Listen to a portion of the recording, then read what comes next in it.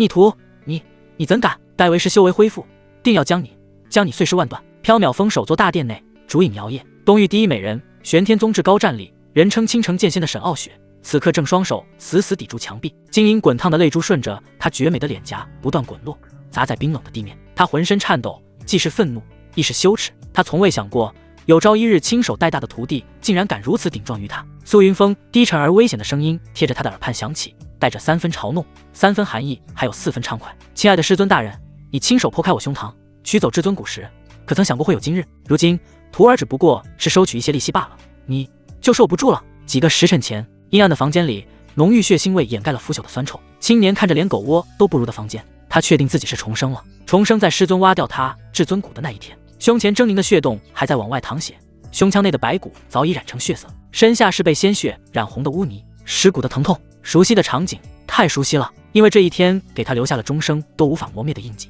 这一天，那位曾经疼他爱他的师尊亲手挖出了他的至尊骨，然后将他当死狗一样扔在这里。师尊冷漠无情的话依旧回荡在耳边，无比清晰，字字诛心。本座一生行事百无禁忌，从无悔恨，唯独收你为徒是唯一的例外。念在多年情分，即便你背叛宗门，勾结魔教，本座亦可保你一命。可你千不该万不该，竟敢生出那般龌龊心思！早知今日，当年就不该带你回缥缈峰。你这至尊骨便给小天吧，也算物尽其用。师尊的每一字每一句都如尖刀一样狠狠插入心头，心中的疼痛胜过肉身疼痛的10000倍。他竟然说收他为徒是他一生唯一后悔的事，呵呵。胸膛被贯穿的那一刻，苏云峰心如死灰，带着几分解脱，眼中的最后一点光彻底熄灭了。恍惚想起很多年前师尊带他上山的那一日，那个风姿绝世的女子蹲下身，温柔抚摸他的头顶，给了他最温暖的承诺，从今往后为师护着你，一辈子不让人欺负。然而10几年后，昔日誓言被他亲手撕碎，那个承诺要守护他一生的人，成了伤他最深，夺走他至尊骨的凶手。如今重生，他要报仇，重活一世，这血海深仇他定要100倍奉还。所有负他、欺他、辱他之人，一个都别想逃。上一世他拖着残躯逃离玄天宗，毅然投入死对头天魔宗门下，即便失了至尊骨，他天赋依旧惊人，很快成为宗主亲传，得到了无数资源，仅仅100年就引来天劫。只要渡过天劫，他就能成为一名真正的渡劫7大能，到时候就能杀上玄天宗，亲手报仇。可是终究是因为心魔太重，渡劫失败，在天劫下魂飞魄散，却没想到上天竟给了他重头再来的机会。呵呵，哈哈，劫，这人生真他妈的讽刺。苏云峰的笑声从低哑到高亢，最终化为带着几分癫狂的厉笑，惨白的面容也变成病态的癫狂。这一世，我要你们全都血债血偿。他有前世的修行经验和功法，也知晓一些秘境中的最大机缘，这将是他快速崛起的资本。正所谓一步先步不先，他比别人领先了100年，这一世那些机缘全都是他的，谁也别想跟他抢。就在这时，脑海里忽然响起一道电子合成的萝莉女声，叮，检测到合适宿主，系统绑定中，系统绑定成功，行善积德系统为您服务。系统，童子哥来了。苏云峰猛地一怔，随即狂喜，前世的经验加上系统辅助，这9天10地还有谁人能挡？等会儿忽然感觉不对劲，行善积德什么鬼？我 TM 一个魔修，你让我积德行善，你 TM 脑子被驴踢了，给爷滚！本系统绝对不会绑错，您就是我的主人。系统给出了肯定回答，他确实没有绑错，只是绑定的是重生后的苏云峰，而非之前的苏云峰。作为玄天宗缥缈峰首席大弟子，苏云峰坐拥一位绝色师尊，更有娇俏小师妹痴心相伴。他为人友善，宗门很多弟子都受过其恩惠，因此宗门内人人对他恭敬有加，走到哪里别人都会尊称一声大师兄。但自从师尊带回小师弟叶灵天后，一切都变了。师尊日渐疏远，不再重视他，甚至动不动就苛责于他。小师弟说住的地方太寒酸，师尊无情地把他赶出悟道殿。当天小师弟入住，小师弟又说资质差孔，终身无缘大道。师尊亲手挖出他的至尊骨装进小师弟体内，一切都是为了小师弟。为了小师弟，师尊竟然不顾这么多年的师徒情。以前的师尊从来不对他凶，小师弟来了后，师尊就变了。不仅仅是师尊，连痴心于他的小师妹都不再正眼看他，对他没有了爱意，只有恶语和冷脸。就连他曾帮助过的同门也开始对他指指点点。这一切都是从小师弟上山后开始。他恨师尊无情，恨师妹变心，恨同门忘恩负义，但最恨的还是那个夺走他一切的叶灵天。叶灵天抢走了他的一切，改变了他的一生。这一世他绝不会让叶灵天死得那么痛快。检测到宿主重伤垂死，自愈程序启动。下一刻，一股清凉纯净的能量瞬间包裹全身，胸口的血洞以肉眼可见的速度飞速愈合，剧痛如潮水般退去。不过3次呼吸，重伤之躯竟已恢复如初。更令人震惊的是，那被挖走的至尊骨竟然重新生长了出来，盈盈宝光内敛，繁奥符文交叠，脑海中自然浮现出其信息：至尊肋骨极限闪避之骨，可被动触发极限闪避，闪避致命伤害，冷却时间1分钟。即便苏云峰上一世身为魔宗大魔，见过各种奇妙法器，这一刻也难免震惊，脑海里闪出2个字：逆天。有了这块至尊肋骨，相当于多了无数条命，间接拥有了不死之身。相比之下，之前被挖走的那块简直就是垃圾。重生开局就直接爽上天，还没来得及高兴，系统清脆的提示声再次传来：新手礼包开启中，喜从天降，恭喜宿主获得1次境界压制技能。哦，苏云峰眼睛虚眯，顿时来了兴趣，面前多出了一个只有他自己能看到的技能面板。境界压制，无视境界，强行压制对方，3个时辰内无法动用任何灵力。好，当看到境界压制的详细介绍后，他整个人放声大笑。神界，无视境界，压制3个时辰。他脑海中立刻浮现出师尊沈傲雪那清冷绝艳、高高在上的身影。结，我亲爱的师尊大人，这么好的技能，你一定很想品尝吧？本来以为还要隐忍很长一段时间才能报仇，毕竟师尊可是渡劫期大能，以他现在道宫境的修为还差了10万8千里。不过有了系统给的境界压制技能，师尊囊中之物罢了。他从污秽的地面站起，自储物界中取出一套崭新的黑色玄衣换上，整个人气质陡然一变，挂上了温柔和煦的招牌式笑容，但眼底却闪烁着嗜血的冰冷。师尊见到我完好无损的模样，一定很高兴吧？师尊大人，徒儿可要上了，做好准备了吗？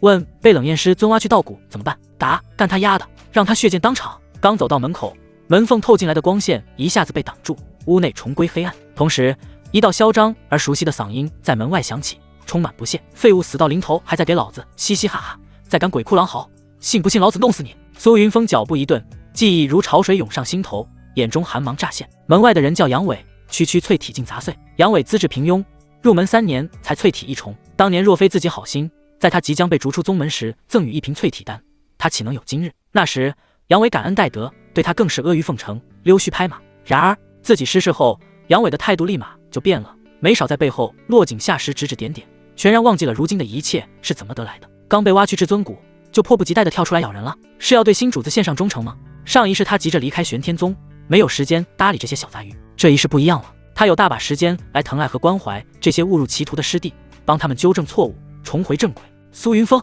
你个死废物，听见没有？没死就吱个声！门外的叫嚣愈发刺耳，苏云峰嘴角勾起一抹冷笑，吱声，好啊，我 TM 马上满足你，我亲爱的杨师弟。话音未落，他猛地抬脚，狠狠踹出，砰！锁着沉重铁链的木门应声炸裂，木屑纷飞中，一道人影惨叫着倒飞出去，重重砸在10丈开外的巨石上。行善积德，真是天大的笑话！他一代大魔怎么可能行善积德？即便没有这破系统，这一世他照样能杀出一条血路，快意恩仇。然而令他意外的是，系统播报声却意外在脑海里响起。有点意思。定，月行一善，满足师弟愿望，善行值加100。系统清脆悦耳的萝莉声在耳边回荡，苏云峰顿时神清气爽，格局一下子就打开了。原来行善积德这么简单，做好事就能获得善行值，而善行值可以提升修为，兑换法宝丹药。总之，它的用处极大。这系统对位，唇角微勾。作为一代大魔，最喜欢做就是这样的善事。他踏步走出阴暗的杂役房，久违的阳光洒落周身，竟让他周身都仿佛镀上了一层朦胧的光晕。未知正道的光。他闭上眼，深深吸了一口气，空气中弥漫令人愉悦的复仇的甜香。噗！杨伟挣扎着从地上爬起，猛地喷出一口血水，面色随之惨白。他懵逼了，苏云峰竟敢动手。要知道，平时的苏云峰对谁都是笑脸相迎，和和气气，别说动手打人，甚至都不会与人起争执。即便是吃了亏，受了委屈，也独自闷在心里，从来不会迁怒于人。在宗门是出了名的好脾气，说得更直白一点，就是老实人。谁能想到他竟然会直接动手？杨伟心中怒火乱窜，一个被抛弃的废物竟然打他。不过很快他又意识到一个新问题，苏云峰的力量为什么这么大？他才被手作挖掉至尊骨，身受重伤，在垂死边缘，不应该爆发出这样强大的力量才对。回光返照，一定是回光返照。杨伟脑子里灵光一闪，很快做出判断，人一旦到了生命最后时刻，就会出现回光返照的情况。重伤的苏云峰根本不可能踹爆木门并将他重伤，唯一能解释的就是临死边缘回光返照。不过这种状态只能持续很短时间，一旦用尽最后一丝力气，就是死。刚才那一脚必定耗光了他最后的生机。对，一定是这样。这么一想，杨伟胆气一下子又大了起来，强忍着剧痛，恶狠狠地指向苏云峰，声音因怨毒而扭曲：苏云峰，你个被抛弃的废物，死到临头还敢伤我，真当老子不敢杀你吗？然而他话音未落，整个人便僵在了原地，瞳孔猛地收缩，脸上的愤怒瞬间被极致的错愕与恐惧取代。不可能，你怎么会？此时苏云峰的形象和他想象中的完全不一样。阳光下的苏云峰，衣衫整洁，没有一丝血渍，面色红润，气息平稳，到恭敬威压弥漫，哪里是回光返照，分明是毫发无伤啊！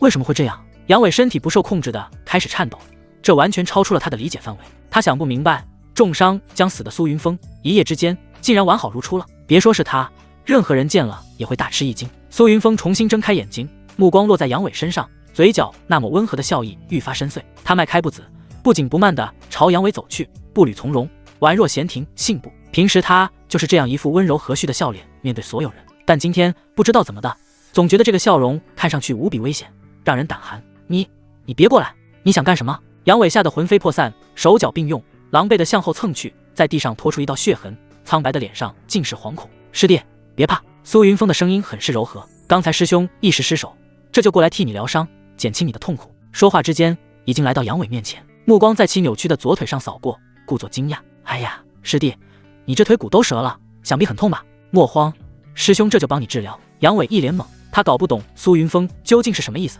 把他打伤又好心帮他疗伤，究竟想干嘛？忽然寒光一闪，只觉左腿一凉，同时一股锥心之痛骤然席卷全身，惨白的脸顿时变得扭曲，豆大的冷汗自额角滴落，他整个人痛得蜷缩在地，死死抱住断腿处，涕泪横流，哀嚎不止。我的腿啊！万万没想到，苏云峰说的治疗竟然是把他受伤的腿砍掉。你贴案告诉我这是疗伤？苏云峰，你敢砍我的腿？我要弄！啪！又是一记响亮的耳光，力道之大，直接将杨伟剩下的狠话全数扇回了肚子里。他整个人如同破麻袋般被抽飞出去10几米，人还在空中飞，满嘴的牙齿已经脱落，混合着血沫喷洒而出，最后砰的一下重砸在一块巨大青石上，全身骨头咔咔作响，不知道断裂了多少根，脸上彻底戴上了痛苦面具。苏云峰缓步跟上，居高临下的俯视着如同烂泥般的杨伟，脸上依旧挂着那妇人处无害的温和笑容。师弟，你这人多少有些不识好歹，我给一条狗吃的，他还会对我摇摇尾巴，我好心帮你疗伤减轻痛苦，你非但不感激，反而对我恶语相向，你说你是不是连狗都不如？他蹲下身，轻轻拍了拍杨伟因恐惧而扭曲的脸颊，来，给师兄道个歉，谢谢师兄帮你疗伤，不然师兄我可就要发飙了，我发起飙来自己都怕哦。杨伟浑身剧颤，看着眼前这张熟悉又陌生的笑脸，无边的寒意从脚底直冲天灵盖，他心中剧颤不已，害怕极了，只觉得现在的苏云峰和以往任何时候都不一样，很陌生，很可怕，很邪性。明明脸上是温和的笑容，却干着最残忍的事。他再不敢有丝毫犹豫，强忍着撕心裂肺的剧痛，挣扎着翻身跪倒，对着苏云峰砰砰磕头。师兄对不起，一切都是我的错，我承认刚才说话的声音大了一点，我给您磕头道歉。师兄帮我疗伤，我不懂得感恩，是我忘恩负义，求师兄大人大量原谅我这一次吧。爱师弟不必客气，快起来。苏云峰叹了口气，伸手将他扶起，语重心长地说道：师弟啊，别怪师兄下手重，师兄也是为你好，我只是想让你明白知恩图报的道理，不然以后你会吃亏的。杨伟听得头皮发麻，心中疯狂咒骂，把人往死里整，还说是为了我好，这他妈是什么魔鬼逻辑？已经完全搞不清楚苏云峰说的话到底哪句真哪句假了。虽然心中充满怨毒，但却不敢再表现出来，只能死死压在心底，唯有硬着头皮拼命点头。师兄教训的事，我一定谨记于心，从今往后我一定洗心革面，重新做人，保证绝不再犯。苏云峰满意的点点头，拍了拍他的肩膀，脸上露出欣慰之色，知错能改，善莫大焉，师弟能有此觉悟，师兄我心甚是宽慰。忽然他话锋一转，笑容愈发和煦，所以师兄决定今日便助你一臂之力，帮你彻底实现愿望。杨伟满脸问号，愿望？什么愿望？我自己怎么不知道？看着他一脸茫然的样子，苏云峰拍拍他的肩膀，好心安慰，别怕，有师兄在，绝对不会有任何痛苦。不是，到底什么意思？阿伟，杨伟彻底迷糊了。师兄，你说的是什么事？重新做人呀，不然你以为是什么？嗨，原来是这事啊，吓老子一跳。杨伟赶忙拍拍胸膛，悬吊吊的心一下子就放下来了，然后努力挤出一个灿烂的笑容，信誓旦旦保证：师兄放心，我一定好好改过自新，重新做人，绝对不会辜负师兄对我的期望。嘴上这样说，心里则在想着如何报今日之仇。如今首座明显在扶持叶凌天，你苏云峰在缥缈峰早已没有了位置，只要熬过这一劫，马上就去首座那里告你残害同门，到时候首座肯定会降下责罚，甚至当场废去修为，逐出宗门。记住你说的话，下辈子可一定不要再做忘恩负义之人。谢谢师兄，师兄教训的事，下辈子我一定。哎，师兄你说什么？下辈子？杨伟言语一噎，顿时惊出一身冷汗，惨白的脸上再度浮现出恐惧。苏云峰要杀他，你自己说的嘛，师弟，师兄只是帮你完成心愿。苏云峰眨了眨眼睛，一脸无辜的耸了耸肩。不，师兄我知道错了，是我不对，我不该忘恩负义，不该落井下石，不该在背后对师兄指指点点。师兄，我真的知道错了。啧，我的好师弟，原来你还知道忘恩负义啊！你说师兄，我哪一点对不起你？没有我，你早就被赶下山了。你呢，又是怎么对我的？苏云峰带着温和笑意缓缓说道。可说出来的每一个字，每一句话，都让杨伟感到头皮发麻。杨伟也顾不得鲜血狂喷的左腿，扑通一下跪在地上，不断磕头认错。师兄，我知道错了，我以后再也不敢了，求师兄放过我，我不想死，不想重新做人啊。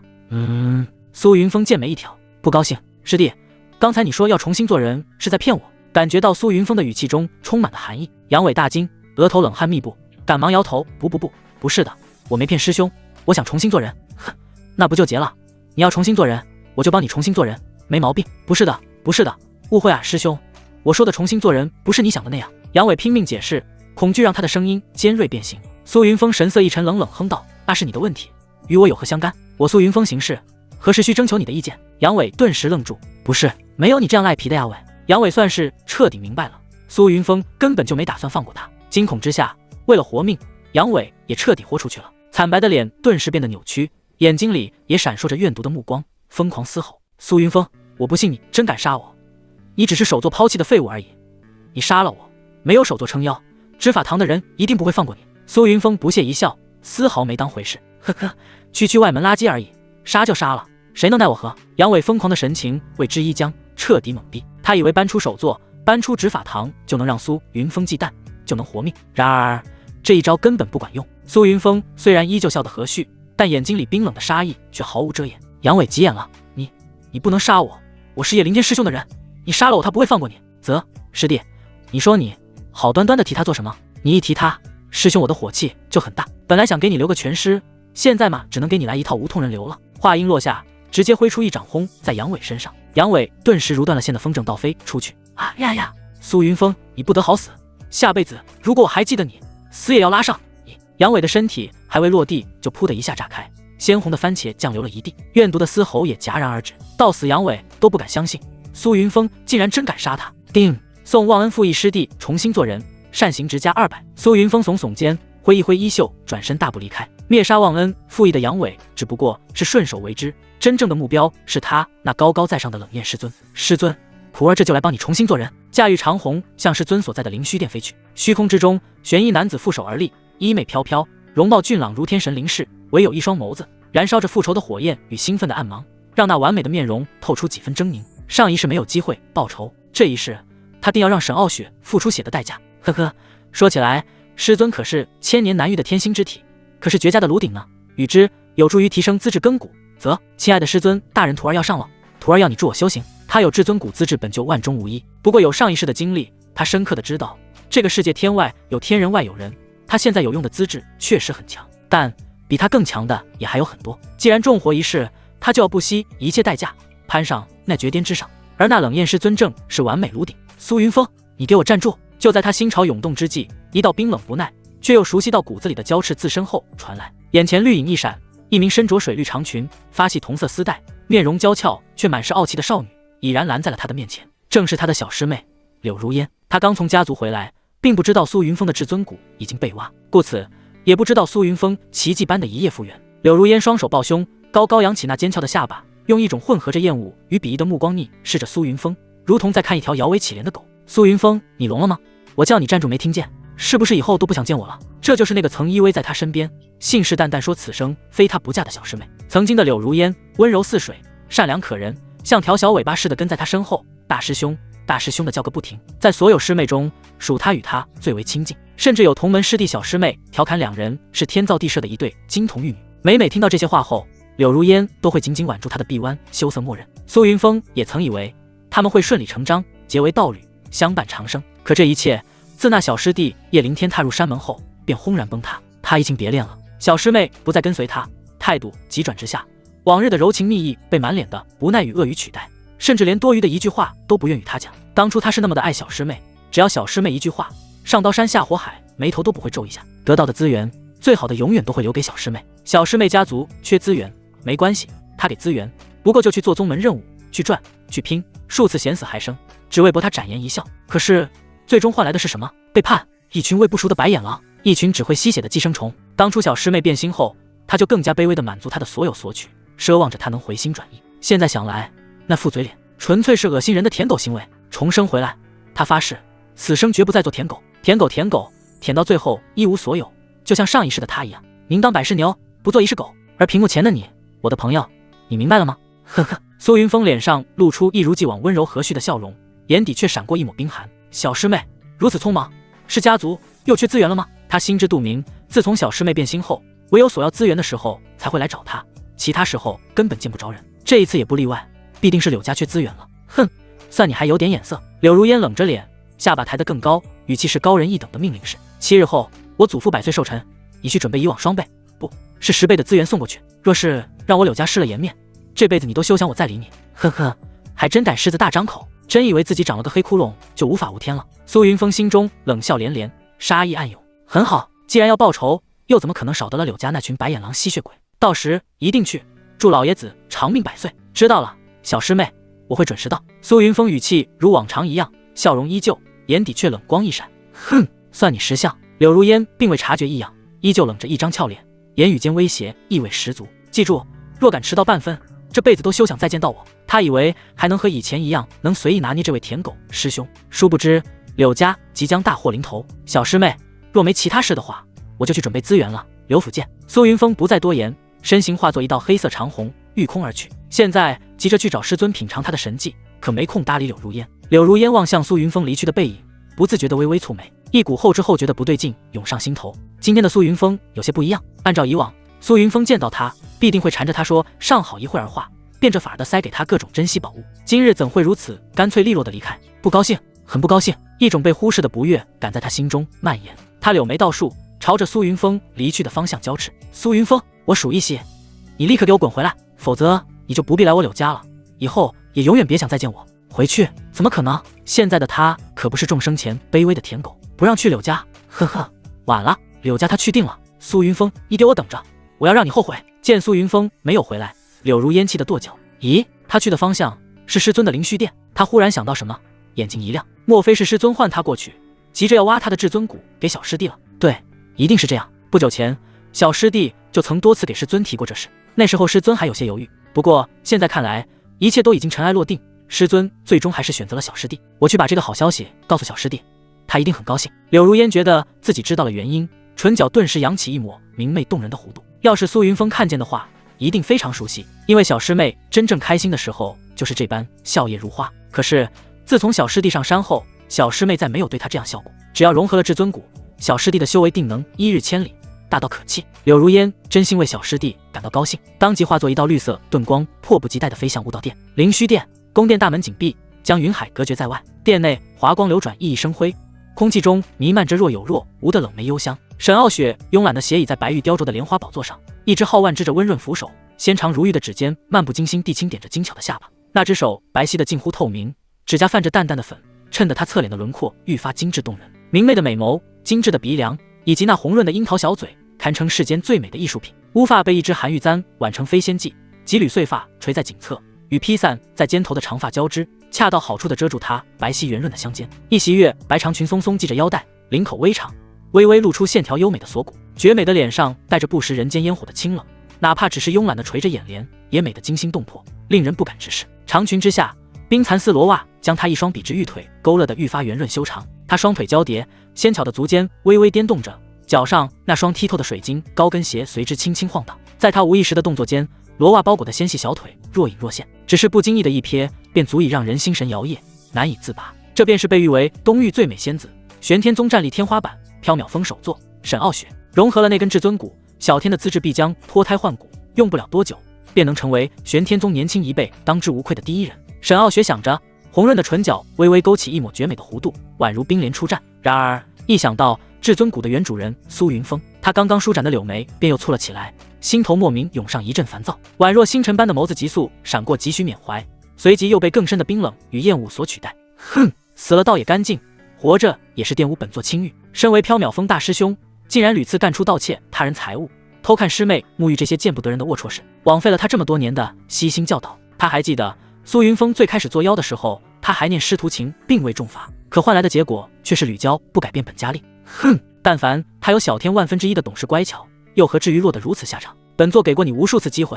是你自己不懂珍惜，如今这般也是咎由自取。沈傲雪心中淡淡呢喃，要说对苏云峰不失望那是假的，毕竟相处了10几年，就算是一块顽石也该捂热了。可苏云峰的所作所为一次又一次的触碰他的底线，终于这一次竟然敢叛宗勾结魔教，再也无法容忍。正在这个时候，他最小的弟子叶灵天在他面前哭诉，说自己出身寒微，资质平庸，恐终生大道无望。又说若宗主知晓大师兄勾结魔教，必死无疑，不如将他的至尊骨取出，物尽其用，也不算浪费。最开始沈傲雪是犹豫的，他比谁都清楚失去至尊骨对苏云峰意味着什么，即便叶灵天苦苦哀求，也未曾立刻点头。但后来的一件事让他彻底狠下了心，小弟子叶灵天竟然拿出了一封信，字迹属于苏云峰，而信中的内容竟是那逆徒对他这个师尊赤裸裸的大逆不道的觊觎，字里行间甚至将他视为私有痉挛。他万万没想到，自己一手抚养长大的弟子竟对他存着如此龌龊的心思。那一刻，他对苏云峰彻底心寒。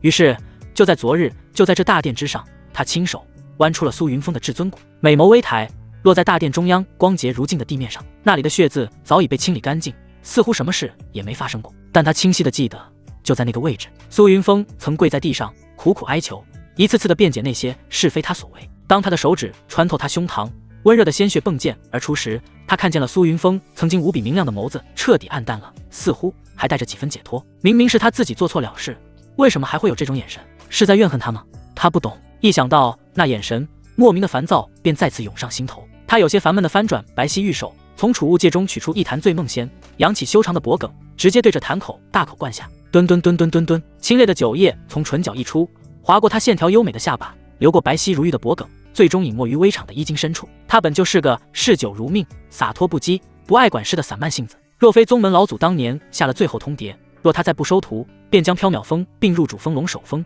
他大概会一直逍遥自在，做个闲散峰主。缥缈峰若被并入龙首峰，他哪里还能有如今这般自在的日子？哪能行呢？当即下山，打算随便寻个看得过眼的弟子带回充数。恰巧在那山下酒馆买酒时，遇见了那个衣衫褴褛、浑身脏兮兮，唯独一双眼睛亮得惊人的小男孩。想着自己正好要收弟子，便将苏云峰带回了缥缈峰，成为了他的第一个弟子，缥缈峰的大师兄。那一年，苏云峰5岁。从此以后，沈傲雪身边多了一个10万个为什么的小尾巴。最开始的时候，他烦不胜烦，还想着等风头过了就把苏云峰重新送下山，图个清静自在。然而有一次掌教真人来访，却是一眼看出了苏云峰天生至尊骨，是万年难得一遇的天纵奇才，想从他手里把人要过去。他沈傲雪一生要强，什么时候低过头？就算重新送回世俗凡尘，也不肯在其他人面前低头。这就是他玄天剑宗战力天花板，强势了一生的沈傲雪。掌教见状也没坚持，毕竟他虽然只是缥缈峰首座，可却是玄天宗的最强战力，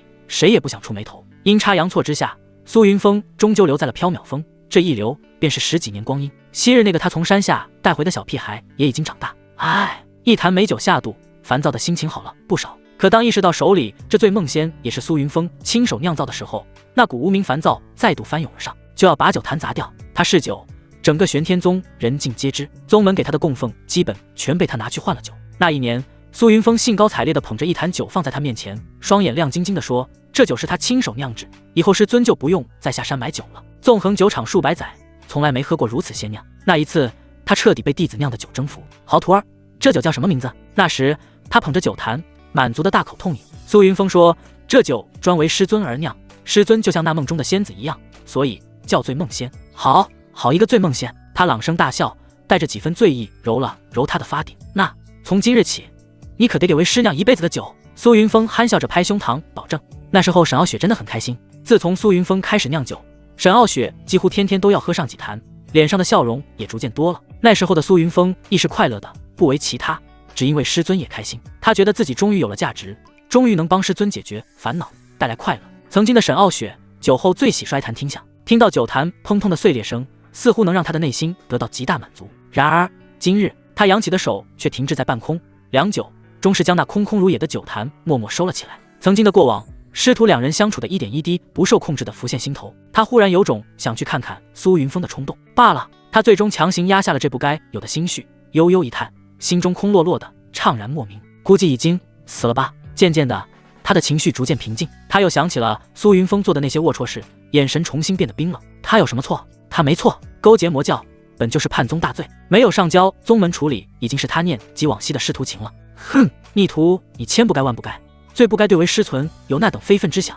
沈傲雪冷哼一声，纤纤玉指不自觉地攥紧，心中刚刚萌芽的那一丝愧疚，瞬间被他无情掐灭。苏云峰轻车熟路来到灵虚殿外，抬眼望向大殿，过去的种种往事瞬间浮上心头。这里是他当年叩首拜师之地，是师尊传授他无上功法之地，却也是师尊亲手剜他稻谷之地。这里留下了他的快乐，同时也留下了他的鲜血。灵虚殿，他一辈子也无法忘怀的地方，而今日此地也将成为他惩罚冷艳师尊的刑场。他要让他也付出血的代价。师尊，苦儿进来了。苏云峰嘴角微扬，脸上再次浮现那惯常的人畜无害的温煦笑容，只是那眼底深处却掠过一抹化不开的寒意。复仇的时刻到了，虎躯一震，迈步前行，踏上白玉阶梯，很快来到殿门外。虽然他只有到宫境修为，而沈傲雪适度劫气大能，但他毫无惧意，只因他手握境界压制神技以及能闪避致命伤害的至尊肋骨，双重保障之下，他何惧之有？今日他便要让这位东域第一美人玄天宗战力天花板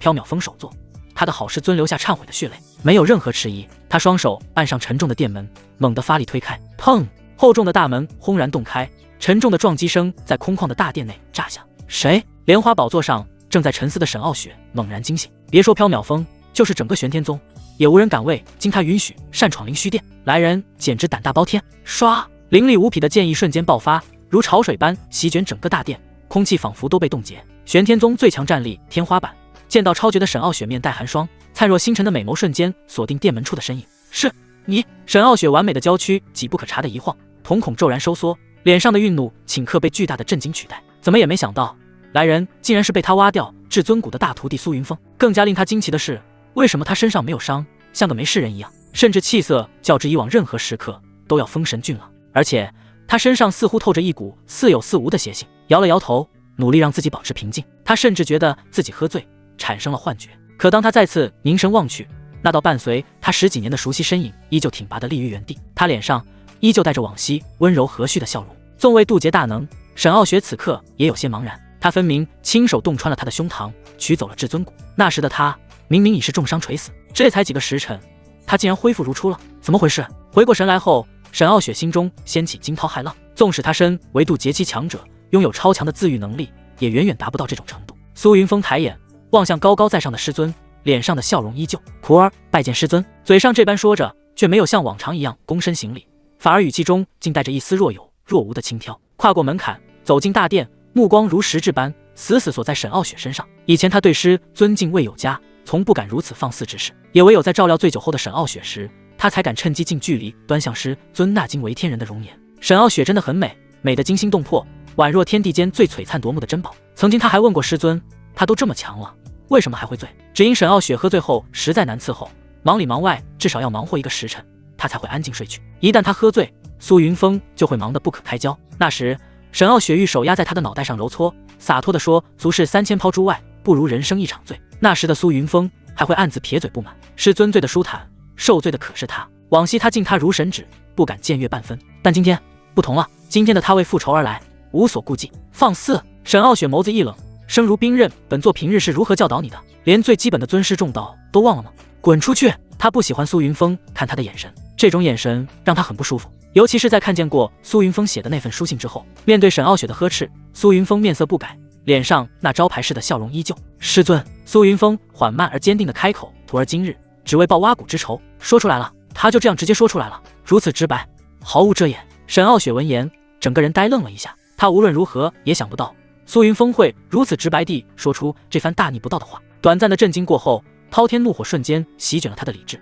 那张绝美的容颜刹那附上了一层寒霜。逆徒，你已走火入魔，无可救药，看来本座挖你至尊骨一点都没有做错，你根本不配拥有它。沈傲雪冷哼一声，渡劫期的恐怖威压毫无保留地爆发开来，滔天能量如巨浪一样向苏云峰碾压而去。对他而言，碾死一个道宫境，甚至无需动用神通，仅凭气息便已足够。今日本座便亲自清理门户。沈傲雪面容冰冷，杀意毫不遮掩，若眼神能杀人，苏云峰早已被千刀万剐。面对这足以让他形神俱灭的毁灭性能量，苏云峰却依旧面带笑容，毫无惧色。他直视着宝座之上的冷艳师尊，嘴角勾起一抹邪魅的弧度，抬手遥指，给我跪跪下！轰！下一秒，沈傲雪啊的一声惊喘，脸色骤然巨变。他惊恐地发现自己一身强大修为，竟然被一股不可抗的神秘力量尽数封印。此时的他，莫说什么渡劫期大能，恐怕连一介凡人都不如，真正成了手无缚鸡之力弱女子。惊怒交加之下，沈傲雪声音都带上了几分不易察觉的颤抖。逆徒，你对本座做了什么？苏云峰不疾不徐地关上沉重的殿门，隔绝了内外，然后如闲庭信步般一步一步走上阶梯，来到沈傲雪面前，居高临下的俯视着她。师尊，这还得感谢您啊！他轻笑着，伸手捏住沈傲雪那光滑细腻的下巴，强迫她抬起那张冷艳绝伦的脸庞与自己对视。若非您挖了我至尊骨，弟子又怎能长出一块更强的至尊骨？这就是心骨的力量，惊不惊喜，意不意外？他俯下身，凑到沈傲雪耳边，温热的气息拂过她敏感的耳垂，声音低沉而危险。接下来的3个时辰，你都会处于被压制状态，任由徒儿肆意摆弄。你，沈傲雪美眸圆睁，惊慌之色再也无法掩饰。逆徒，你想干什么？沈傲雪满脸惊慌，完美身躯不由颤抖，想要挣扎反抗，却根本使不出一丝力气。苏云峰的手指轻轻摩挲着他的下颌，眼中闪烁着复仇的快意和一丝癫狂。我亲爱的师尊，你可真是健忘啊！弟子说过，我是为报仇而来。你说我想干什么？你挖我道骨，让我流血，弟子不过是想请师尊血债血偿罢了。师尊不要害怕，忍一忍就过去了，徒儿会很温柔的，就如你挖我道骨时一样的温柔。说最后2个字的时候，苏云峰特意压低了声音，几乎咬牙切齿。他永远也忘不掉沈傲雪挖他道骨时的残忍，根本就没管他承不承受得住，手掌插入他的胸膛，硬生生地掰下至尊骨，刻骨铭心的痛令他永远也忘不掉。上一世即便过去100年，回想起来依旧胸口发闷，隐隐作痛。今日他也要让这位他敬仰了10几年的师尊好好品尝一下这份温柔。听到苏云峰这番话，这位东域第一美人，玄天宗的战力天花板，纵横一身天不怕地不怕的冷艳师尊，美眸终于涌上了惊恐之色。他开始害怕了，因为他大概知道苏云峰接下来要做什么。他怎么敢的？自己可是他的师尊啊，就不怕事后被他清算吗？似乎看出了他的想法，指尖微微用力，抬起他的下巴，脸上依旧是那副温柔和煦的笑容，一如往昔。然而此刻，这笑容在沈傲雪眼中却充满了邪性与危险，让他不寒而栗。一颗心脏扑通扑通疯狂跳动，几乎跳到了嗓子眼。强势了一辈子的他，在弟子面前竟然感到了让他全身汗毛倒立的恐惧。牡丹花下死做鬼也风流，何况是师尊是东域第一美人，直接杀了实在太可惜。既然你张口闭口喊我逆徒，那弟子今日便逆给您看，把这称谓坐实了。哦，对了，还有那封书信，你不是说是我写的吗？我承认了，是我写的，我就是对您有非分之想，高不高兴啊？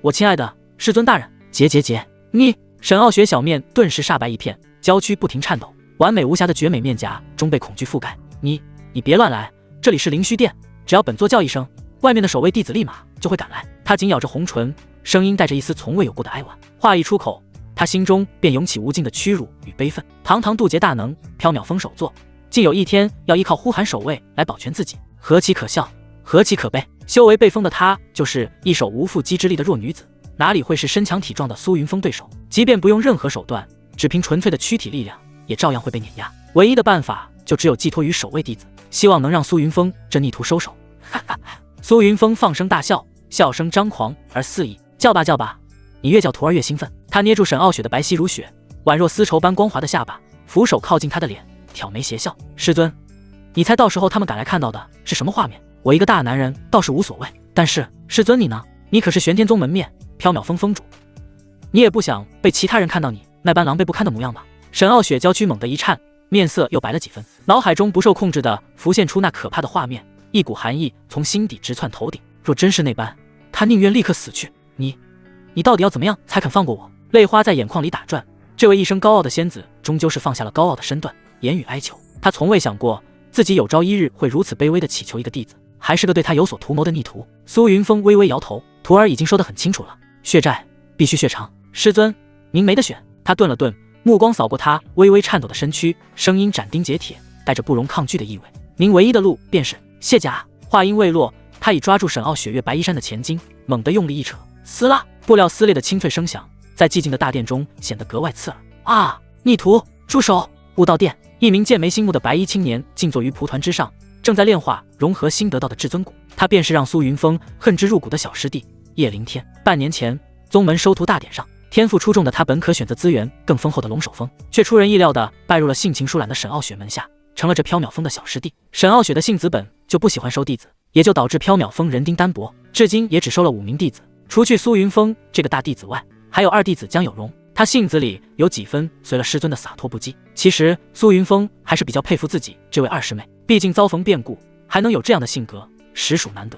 江有容身世凄惨，家族被灭，亲朋被杀，无一幸存。当年苏云峰见其可怜，心生怜悯，央求师尊将其收下，最后带上缥缈峰。随着年龄增长，江有容的剑道天赋慢慢显露，一手2仪剑法精妙绝伦，如今已是玄天宗年轻一代中赫赫有名的天骄。3师妹楚思瑶不善剑法，性情柔弱，与世不争。当年还是苏云峰跟着师尊下山买酒的时候，从路边捡回来的小乞丐，比苏云峰小几岁。带上山后，师尊就当起了甩手掌柜，不管不问。但又有谁能想到，这位缥缈峰看上去最柔弱的弟子，竟然拥有令人胆寒的修罗战体，一身强悍战力，连2师姐看了都直摇头。算起来，2师妹江有容和3师妹楚思瑶都是苏云峰当爹当妈又当哥，还要兼职传功老师，一把鼻涕一把泪辛苦拉扯长大，因此3人感情极深。不过那是在4师妹柳如烟上山之前。自从柳如烟上山之后，苏云峰的关注点更多的就转移到了她身上。苏云峰和柳如烟的年龄相仿，看见柳如烟的第一眼，苏云峰就被柳如烟的独特气质深深吸引。那一刻，他觉得遇到了自己这一生的白月光，只想将其捧在手心呵护。自那以后，苏云峰一心扑到柳如烟身上，渐渐疏远了2位他一手带大的师妹。不同于2师妹和3师妹出身悲惨，柳如烟家庭完满，在凡俗界也算是一个不错的修仙世家，在江城有点名头。她是3年前通过宗门收徒大点入的宗门，入门后就得到了苏云峰诸多特殊关照。后来宗门内还传出了2人是最般配的金童玉女传闻。那时候2人确实常常出双入对，形影不离，柳如烟也从未站出来有过澄清，因此苏云峰就认为柳如烟默认了，还暗喜了好长一段时间。他希望能和喜欢的小师妹走到一起，最后结成道侣，成就一段宗门佳话。一切似乎都朝着他梦想的方向发展，直到半年前叶灵天出现了。小师妹柳如烟有意无意地疏远他，到后来甚至不愿多看他一眼，不愿与他多说一句话。但是面对同门传言，依旧没有站出来解释。或许他不在意，或许还有其他目的。苏云峰不清楚自己哪里做错了，师妹要如此疏远。为了挽回这段卑微的感情，他彻底沦为了终极舔狗，毫无底线的讨好跪舔，奢望着他的小师妹能回心转意。可是所有的努力都是徒劳，他只能眼睁睁看着柳如烟与叶灵天愈发亲近，看着他对叶灵天展露那曾经只属于他的甜美动人的笑颜。每每看到这一幕，都忍不住抓紧心口，只觉得心脏酸痛无比。小师妹甜美的笑容曾经只属于他呀。为了挽回柳如烟，无底线的满足柳如烟和他背后愈发贪婪的柳家的所有要求，即便柳如烟让他去死，那时的他恐怕也会毫不犹豫地将刀捅进自己的心脏，以证明他那卑微可笑的爱意。2位师妹哭着劝说，却没有丝毫作用，甚至2位师妹更是泪流满面地跪在他面前，求他不要再这样作践自己。可那时候的苏云峰就好像着了魔似的，对其他一切充耳不闻，不顾一切地为柳如烟付出。后来苏云峰被2位师妹逼得烦了，第一次对他们发了火。10几年来，他从来没有对任何人发过火，更何况是自己一手带大的师妹。但是那个时候的他一心只想追回柳如烟，让她回心转意。舔狗吗？哪里还有什么本性？为了追回白月光，什么事都做得出来。后来他更是以大师兄的身份，把2位师妹赶下山做任务历练，并警告他们半年内不准回山，否则就没有他这个大师兄。2位师妹被吓到了，朝夕相处10几年，哪里见过师兄发火？最后一步3回头流着泪下了山。自此再没有人阻挡他追回挚爱小师妹。然而事情并没有向他预想的方向发展，等待他的并非柳如烟的回心转意，而是接踵而至的污名，偷窃同门财物，调戏师妹，甚至偷窥沐浴，一件件莫名其妙的丑闻被爆出，关键人证物证俱全。他曾奋力辩解，以他这么多年在宗门的名誉和声望，很多同门也是愿意相信他的。不过随着被爆料的事情越来越多，而且人证物证摆在所有人面前，支持他的人也越来越少，最终落了个众叛亲离，成了孤家寡人。单纯的他不知道事情为什么会演变成这个样子，而他的辩解也成为了别人眼中的笑话。后来他学会了闭嘴，可在别人看来，他的沉默又相当于变相默认。慢慢的，整个宗门的风向都变了，同门看他的眼神不再有以前的恭敬，而是不屑厌恶和唾弃。与自己称兄道弟的兄弟避他如蛇蝎，不再与之来往。曾经那些受过他恩惠的同门也在背后指指点点，甚至厌恶的吐口水，说因受了他的恩惠而感到恶心。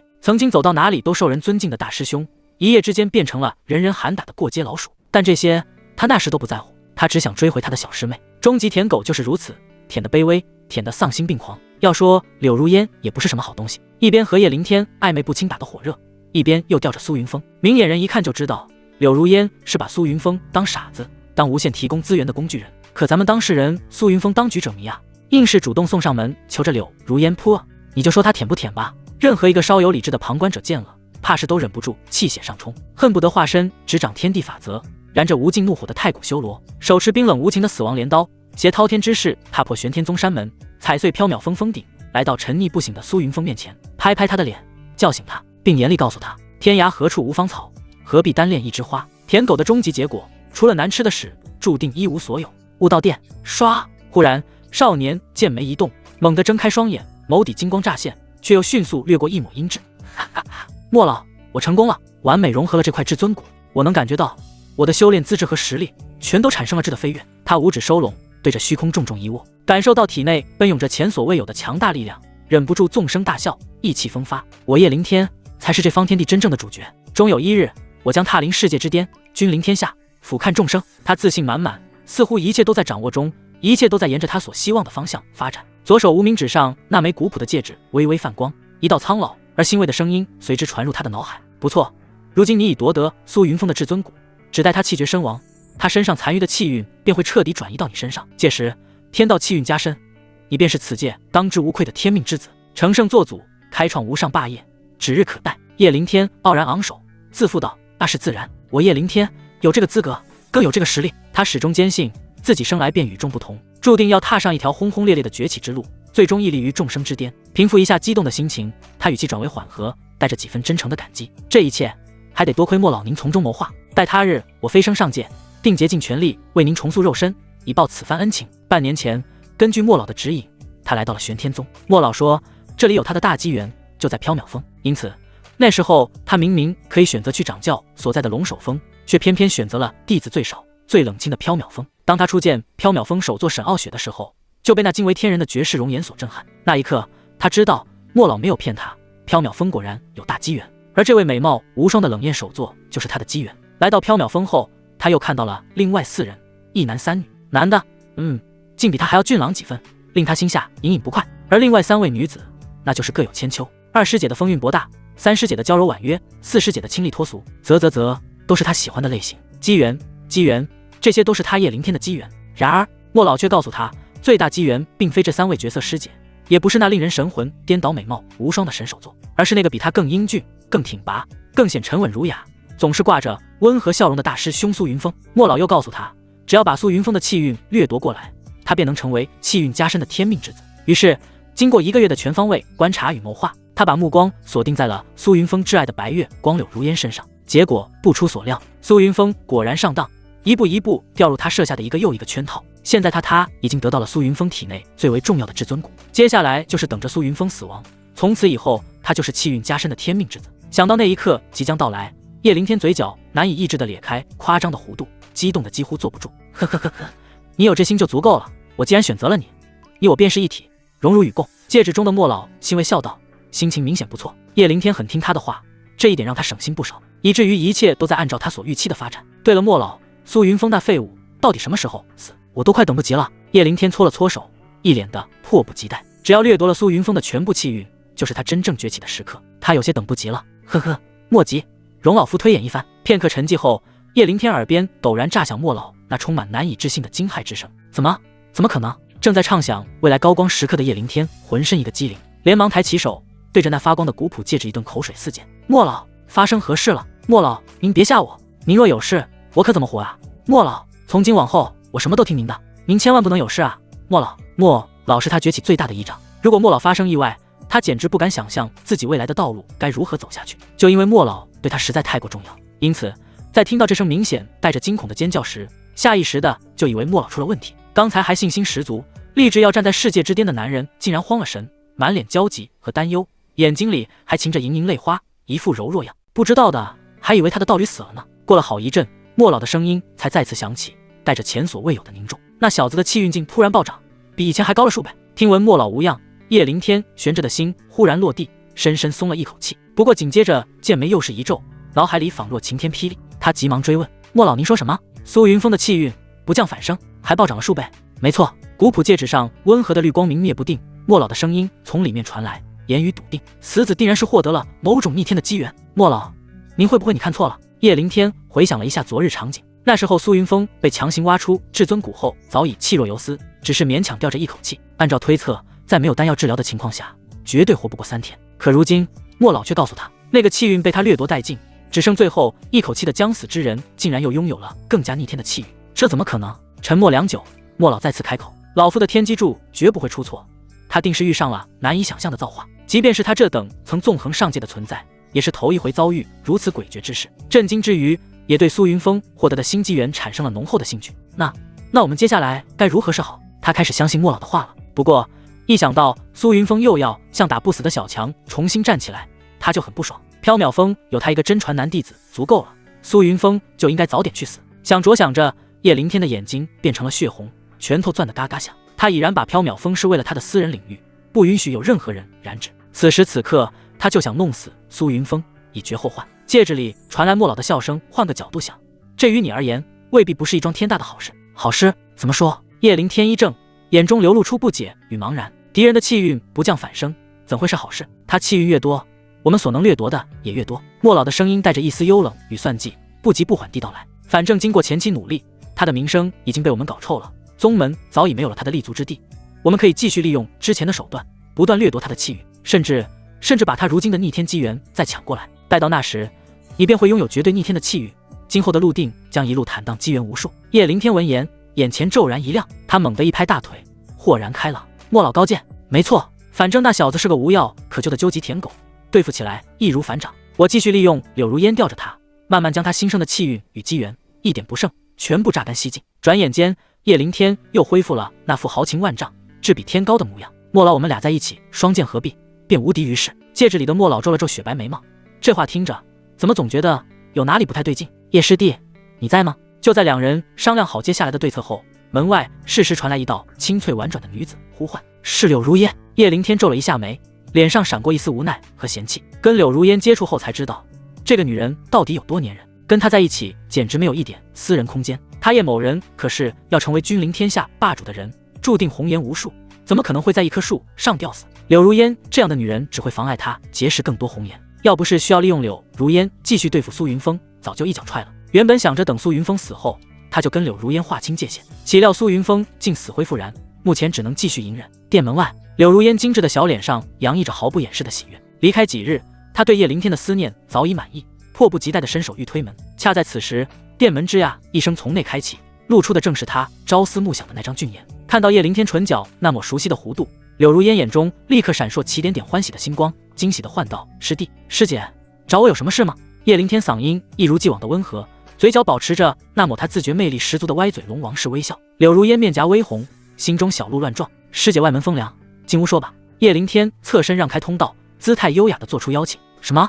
师尊已经帮你接上了至尊骨，误到殿内。柳如烟惊得瞪大了美眸，脸上写满了难以置信。他不过离宗数日，竟错过了这么重要的事。是苏云峰体内那块。柳如烟微微皱眉，不确定地追问。至尊骨是苏云峰的根基所在，一旦被挖出，即便不死也已成废人。可是刚才碰到苏云峰的时候，对方分明气息平稳，完全没有感觉到他身上有任何伤势。怎么回事？如此重的伤势，即使有灵丹妙药，也绝无可能在短短几个时辰内恢复如初。叶凌天点头，正是他体内那块。整个玄天宗除了苏云峰，还有谁有至尊骨？为了得到这块至尊骨，他可是谋划了很长时间。经过一夜的融合祭炼，那块至尊骨已经与他完美融合，成为了他身体的一部分。他不明白柳如烟为什么会明知故问，而且从对方的表情来看，似乎发生了什么他不知道的事。师姐怎么了？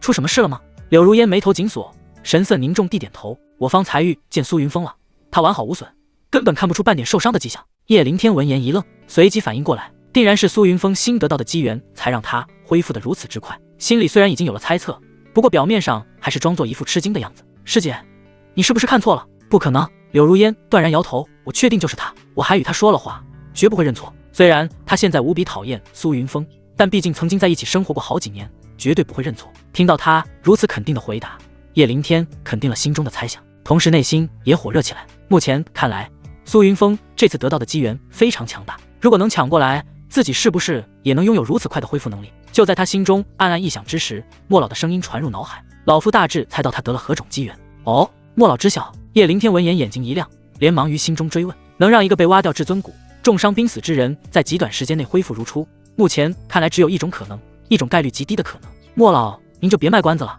到底是什么？叶灵天急不可耐，继续追问。莫老的声音在脑海里悠悠响起。古籍记载，身怀至尊骨之人，一旦失去道骨，轻则修为尽废，重则当场殒命。但还有一种极其罕见的可能，道骨重生。叶灵天心头巨震，声音都带上了几分颤抖。您是说苏云峰他重新长出了一块至尊骨？不错。莫老语气万分笃定，而且重生后的至尊骨比以前那块会更加强大。这一刻，叶灵天是嫉妒的。明明全世界都应该围着他转，明明他才是天命所归的主角，为什么苏云峰那条舔狗竟能有如此造化？凭什么？他不自觉地攥紧双拳，指节泛白，心中涌起滔天的不甘。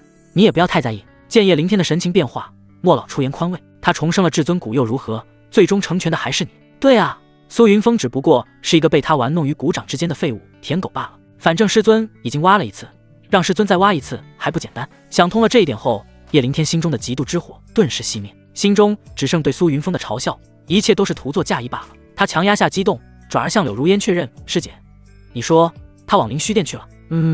好像有什么急事，连我叫他都没停下。柳如烟点点头，想起刚才苏云峰对他的不理不睬，心中就莫名燃起一团怒火。急事？莫非是师尊察觉他重生道骨，特意召他前去，要再挖一次？没错，肯定是这样。叶灵天瞬间自行脑补完毕，眼中迸发出炽热的光芒。师姐，我们也去灵虚殿找师尊。他已经迫不及待地要接受苏云峰的第二块至尊骨了。2块至尊骨加持，试问这天下还有谁是他的敌手？他叶灵天注定要成为这方天地的主宰。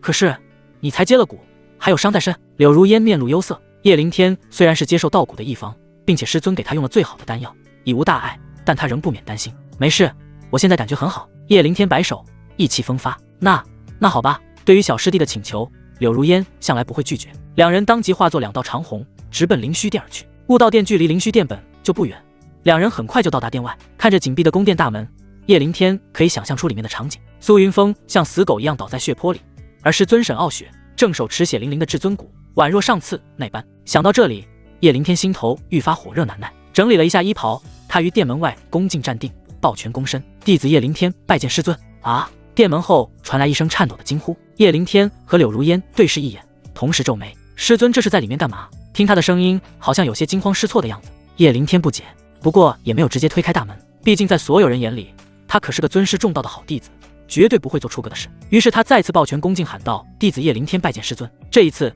殿门后一片安静，没有听到任何回应声。大殿内，沈傲雪双手死死抵住宫殿大门，满是泪珠的脸上瞬间变得慌乱和惊恐。苏云峰俯下身子，低头朝他血红的耳尖吹了一口热浪，低声邪笑：亲爱的师尊大人，你最疼爱的小徒弟在门外面叫你呢，你怎么不答应啊？沈傲雪扭过头来，恶狠狠瞪向苏云峰。他敢回答吗？一开口就破音了。苏云峰却丝毫无惧，甚至还在他娇嫩柔软的红唇上咬了一口，随后唇角勾起一抹邪笑。如果你不想回应的话，徒儿倒是很乐意帮忙。沈傲雪闻言娇躯一颤，差点没站稳。绝对不能让他开口，绝对不能让其他人知道苏云峰在这里，绝对不能让其他任何人知道这里发生的事。此时的沈傲雪有一种做贼心虚的感觉，一颗心脏砰砰砰的狂跳不止，总觉得只要苏云峰一开口，门外的人就知道他们在做什么，所以第一反应就是绝对不允许苏云峰发出一点声音，绝对不能。我自己来。沈傲雪紧咬牙关，秀眉有节奏触动，虽然很不愿意，但为了不被发现异常，也只能硬着头皮回应。然而就当他尽量让自己情绪平复下来，正要开口的时候，苏云峰却没有让他如愿，一手探囊取物，让他娇躯乱颤，险些破防。沈傲雪连忙捂住嘴，不敢发出一丝一毫的声音，生怕被仅有一门之隔的叶灵天发觉。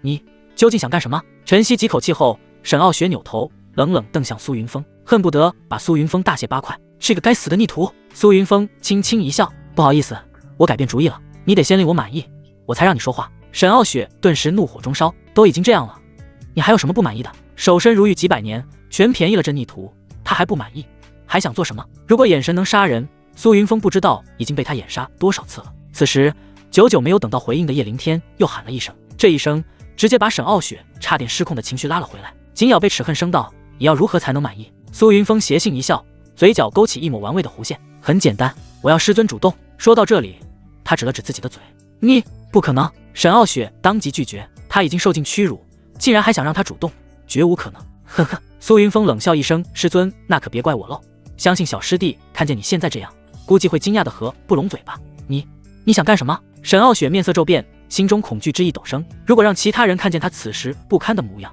还不如一头撞死算了。当然是开门了。苏云峰在其耳旁轻声低语，也让小师弟亲眼见证一下我俩的好事呀。你敢？沈傲雪咬牙切齿，他没想到苏云峰竟然这么阴险，竟然用这个来逼他就范。现在的他修为被封印，根本无力反抗。如果苏云峰真的打开门，从此以后他哪里还有脸见人？连师尊你都敢动，还是有什么事是我不敢做的？沈傲雪闻言，呼吸顿时一滞，这逆徒已经走火入魔，当真什么事都做得出来。他的面色一阵变幻，内心还在挣扎。苏云峰唇角微勾，他不着急，可以慢慢等。但沈傲雪似乎没有那么多思考时间了，因为殿门外又传来了叶凌天的声音：“师尊，你怎么了？弟子要进来了。”能确定沈傲雪就在大殿内，但多次询问又没有回应，一定是发生了什么事。迟则生变，叶凌天不想再等，他要进去看个究竟。师尊沈傲雪的安危，他一点也不担心，他在意的只有至尊谷。大殿内，沈傲雪一脸惊慌，双手死死抵住殿门，犹如苏云峰所说，他现在没得选，形势所迫，终究是服软了。好，我答应你，只是嘴说可没用，徒儿要的是师尊的实际行动。你，沈傲雪气得胸膛剧烈起伏，怎么以前没发现自己这个大徒弟这么强势？门外已经传来了脚步声，他知道门外的人正在靠近，慌乱之余再也顾不得那么多，回过头来嘟起红唇朝苏云峰深深应去。这下你满意了吧？沈傲雪急得掉眼泪，因为这个时候叶凌天停下了脚步，说明他已经来到了殿门外。此时此刻，他们之间仅仅只有一扇殿门隔挡视线。苏云峰在其耳边低语：“满意，但还不完全满意。等下师尊你可要再接再厉哟，徒儿期待你更卖力的表现。”闻言，沈傲雪深吸一口气，强忍住想杀人的冲动。他暗暗发誓，等恢复修为，第一时间就要把苏云峰大卸八块，让这个欺师逆徒形神俱灭。师尊，恕徒儿失礼了。这时，殿门外，叶凌天缓缓伸手就要去推门。等一下！就在他的手要触碰到殿门的时候，顿时一僵。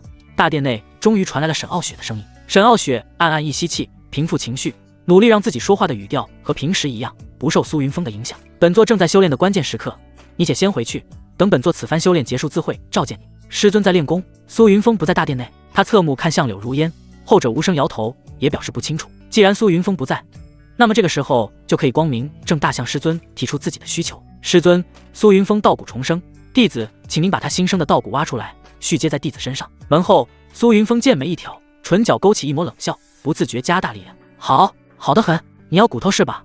等着，这个愿望很快就能实现。一块骨头怎么能够？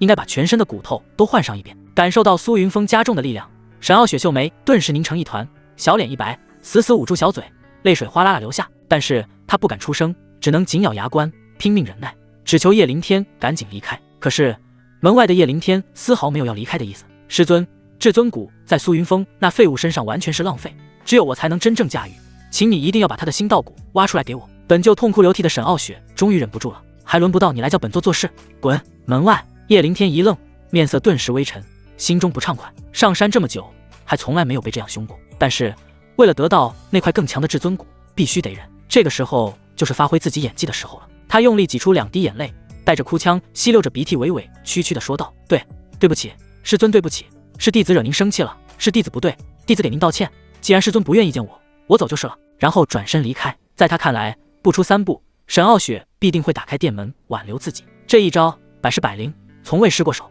1、2，叶凌天紧紧皱起眉头，怎么回事？他都走出了2步，为什么师尊还不出现？师尊在干嘛？3，叶凌天踏出了第3步，可是百试百灵的办法这一次好像不怎么灵了。宫殿大门依旧紧闭，沈傲雪根本就没有追出来，甚至连句挽留的话也没有。为什么会这样？他的眼底闪过一丝寒芒，心中升起一股对沈傲雪的不满。他都努力的哭出来了，还要怎样？但是没有得到沈傲雪肯定的回答，就这么离开，他实在不甘心，所以他决定哭得更狠一点，用力挤出2行眼泪，回头望向紧闭的大门，委屈哭诉道：“师尊，弟子这就去思过崖，面壁思过，请求师尊原谅。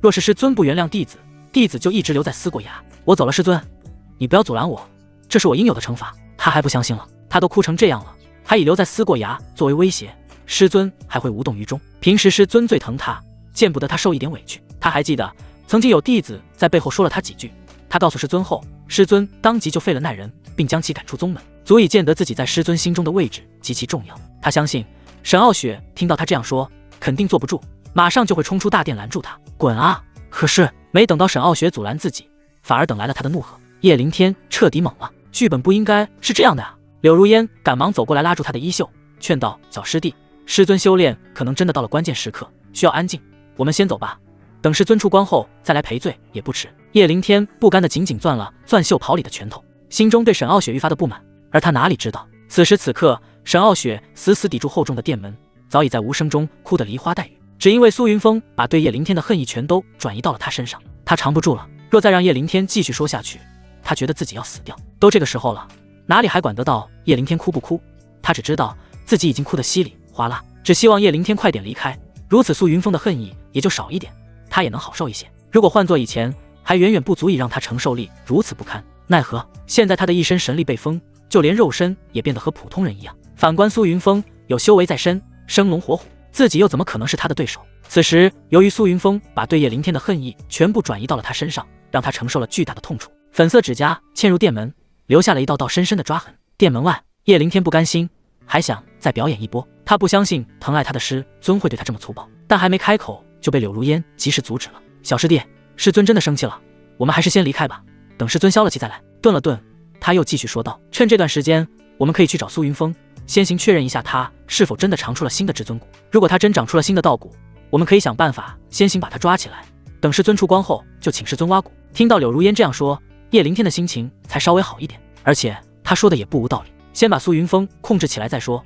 万一让他给跑出宗门，损失可就大了。师姐说的极是师弟错了。叶凌天做出一副委屈认错的样子，要是苏云峰看见的话，好歹甩他2个大逼兜，简直就 TM 一律茶男。不过这一招在柳如烟这里就非常有用，他心疼的不行，连忙出言安慰，小师弟，不是你的错，一切都怪苏云峰，都是他的错，要怪就怪苏云峰，什么骨头不长，偏偏长至尊骨，他如果不长道骨，小师弟也不会接骨之苦，更不会被师尊责骂。对，全都是苏云峰的错，谢谢师姐，这世上只有师姐最懂我，最疼我，我发誓以后一定会对师姐好的，绝不辜负师姐。叶凌天装模作样的表演了一波深情，实则心里却是一阵鄙夷。师弟你说什么呢？柳如烟俏脸一红，连忙把脸别开，露出一副羞赧的模样。叶凌天见他如此，心中得意一笑，凭他的演技和甜言蜜语，还不把柳如烟这种涉世未深的小姑娘耍得团团转。两人化作长虹飞身离开，要去找苏云峰。大殿中，沈傲雪终于再也忍不住，呜呜的痛哭出来。她双手死死扣在殿门上，指甲深深下陷，绝美的小脸惨白一片，写满了痛楚，泪水更是如雨点一样止不住的滴落，浸湿了地砖。她哭诉求饶，不要，停下来，不要了。苏云峰闻言很是高兴，一把抓住沈傲雪散乱的长发，看来师尊很满意，竟然一直喊不要停下来。呵呵，师尊放心，徒儿的恒心和毅力你知道的，只要认准了一件事，就一定会贯穿，始终坚持不懈。沈傲雪闻言，双眼翻白，彻底绝望，终究是放下了一切包袱和尊严。求求你放开我，我向你保证，以后再也不为难你，不为难我。苏云峰不屑冷笑，亲爱的师尊，我猜你一定在想恢复实力后将我击杀吧。沈傲雪娇躯猛震，惊恐的连连摇头否认，不，我没有，我真的没有。苏云峰冷笑连连，以前你就挖我道骨，差点让我死，如今我对你这般，你敢说你心里没有恨没有怨？你敢说不想杀我？不可否认，沈傲雪曾经是个好师尊，但那是曾经，自从小师弟上山以后，他就变了。小师弟不管说什么做什么都是对的，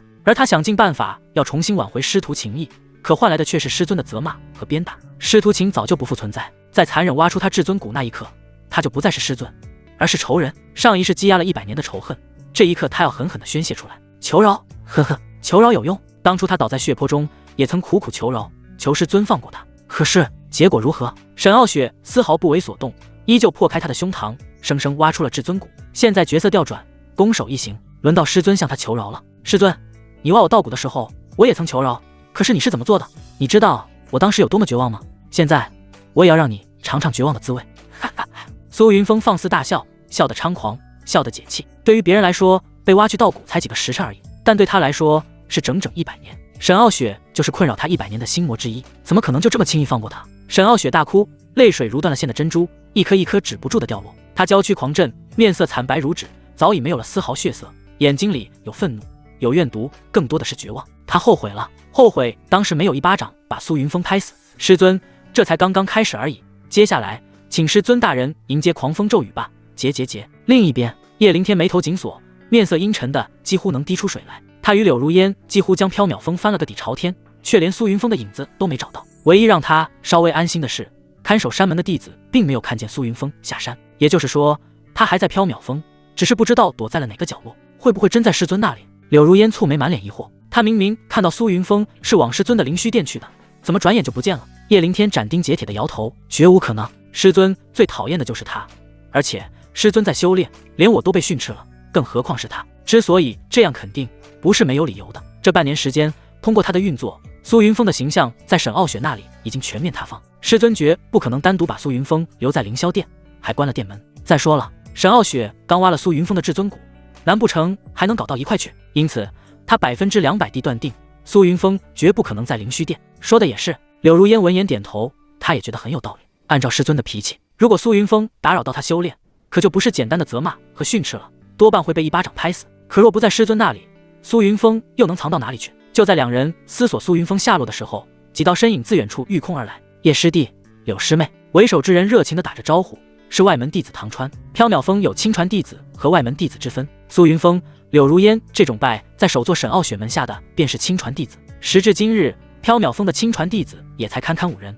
外门弟子则是宗门那边收的门人，然后统一分配到各峰。这些外门弟子与首座并无直接师徒关系，但受首座管制，同时也受整个宗门管制。唐川资质一般，但因为和苏云峰走得近，得到了苏云峰的许多帮助，修为得以迅速提升，短短几年就成为了缥缈峰外门弟子领军人物之一，更是在苏云峰的推荐下，成功进入玄天宗执法堂挂职。可以说，唐川一路走来全是苏云峰给铺的路。可是自从叶灵天上山后，苏云峰慢慢的不再受重视，他敏锐的嗅到了风向的转变，果断和苏云峰断绝来往，划清界限，转头讨好叶灵天。叶师弟、柳师妹，你们在找东西吗？若有需要，我等愿效犬马之劳。唐川自告奋勇，脸上堆满了谄媚的笑容，犹如一条摇尾讨好主人的哈巴狗。整个缥缈峰都知道苏云峰大势已去，叶灵天才是未来，抱紧他的大腿绝对不会错。不错，曾经苏云峰确实帮了他不少，但那又怎么样？让他帮忙他就帮忙，让他吃屎他也去吃，自己没长脑子怪的了谁？师兄弟情谊又算个什么东西？不过是可以随时丢弃的绊脚石罢了。背叛苏云峰，投靠叶灵天，唐川没有丝毫心理负担，反而觉得这是识时务者为俊杰。毕竟人都是趋利的，要怪只能怪苏云峰自己不争气，失去了神首座的信任。叶灵天见唐川主动凑上来，眼中金光一闪而逝。有这些熟悉地头的外门弟子帮忙搜寻苏云峰，自然事半功倍。但他并未立刻答应，反而面露难色，低声婉拒道：“谢唐师兄好意，只是些许小事，不敢劳烦诸位师兄。”艾叶师弟此言差也。唐川连忙摆手，语气热络：“不过是顺带手的事，何谈麻烦？师弟切莫与我等客气。”是啊，师弟，他们反正都要巡逻，不如让他们帮忙一起找吧，人多力量大嘛。唐川那边几人七嘴八舌的说着，全是一副讨好的模样。柳如烟也跟着劝：“师弟，既然唐师兄他们一番好意，便让他们帮忙吧。你总是这般不愿麻烦别人。”柳师妹说的不错，我们这么多人帮你一起找，很快就能找到。唐川依旧一脸谄媚，生怕叶灵天拒绝。叶灵天心中得意一笑，面上却依旧是一派温和良善。他故作犹豫的拧眉思索片刻，最终才像是拗不过众人热情般轻叹一声，无奈点头：“好吧，既然如此，便有劳各位师兄了。”哈哈，师弟你太客气了，能帮师弟做事是我们的荣幸。对了，师弟，你要找什么东西？实不相瞒，我与师姐正在寻找大师兄苏云峰的下落。苏云峰？唐川微微一愣，脸上闪过一抹诧异，还以为叶灵天在找丢失的东西，没想到他是在找苏云峰这个人。就是他。叶灵天点头，随即顿了顿，又露出一脸为难的样子说：“如果几位师兄觉得为难的话，就不麻烦了，我自己慢慢找便是。”不麻烦，一点都不麻烦。唐川连忙摇头：“师弟放心，这事儿包在我们身上，只要他还在缥缈峰，绝地3尺也定将他找出来。那师弟就在此先行谢过各位师兄了。若是发现大师兄下落，还请务必第一时间告知于我。师弟放心，我等这就去办，定不让师弟久等。”唐川信誓旦旦，随即招呼着身边的人，干劲十足的去找人。望着他们远去的背影，叶灵天嘴角勾起一抹几不可察的冷笑：“苏云峰，我看你这只缩头乌龟，还能躲到几时？”灵虚殿，苏云峰穿戴整齐，扭头看向瘫坐在墙角紧紧抱膝、青丝凌乱、瑟瑟发抖的沈傲雪，感受到对方杀人般的目光，苏云峰唇角勾起一抹玩味笑意，抬脚走过去。沈傲雪见状，面色大变，娇躯颤抖得更加厉害，满脸惊恐地向后蜷缩。可是他已经在墙角，无路可退。不要过来，求你了，不要！沈傲雪泪水夺眶而出，晶莹闪亮如一颗颗夺目珍珠。他真的害怕了，面对强大的敌人，都未曾如此恐惧过。苏云峰蹲下，捏住沈傲雪的雪白下巴，将她脸摆正，看向自己：“师尊，我知道你很想杀我，但我劝你最好不要那样做。”说着，他朝空中打了个响指，一颗拳头大小的金银玉石从虚空飞出，稳稳落在手心。这是什么？沈傲雪紧紧盯着那颗圆形玉石，眼眸里尽是掩饰不住的恐慌。苏云峰闻言噗呲一笑：“师尊你可真调皮，明知故问，这当然是刘颖石了。你，沈傲雪大惊失色，面露凄凉之色，无力哭诉道：“你到底想要怎样啊？”刘颖石出来那一刻，他就猜到刚才的一切全被记录了下来。逆徒，逆徒，逆徒！早知道当初就不应该收他为徒。沈傲雪盯着在苏云峰手心缓缓转动的刘颖石，死死咬住嘴唇，咬破皮了也没有察觉。他只想毁掉这颗刘颖石。砰！突然，苏云峰五指合拢，刘颖石瞬间破碎，化作无数细小碎片。沈傲雪顿时愣住，水雾弥漫的眼眸里露出迷茫，怎么也没想到苏云峰竟然主动毁掉了刘颖石。良心发现了，他的神情变化全被苏云峰看在眼里，唇角部犹勾起一抹上扬的弧度。师尊大人，我毁掉了刘颖石，你应该如何感谢我呢？我……沈傲雪呼吸一滞，他明白对方的意思是要他主动投怀送抱，可是他被害得这么惨，让他主动，心里是108000个不愿意。但看到苏云峰那充满邪性和压迫感的眼神，又不得不屈服。他害怕惹苏云峰，害怕苏云峰又像刚才那样粗暴残忍地对待自己，与其那样，还不如自己主动，至少能少受点罪。最终他嘟起红唇，主动送上了香吻。苏云峰手臂环抱其腰肢，霸道地往怀里一抱，低头狠狠品尝师尊主动送上的甘甜。良久之后分开，好一场酣畅淋漓的唇枪舌剑。苏云峰心中畅爽无比。也就在这时，3个时辰时间到，境界压制效果失效，澎湃的力量如火山爆发，全部回归。沈傲雪眸光闪亮，心头猛喜，报仇的时候到了。他的修为恢复，就是苏云峰的死期。下一刻，面色顿时冰冷无比，美眸中杀意爆闪，探出玉手，一把掐住苏云峰脖子。渡劫期的强大气场瞬间笼罩而下，他要杀了苏云峰，要把玷污了他清白的逆徒碎尸万段，挫骨扬灰，给本座去死！冰冷的话语让整座大殿的气温骤降，所有事物表面眨眼凝结出一层刺骨冰霜。惊天杀意死死锁定苏云峰，冰冷的杀意如实质般缠绕周身，空气仿佛都凝固成了寒冰。只需一瞬，沈傲雪便有绝对的把握让苏云峰生死道消，魂飞魄散。然而苏云峰却依旧气定神闲，甚至连眉头都未曾皱一下，他的唇角高高扬起，勾勒出一抹玩味而挑衅的弧度。师尊，你杀不了我。他的声音平静，却带着不容置疑的笃定。哼，本座这就杀给你看。沈傲雪被他那副挑衅的姿态彻底激怒，杀不了，简直是天大的笑话。今日便是天神下凡，也休想救他苏云峰性命。下一刻，渡劫期的恐怖威压毫无保留地倾泻而出，如无形巨山笼罩整个大殿，锁定苏云峰。在他看来，只需一个念头，便能将这道恭敬的逆徒碾为齑粉。死！沈傲雪双眸猩红，戾气横生。几百年的修行生涯中，他从未像此刻这般杀意沸腾。他真的对苏云峰生出了必杀之心，玉指猛然合拢，配合着那足以崩山裂石的强大气场，他有10成把握能将苏云峰的肉身连同神魂一并捏爆，令其彻底灰飞烟灭。唰！忽然，原本被他气机死死锁定、理应动弹不得的苏云峰，竟如同鬼魅般凭空消失。在出现时，已安然立于3丈开外，正慢条斯理地掸了掸衣袖。沈傲雪怔怔看向自己空空的玉手，愤怒的娇颜上挂满了错愕和震惊。他从未想过苏云峰竟然能在他手里逃脱。要知道，他可是渡劫期大能，玄天宗战力天花板，捏死苏云峰就像捏死一只蚂蚁一样简单。可是他却失手了，这怎么可能？他究竟是如何做到的？一时间，巨大的茫然涌上心头，让他那冷艳的面容竟显出几分罕见的呆滞，与平日判若两人。只有苏云峰自己知道是怎么回事。沈傲雪这一招确实足以轻松杀死他，属于致命伤害。致命伤害触发至尊肋骨的闪躲，致命伤害被动，躲避了这次致命伤害。好险！苏云峰心中暗忖，面上却不动声色。至尊肋骨的闪避技能冷却时间为1分钟，绝对不能让沈傲雪再出手。他看向沈傲雪，嘴角勾起从容淡定的微笑。我亲爱的师尊，我说过，你是杀不掉我的。沈傲雪回过神来，茫然的神情再一次变成愤怒。他懒得再去探究苏云峰的诡异手段，此刻心中只有一个念头：杀了他。玉手再次抬起，磅礴灵力开始汇聚，又要再次施展神通。师尊，你看这是什么？就在他准备再下杀手的时候，苏云峰却淡淡开口，话音未落，又一颗流影石自虚空中浮现。与此同时，苏云峰毫不犹豫地将其激活，两人面前立马出现了一幅活灵活现的生动画面，无比清晰，细节分毫毕现。苏云峰轻笑一声，语气带着几分戏谑：“师尊，好看吗？”你……沈傲雪瞳孔巨震，抑制不住地剧烈颤抖。他万万没想到，这逆徒手中竟然还有一颗流影石，也就是说，刚才被苏云峰骗了，自己上当了，还主动了。这逆徒当真可恶到了极点。盛怒之下，他甚至忘了思考，没有二话，一巴掌甩了过去。那流影石当场炸开，化作齑粉。呵呵，师尊何必动怒？既然你这么喜欢拍流影石，苦儿就让你一次性拍个够。随着他话音落下，令人头皮发麻的一幕发生了。只见大殿四周的虚空中，如同雨后春笋般，瞬间浮现出成百上千颗流影石，密密麻麻，几乎布满了整个殿宇的上空。而且所有这些流影石在同一时间被激活，整个大殿的虚空之上，一幅幅活灵活现的画面交叉重叠，挤满了整个大殿。不就是流影石吗？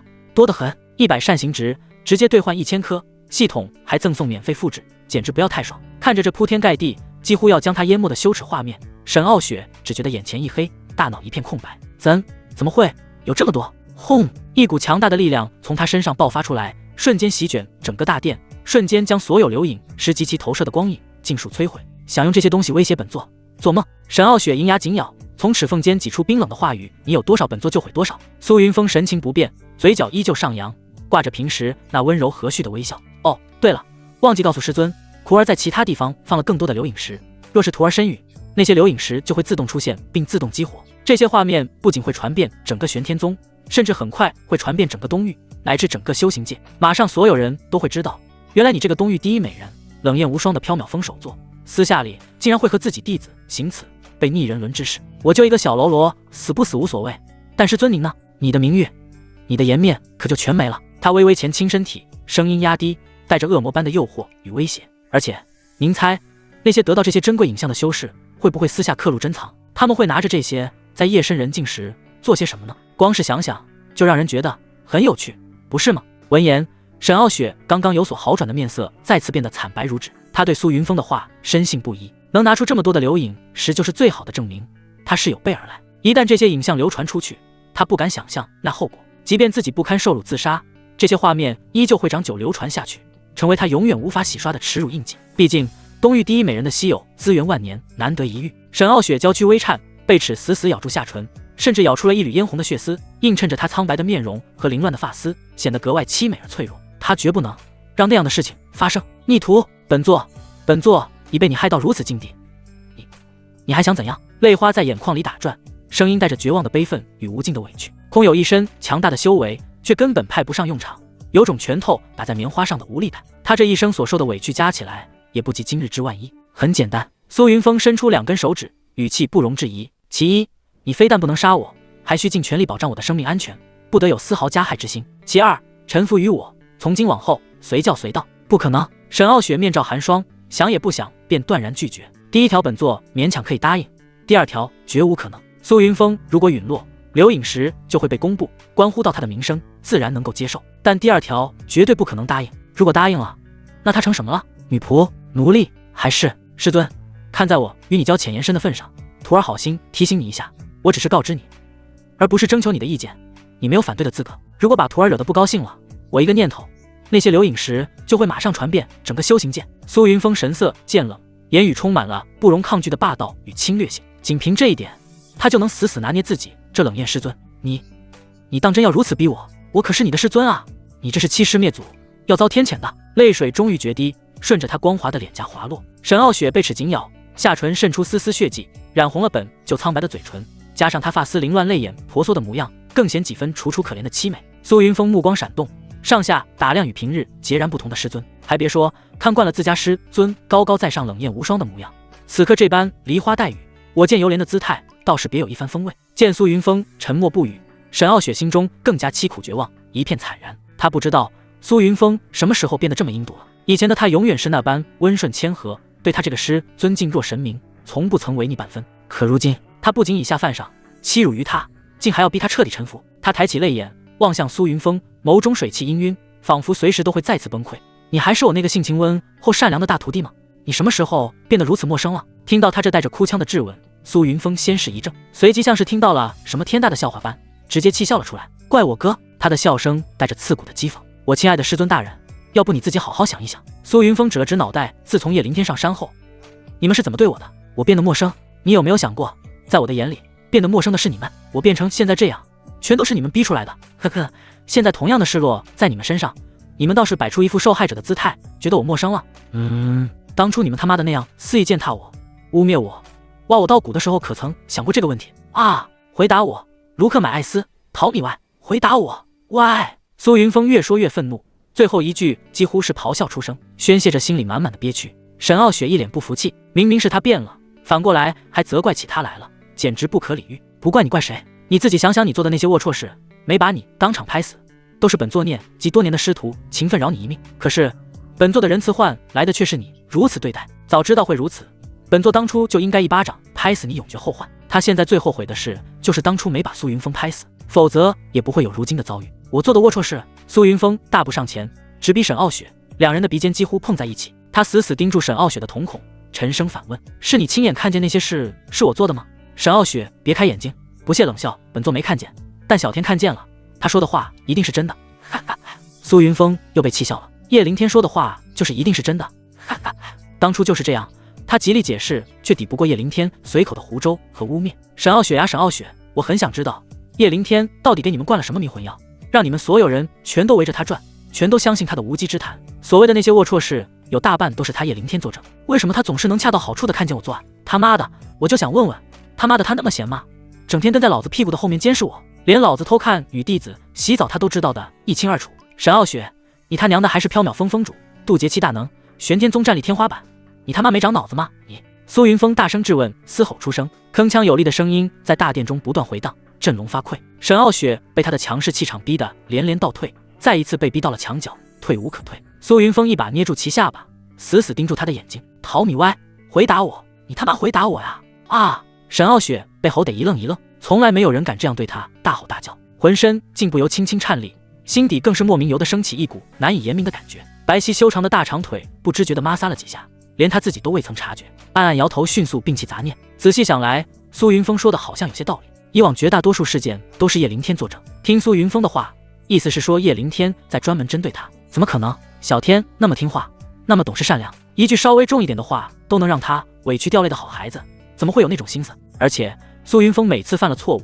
他都在极力维护，怎么看都不像是在故意针对。对，绝对不可能。苏云峰的话虽然有一定道理，但都是歪理，根本拿不出真凭实据。而小天却亲眼看见他令人不齿的所作所为，就是最有力的证据。结合小天的性格和平时的行为作风，绝对不可能说谎，这一切都是巧合。他看向苏云峰，眼神中充满了厌恶，语气坚定：你是个魔头，想要污蔑小天，你以为我会相信？告诉你，本座不信。哎呦，卧槽！苏云峰气急而笑，这女人的脑子都长在胸口去了吗？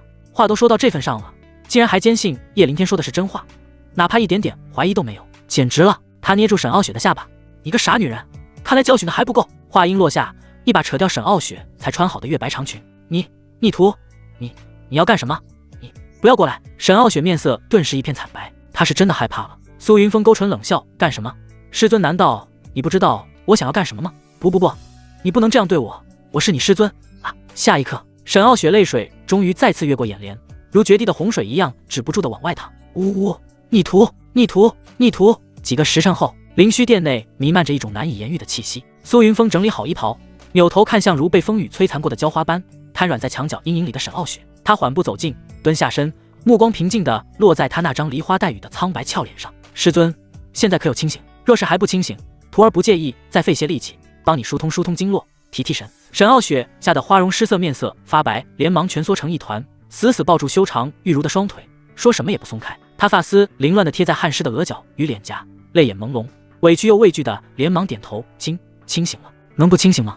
敢说半个不字，多半又会遭受一顿毒打。方才那番惩戒已让他神魂皆颤，若再嘴硬，他毫不怀疑这逆徒会变本加厉。他真扛不住了，嘴上服个软也没什么大不了，知道就好。苏云峰站起身，抚平衣衫上最后一丝褶皱。之所以没有杀了沈傲雪，苏云峰有自己的考量。他现在实力还不强，需要一个强有力的后盾。身为渡劫七大能，玄天宗战力天花板的沈傲雪就是最好的选择。通过流影石，他可以牢牢掌控这位冷艳师尊。更何况师尊身负罕见的天心灵体，乃是绝佳的修炼炉鼎。师尊能助他修炼，帮他提升修炼资质和修为。前世魔教经历，自然懂得一些道理间的妙法秘术。虽然有系统傍身，但他不能摆烂，也需要努力提升修为。师尊能保障他的人身安全，又能助他提升资质和修为，还能给他提供情绪价值，一举多得。至于挖谷之仇，今日就先收点利息，来日方长，日后慢慢跟他清算，绝对不会就这样算了。这些材料拿来。说着点出一指，一道流光携带着一份材料清单，径直没入沈傲雪识海。沈傲雪顿时气急得牙痒，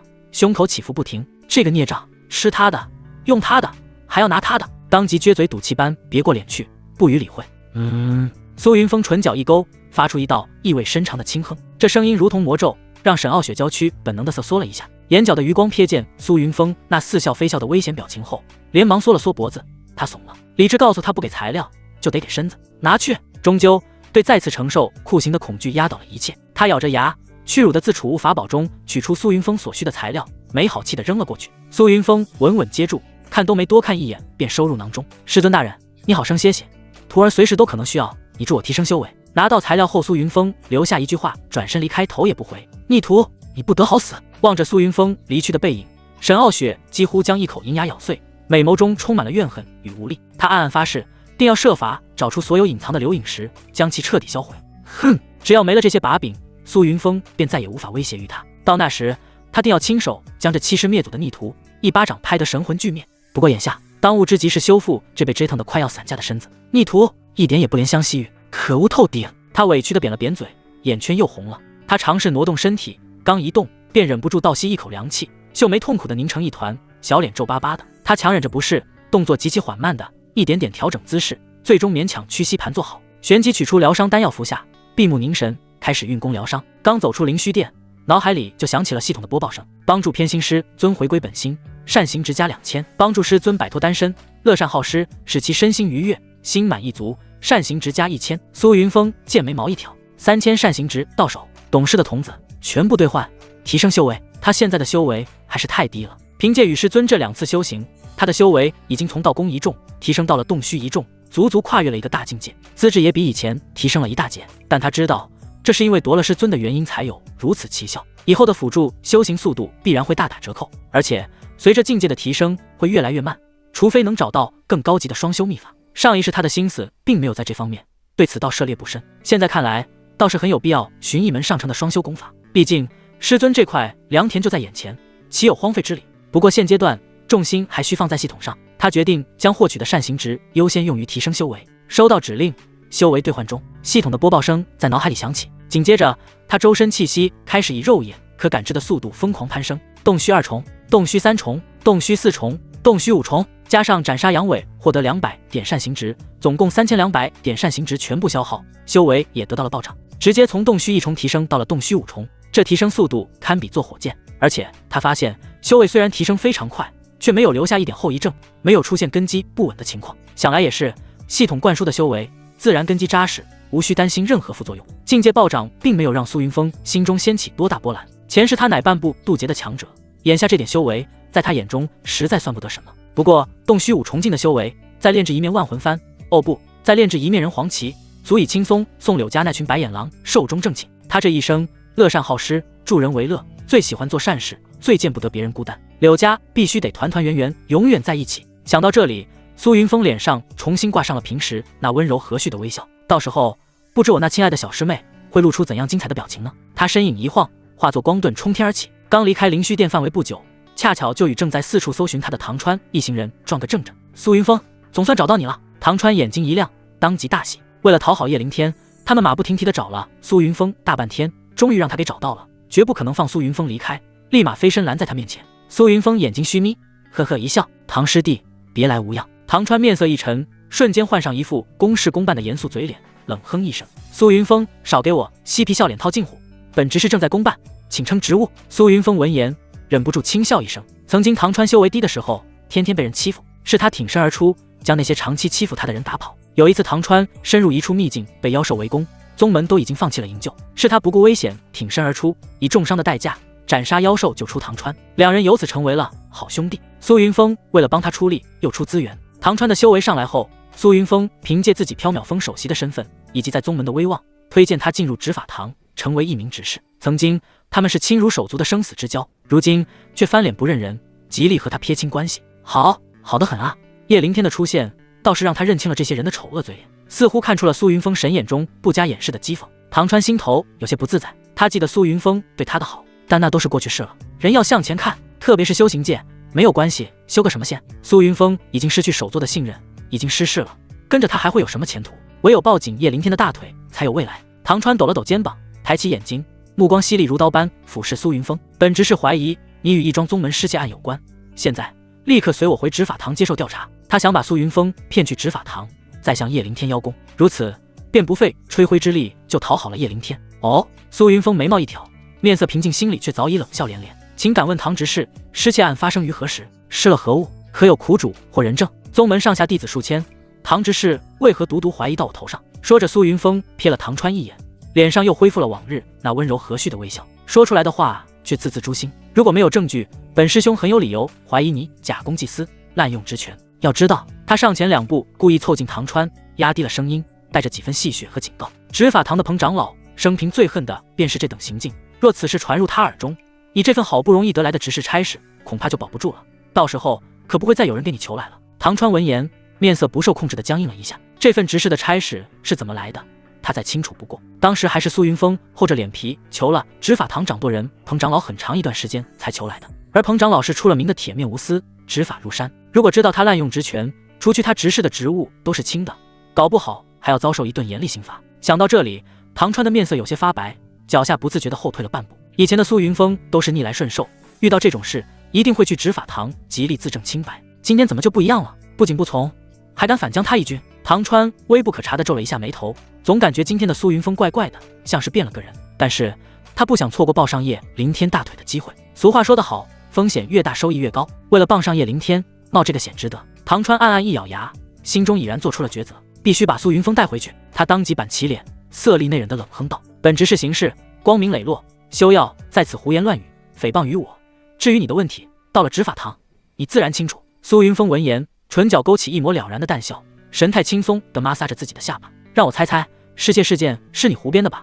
目的是想把我引到执法堂，然后再交给叶凌天，对吧？假公济私，滥用职权，这事吧，赌的成分很大。唐执事，你说是与不是？我不是，我没有，你胡说！唐川激动地3连否认，面色更是涨红一片，像是被踩了尾巴的猫，差点从地上跳起来。唐川心脏狂跳，他是万万没想到苏云峰所言全中，心头顿时有些发虚。见他这副反应，苏云峰呵呵笑了，笑着笑着，忽然面色一冷，目光骤然一凝直是唐川，眼神犀利如刀，声音也带着不容置疑的严厉：“唐执事，你好大的胆子，竟敢滥用职权，构陷同门，陷我于不义。身为执法者，知法犯法，该当何罪？”他猜对了，他太了解唐川了。一旦谎言被拆穿，他就是这副气急败坏，甚至连说辞都一模一样。或许连他自己都没意识到有这习惯。不过苏云峰却非常清楚，他盯着面色发白的唐川，嘴角勾起一抹玩味的弧度：“既然你不仁，就别怪我不义。什么勾八生死之交的兄弟情，他用真心和性命换来的却是对方的嗤之以鼻。这样的兄弟情不要也罢。”从投靠叶凌天的那一刻开始，唐川就不再是他的兄弟，而是仇人。对待仇人，他苏云峰从不手软。唐川面色发白，浑身控制不住地颤抖。今天的苏云峰很不对劲，特别不对劲，和以前那个温润如玉、逆来顺受的大师兄完全不一样。苏云峰，你休要血口喷人！唐川急声吼道，试图用音量掩盖心虚。原本以他对苏云峰的了解，料定苏云峰不会反抗，也不敢反抗。可是苏云峰好像变了一个人似的，不仅不配合，还言语犀利，处处戳中他的痛点。你这是污蔑，是诽谤。本执事一向秉公执法，最是痛恨徇私舞弊之徒。今日你不给我个说法，休怪我不念兄弟情义，将你就地拿下！啪啪啪！苏云峰闻言鼓掌，哈哈大笑，笑声中充满了毫不掩饰的讥讽。兄弟情义这4个字从你嘴里说出来，你不觉得脸红吗？唐执事，你怕莫不是忘了，你今日这身本事，这身执事皮囊，这条命是怎么来的？看来我有必要帮你好好回忆一下。唐川缺少资源，苏云峰就给他资源，甚至有时候把自己的资源补贴给他。唐川悟性差，苏云峰就抽空亲自指点，一遍又一遍不厌其烦的教导指点，耗费无数心血。唐川身陷险境，十死无生，是苏云峰冒着生命危险，拼了个重伤垂死，才将人救回来。那一次，唐川养伤1个月，而他足足养了半年才完全恢复，可想而知伤得有多严重。后来，唐川的实力提升了，并且在苏云峰的举荐下进入执法堂，成为执事。可以说，唐川如今拥有的一切，地位、修为乃至性命，都是他苏云峰赐予的。可是如今苏云峰被打压，被赶出悟道殿，风光不再。曾经付出无数心血，冒着生命危险帮助过的生死兄弟，非但没有半句安慰，反而在背后狠狠捅刀，迫不及待地投靠死对头，要在背后搞他。这就是他换来的回报。苏云峰心底一片冰寒，失望至极。他猛地踏出2步，来到唐川面前，毫无征兆，反手就是一记凌厉的耳光。啪！唐川惨叫一声，整个人如同断线的风筝，被狠狠抽飞出去10丈远，重重砸落在地。事发突然，谁也没反应过来。其他执法堂弟子纷纷瞪大了眼睛，全都目瞪口呆，僵在原地。等他们反应过来，众人纷纷上前扶起脸颊高高肿起的唐川，并且朝苏云峰怒目而视。苏云峰，你胆大包天，竟敢殴打执法堂执事！苏云峰风轻云淡的甩甩巴掌，满脸不屑，打的就是他这种徇私舞弊、滥用职权的败类。差点忘记了，你们和他是一伙的。话音落，身影忽然移动，快如闪电，啪啪几下，另外几名执法堂弟子连反应的时间都没有，全部被抽飞。唐川捂着火辣辣的脸颊，惊骇地望着苏云峰，这还是以前那温文尔雅、待人宽厚的苏云峰，怎么变得这么残暴了？动不动就打人。心中震惊的同时，是无边的怒火涌上心头，指着苏云峰的鼻子，气急败坏的吼：“苏云峰，看在你以前帮我不少的份上，本想给你留点颜面，和你好好说话，但你偏要动手，那可就不怪我了。你不过是个失势的废物，有什么可嚣张的？本职是念及我们是掏心掏肺两肋插刀的好兄弟，才一再忍让，好言相劝。然而你却冥顽不灵，自寻死路。既然如此，休怪我无情，今日将你镇压拿下。”下一刻，道宫二重境界的气息毫无保留地皆从他体内喷薄而出，看向苏云峰的眼神充满了不屑与倨傲。不怕告诉你，前几天我正好得到一桩机缘，一举突破到了道宫二重境，而你不过区区道宫一众，拿什么跟我斗？说到这里，他语气一转，带着不耐的讥讽。本来我还念及旧情，不想亲自动手，可你偏偏往我枪口上撞，这一切都是你自找的。叶师弟的崛起已势不可挡，而你只不过是条被抛弃的丧家之犬。奉劝你一句，识时务者为俊杰，别作死。听了这番无耻之言，苏云峰忍不住笑了。这就是曾经用命换回来的生死之交，如今却变成了这样，令人心寒。因为他善良，所有人都来欺负他，可惜他们找错了对象。曾经的他已死，现在的他是在魔教经营了100年的大魔头，温文尔雅、宽厚待人，不存在，根本不存在。这些都是他的人生污点。现在的他最擅长做一件事，就是帮助那些走上歧途的师弟们彻底重新做人。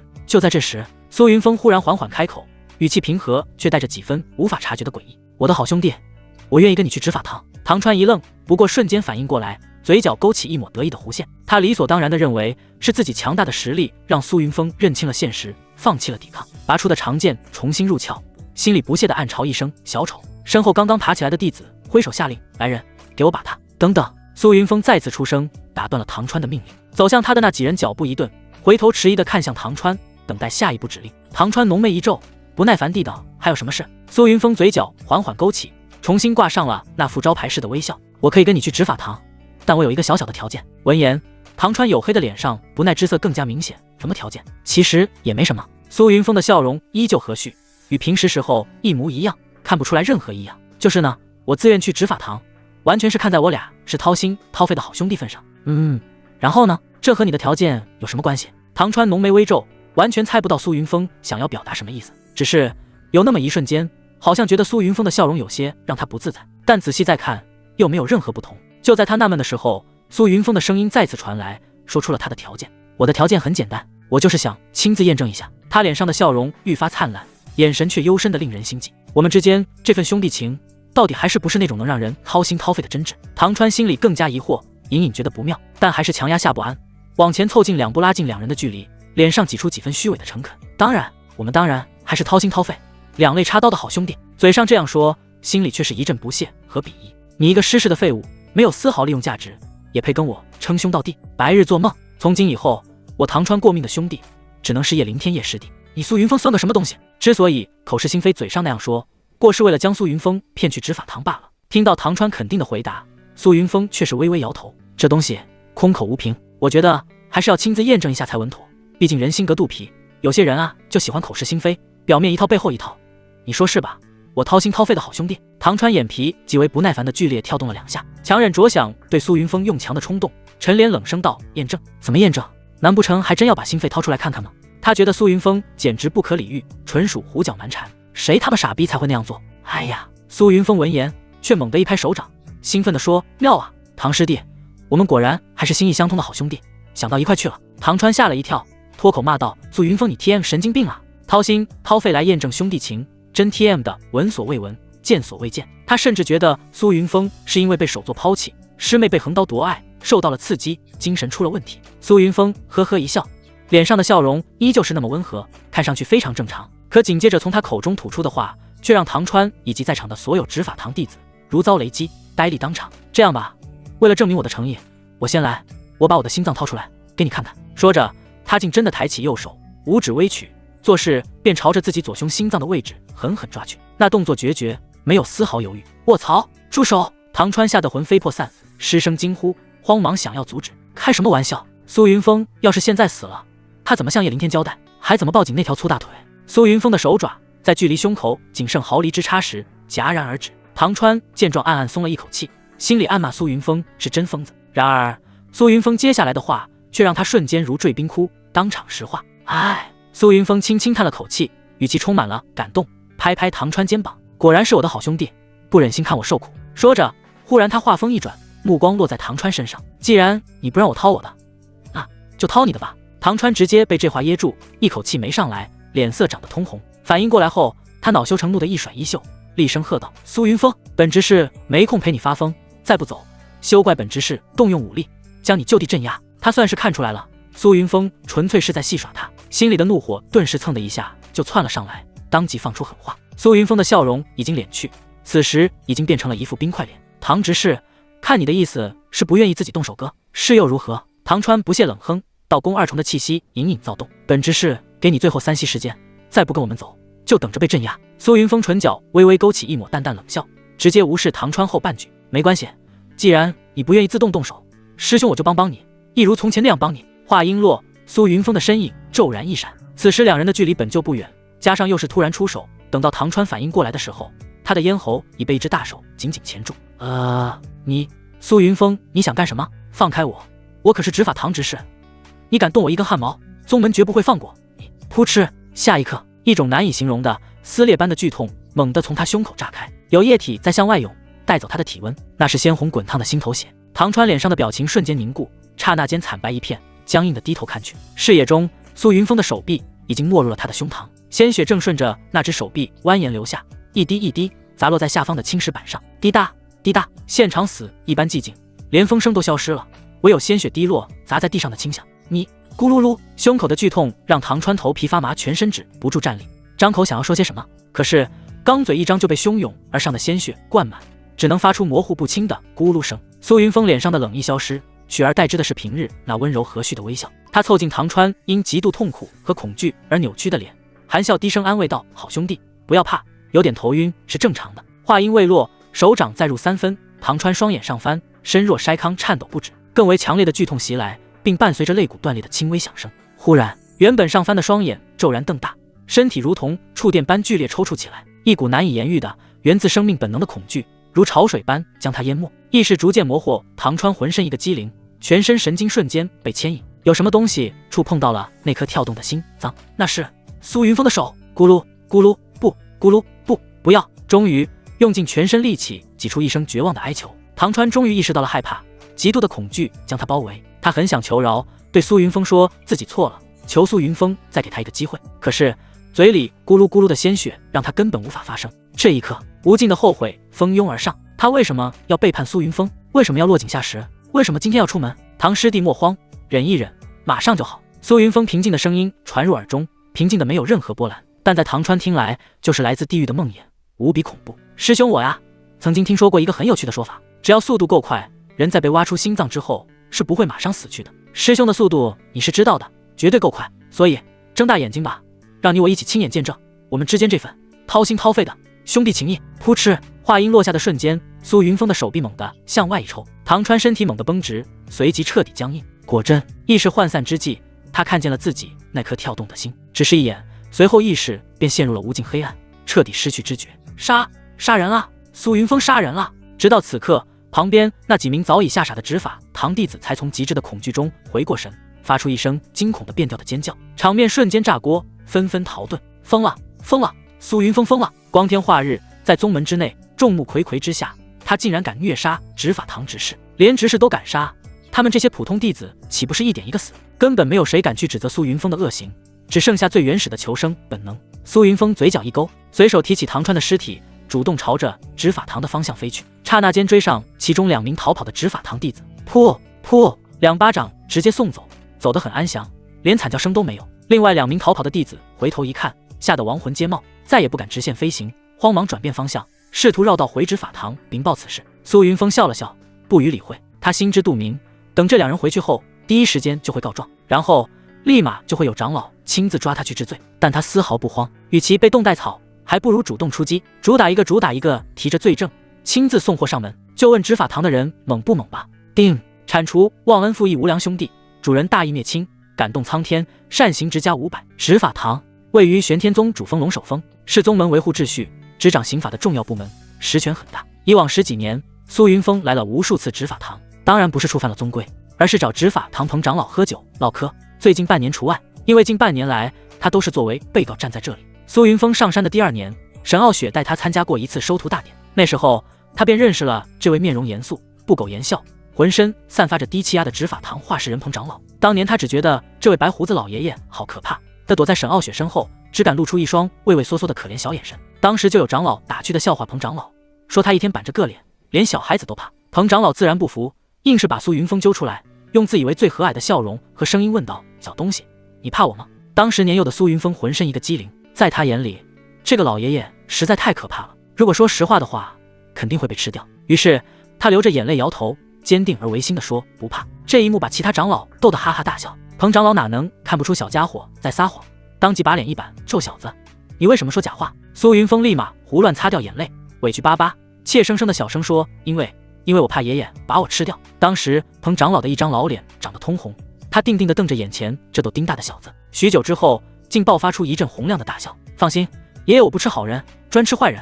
你告诉爷爷，你想做好人还是做坏人？”“好人，好人，我要做好人。”那时候的苏云峰是真的怕被这个面瘫老头吃掉，忙不迭地用力点着小脑袋，用稚嫩的声音大声说道。自那以后，彭长老时不时就把苏云峰召去执法堂，慢慢的两人也就活络起来。随着年纪的增长，苏云峰也逐渐了解了这个面恶心善的孤寡老头。苏云峰知道他一个人孤单，就时常带酒来孝敬。彭长老也乐得有人相伴，脸上的笑容也多了，气色都红润了不少。有人还时常调侃他：“老彭啊，最近容光焕发，莫非是老树逢春找小媳妇了？”也就是凭借他和彭长老的关系，后来才顺利把唐川塞进了执法堂。原本以彭老头铁面无私的性子最不喜这种违规操作，但终究还是耐不住苏云峰的软磨硬泡，最终应了下来。对此他还耿耿于怀了好长一段时间。那段时间苏云峰几乎搬空了自己珍藏的小酒库，才勉强将这位老小孩哄好。如今在临执法堂，苏云峰是罪人，自带罪证的罪人。当他提着唐川的尸体站在执法堂大殿外时，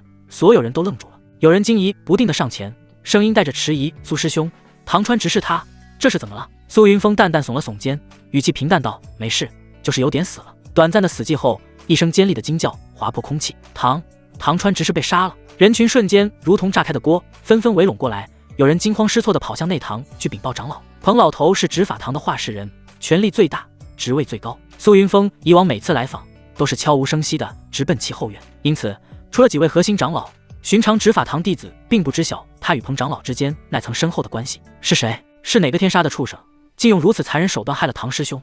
我定要将他碎尸万段！一个和唐川关系较好的弟子悲怆大喊。苏云峰随意拖着唐川的尸体走过去，地面留下一道长长的血印，触目惊心。他抬起眼皮，脸上浮现出一如既往的温和笑容。这位师弟如何称呼？宋明。宋明昂起下巴，用眼角余光不屑地瞥了苏云峰一眼，脸上闪过一抹鄙夷。在场的都是执法堂老人，早已熟悉苏云峰，对他的所作所为倍感不耻。又听闻缥缈封神首座已经放弃他，地位一落千丈，因此众人对他的态度自然愈发轻慢。呵呵，宋明是吧？苏云峰脸上的笑容依旧，看不出任何神情变化。只是下一刻，啪！一记响亮的耳光声骤然响起，众人只觉眼前一花，宋明的身影已如破布口袋般斜飞出去，砰的一声重砸在坚硬的石阶上，半晌爬不起来。全场震惊，苏云峰胆子未免太大了一些，竟敢在执法堂大殿前众目睽睽之下无故殴打执法堂执事，这简直是对宗门法规的公然藐视。其中2名执事连忙把脸颊高肿的宋明扶起，其余20来人迅速围成一个圈，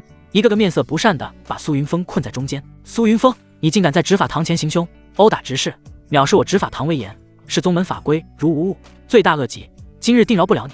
宋明捂着红肿的半边脸，穿过人墙挤回人群前方，满脸怨毒地盯向苏云峰。哦，饶不了我！苏云峰微微眯眼，目光战战。对面的宋明忽然噎了一下，浑身莫名一寒，但是脸上火辣辣的疼痛很快就把这一抹异样淹没，就要认怂的心立马又重新燃起了怒火。苏云峰，你 TM 还以为你是缥缈峰那风光无限的大师兄，你只不过是一条被抛弃的狗而已，有什么资格在我们面前耀武扬威？说着，他的目光在唐川的尸体上瞟了一眼，眼中阴鸷之色更浓，猛地抬手指向苏云峰：“我看唐师兄就是你杀的，你就是杀人凶手！”此话一出，全场顿时哗然。残杀同门，这可比打执事一巴掌严重100倍。如果罪名坐实，轻者废除，修为逐出宗门，重者当场击毙。众人看向苏云峰的眼神开始不对劲。说实话，要不是宋明的提醒，他们还真没敢往这上面想。看到大家的反应，宋明嘴角勾起一抹阴冷的笑意，他决心趁热打铁，将苏云峰是凶手的罪名彻底钉死。于是又说出了自己的一番推测，连苏云峰听了都忍不住在心中暗暗点头。不愧是在执法堂工作，整个推测几乎滴水不漏，完美闭环。所有人都已经相信了宋明的推测，认定苏云峰就是凶手。宋明宛若洞察了一切真相的名侦探，带着胜利者的姿态，将手猛地指向苏云峰。所以真相只有一个，你就是凶手。人证物证俱在，事实清楚，证据确凿，休要再试图狡辩，那只会是徒劳。末了，宋明又补充一句，周围纷纷投去崇拜的目光，觉得这一刻的宋明浑身都在发光，是正义的使者。啪！一声清脆响亮的耳光声响起，同时伴随着宋明的身体再一次斜飞出去，不偏不倚，正好砸在赶来的彭长老脚下。宋明第一时间抱住彭振岳的腿，叽里呱啦对苏云峰就是一通控诉。彭振岳看了看苏云峰手里提着的尸体，雪白的浓眉微蹙，面色不好看。最近半年，苏云峰多次作为被告被押解到执法堂，他都有心袒护，从未让他受过任何刑罚。可是如果残杀了同门，罪名可不轻，若是再袒护的话，就会引起非议。没有理会哭哭唧唧的宋明，走入场中，看向脸上挂着温和笑意的苏云峰，唐川是你杀的。虽然宋明一口咬定苏云峰就是凶手，可是以他对苏云峰的了解，他断然不会做出这种杀害同门之事。毕竟苏云峰是他看着长大的，什么样的秉性他还不了解。苏云峰笑容依旧，指着自己的鼻子大声承认，没错，凶手就是我。整个执法堂大殿前陷入了长达数秒的死寂。彭振岳眼睛里光芒剧烈的闪动了一阵，终究化作了一声沉重的叹息。等再抬眼时，目光已经变得威严而凌厉。你可要想清楚了再回答，残害同门乃是宗门重罪。他不愿以这种方式面对苏云峰，毕竟以他俩的关系，他实在不愿看见苏云峰受罚。平时的一些小事袒护了也就袒护了，但残害同门在玄天宗可是重罪，关键还是在众目睽睽之下，苏云峰亲口承认了这滔天大罪，即便他想要袒护也没有办法。彭长老，他既然已经亲口承认，请立刻依宗规判刑。他用如此残忍手段虐杀唐师兄，性质恶劣至极，罪无可恕，按宗门铁律，理应当场击毙，以正视听。宋明早已从地上爬起来，听到苏云峰亲口承认是凶手，当即就是一顿嘴炮疯狂输出。苏云峰竟然敢当着这么多人的面扇他耳光，他就要苏云峰死！立刻，马上！你再叫本长老做事，要不这长老之位换你来做。听到宋明的喋喋不休，彭振岳目光如电，冷冷扫过，无形的威压如山岳般降下。宋明瞬间面色惨白，噤若寒蝉，再不敢开口。苏云峰虽然是凶手，但他身份特殊，即便认罪，也需禀明掌教与其师尊审傲雪，共同议决，岂能当场格杀？罢了，这几天你就先去的牢待着，听候发落吧。彭长老叹了一口气，挥挥手示意执事带苏云峰去地牢，他则要亲自去通知掌教和沈傲雪。然而苏云峰却依旧伫立原地，纹丝未动。他缓缓开口道：“彭长老，我确实是凶手，但你不应该把我关起来，反而应该给我奖励。”转身欲走的彭振岳脚步猛地顿住，豁然回身，雪白浓眉紧紧拧在一起，满脸不解何意。苏云峰随手将唐川的尸体如同丢垃圾般扔到彭振岳脚前，因为他是魔教卧底。哗！此话一出，现场顿时爆发一片哗然。玄天宗乃名门正派，正道翘楚，与魔教是同水火，不共戴天。而苏云峰这句话宛若一块巨石砸入平静湖面，掀起惊涛。彭振岳神色瞬间变得无比凝重认真。此话当真？你可有证据？如果苏云峰所言为真，则说明玄天宗内部已经被魔教渗入，情况严重，必须马上展开应对措施。你放屁！苏云峰，你就是想给自己开罪，污蔑造谣唐川师兄。可怜唐川师兄惨死，还要被你辱了清白，你简直不是人！宋明找准机会，立马见缝插针，给苏云峰扣帽子。苏云峰只是淡淡一笑，并未理会宋明的劝废。他取出唐川的心脏，众人目光瞬间被吸引，直直看去。彭长老，请看，此为唐川的心脏。宋明见状，立马又要怒斥苏云峰残忍，结果还没开口，就被一股威压无情掀飞。聒噪！再敢多言，废你修为！彭振岳冰冷而威严的声音让宋明浑身一颤，心生恐惧，只得默默闭嘴，心里却早已把全部怨恨和愤怒归咎于苏云峰身上。这时彭振岳走近，仔细感应那颗心脏，片刻后，他双目猛地瞪大，不可思议地沉喝魔气。他清晰地感应到这颗心脏深处隐藏着一丝极其微弱却无比精纯的魔气，虽被巧妙遮掩，却瞒不过他的仔细探查。彭长老，你再看看唐川的尸体。苏云峰又说道。闻言，彭振岳没有任何迟疑，立刻俯身凌厉探入唐川残破的躯体。渐渐的，他的面色愈发凝重。果然，在唐川的血肉经脉之中，同样发现了那潜藏极深的魔气。无疑了，却如苏云峰所言，唐川乃是魔教卧底。好小子！彭振岳站起来，欣慰地拍了拍苏云峰的肩膀，心中的阴霾尽数散去，脸上闪过一丝如释重负的神情。老夫果然没看错人，这次你为宗门立了大功，魔教潜入宗门不是小事，我这就去禀报掌教，到时候少不了你的奖励。说着，他就带着唐川的尸体准备离开，却又被苏云峰叫住：“彭长老，且慢！”唐川只是其中之一。彭振岳脚步一顿，眼中金光再闪，追问道：“你还发现了其他人？”苏云峰点点头，一脸认真：“确实还有几人。”然后就把唐川以及另外4人围困他的事说了一遍，当然把带他来执法堂改成了半路围杀。彭振岳听后怒不可遏，恨不得把已经死透的唐川救活，再杀一遍。依弟子推断，那逃脱的2人此刻恐怕正赶回执法堂，欲恶人先告状，借宗门之手除掉我。苏云峰眉头微蹙，神色凝重，只希望彭长老勿要听信谎言，还弟子一个清白。彭振岳拍了拍他的肩膀，安慰道：“放心，只要他们赶回来，老夫第一时间亲自将他们镇压。弟子自然是相信彭长老的能力。”苏云峰抿了抿嘴角，话锋一转，又说道：“另外，我从唐川口里也知晓，执法堂中还有他的同伙。”“什么？执法堂内还有同伙？那人是谁？”彭振岳大惊，立刻追问。苏云峰抬手，食指不偏不倚，径直指向刚刚挣扎着爬起来的宋明：“那就是他，宋明。”宋明面色唰的一下瞬间苍白，连忙摇头摆手：“你血口喷人！”宋明气得浑身发抖，险些一口血喷出来，连忙急切解释：“我不是魔教卧底，我不是。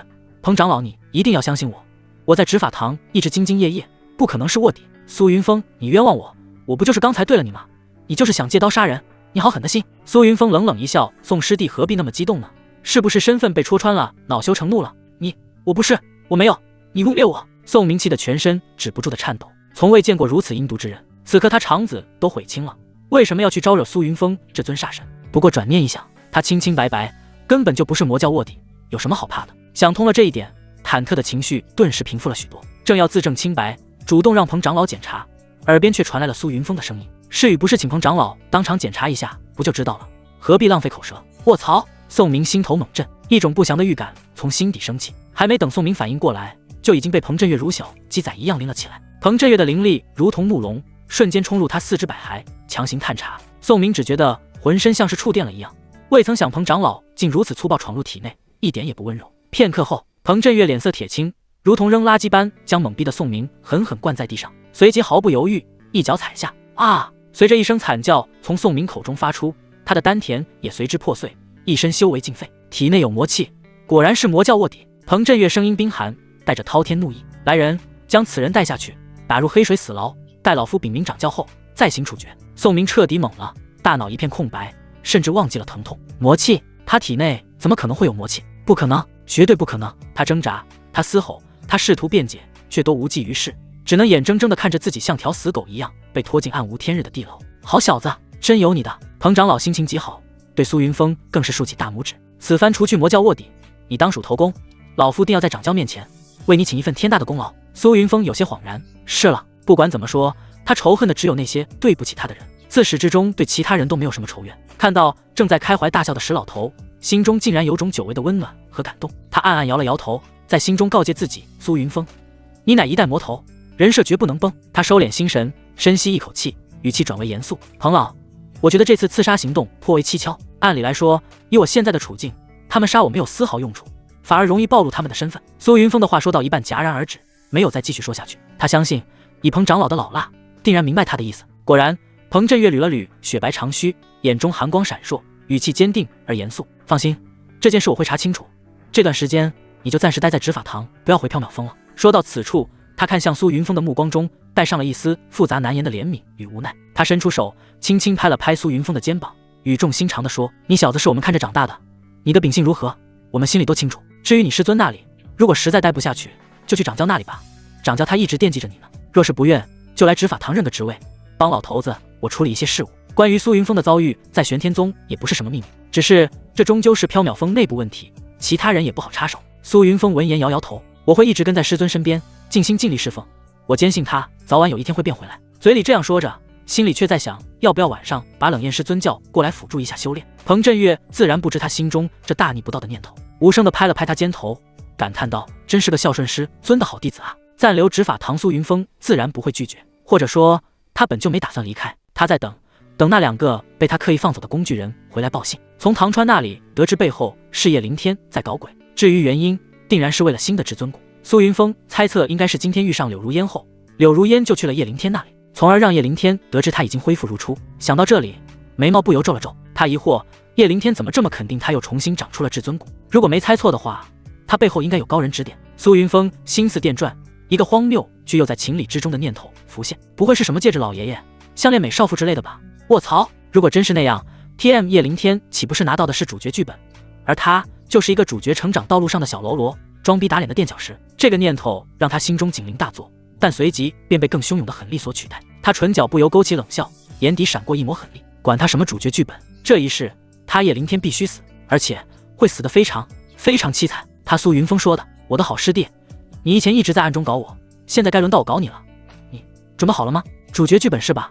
没关系，看我这个重生者如何逆天改命，把你的主角剧本抢过来。”以前一门心思想挽回柳如烟和师尊，根本没有精力去应对叶凌天的小把戏。如今嘛，师尊已经成了他的形状，被牢牢掌控。至于小师妹柳如烟，已经决定送他全家上天，自然对他也没有了留恋。因此，他现在拥有大把的时间慢慢弄死叶凌天。小师弟，你可千万要坚挺些，别3-2下就被玩坏了，那样师兄我可是会很烦恼的。结。至于唐川和宋明体内的魔气，自然是他在扇他们耳光时通过肢体接触悄悄做的手脚。前世身为一代大魔，耍点小手段简直不要太简单。关键他的手段还非常高明，不会留下任何痕迹。他瞥了一眼系统面板，斩杀唐川3人，加上整治宋明，系统发放的善行值已到账。目前账面上已累积了800点善行值。任重而道远啊！他暗叹一声，刷。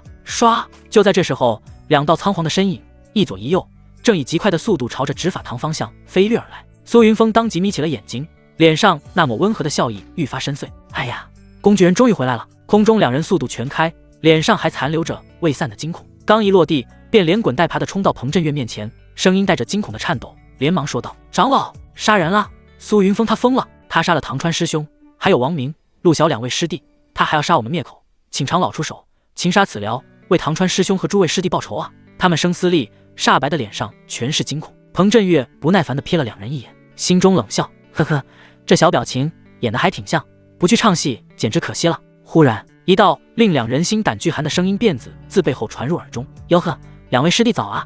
大老远就听见你们在喊我的名字，莫非你们是在告我的状？”唰，2人身体瞬间僵直，不可置信地回头。当看到苏云峰正微笑着和他们2人打招呼的时候，顿时吓得亡魂皆冒。转动脑袋时候，正好又看见唐川的尸体，2个人大脑顿时宕机， CPU 都给干冒烟了。这 TM 到底怎么回事？杀人凶手非但不逃，还自己带着被害者尸体大摇大摆地来执法堂。卧槽，世界上有这么愚蠢的人！就在2人懵逼的时候，2个人的脑袋忽然同时被按住。是彭长老！2人刚要说什么，却发现被强大威压禁锢，连张嘴都做不到。所幸的是，仅仅是3个呼吸后就恢复了正常。只是他们并没有注意到彭长老那阴沉的要刀人的眼神，正要控诉苏云峰的暴行，耳边却轰然传来了彭长老冰冷的暴喝，说：“是谁指使你们去对付苏云峰的？”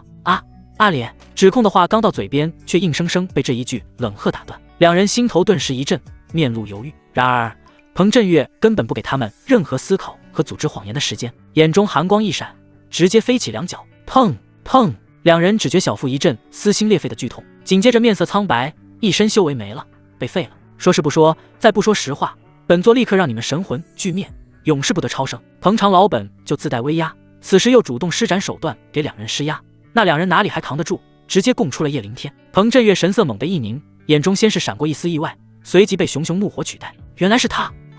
好一个叶凌天！本座这便亲自去缥缈峰，将这包藏祸心的孽障清毁。其实他早就看叶凌天不顺眼了，一个大男人整天跟着娘们儿一样凄凄爱爱，动不动就流马尿，看着恶心至极，哪里有点男子汉的英气？真他娘的丢男人的脸！话音落下，彭振岳身形已化作一道凌厉的长虹，裹挟着滔天怒意，直射缥缈峰方向而去。原地，苏云峰嘴角不着痕迹的勾了勾，他悠哉的踱步走进执法堂大殿，寻了张最舒服的椅子，安然坐下，静等小师弟到来。缥缈峰悟道殿，叶凌天盘膝而坐，眉头却越拧越紧，心底莫名躁动不安。莫老，我有些心神不宁，好像即将有不好的事情发生。叶凌天略显焦虑的开口，这种不安感如此清晰，并且随着时间的推移愈发强烈。古朴戒指上微光一闪，莫老的轻笑声响起：“不要担心，有我在你身边，天塌不下来，相信我。”得到莫老的安慰，叶凌天紧绷的心弦稍稍松弛了几分。然而下一秒，就在他心神稍定的刹那，悟道殿大门砰的一下轰然炸裂，碎屑4分5裂，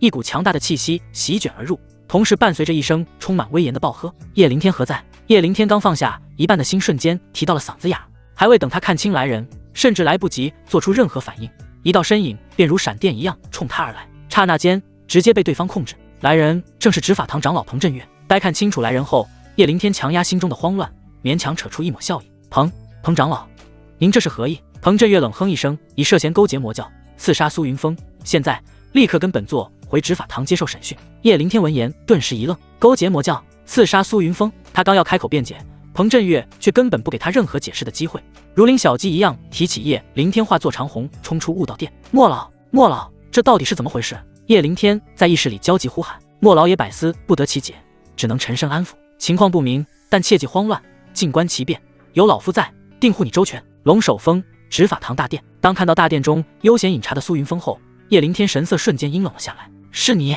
苏云峰，一定是你在搞鬼，对不对？他猛地指向苏云峰，怒声质问。苏云峰不紧不慢地放下茶杯，淡淡耸肩，脸上挂着招牌式的微笑道：“小师弟，你这恶人先告状的本事倒是愈发纯熟了。”那说着，他指了指瘫软在地上的2名被废修为的执法堂弟子：“我今天遇到了袭击，他们亲口承认是受你指使。”叶凌天的目光顺着苏云峰所指的方向望去，瞳孔骤然收缩。他看见了那2人，更看见了唐川冰冷的尸体。他明明是让唐川找到人后就通知他，怎么会演变成这样？正在他疑惑之际，砰的一声巨响将他的思绪拉了回来。彭振岳一掌拍在身前的玄铁案几上：“大胆叶凌天，你竟敢勾结魔教狱杀同门，罪大恶极，你可知罪？”彭长老的声音洪亮无比，如洪钟大吕，回荡在执法堂大殿之中，震得众人耳膜嗡嗡作响。叶凌天浑身一个机灵，立刻高声反驳：“弟子冤枉，彭长老明察，弟子清清白白，从未勾结过什么魔教，更未曾指使任何人去杀害大师兄，此事定有误会，请长老详查。”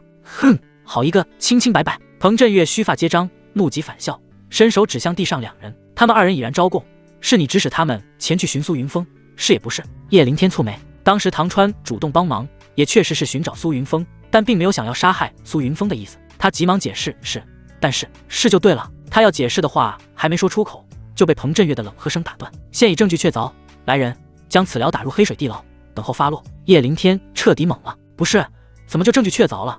他还什么都没解释呢？”强烈的屈辱与不甘涌上心头，他挣扎着大喊：“长老，我不服！我确实让他们帮我找寻大师兄，但绝未指使行凶，请长老明察，还弟子清白。”呵呵，到了现在还敢狡辩？彭长老冷笑：“本座已经亲自检查，他们几人是魔教卧底，而你，本座怀疑你也是卧底，意图杀害我宗栋梁。”“我不是，我没有。”叶凌天声音嘶哑，奋力否认。“啧，小师弟，你就承认了吧，免受皮肉之苦。”这时，苏云峰的声音响起，清清淡淡，但听到叶凌天耳朵里却极为不舒服。他双目赤红，刚刚憋了一肚子的怒火，当即就要爆发。脑海里忽然响起莫老的声音：“冷静冷静，不要冲动，他就是故意激怒你，切勿中计。”越是这个时候，越要沉着冷静。听到莫老的话，刚要爆发的叶凌天浑身一个机灵，这才反应过来，深吸一口气，强行将翻涌的怒火压了下去，脸上暴怒的神色竟奇迹般的平复下来。仅仅一个呼吸的时间，像是换了一个人。他朝着彭振岳抱拳，语气恳切：“彭长老，弟子确实不知唐川等人竟是魔教卧底，若弟子真是他们的同伙，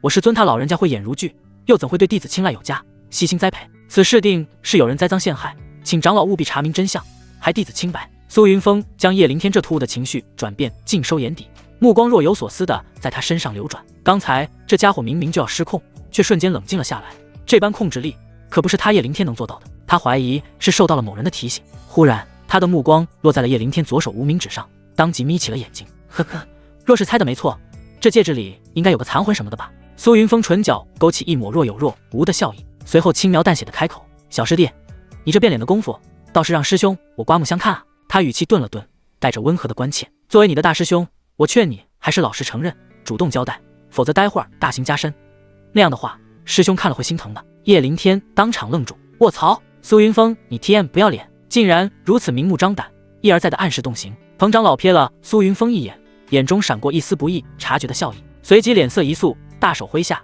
声音不容置疑：“看来不用刑，你是不会老实交代了。来人，上冰火鞭！”叶凌天闻颜面色唰的一下苍白如纸。执法堂刑具无数，而这冰火鞭乃是其中极为酷烈的一种。鞭挞之下，不仅肉身如遭冰焚火燎，更能直接鞭笞神魂，带来双重极致的痛苦。寻常弟子往往2-3鞭下去，便已精神崩溃，痛不欲生。他心中惶恐，声嘶力竭地喊道：“不，你们不能对我用刑，我是冤枉的，我要见师尊，我要见师尊！”然而彭振岳根本不予理会，执行弟子已然手持那散发着诡异寒热2气的长鞭，大步上前，啪！一鞭落下，结结实实抽在叶凌天的背脊之上。啊！叶灵天整个人猛地一个踉跄，险些扑倒在地，后背瞬间皮开肉绽，一边冰霜凝结，一边焦黑冒烟。而更可怕的是，那股直接作用在灵魂上的撕裂剧痛，让他再也无法忍受，发出了凄厉至极的惨叫。也就在此时，一道磅礴浩瀚、凌厉无匹的剑意，如同9天银河倾泻，由远及近，刹那间席卷整个执法堂大殿。凛冽的寒意让在场所有人都不由自主地打了个寒战。苏云峰抬眼望向大殿之外，暗自啧了一声：沈傲雪还是来了。跟着来的还有小师妹柳如烟。唰，凌厉剑气浩荡无边，来人一袭月白流仙裙，身姿窈窕，容颜绝美，正是东域第一美人，玄天宗战力天花板，缥缈峰首座，已成苏云峰形状的绝色师尊沈傲雪。彭长老，不知我家徒儿所犯何罪，竟要动用冰火鞭这等重刑？沈傲雪眸光如剑，直刺彭振岳，声音清冷似雪，周身流转着凛冽剑意，大有一言不合就开打的架势，姿态强势，亦是他平日作风。师尊救我！他们污蔑我，用莫须有的罪名构陷于我。师尊！叶灵天见到沈傲雪，眼泪瞬间决堤，一副声泪俱下的模样，将一个饱受冤屈、脆弱无助的弟子形象演绎得淋漓尽致。苏云峰看后直翻白眼，真想一巴掌抽他脸上。小师弟，你怎么样？柳如烟见状，心都要碎了，连忙上前搀扶住摇摇欲坠的叶灵天，脸上写满了心疼与担忧。最好的疗伤丹药更是不要钱似的往叶灵天嘴里喂。苏云峰冷眼旁观，心中嗤笑，婊子配狗，天长地久，当真是一对绝配，见异所死。彭长老暗暗一叹，看向沈傲雪的眼神带着几分难以言说的复杂。这位剑道奇才，玄天宗第一战力，令他忌惮，但有时候看人的眼光确实欠佳。这动不动就哭诉的叶灵天，简直没法跟苏云峰相比。如果换做他的话，早就一巴掌呼死这该死的贱人了。不过终究是缥缈峰内部的事，他虽是执法堂长老，也无权干涉，心中默默为苏云峰感到不值。刚要开口解释，一旁的苏云峰却已抢先一步，施然走上前，对着沈傲雪拱了拱手：弟子见过师尊大人。沈傲雪娇躯几不可察的微微一僵，眼神中竟然莫名闪过一丝慌乱，却又刹那间恢复正常。他微微颔首，语气平淡：你怎么在这里？他表面上看似和往常一样平静无波，但心里却无比紧张，有种做贼心虚的感觉，仿佛下一刻他和苏云峰的关系就会暴露在众目睽睽之下。苏云峰却不知他心中的紧张，耸耸肩回答道：因为我是受害者。沈傲雪神情一怔，秀眉微蹙：什么意思？有人要杀我？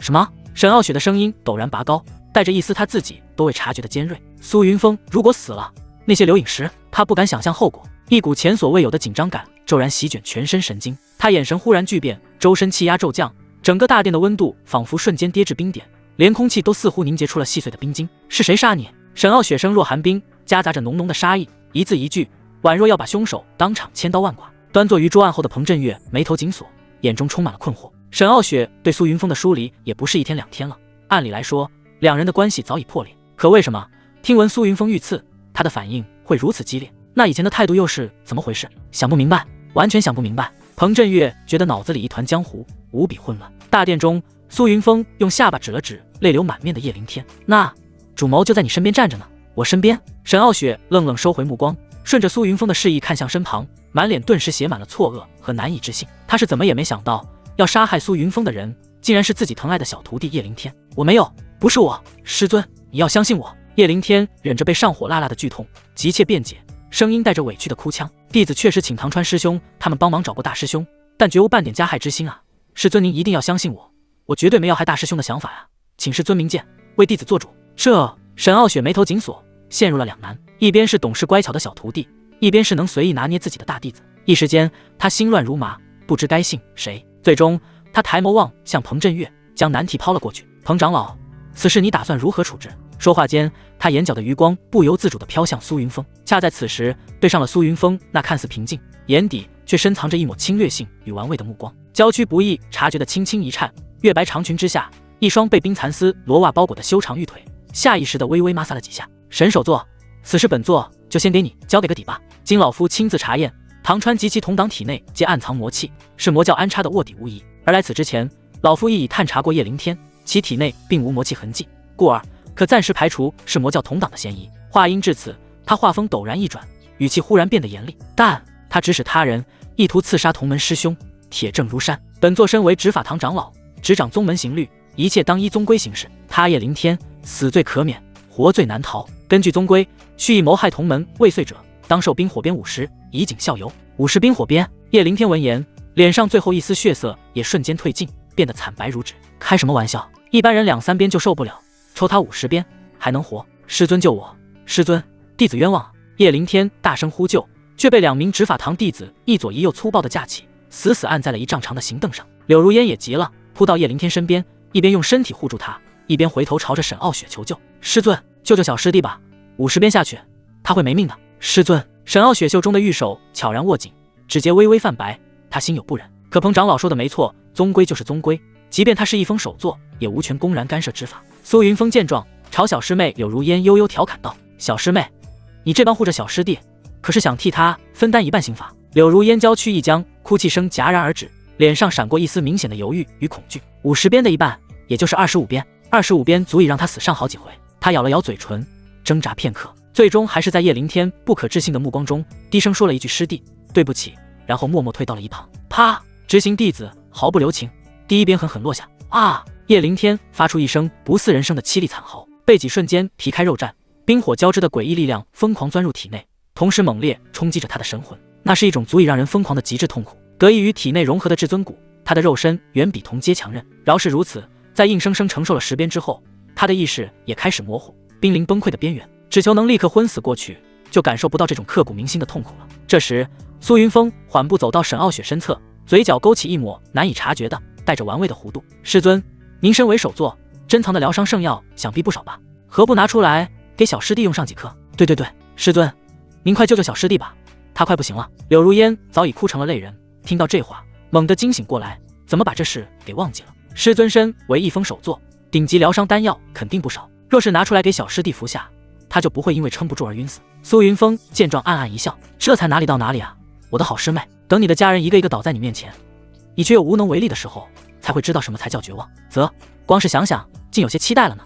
我亲爱的小师妹，结。另一边，叶灵天在剧痛的折磨下，意识终于开始涣散，眼看就要陷入昏迷，获得暂时的解脱，结果脸忽然被抬了起来，紧接着一把散发着浓郁药香的丹药被强行塞入嘴里，丹药入口即化，磅礴的药力瞬间流遍4肢百骸，将他从昏迷的边缘强行拉了回来，精神为之一振，定睛看去，却是哭得梨花带雨的柳如烟。师弟，你放心，这些都是最好的丹药，你一定会没事的，我靠你个北鼻！叶灵天先是一愣，随即反应过来，心中顿时万马奔腾，脏话几乎要破口而出。明明晕过去就感受不到疼痛用了，你这蠢女人！现在好了，想晕都晕不了，必须清醒着承受这炼狱般的折磨。定！棍棒之下出好人，严家管教心术不正的绿茶师弟，善行直加1000。系统的声音在脑海里响起。苏云峰满意的勾了勾唇角。等到50鞭子打完后，叶灵天的后背早已血肉模糊，气息奄奄，连惨叫声都微弱的几不可闻。苏云峰悠然走出执法堂大殿，迎着殿外的天光，畅快地伸了个懒腰。怎么说呢？亲眼目睹叶灵天这副凄惨狼狈的模样，心情当真是极好的。并未理会身后对他咬牙切齿的叶灵天，苏云峰身形一晃，便化作一道长虹，径自离去。望着苏云峰远去的背影，沈傲雪眼神复杂难明，其中交织着诸多难以言喻的情绪。5日后便是5峰大比，你们2位师姐也会回来，你好好养伤。吩咐完后，他未再多看任何人一眼，身影化作一道清冷剑光，径直消失在天际。回到住处，苏云峰开始炼制万魂幡。上一式身为1代大魔，小小万魂幡轻松拿捏，材料从沈傲雪那里已经得到，只需要加工祭炼一番就完事。有了上一世的经验，这一世炼制万魂幡少走了很多弯路，炼制起来异常轻松。小师弟叶灵天入住悟道殿后，他就被沈傲雪赶到了这处缥缈丰后山最偏僻最破烂，连杂役弟子都不愿住的地方。若不是自己修缮了一番，根本没法住人。后半夜，屋外刮起了一阵哀嚎阴风，吹得树叶沙沙作响，加上此处僻静，给人一种毛骨悚然的害怕。忽然，树叶摇晃得更加厉害，似有什么可怖的东西将要现身。周遭的气温也明显下降，仿佛一下子进入了寒冬。就在这时，几道模糊的青色鬼影穿过密林飘然而来，他们个面目扭曲，狰狞可怖，周身缠绕着几乎化为实质的冲天怨气，咬牙切齿，一副要吃人的样子。若是普通人看到的话，定要被吓得亡魂皆冒。这些鬼影正是白天被苏云峰斩杀的唐川等人，几人怨念太深，阴魂不散，变成厉鬼，如今半夜来找苏云峰索命。苏云峰，我要你偿命！唐川双目赤红，面目扭曲而狰狞，声音低沉而嘶哑，充满了刻骨的怨毒。他的人生才刚刚开始，前途一片光明，却被苏云峰给杀了。这口气咽不下，是要把苏云峰碎尸万段。他只不过是识时务者为俊杰，转投了叶灵天而已。苏云峰竟因此对他痛下杀手，亏得他曾经还把他当兄弟，这样的兄弟不要也罢。今晚他就要苏云峰偿命，以泄心头之恨，不能让他死得太痛快，要让他生不如死，后悔来到这世上。另一只鬼魂从喉管深处挤出沙哑森然的低吼，怨气几乎凝成黑雾。他们有什么错？只不过想讨好小师弟而已。苏云峰这贱人就把他们全部残忍杀害，实在可恶至极，坚决不能这么轻易的饶恕苏云峰，绝不能让他轻易死去，必须折磨他，摧残他，让他痛不欲生，生不如死，让他认识到自己的愚蠢。对，没错，我要使其肉饮其血，让他知道后悔2个字怎么写。另有厉鬼满脸怨毒的附和，直接弄死苏云峰实在太便宜他了，必须要狠狠折磨他，一块一块撕下他身上的血肉。如今他们已经成为魂体，普通手段根本伤不了他们，纵使苏云峰的实力很强，也奈何不了他们分毫，只能任由他们玩弄。唐川露出森然冷笑，脸上一片狰狞，配合那扭曲的鬼脸更显恐怖。好，今晚就要苏云峰不得好死。几只鬼魂望向苏云峰所住的破烂房屋，全都舔了舔舌头，一副嗜血而狰狞的模样。动手！唐川一声令下，所有鬼魂全都狞笑着蜂拥而上。苏云峰，还我命来！苏云峰，我们死得好惨，我要吃你的肉，喝你的血！他们发出凄厉的嚎叫，裹挟着滔天怨气，直冲房门。房间里，苏云峰将万魂幡里打入最后一道玄奥的法印。嗡！万魂幡通体一震，浓郁如墨的阴煞之气骤然喷薄而出，室内温度骤降，烛火不停摇曳，明灭不定。成了！苏云峰满意的笑了笑，有前世的记忆和经验，炼制起来就是超乎想象的简单。正好此时阴气最重，吸收一些天地阴气，再淬炼一番，威力更盛。若是能收几只怨念滔天的极阴冤魂，效果就更好了。旋即手诀一达，万魂幡应声而动，化作一道乌光，直接破门而出。也就是这个时候，唐川等人的鬼魂正好冲入院中，几只怨鬼猛然顿住，这是什么鬼东西？怎么酷冒黑气？而且散发出来的阴气比他们所有人加在一起都还浓。卧槽，这是万魂幡！妈的，快跑！众鬼一听，顿时头皮发麻。万魂幡只有邪魔歪道才会炼制，苏云峰怎么会有这东西？难道他是邪魔？想到这里，唐川鬼眼之中骤然闪过一抹金光。有此番在，他们确实奈何不了苏云峰，但如果让掌教真人知道苏云峰已经彻底坠入魔道，定会亲自出手，废除修为，逐出宗门。到时候他没有了法力，就无法催动万魂幡。到那时候，苏云峰不过是待宰羔羊，他们便可肆意报复。对，就这么干。唐川刚想发出得意的鬼笑，却见那黑气缭绕的万魂幡猛然调转方向，向他席卷而来。草！唐川怒骂一声，撒丫子狂奔。轰！万魂幡猛地一震，乌光大盛，周围的空间方仿佛跟着一沉，那些四处奔逃的鬼魂鬼躯一顿，紧接着便被一股不可抵抗的力量生生拖拽回去。哎呀呀！救命！救命啊！凄厉的鬼嚎戛然而止。万魂幡本就是天下鬼物的克星，他们又怎么可能逃得掉？包括想去告状的唐川在内，尽数被收进了万魂幡。定，收服怨念深重、误入歧途的众师弟，为其提供安定祥和、温暖永恒的归宿，善行值加100。什么鬼？听到这突如其来的系统提示，苏云峰微微一愣，面露古怪。他还什么都没做呢。万魂幡吸收了几只鬼魂后，阴气更盛了，乌光流转，满足的抖动了几下，唰地飞回屋内，落入苏云峰手中。神识探入，苏云峰立刻感知到唐川等人的魂体正在幡内混沌中挣扎咒骂，他不由轻笑出声，语气带着几分戏谑：呵呵，诸位好师弟，恭喜你们成为人皇旗第一批尊贵住客，不要客气。第二大，你们想住哪里就住哪里，随便挑随便选。唐川等人闻言，气得想吐血，对苏云峰的恨意达到了顶峰，恨不得当场啃食之。可惜他们再无机会。既是人皇旗，怎么能冒黑气？苏云峰心念一动，直接消耗1点善行值进行净化。下一刻，原本酷冒黑气的万魂幡顿时变得金光熠熠，照亮了整个房间。呵呵，不错不错，这才是人皇旗该有的样子。苏云峰满意的掂量着手中这面金光熠熠、正气凛然的人皇旗，收起人皇旗，看了看破损的大门，随即取出了那枚可与沈傲雪联系的传音石。师尊，夜深人静，徒儿寂寞难耐，速来。灵虚殿，沈傲雪辗转反侧，怎么也静不下心来。苏云峰那张带着邪气笑容的脸不断在脑海里浮现，两人之间难以启齿的互动也在他脑海里不断回放，无比清晰。沈傲雪越想越生气，逆徒，逆徒，逆徒！睡是睡不着了，修炼又静不下心来，长夜漫漫无比难熬。如果可以的话，他真想降临苏云峰的住所，将其一巴掌拍死，一了百了。可是他不能，也不敢，空有一身渡劫期的通天本领，却毫无用处，烦死了！沈傲雪把脸深深埋进松软的抱枕里，气得不行。忽然，他娇躯微微一僵，某些画面不受控制的浮现，是那逆徒强势逼近时自己那不争气的反应。怎么感觉好羞耻，甚至还有点莫名的兴奋。这个念头刚冒出来，就让他浑身一颤。月白睡裙之下，那双裹着光滑冰丝罗袜的修长大腿又不自觉地轻轻摩擦了几下。不对，他立马惊醒，马上把这种羞耻又危险的想法扼杀，然后给自己找了个合理的理由，一定是那逆徒施展了某种手段，蛊惑了本座星神，否则绝不可能有那种感觉。对，没错，一定是这样。可恶的逆徒，早晚有一天，本座定要让你好看！烦死了，烦死了，烦死了！逆徒，逆徒，都怪你，全都是你的错！越想越烦躁，越想越生气，越是烦恼，那些画面就越是清晰。穿着一身月白色宽松睡裙的沈傲雪，抱着等人高的松软抱枕在床上打滚，翻来覆去辗转难眠。就在这时，宫殿大门忽然被敲响，同时传来柳如烟带着哭腔的急切呼唤：“师尊，师尊！”正处于烦躁顶峰的沈傲雪秀眉紧蹙，眼中闪过一丝不耐，她素手轻挥，身上瞬间换回了一身月白流仙长裙，同时殿门无声划开。打开的一刹那，泪眼婆娑的柳如烟便急不可耐地冲进大殿，脸上写满了惊慌：“师尊，你快救救小师弟吧！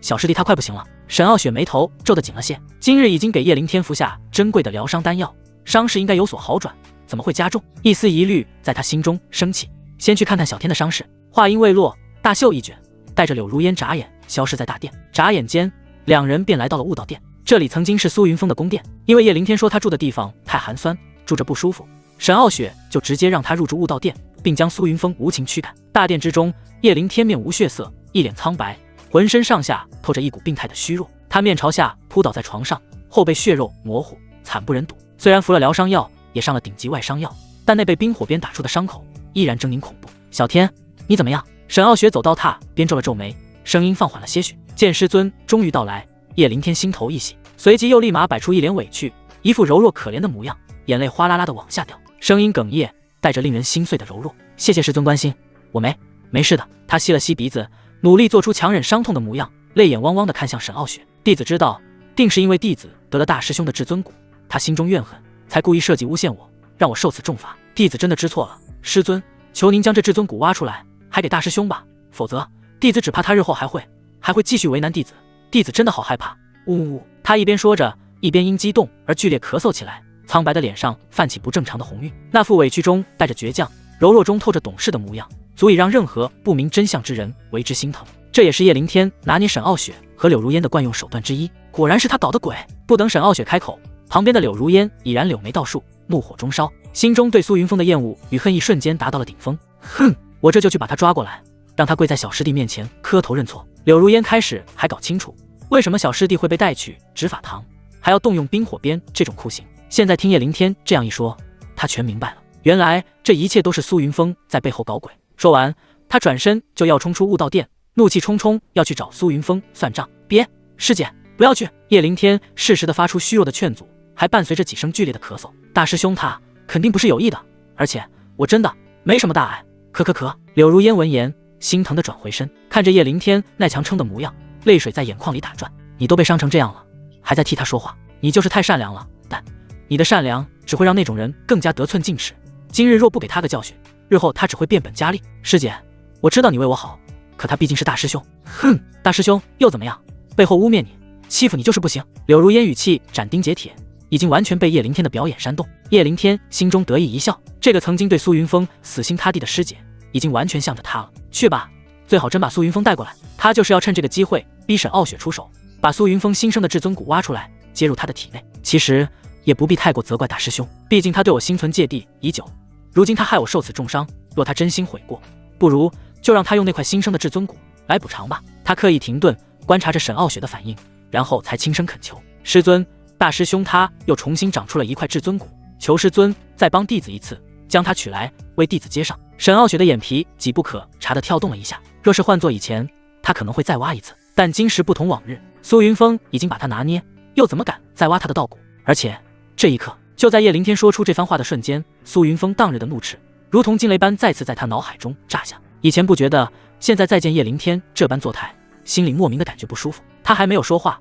旁边的柳如烟已经双眼放光，迫不及待的开口：对，就该如此。师弟，你等着，我这就去把他抓过来，让他把至尊骨挖给你。话音未落，他已化作一道绿色流光，头也不回的冲出了悟道殿，杀气腾腾的直奔苏云峰的偏僻住所而去。沈傲雪张了张嘴想要阻止，却又不知该如何开口。另一边，苏云峰刚刚收好传音时，一道倩影便破空而至。月色下，柳如烟御剑而立，裙袂飘飘，那张曾经让他魂牵梦萦的脸上此刻布满寒霜。苏云峰，人未至，声先到。那尖锐的嗓音划破夜空，带着毫不掩饰的厌恶。苏云峰双眼顿时眯成了一条缝，唇角勾起一抹玩味的弧度。呵呵，大半夜的送外卖上门，以前连小师妹的手都没摸过，现在吗？连高高在上的冷艳师尊都被他搞定了，小师妹还不信手拈来？毕竟是爱而不得的白月光，他不介意把柳如烟当成一次性修炼工具。他不再是以前那个循规蹈矩、逆来顺受的苏云峰，而是修炼了100年的大魔头，道心早已通明，做事就是个随心所欲。主动送上门来的，吃了又如何？对自己有好处，能促进修为，还能报仇，为什么不干呢？他是大魔头，思想可不腐朽。呵呵，他心中冷笑2声。小师妹这么晚来找我，所谓何事？柳如烟板着脸，俏脸寒霜，厌恶地瞪着他。苏云峰，没想到你如此小赌鸡肠，不就是取了你的一块小小的道骨给小师弟吗？你用得着在背后搞小动作污蔑小师弟吗？我给你一次机会，跟我去悟道殿给小师弟磕头道歉，并且把你新长出来的道骨挖给小师弟，否则休想我再理你。哼！苏云峰微微一想便明白了，必定又是叶凌天演了一出绿茶戏码。可惜柳如烟这个无胸无脑的蠢女人对此深信不疑，又一次心甘情愿被当枪使，愣着干什么？还不跟我走？真想以后我不再理你。苏云峰忽然低笑出声，还真是应了那句话，被偏爱的都有恃无恐。以前的他对小师妹千依百顺，唯唯诺诺，现在的他只想拔剑相向，重剑出击。去你妈的！真当老子还是宠你爱你？傻逼！你在笑什么？柳如烟寒眉倒立，怒目而视。苏云峰呵呵一笑，也没有说话，只是朝着柳如烟招招手，示意他过去。柳如烟不由冷笑，双手抄在胸前，满脸讥讽。怎么，现在想跟我套近乎？晚了！我告诉你，今天你不跟我走，不把道骨给小师弟，休想我再理你。苏云峰依旧笑呵呵的不说话，招手让他过去。柳如烟不胜其烦，虽然不想过去，但一想到师尊和小师弟还在等着他把人带回去，一咬牙，最后还是冷着脸不情不愿的走了过去。你到底想干什么？他昂起高傲的下巴，瞥向苏云峰，言语极其不耐烦。下一刻，只觉耳边吹来一股凌厉的掌风，紧接着啪的一声脆响，柳如烟猝不及防，整个人被扇飞出去，重重摔在地上，半张脸传来火辣辣的疼痛。但比起脸上的疼痛，他内心更多的是震惊。他被打了，他被苏云峰打了，怎么敢的？苏云峰，他个废物，怎么敢的？他不是最爱自己吗？怎么舍得？反应过来后，他猛然发出一声歇斯底里刺耳的尖叫。苏云峰，你疯了？敢打我？苏云峰抚掌轻笑，只觉通体舒畅，这一巴掌早特么想打了。他缓步逼近，月光在身前拉出长长的影子，将柳如烟完全笼罩。呵呵，我的好师妹，我不仅敢打你，我还敢。说到这里，他的语气一顿，给了柳如烟一个你懂的眼神。柳如烟顿时瞪大了眼睛，脸上闪过一抹惊恐和不可置信。怎么会这样？苏云峰什么时候变成这样了？以前的他对自己千依百顺，唯唯诺诺，别说动手打他，甚至都不敢大声跟他说话。不对劲，十分有100分不对劲，容不得他思考。苏云峰已经靠近，他脸上的笑容让人心里发凉。你想干什么？柳如烟心中发怵，整个人连连后退。你别过来，再敢靠近，我发誓今生今世绝不会再理你。苏云峰冷笑，脚步不停。这个蠢女人还以为他像以前那样言听计从吗？搞笑！上一世已经被伤透了心，这一世他想干什么就干什么，没有顾虑。啪！反手又是一记耳光甩在柳如烟脸上。小师妹，看来你还没认清现实，师兄帮你清醒清醒。说着，还没等柳如烟回过神，一把揪住他胸口的衣裳，将其半提在空，扬起右手横甩耳光，正面来一下，反手再来一下。幽静的夜晚顿时传来清脆的啪啪声，以及一个女子的哭泣声。没看到现场的人很容易想歪，柳如烟彻底被打懵，怎么也没想到苏云峰竟然敢打他，还打得这么重。他怎么敢的？就不怕自己以后真的不再理他了？苏云峰，住手！我发誓从今天起再也不理你。柳如烟尖声大叫。呵呵，苏云峰根本没有停手的意思，反而越打越快，越打越重，越打越爽。啪！没大没小直呼师兄名讳是吧？啪！对我大呼小叫是吧？啪！威胁我是吧？啪！长个黑窟窿了不起是吧？啪啪啪！柳如烟脑瓜子被打得嗡嗡响，整张脸疼得麻木。他敢肯定苏云峰疯了，彻底疯了。他可是他最爱的小师妹啊，他怎么舍得下如此重手？就在这时，一道月白色身影飘然而至。当看到此番景象的时候，顿时大怒，住手！沈傲雪身影一闪，出现在场中，玉手一抬，直接抓住苏云峰手腕。柳如烟前脚刚走，他就收到了苏云峰的传音，气得他牙齿咬得咯咯响，打心底不想来。可是，一想到还有把柄在苏云峰手上，又不得不屈服，最终还是硬着头皮来了。可万万没想到，竟然看到苏云峰在狂揍柳如烟，第一反应和柳如烟如出一辙，完全不相信苏云峰敢做出这种事。但转念一想，这逆徒都敢对他这个师尊做那种事，还有什么是他不敢做的？师尊！看见沈傲雪，柳如烟顿时委屈的嚎啕大哭。她原本白皙美貌的脸已经肿成了猪头，完全看不出原来的模样。沈傲雪看得一脸心疼，连忙取出丹药为他服下，转过身来正要大发雷霆，却见苏云峰手里正漫不经心地把玩着一颗圆溜溜的流影石，他呼吸顿时一滞，气得差点吐血。可柳如烟在场，他又不敢表现出来分毫，生怕被看出端倪，原本凶厉冰冷的神色也缓和了一些。她是你小师妹，你为何对她下如此重手？苏云峰随意把玩手里的流影石，脸上挂着温和的笑容。正因为她是我小师妹，我才下的重手，换做其他人还没资格呢。你什么意思？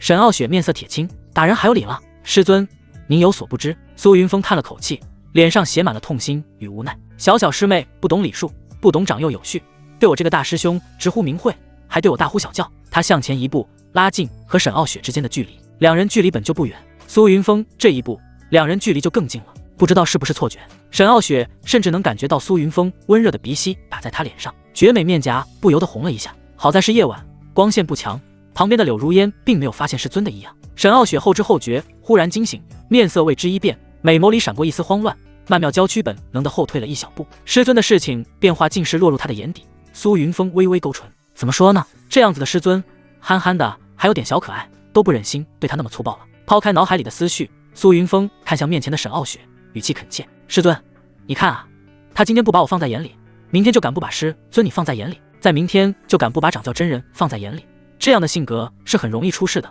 我打他全是为了他好。他摊了摊手，神情失望。可是小师妹她不懂我的良苦用心，不仅不感谢我，还要告我的状。作为师兄，我真的很伤心很失望。师尊，你要为我做主啊！听到他这番颠倒黑白、惺惺作态无耻之言，柳如烟眼皮狂跳，当场便炸了毛。他指着苏云峰的鼻子，胸脯剧烈起伏。苏云峰，你强词夺理，你无耻！苏云峰却只是无所谓的耸了耸肩，转而看向沈傲雪，语气更加无奈，甚至还带着几分恨铁不成钢的意味。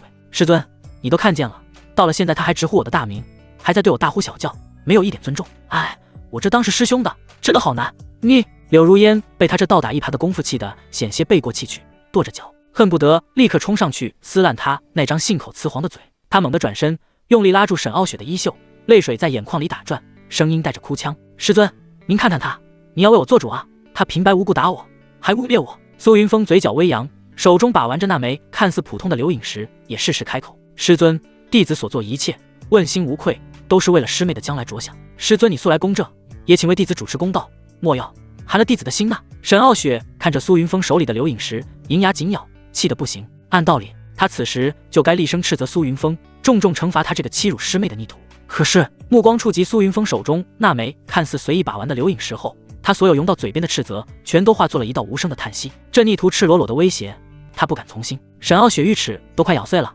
双眸几乎要喷出火来。他真想一巴掌拍死苏云峰这个孽障。师尊，你说话啊，快惩罚他！柳如烟见沈傲雪沉默不语，焦急地摇晃着他的手臂，催促道：苏云峰竟然敢打伤他漂亮的脸蛋，必须让师尊狠狠惩罚他，否则咽不下心中这口怨气。够了！沈傲雪猛地手一震手臂，直接把柳如烟甩开。他深吸一口气，强行压下心中的滔天怒意与憋屈，转头看向柳如烟，声音冰冷，带着不容置疑的威严。他说的不错，他是师兄，你是师妹，长幼有序，你对他理当保有基本的敬意。不是？柳如烟彻底懵了，瞪大了眼睛，满脸的难以置信。师尊今天是怎么了？怎么站在苏云峰废物那边？不应该啊，他们才应该是同一阵线才对啊！住口！沈傲雪一声沉喝，直接打断了柳如烟的质疑，语气忽然变得严厉：还愣着做什么？还不快向你师兄赔礼道歉！我……柳如烟脑瓜子嗡嗡响，满脸错愕。苏云峰动手打人，师尊不但不责罚，反而要他这个受害者道歉，这到底是什么情况？苏云峰疯了，连师尊也不正常了，竟然为了苏云峰吼他，还要他赔礼道歉，疯了，都疯了，愣着干嘛？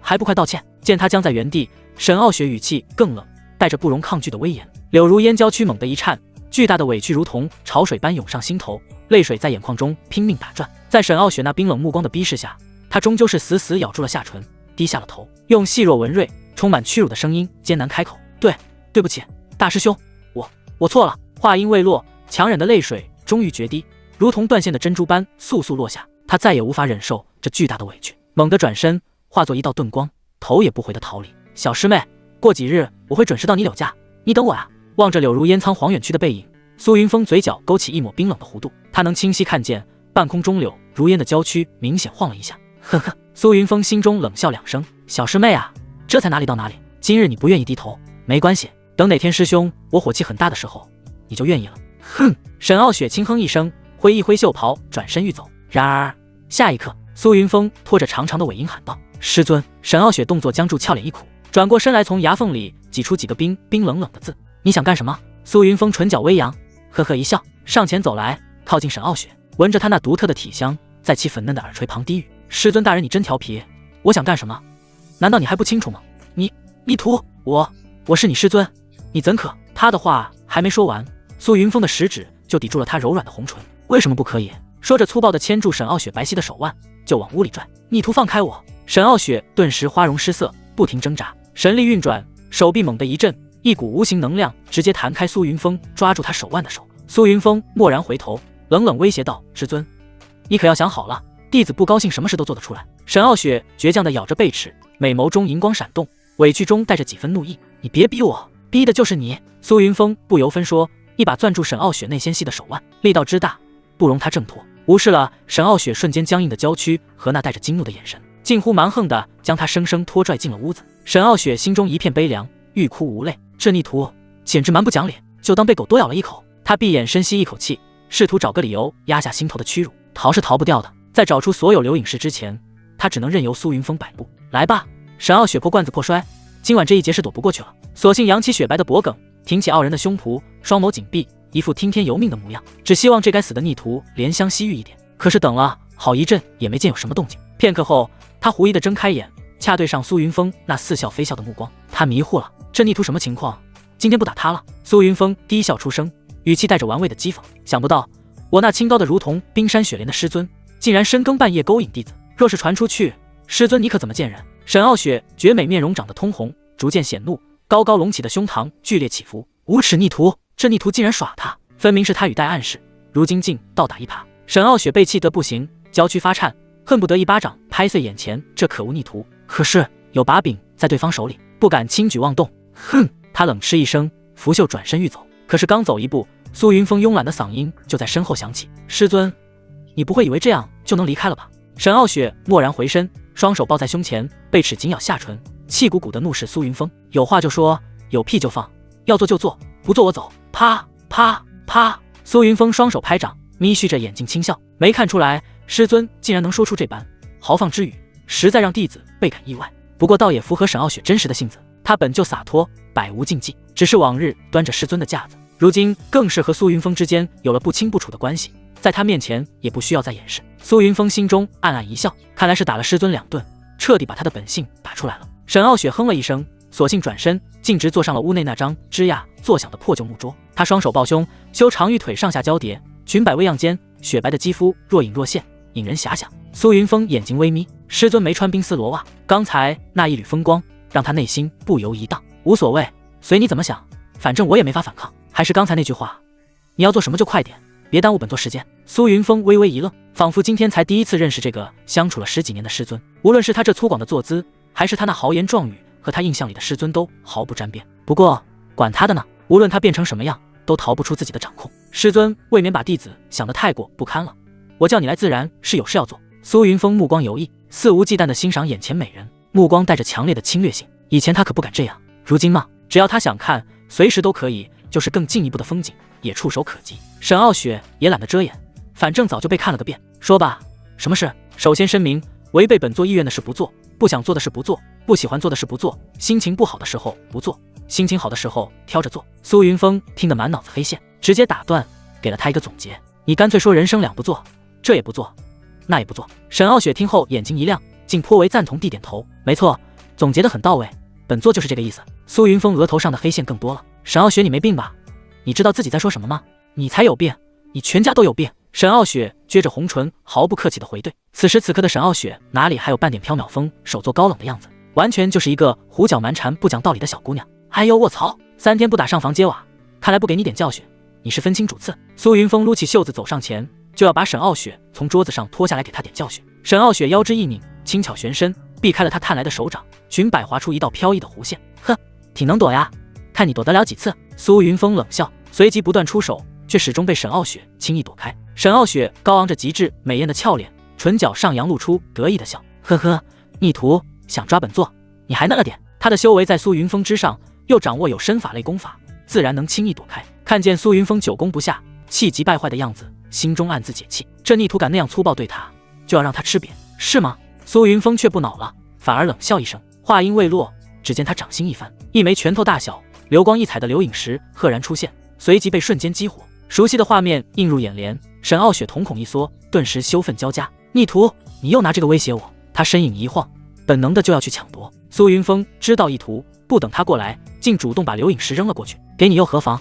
我还有很多。沈傲雪身形顿住，瞬间泄了气，也不知这逆徒身上为什么有这么多的流影石。一把捏碎手中的流影石后，沈傲雪美目圆睁，等着苏云峰。逆徒，你到底想怎样？苏云峰闻言，意味深长地一笑，然后坐上摇摇晃晃的凳子，拍了拍自己的膝头，过来，趴下。逆徒，你莫要欺人太甚！沈傲雪美眸圆睁，胸脯因怒气而剧烈起伏，强大的气场形成一道又一道无形劲风，吹动她那月白色裙摆不断摇曳。这逆徒竟然想让她做那么羞耻的事，绝无可能！她紧咬牙关，就这么气鼓鼓地瞪着苏云峰，一副宁死不从、绝不妥的模样。苏云峰见她反应如此激烈，嘴角勾出一抹玩味的弧度，嗤笑一声，然后漫不经心地缓缓开口：“不好意思，我就是欺负你，又如何？我亲爱的师尊大人，你现在的处境可没资格拒绝我的命令。”你！沈傲雪气得浑身发颤，饱满的胸膛起伏不定。她真的被气到了，一辈子就没受过这么大的气，真想不顾一切拍死这逆徒，太无耻，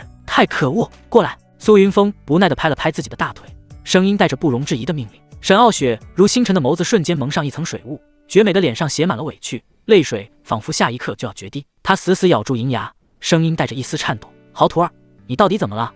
为什么会变成这个样子？我可是你师尊啊！”苏云峰闻言，脸上的笑容逐渐转冷。我说的还不够清楚吗？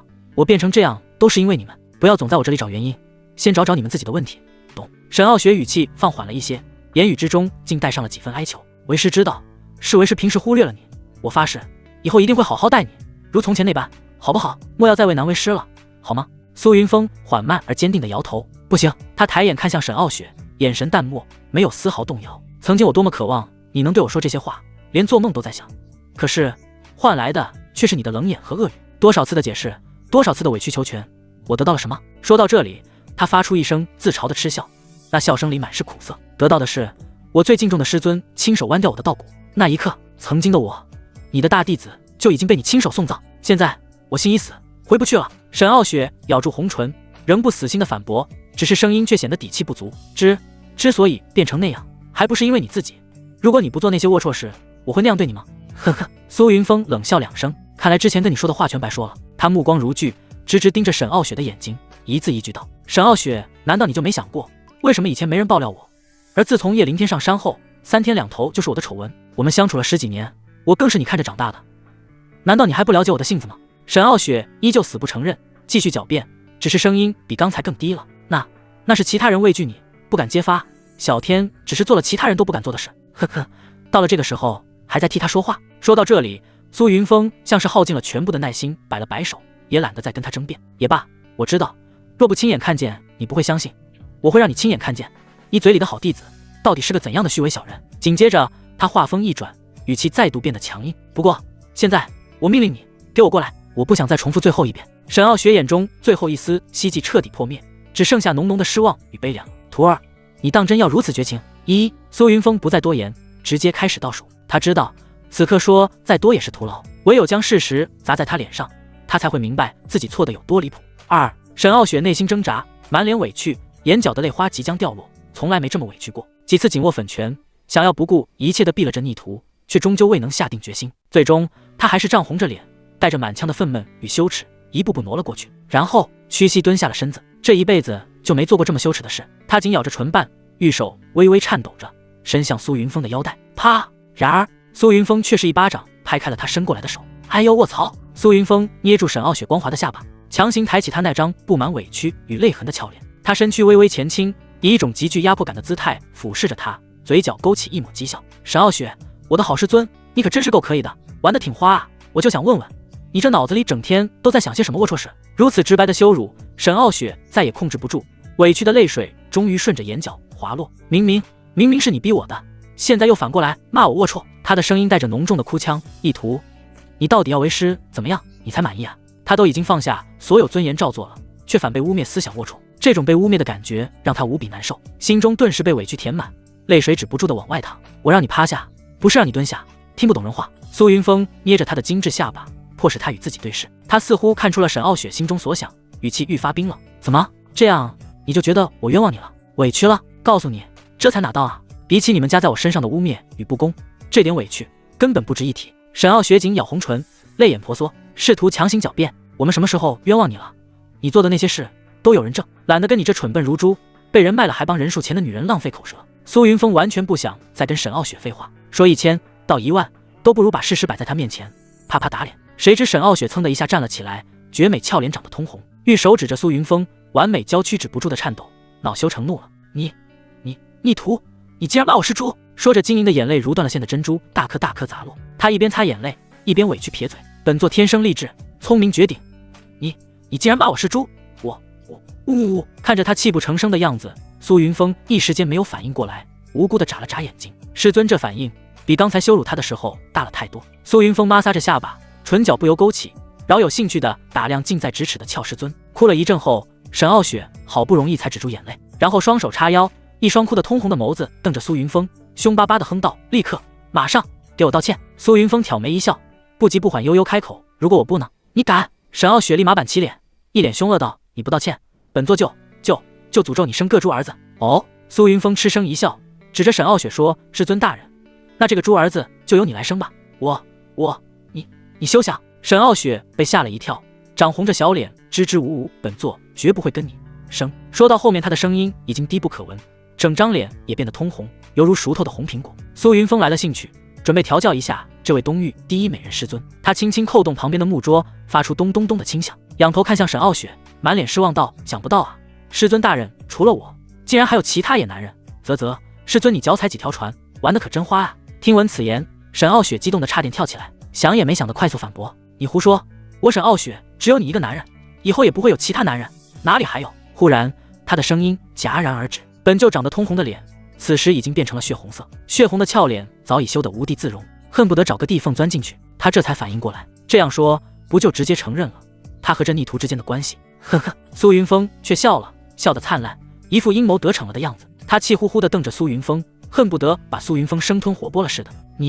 你竟然套路本座！苏云峰不置可否地耸了耸肩，努力憋住不笑场，又再开口道：“弟子只是想帮你纠正一下错误，让师尊大人清楚，诅咒我儿子就是在诅咒你儿子。”说着，他勾起唇角，戏谑地看向满脸血红的沈傲雪，旋即又饶有兴趣地继续问道：“所以，你希望你的诅咒生效吗？”沈傲雪愣住了，一时间竟然不知道怎么回答。他如果生孩子的话，孩子的父亲只可能是眼前这可耻逆徒，绝不可能是其他人。他自然不想自己生个猪儿子。你什么？苏云峰身躯往前倾斜，靠近沈傲雪追问道。沈傲雪不想自己生猪儿子，也不想诅咒无效。此时他脑子里一片混乱，面对咄咄逼人的苏云峰，慌不择言道：“我会把你留下的东西弄掉。”哎，沈傲雪眼睛顿时一亮，这办法好。沈傲雪默默给自己的聪明才智点了个赞，他就说他聪明绝顶，竟然连这么刁钻的方法都能想到。苏云峰听后目瞪口呆，还能这样？看到苏云峰的呆样，沈傲雪心情极好，像是打赢了一场胜仗攻击，对苏云峰昂起了高傲的下巴。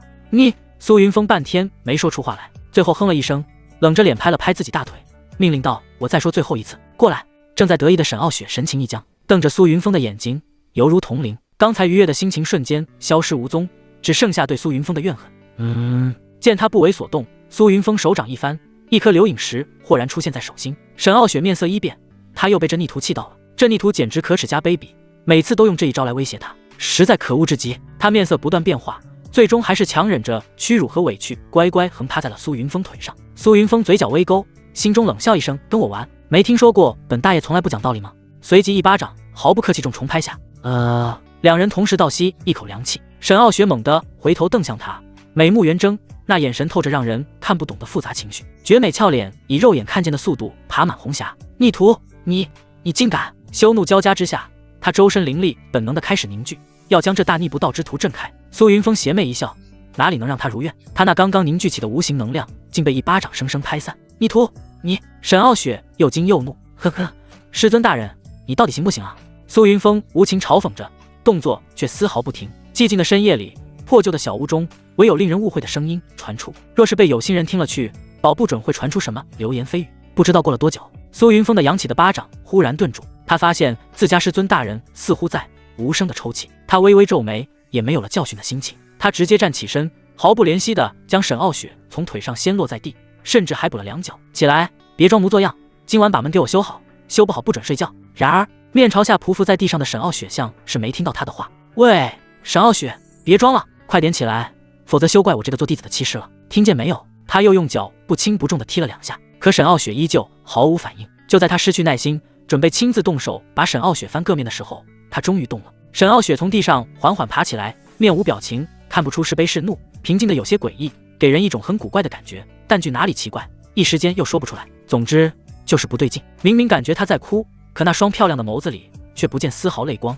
只有一片深不见底的沉寂。苏云峰百思不得其解地摸了摸下巴，陷入了沉思。而沈傲雪则像一具被抽走了灵魂的木偶，默默地开始修缮那扇破损的房门。不多时，脱落的房门就被重新安了回去。做完这一切，他甚至没有看苏云峰一眼，身形化作一道流光，迅速融入黑暗，消失不见。莫名其妙。苏云峰看了一眼沈傲雪离去的方向，砰地关上门。今晚2份外卖，1份也没吃到，干。另一边，沈傲雪以最快的速度回到灵虚殿，冲入房间，关上房门的那一刻，他整个背靠在门框缓缓滑落，仿佛失去了全身骨头，软弱入骨，呼出的尽是温度极高的白色气体，连头顶都开始蒸腾烟雾，似乎是某种天性得以释放。不知过了多久，情绪终于稍微平复了一些，跌跌撞撞爬上床，双手双腿紧抱那等人高的抱枕滚来滚去，通红的脸深深埋入其中，依稀能听到从他口中传出含糊不清的逆徒2字。如果苏云峰看到这一幕的话，定然会大为吃惊，自己这个东域第一大美人师尊竟然还有这样妩媚的一面。第2日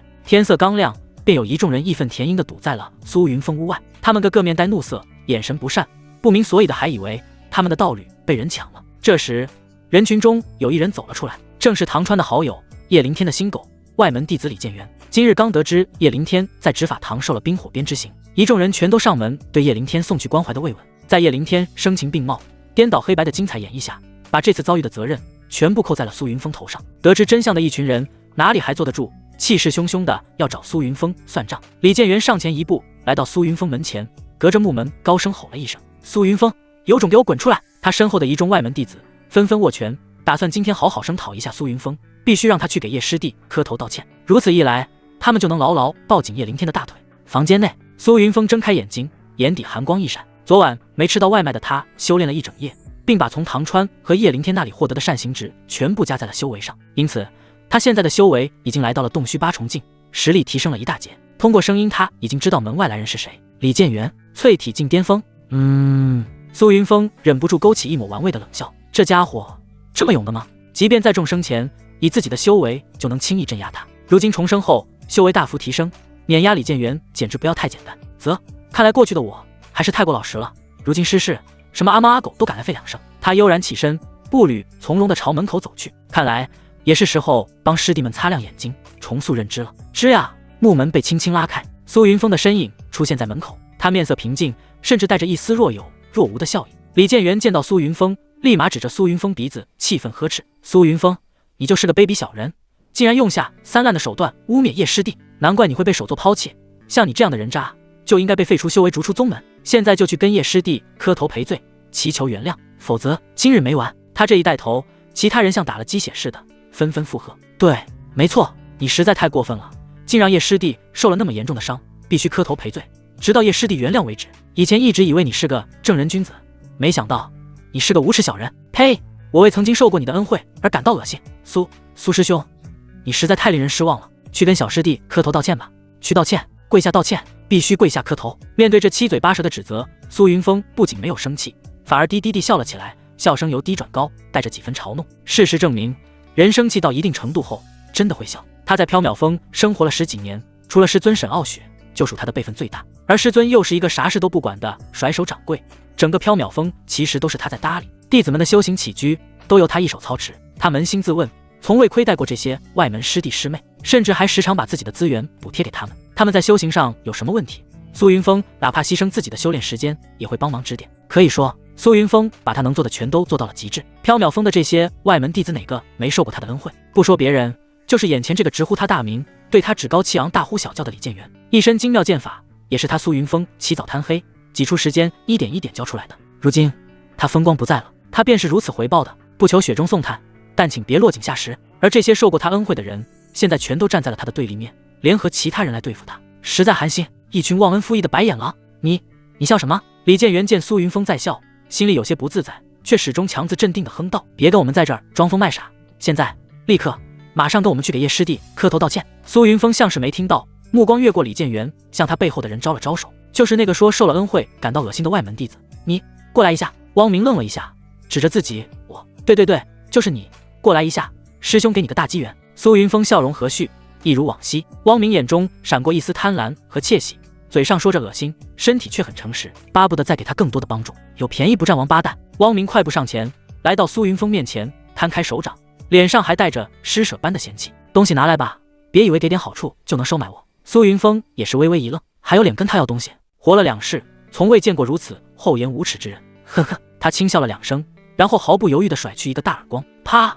汪明只觉得一股无可抵御的巨力袭来，撞在他脸上，整个人如同断了线的风筝，斜飞出去，砰的一声，重重砸在10丈开外的青石上。睁眼看去，已经像条死狗一样直翻白眼，随时都有可能晕死过去。苏云峰慢条斯理地甩了甩手腕，轻声嗤笑道：啧，以前给你恩惠你说恶心，现在给你耳光，应该高兴，不恶心了吧？汪明闻言，双目猛地瞪圆，一口气突然没提上来，头一歪，彻底晕死。突然的变故让李建元等人都是一惊，过了好一阵才反应过来。你！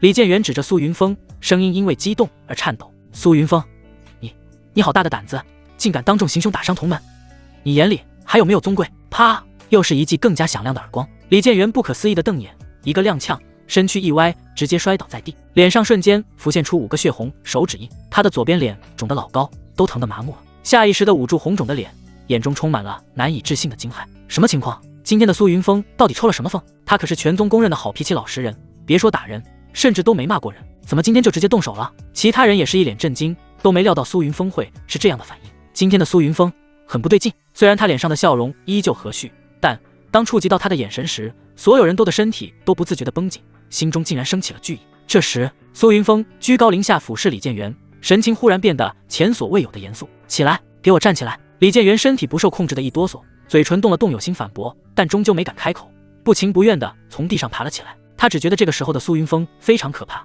比以往任何时候都要可怕。苏云峰冷冷地盯着他，身上的气息气势无声释放，吓得刚站稳的李建元膝盖一软，一个踉跄，又差点瘫软下去。好可怕！李建元心中暗暗吞口水，甚至埋下了头，不敢直视苏云峰。苏云峰冷哼一声，声音如同惊雷在他耳边炸响：头抬起来，给我立正站好！李建元浑身一个机灵，几乎是条件反射般挺直腰板，抬头挺胸，双脚并拢站得笔直。他心里极其不愿，但身体本能的恐惧让他不敢不照做。苏云峰冰冷的目光扫过在场每一个人，被他目光扫到的人立马低头，学着李建元挺直了身体，噤若寒蝉。哼，看来我这个大师兄平时对你们太纵容了，竟让你们忘了什么是长幼有序，尊卑有别。还是说，你们当了叶灵天的狗，就不把我这个大师兄放在眼里了啊？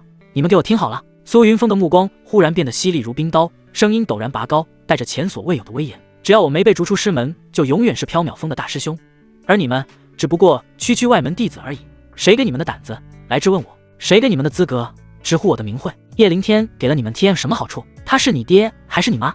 你们一个接一个争着当狗， TM 的当个人不好吗？非要当畜生？草！老子这些年给你们的恩惠，全 TM 为了狗！苏云峰字字铿锵，句句诛心，强大的气势伴随着话语震荡开来，让众人耳膜嗡嗡作响。众人面色惨白，羞愧地低下了头。苏云峰说的没错，他们虽然是外门弟子，可在缥缈峰享受到的待遇确实比其他4峰优厚不少。而这一切都是因为一个人，缥缈峰大师兄苏云峰。苏云峰待他们确实很好，不把他们当成身份低微的外门弟子，反而视若兄弟姐妹，时常亲自指点修行。正因如此，缥缈峰外门弟子的实力始终稳压其他4峰一头。众人越想越是惭愧，回想起来，舔着脸去讨好的叶灵天，除了几句客套话，没给他们半点实际好处。相比之下，苏云峰实在好太多。可是首座已经抛弃他了呀！苏云峰扫视众人一圈，最终如刀的目光重新定在李建元身上，后者顿时浑身一颤，汗毛倒立，如坠冰窟。下一瞬，苏云峰已掐住他的喉咙，将他整个人提离地面，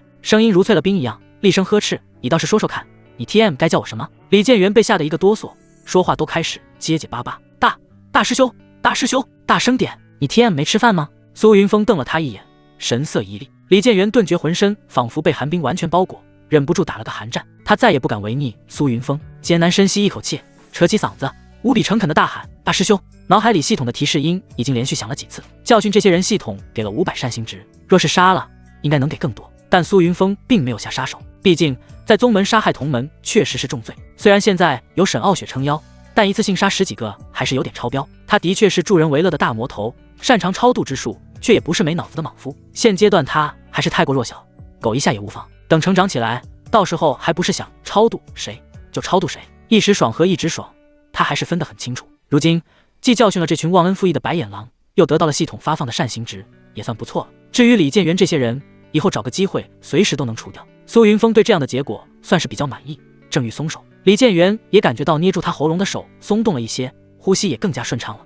然而就在他暗暗松气的时候，一声怒喝声却忽然在耳边炸响。转头一看，正是风度翩翩、歪嘴微笑的叶凌天闲庭信步负手而来，在其身侧是满脸阴沉的柳如烟，以及几乎整个缥缈峰的外门弟子。大师兄，光天化日之下公然伤害同门，你可知罪？我们这么多双眼睛亲眼所见，你还有何狡辩？乖乖跪地束手就擒，还能免受皮肉之苦。叶凌天歪嘴笑了笑，笑得阴险，笑得得意，仿佛胜券在握。苏云峰眯了眯眼睛，瞬间明白这又是叶凌天搞的把戏。不过看到叶凌天那只得意满样样得意的模样，他非但不慌，反而笑了，呵呵，来得正好。叶凌天想了一晚上，越想越生气，从来都是他搞苏云峰，哪里轮得到苏云峰搞他？这个仇不报，他寝食难安。正好早上就有外门弟子来看望他，莫老的声音适时在他脑海中响起，教给他报仇的方法，同时还能薅苏云峰的气运，甚至有机会一鼓作气撸掉苏云峰的大师兄之位。叶凌天一听，顿时笑得合不拢嘴，立马按计划实施。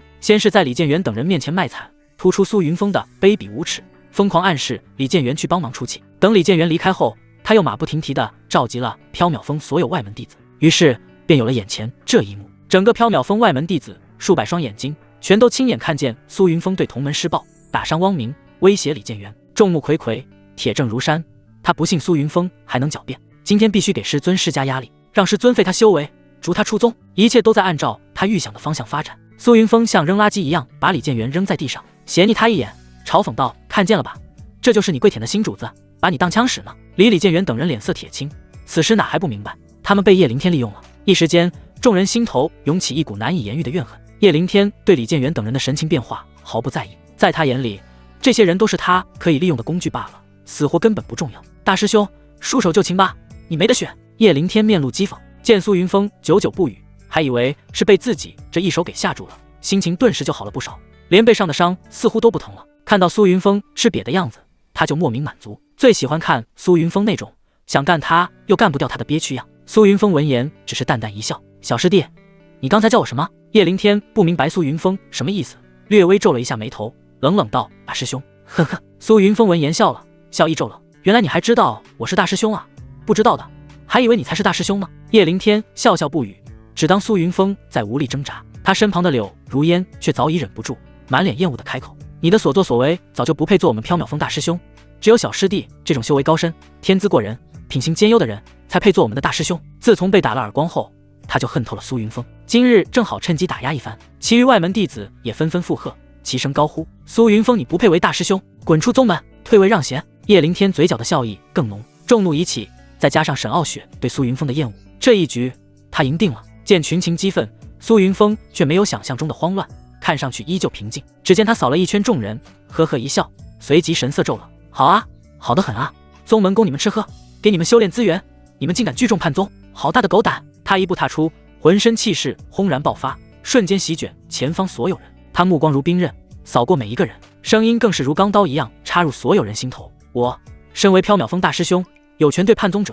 就地处决。”此话一出，现场所有人顿时面色大变。叶凌天歪嘴的笑容刹那僵住，嘴角不由得抽动了几下。无论如何也没想到，信誓旦旦而来，却先被苏云峰直接扣上了一顶叛宗的帽子。操！轰！话音未落，只见苏云峰身形一晃，瞬间发动攻击，眨眼出现在一个外门弟子面前。后者还没来得及反应，就被一把抓住了脸，然后狠狠往地面灌去。噗！鲜血迸溅，全场死寂。所有人的脸色唰的一下变得惨白。谁也没想到，苏云峰竟然说到做到，敢在大庭广众之下残杀同门。从前温文尔雅的大师兄，怎么突然变得这么残暴了？不少人心脏狂跳，默默退至同门身后。叶凌天瞪大了眼睛，直到鲜血飞溅在他脸上，才回过神来。他不是愤怒，更没有害怕，而是发自内心的狂喜。在场数百双眼睛全都亲眼目睹了苏云峰的行凶过程，铁证如山。苏云峰这下真死定了，强压住心中的狂喜，叶凌天当即装出一副极其愤怒的样子，指着苏云峰厉声呵斥：“苏云峰，你疯了！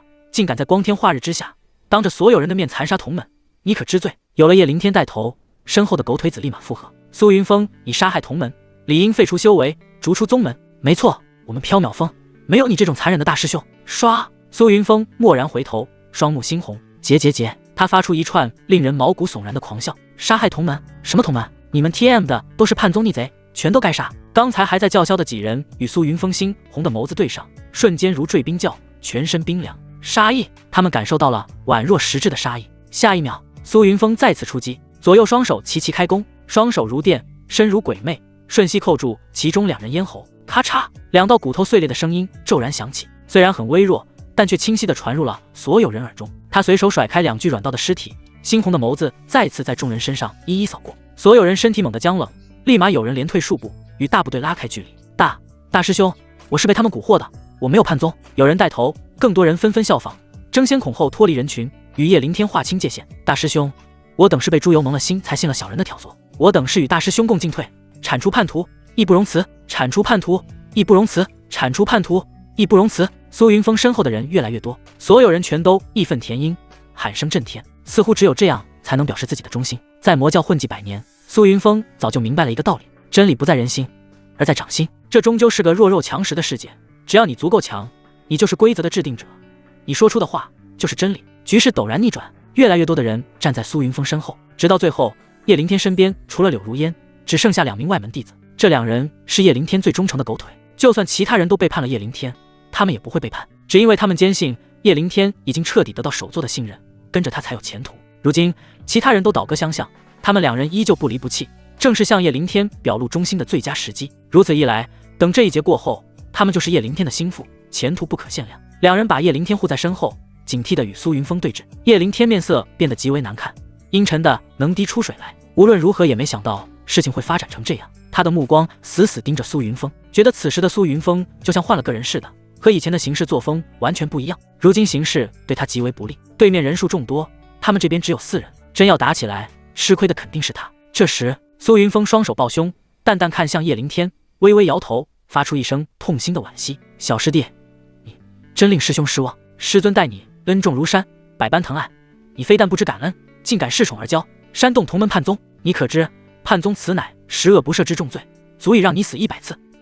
我……”叶凌天顿时慌了，大脑一片空白。这 TM 什么情况？形势突然就逆转了。原本是来兴师问罪，结果自己成了叛宗的罪人，自己带来的人全都倒戈了，还玩个鸡巴！莫老，快想办法！叶凌天在神识中疯狂呼喊戒指里的莫老，他现在很慌，心脏跳得很快，连小腿都不受控制的抖动。他是真怕苏云峰带着对面数百人冲过来把他灭了。他才刚刚融合至尊骨，称霸之路才开始，绝不能死在这里。戒指里，莫老微微沉思，连他都没想到苏云峰竟然变化这么大，和以前简直判若两人。以前对付他基本不需要动脑子，随便找点理由就能污蔑他，可今天他却展现了果断、霸道、残忍的一面，动起手来丝毫没有犹豫和手软。正在莫老思考对策的时候，叶凌天剑眉忽然一跳，感受到了一股熟悉而强大的气息正在急速接近。是师尊沈傲雪。可是莫老还没想好对策，他的心脏疯狂跳动起来。如果沈傲雪相信了苏云峰的话，他岂不是要背负一个叛宗的罪名，到时候肯定会被驱逐下山。但这里还有他的机缘，绝对不能错过。怎么办？随着沈傲雪的气息越来越近，叶凌天的脑子也越来越乱。忽然抬头看向挡在他前面那2道忠心耿耿背影，眼底闪过一抹狠厉。察觉到了他要做什么，莫老的声音陡然变得尖锐：“不可！”然而一切都晚了。叶凌天毫无征兆地抱起出手，双掌如电，蕴含着凌厉的杀机直灌而出。噗！挡在他前方的2个忠心狗腿子胸膛直接被洞穿，2人用尽最后力气，艰难回头，眼睛瞪得浑圆，不可思议地盯向叶凌天。他们至死也想不明白，一心想要维护的人却在背后捅他们刀子。叶凌天根本不理会2人的神情，冷着脸怒哼道：“叶某平生最痛恨叛徒，尔等背叛师门，死有余辜。”2名外门弟子嘴唇翕动，似乎想说什么，可刚一开口，鲜血就止不住地从他们嘴里倒灌而出，导致他们一个字也说不出来，最终只能带着无尽的悔恨与怨毒，死死瞪着叶凌天，咽下了最后一口气。后悔了，意识消散的最后一刻，彻底后悔了。为什么要跟着这么一个卑鄙小人？此人连大师兄的一根脚趾头都比不上，静，死一般的寂静。旁边的柳如烟更是早已被吓得花容失色，脸上血色尽失。苏云峰身后的一众外门弟子全都目瞪口呆，难以置信地看着眼前这骇人的一幕。谁也没想到叶凌天竟会如此狠毒绝情，对自己最忠诚的拥护者也能毫不犹豫地痛下杀手。众人心中升起一股寒意，再看向叶凌天的眼神全都变了。为了开脱，竟毫不留情地杀了他最忠实的拥护者。这样的人真的值得追随？若真让这样的人得势，他们这些普通弟子日后还有好日子？这一刻，众人也真正的看清楚了叶凌天的自私自利，除了他自己，其他人全是他利用的工具罢了。相比之下，大师兄苏云峰对他们好了不知道多少倍。转过头来，众人看向苏云峰的目光中重新恢复了昔日的崇敬。定，劝道众师弟师妹改邪归正，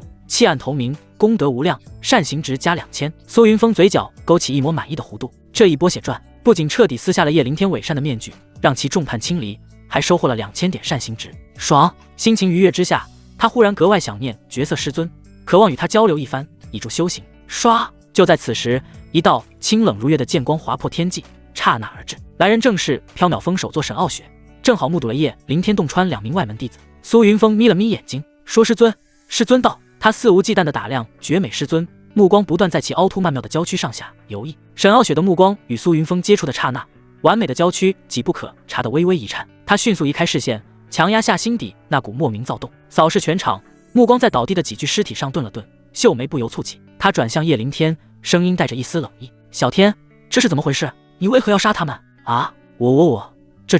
叶凌天语塞。沈傲雪本是他派人请来，意图让所有人给他施压，让他驱逐苏云峰，岂料弄巧成拙，反而让他撞见自己行凶杀人，这真是搬起石头砸了自己的脚。被沈傲雪这样一问，他顿时卡壳，支支吾吾了半天才说出一句完整的话：“启禀师尊，这几人都是背叛宗门的罪人。”他强行镇定心神，努力让自己的声音显得义正辞严。他们深受宗门恩惠，却干出背叛宗门之事，弟子一时基于义愤，便当场将其击杀。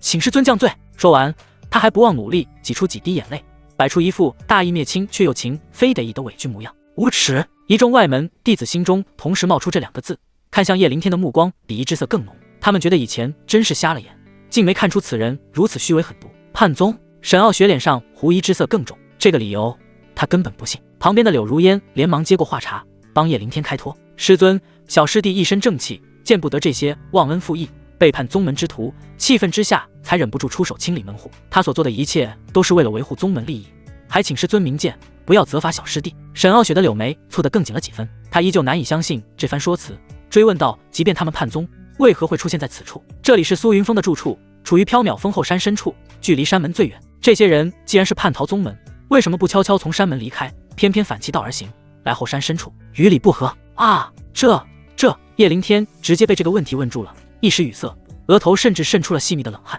戒指里的莫老暗暗叹息，叶凌天天赋虽高，又融合了至尊骨，将来成就不可限量，但这心性与智商实在堪忧。抛开其他不说，更像是一个有自负的莽夫。这些年如果不是他在一旁提点，早就不知道死了多少次了。就像这一次，明明有更好的应对之策，他却偏偏选择了最愚蠢的一种，在所有人面前杀了忠于他的人，寒了所有人的心。他都可以想象，从今以后，至少在玄天宗，再难有人真心为叶凌天效力卖命了。毕竟连对自己最忠诚的人都能说杀就杀，谁又愿意追随这样的人呢？唉，莫老暗暗叹息，充满了无力。沈傲雪见他支支吾吾，半天给不出一个合理的解释，心中不由升起一股烦躁，声音也冷了几分。到底为何？叶凌天被沈傲雪的冷喝吓得一个哆嗦，暗暗擦了把额角冷汗，余光瞥了一眼双手抱胸的苏云峰，心中一横。弟子猜测，他们和大师兄是一伙的，准备和大师兄一起叛逃师门。戒指里的莫老无语扶额，这是什么勾巴理由？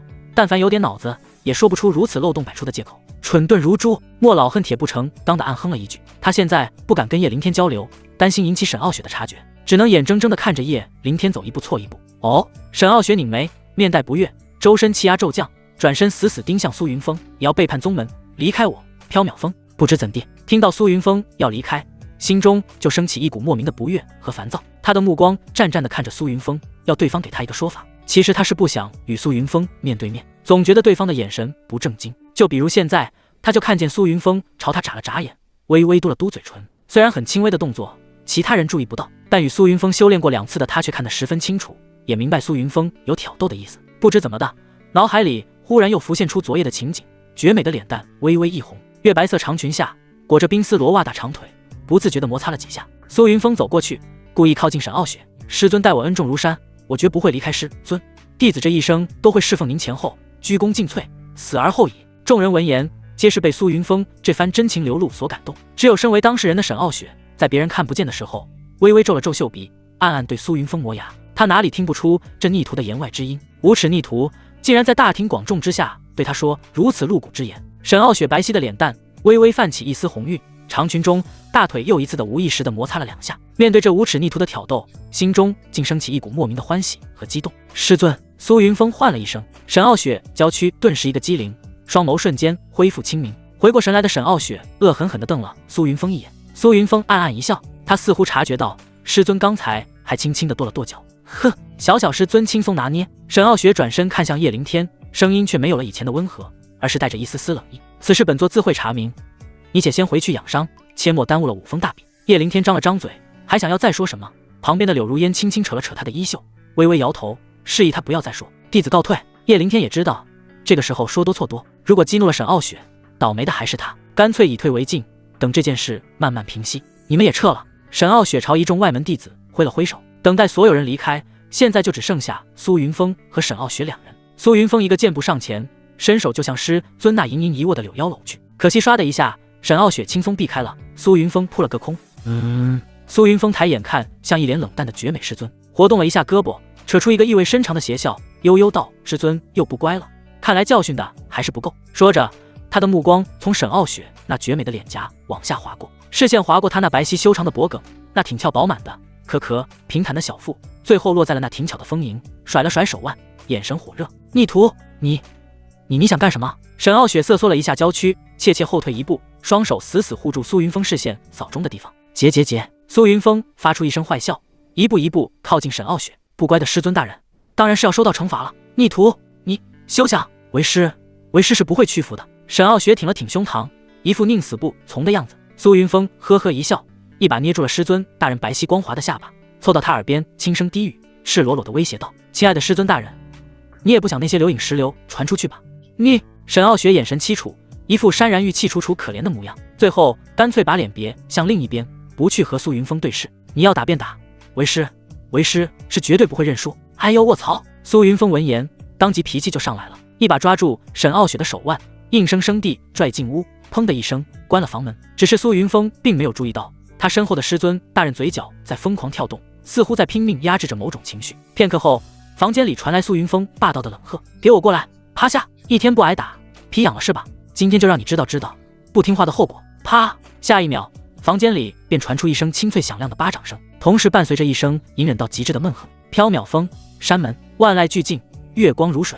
一道身材极其傲人身影悄然立于山门之前，她红衣似火，衬得她肌肤胜雪。少女扎着利落的高马尾，容貌美艳却不失英气。月光下，她身负长剑，身形曲线傲人。她目光悠悠望向峰内深处，眼神坚定。这一次无论如何也要带师兄远走高飞。提及师兄2字时，江有容的眼神如一池春水，无比温柔。渐渐的，那抹温柔再一次被坚毅的神色取代。哼，柳如烟，你身在福中不知福，竟敢肆意践踏师兄的一片真心。若师兄还是放不下你，对你执迷不悟，那就休怪我这座2师姐的心狠手辣。杀了你，师兄或许会恨我入骨，怨我一世。他嘴角勾起一抹偏执而凄然的弧度。但那又如何？我会带师兄去一个谁也找不到的地方。日复一日，年复一年，总有一天，师兄的眼里心里会完完全全只容得下我江有容一人。话音未落，红色身影如闪电般已悄然掠过山门，融入缥缈峰的夜色之中。而他去的方向赫然就是悟道殿。半年前，他和3师妹楚思瑶被赶下山的时候，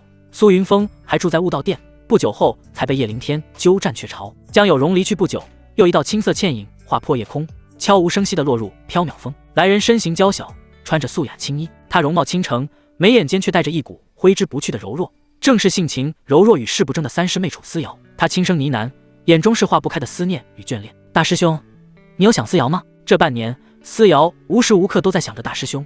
这一次回来，思瑶一定要带你离开，去一个只有我们2个人的世界。楚思瑶微微低头，脸上泛起一丝羞赧的红晕，声音轻得低不可闻。大师兄，你知道吗？思瑶已经长大了，已经不再是小孩子了。沉默片刻后，他的眼神闪烁着令人心悸的决绝。如果大师兄不愿意跟思瑶走，思瑶会毫不犹豫杀了4师妹，强行带你离开。即便大师兄因此怨恨思瑶一生一世，他嘴角漾开一抹满足而凄楚的笑意，思瑶也是开心的。只要大师兄心里有思瑶，无论是爱还是恨，思瑶就心满意足了。大师兄，你知道吗？他的声音带上了几分哽咽，蕴含着浓浓的情愫。思瑶真的最喜欢你了，为了你，思瑶愿意与全世界为敌。大师兄，你能多看思瑶一眼吗？只要能跟大师兄在一起，思瑶什么都愿意做的。缥缈峰后山木屋，苏云峰蓦然睁开双眼，心头没来由的掠过一丝悸动，莫名的有些烦躁。怀里的人呢喃了一声，下意识的将他抱得更紧了一些。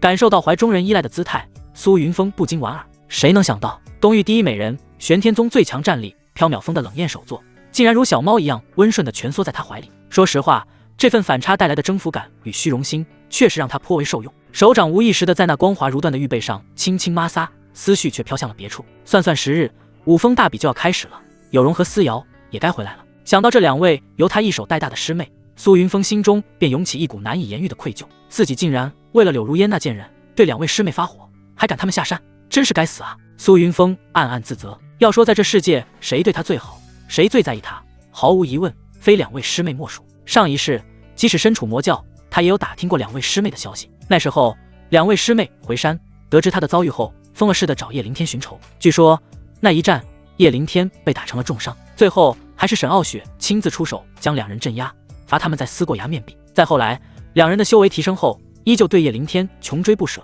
是要为他报仇。可惜他们虽然天赋异禀，却终究不敌身负至尊骨的叶凌天，被打成重伤，毁了根基。据传最后沈傲雪把他们软禁在了缥缈峰，终身不得下山。想到此处，一股怒火涌上心头，手上摩挲的力道不自觉地加重了几分。怀中人被弄醒，发出一声带着睡意的不满嘤咛。他睁开迷蒙的美眸，嗔怒地瞪向苏云峰，意图你又想干嘛？苏云峰低头对上他那含羞带怒的视线，嘴角咧开，冷冷一笑，带着一丝怒意道：师尊大人，徒儿现在火气很大。逆徒，你还没等沈傲雪反应过来，便被两片灼热的唇狠狠堵住，所有挣扎与抗议尽数化作了破碎的呜咽。悟道殿，叶凌天面色阴沉如水，早已没了平日刻意维持的温文尔雅，他脸上交织着愤怒与不甘，甚至显得有些狰狞。莫老，今日为什么你不帮我？若你当时肯出言指点，我也不会落得如此境地。识海中，叶凌天愤怒地质问着。今天回来后，他才后知后觉自己到底干了多么愚蠢的事。苦心经营半年的人设一朝崩盘，而这一切都要怪莫老，因为莫老没有及时给他提供应对策略，才不是他莽撞，都是莫老的错。听着叶凌天这毫无道理的指责，戒指内的莫老一阵无言，只感到心累。这是什么人啊？分明是他自己造成的后果，到头来却全部赖在他身上，简直了！不生气，不生气，不生气！戒指里，莫老强行压下翻涌的情绪，不停自我安慰。过了好一会儿，才勉强平静下来。他知道与叶凌天纠结毫无意义，只得转移话题。现在不是说这些的时候。从今天苏云峰的表现来看，他和以往简直判若两人，法果断，心思缜密。老夫认为他的变化与他得到的新机缘有很大关系。如果能把机缘夺过来，你也你就能如虎添翼，到时候注定能称霸整个修行界。真的。果然，转移话题后，叶凌天立马就被这个话题吸引住了。听莫老说能称霸整个修行界，他的心情别提有多激动了，完全忘记了刚才还在责怪莫老的不是。包真的，莫老肯定道，心中却暗叹一声。可是叶凌天兴奋过后，眉头又皱了起来。可是现在苏云峰已经不吃以前那一套了，我们要怎么对付他？莫老闻言发出一声低沉的笑声，安抚道：不必心急，老夫刚才掐指一算，你的另一桩大机缘马上就要出现了。什么大机缘？叶凌天双眼放光，立刻挺直了腰板。莫老悠悠开口道：这次武峰会武，每一峰都会选择最优秀的弟子进入剑种圣地，你的大机缘就在这剑宗圣地内。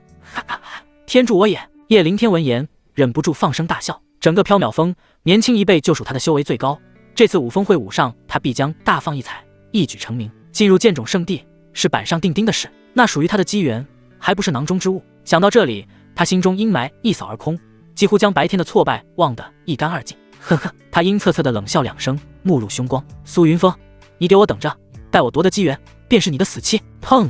就在他志得意满，准备纵情狂笑之际，悟道殿那刚修好的大门轰然炸裂，顿时木屑翻飞，两道蕴含无尽怒火与寒意的声音同时响起：你要害我大师兄！半刻钟前，江有容踏着月色悄然来到悟道殿外。大师兄，你看见有容回来一定很高兴吧？他脸上不禁浮现出一抹甜美笑容，正准备伸手去推开殿门，给他日思夜想的大师兄一个惊喜。然而就在他的指尖即将触碰到店门的时候，旁边忽然伸出一只白皙柔嫩的玉手，精准握住了他的手腕。二师姐，一声轻柔的呢喃在他身侧响起。江有容一惊，立刻侧头看去，握住他手腕的人不是三师妹楚思瑶又是谁？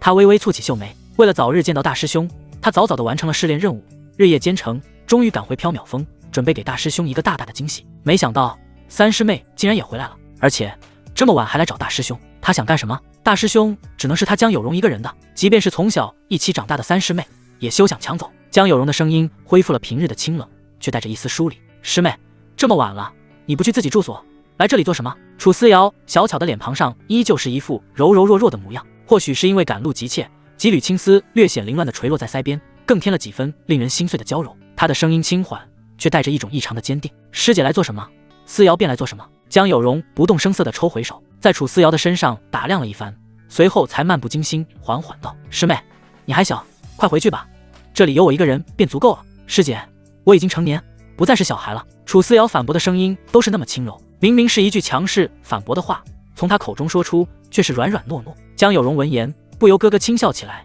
笑声中带着几分傲然。他故意挺了挺那傲人的胸脯，居高临下的俯视比自己矮上半个头的楚思瑶，自信满满的开口：师妹，你确定师姐我说的只是年龄吗？哦。楚思瑶眨了眨纯净无瑕的大眼睛，似乎有些不解，但很快她的目光便顺着江有容的暗示落在了那令人无法忽视的饱满弧度上，瞬间明白了师姐的弦外之音。然而她并未被师姐这宏伟的优势所震慑，只是微微垂下眼帘，随即抬头，唇角漾开一抹嫣然笑意。师姐，你有没有想过，或许大师兄他不喜过于丰硕，反而更喜欢思瑶这般恰到好处的呢？说着，他也学着江有容的样子，微微挺起了自己虽不及对方壮观却弧度优美的胸膛。江有容闻言不相信地哼了一声，斩钉截铁道：你胡说，男人都喜欢我这样的，大师兄肯定也喜欢。楚思瑶红唇微起，正欲再争辩几句，然而就在此时，仅有一门之隔的大殿之内隐隐传出了一个男子的说话声。两女几乎是同时屏息凝神，侧耳倾听，只一瞬，他们便齐齐蹙起了眉头。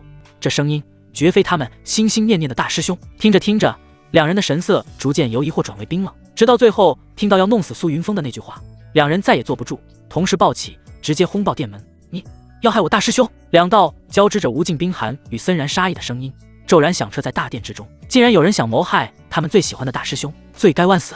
悟到殿内，叶凌天被突如其来的变故吓了一跳，第一时间暴退数丈。被彭长老闯入瞬间制服的画面还历历在目，此刻的他堪称惊弓之鸟。不过当看清楚来人后，他的眼睛顿时一亮，戒备也少了许多。二师姐，三师姐！叶凌天惊喜，刚刚还在想怎么报仇，怎么继续薅苏云峰的气宇，当看到江有容和楚思瑶后，脑子里顿时就冒出了一个可行的方法。其实也很简单，就像拿下柳如烟一样，将这两位师姐也收归己用。他们与苏云峰相伴十几载，情谊深厚，苏云峰对他们更是爱护有加。若能令他们倾心于自己，苏云峰得知后，怕不是要直接道心崩溃。更何况眼前这两位，无论是容貌还是气质，都比柳如烟更胜一筹。二师姐那火辣傲人的身段，足以让任何男人血脉奋张。三师姐那弱柳扶风，我见犹怜的柔美，更能激起男人最原始的占有欲。想到这里，他的目光不受控制的在两女身上迅速扫过，心头一阵火热。他努力摆出自认为最英俊潇洒的姿态，嘴角勾起撩妹神技龙王歪嘴笑。两位师姐深夜到访，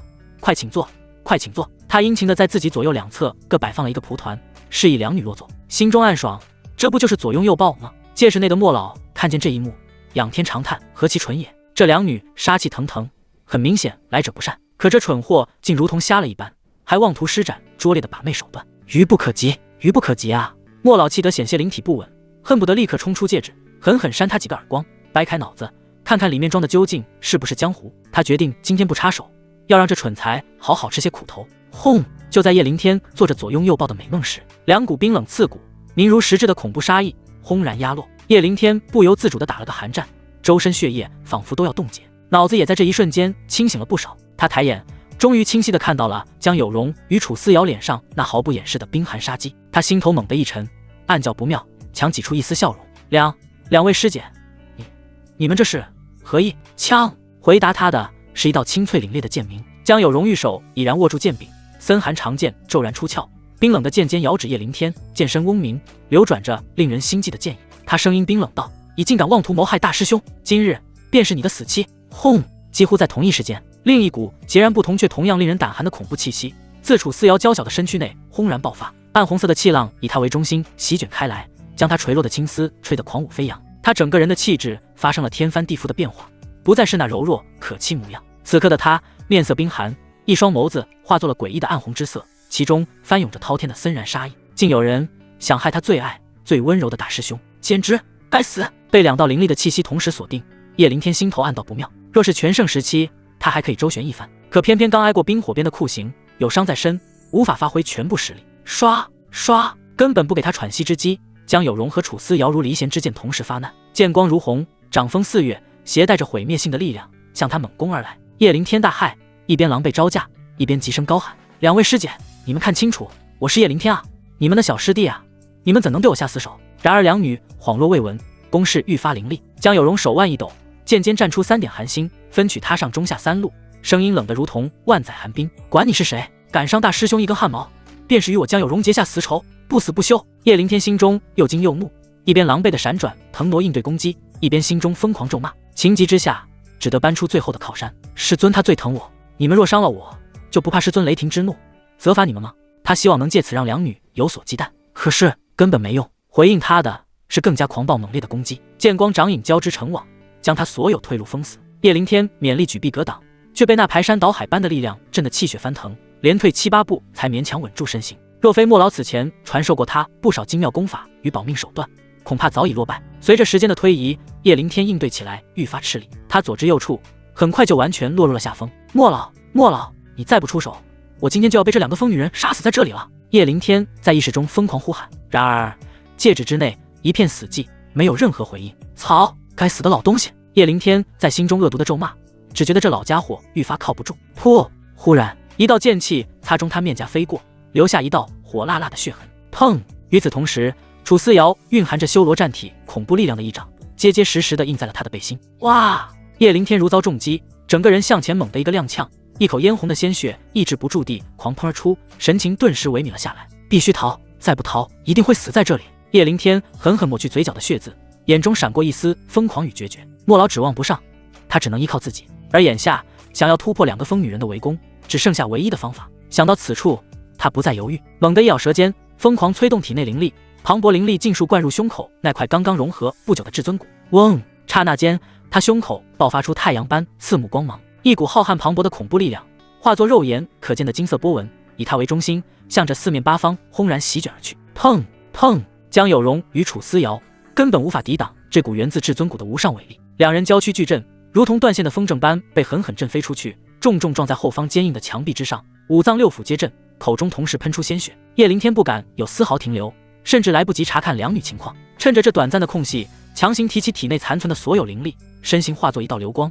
头也不回地朝殿外仓皇遁去。以他目前的修为，强行激活至尊骨，释放力量，几乎抽干了他全身的灵力。此刻已是强弩之末，再无再战之力，唯有逃命。江有容艰难地一剑主地，挣扎着想要站起，望着叶凌天消失在夜色中的方向，眼中充满了不甘与愤恨。忽然，江有容娇躯猛地一颤，像是想到了什么极其可怕的事情，声音带着难以置信的惊惶与颤抖：“师妹，方才那是大师兄的至尊骨吗？”楚思瑶死死地咬住了自己的下唇，柔嫩的唇瓣瞬间被咬破，渗出的鲜血染红了背齿，她却恍若未觉。她也认出来了，那璀璨的光芒，那独特的气息，绝不会错，那就是大师兄的至尊骨。大师兄的至尊骨为何会在叶凌天身上？那大师兄他人呢？他如今怎么样了？一个可怕的念头骤然钻入脑海，瞬间将他所有的理智吞噬。轰！一股比之前更加狂暴、更加混乱、更加令人心悸的暗红色气息，如同火山喷发般从楚思瑶娇小的身躯内冲天而起，困住他的那面墙壁，在这股恐怖的力量冲击下，如同纸糊般轰然坍塌崩碎。他化作一道燃烧着暗红怒焰的流光，带着毁天灭地的气息，不顾一切地冲出了大殿，瞬间融入夜色。江有容强压下心中的惊涛骇浪与无尽担忧，猛地一擦嘴角血迹，身化红色惊鸿，紧追而去。2女疯了一样直奔灵虚殿，他们要找师尊，要知道大师兄在哪里。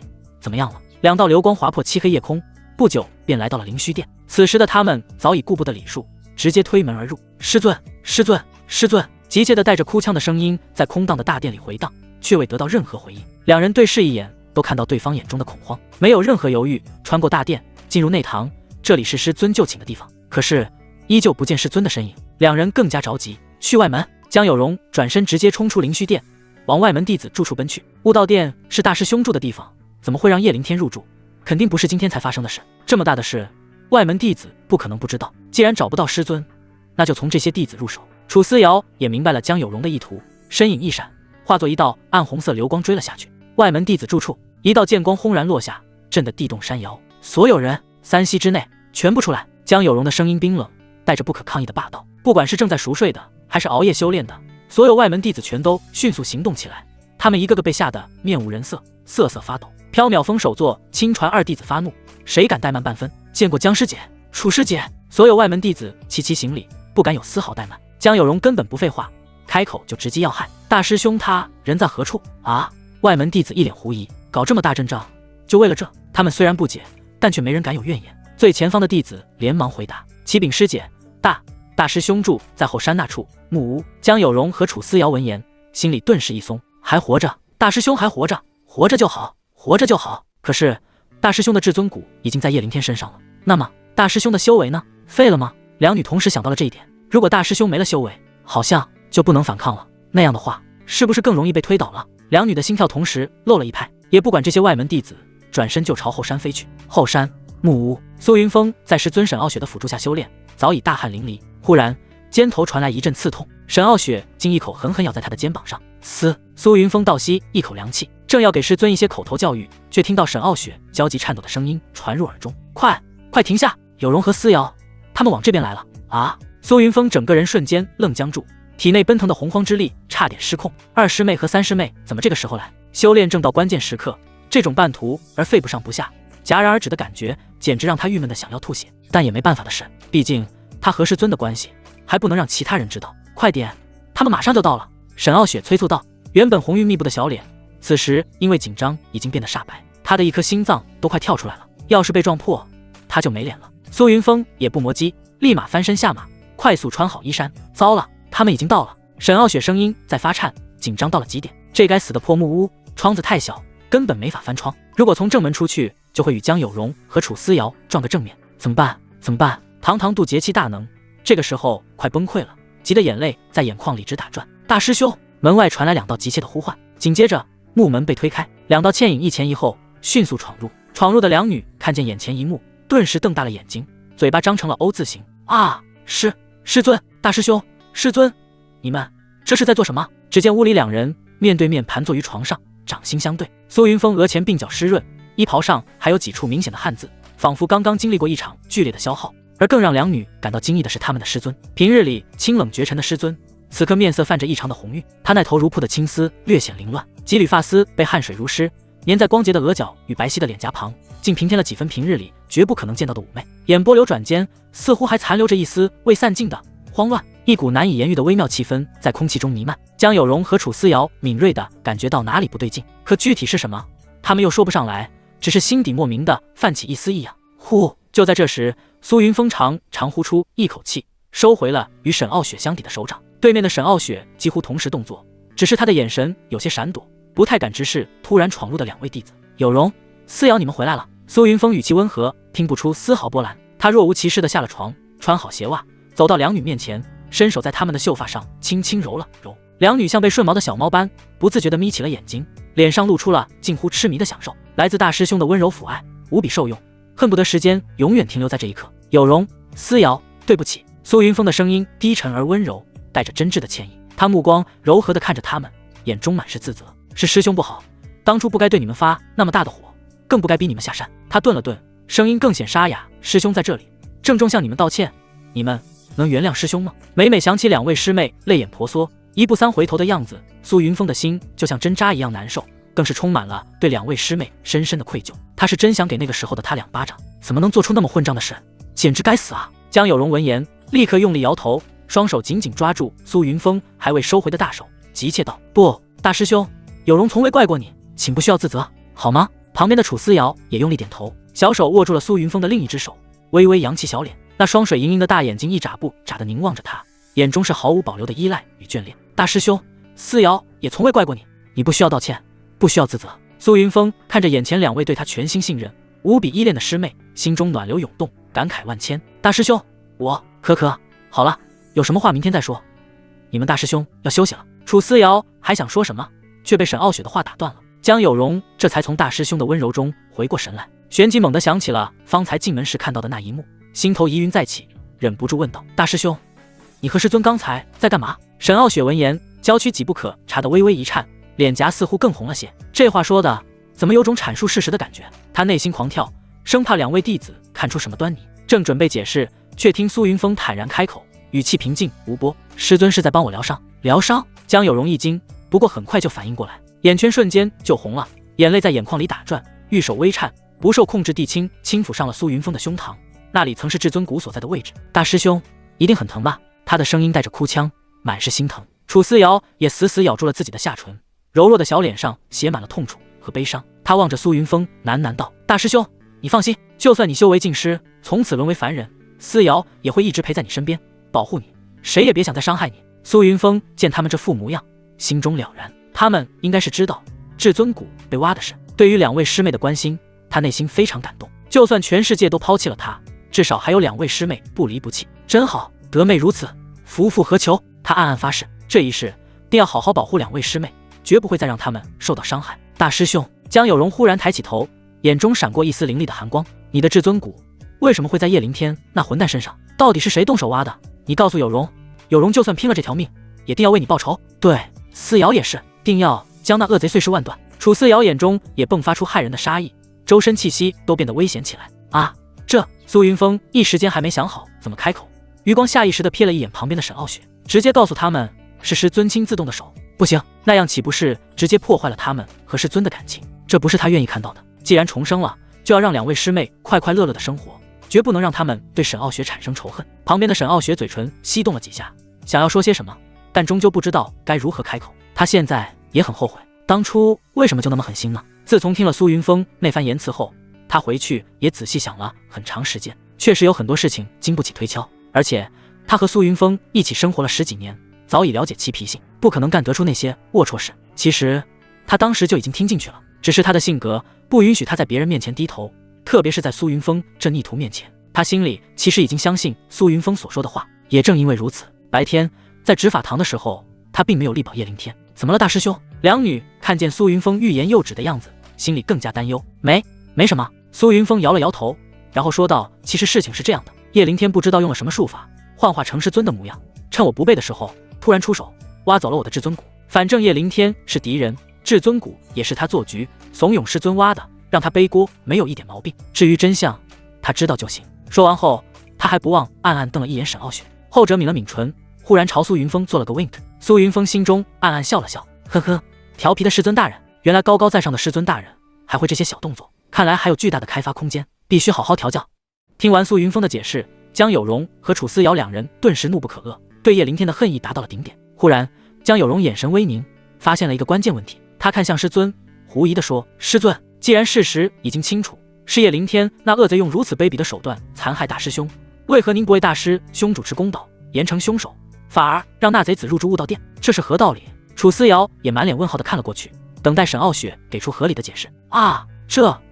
傲雪被问得哑口无言，支支吾吾了半天，绝美的脸庞上青红交错，充满了窘迫。最后她颓然叹了一口气：“是师尊错了，师尊一时不察，被他蒙蔽了双眼。”一生强势，从不肯在人前示弱，更不可能认错的缥缈风手做沈傲雪，此刻竟在自己亲传弟子面前亲口承认了自己的错误。若是让宗门其他人知晓，怕是要惊掉一地的下巴。江有容和楚思瑶哪里见过师尊这副模样，到了嘴边的质问也生生咽了回去。他们跟在师尊身边10几年，太了解师尊的脾气了，能让他说出这番话，不知经历了怎样艰难的心理挣扎。如果再咄咄逼人，就是他们不懂事了。苏云峰见状，立马打圆场：“你们俩日夜兼程赶回来，想必也累坏了，快些回去好好休息。师尊还要继续运功助我疗伤呢。你们总不想看到我在五峰大比上因为伤势未愈，被人一招就打下擂台吧？那大师兄，我可就真的没脸见人了啊！大师兄，你的修为还在？”两女闻言都是一惊，猛地回头看向苏云峰。他们原本都以为失去了至尊骨，大师兄定然修为尽失，沦为了凡人，内心甚至还曾隐隐闪过一丝这样的大师兄更容易推倒的念头。此刻听闻他修为尚在，不由得有些失落。要是大师兄没有恢复修为就好了。是啊，这几日师尊都会帮我运功疗伤。苏云峰一边说，一边把两女推出门外，然后提醒道：“所以你们半夜不要再来找我，免得影响治疗效果，听见了吗？”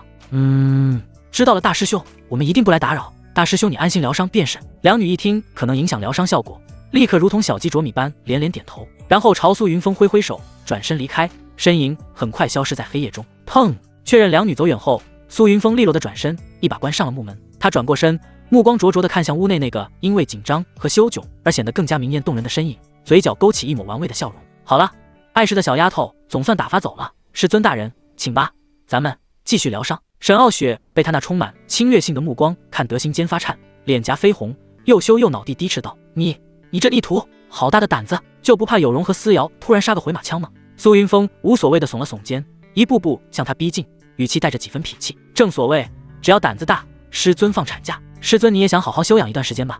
我不想。沈傲雪想也没想，直接否认。苏云峰低笑一声，已经走到他的面前，伸手环住了他那不盈一握的纤细腰肢，将他轻轻带入怀中。他低下头，温热的呼吸喷洒在他粉嫩的耳畔，用只有两人能听到嗓音低语：师尊放心，有容和思瑶乖巧听话，不会杀回马枪。他话音微顿，手臂收紧，将两人之间的距离压缩到极致，才邪笑一声：但是我会。可恶，两个该死的疯女人，我叶凌天早晚要连本带利全部讨回来。缥缈峰百里外一处破庙内，叶凌天靠在斑驳的墙壁，大口大口喘息着。他怕江有容和楚思瑶追上来，拼命奔逃。到了这处破庙，终究没有了一丝力气，再也跑不动了。不过万幸的是，江有容和楚思瑶没有追上来。有问题，有大问题啊！忽然脑海里响起莫老凝重的声音：不好，此地不宜久留，我们必须立刻离开玄天宗。闭嘴！再次听到莫老的声音，叶凌天双目赤红，怒不可遏。接二连三的变故，全是因为这该死的莫老。之前若是他提供对策，自己也不会被迫杀掉忠实的追随者，导致人设崩塌。今晚亦如此，他向他求救，他竟然不愿意出手，这才导致他如丧家之犬般狼狈逃窜。要是莫老及时出手，他根本不需要逃，甚至早已拿下江有容和楚思瑶。归根究底，现如今的一切都是莫老的责任。若不是他一再藏私，自己又何须沦落到如今这般狼狈？一切都是莫老的错。叶凌天吼了一句，还不解气了，手握重拳，继续怒道：是你说机缘就在缥缈峰，现在又让我走，你当我是什么？听从你任何命令的傀儡吗？戒指内，莫老的神魂剧烈波动了一下，完全没想到叶凌天会有这么大的反应。被一个小辈指着鼻子斥骂，他心中涌起一股怒意，但旋即被他强行压下。现在还得依靠叶凌天，绝不能闹白。他深吸一口气，快速平复心中的怒火，随后才又缓缓开口解释：机缘有变，缥缈峰的机缘正在快速远离。住口！莫老的话还没说完，就被叶凌天一声暴喝打断。我叶凌天才是天命所归之人，所有的机缘、至宝、美人都该为我所有。区区缥缈峰，区区玄天宗，终有一日都将臣服在我叶凌天脚下。还有江有容、楚思瑶那两个贱人，我也一定不会放过。30年河东，30年河西，莫欺少年穷。叶凌天掌心紧握，浑身弥漫着沉重的气息，如鹰的双目中流露出滔天的杀意。戒指内，莫老彻底沉默了。他知道此时的叶凌天已被愤怒和屈辱冲昏头脑，说什么都听不进去，唯有让他碰了钉子，碰到头破血流，他才知道回头。那时候他又会变回从前那个事事听他话的叶凌天。将心中的不满狠狠宣泄了一番后，叶凌天心情舒畅了不少，也不管莫老的心情，他取出疗伤丹药服下，开始调息恢复。他要回去，必须回去。他不相信以前被他玩弄于股掌之间的苏云峰会是他的对手，一两次的失败不能证明什么。最为关键的，缥缈峰上还有他最大的依仗，缥缈峰首座沈傲雪。只要他还在，缥缈峰就永远有他的一席之地，就无人能真正动他。然而他绝不会想到，他所谓的最大依仗早已被苏云峰彻底拿下。与此同时，缥缈峰、江有容和楚思瑶服下丹药，调息后伤势几乎已经痊愈。此时的他们在不同的房间，却想着同一件事：杀掉叶凌天。第二日，苏云峰还没睁开眼睛，屋外就响起了敲门声，同时传来了一道软糯细腻的声音：大师兄起了吗？苏云峰顿时一个机灵，猛地睁开眼睛，伸手就要去叫醒沈傲雪，却摸了个空。他这才发现师尊大人不知道什么时候已经离开，松了一口气，然后才回道：起了。说着他就翻身下床，穿好衣服，打开了房门。门口正是一袭素雅青衣、身形娇小、满脸柔弱的三师妹楚思瑶。看到苏云峰打开门，楚思瑶的目光直接就锁定在了苏云峰那棱角分明、风神俊逸的脸上，一刻也舍不得移开目光。他那美艳的小脸不由得泛起一抹暖暖的红晕，水盈盈的美眸中全是眼前人的倒影，再也容不下其他。他的一颗心扑通扑通跳得飞快。半年不见，大师兄变得更加好看，更加迷人了。好想把大师兄绑起来，狠狠揉入身体里，让他只属于自己一人。不知不觉，他忽然露出了满足又痴迷的笑容，眼神也变得迷离，仿佛沉入了某种只有他和大师兄的幻境之中。苏云峰见他正松出神，不由微微蹙眉，伸手在他眼前晃了晃。思瑶，找师兄有事吗？啊！楚思瑶猛地回神，慌忙连起脑中那些旖旎幻想。他垂下眼睫，声音更软了几分。我来看看师兄的伤势。说话间，他的目光下移，不由自主落在了苏云峰的胸口，那里是至尊谷所在的位置。苏云峰转身，外面风凉，进屋说吧。他也很想念三师妹，看着眼前娇俏的师妹，他心中涌起无限怜惜。前世两位师妹为替他报仇舍生忘死，那份情谊让他刻骨铭心。这一世，他发誓定要护他们周全，加倍对他们好，绝不让他们再受任何伤害。楚思瑶跟着苏云峰进了屋，然后转身把木门关上，顺手拨动门栓，悄悄反锁。随便坐，师兄给你热壶茶。苏云峰未曾留意他的小动作，径自走向一旁的小炉。楚思瑶明亮的眼睛在木屋里扫视了一圈，虽然简陋，但干净整洁，生活用品一应俱全。最后，他的目光停留在了那唯一的一张床上，心跳又不争气的快了几分。楚思瑶的脚不受控制的就往床边走去。大师兄说随便坐，我坐床上也可以吧？心中暗暗自语，三两步走到床边，然后瞥了一眼正背对着自己热茶的大师兄，发现他并没察觉，这才小心翼翼地坐在床沿。以前还小的时候，他和大师兄天天睡一张床，那时候什么都不懂。随着年龄的增长，大师兄和他睡一起的时间越来越少，直到后来大师兄说男女有别，就再也没有跟他睡过。这么多年过去，他最怀念的就是抱着大师兄，像小时候一样蜷缩在大师兄胸膛里睡觉，指尖轻轻抚摸着被子，依稀还能感受到一丝丝残留的温暖。大师兄刚从被窝里起来，这是大师兄的温度。他心头一颤，竟然慢慢的俯身躺下，微烫的小脸紧紧贴在尚有余温的被子，闭着眼睛一脸满足。大师兄的味道好香。楚思瑶嗅鼻轻动，贪婪地汲取着被褥上那令人沉醉的味道，小脸上的红晕愈发浓艳，那是一种近乎病态的迷恋和满足。他恨不得把整个人全部埋进被子里，全身上下都染上大师兄的味道。思瑶，昨晚没休息好吗？苏云峰热好茶，转身正好看见楚思瑶背对着他侧躺在床上，于是关心问道。沉浸在大师兄温度和气味的无法自拔的楚思瑶娇躯猛地一僵，如同受惊的小兔，不知道该如何回答。这时候脚步声走近，然后一只大手轻轻握住了他纤细的脚踝，他浑身一颤，只觉得被触碰的肌肤瞬间烧灼起来，紧接着小脚一凉，鞋子已被褪去。没休息好，就再睡一会儿，师兄守着你。苏云峰温柔地说道。他将他的双腿轻轻挪上床，细心地为他盖好被子。楚思瑶转过身，大眼睛看向一脸温柔的大师兄。大师兄真的很好，他真的好喜欢，想把大师兄据为己有。这么好，这么温柔的大师兄，只能是他一个人的。看到楚思瑶满脸通红的模样，苏云峰吓了一跳。思瑶，你怎么了？哪里不舒服？不要吓师兄。苏云峰连忙伸手探向楚思瑶的额头，发觉有些烫。怎么会这么烫？也顾不得那么多，收回手就要找丹药给楚思瑶服下。然而手刚动，就被一双微凉的玉手握住了。大师兄，我没事。看到大师兄为自己担心着急的样子，楚思瑶心头暖暖的。自从小师妹柳如烟上山后，她和师兄在一起的时间就少了，已经很久很久没有感受到师兄掌心的温度了。她不想松手，她贪念大师兄掌心的温度。大师兄，楚思瑶直直地看着苏云峰，一双美眸中饱含深深的眷念。她咬着嘴唇，一副欲言又止的样子。思瑶，你有什么事尽管说，师兄都听着。苏云峰温柔一笑，轻声道。楚思瑶唇瓣咬得更紧，几乎泛白。他知道这个问题一旦问出来，可能会让师兄生气，但他真的不想看到师兄继续沉迷下去，真的不想再受到师兄的冷落。被师兄冷落的感觉比杀了他还难受。这一次他回来只有一个目的，带走大师兄。不过在这之前，要先弄清楚大师兄是不是还沉迷于小师妹。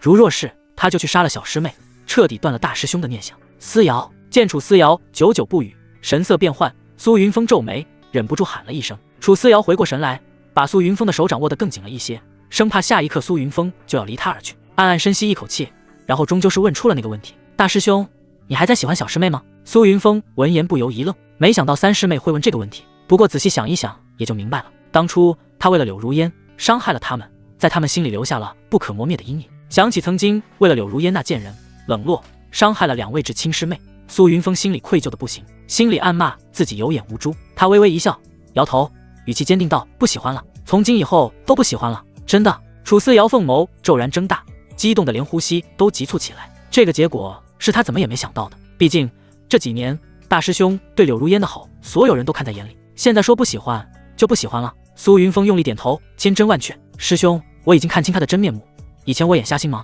如今我已彻底幡然醒悟，再也不会喜欢他了。对不起思瑶，以前是师兄我混蛋，让你们受委屈了，师兄给你说声对不起，你能原谅我吗？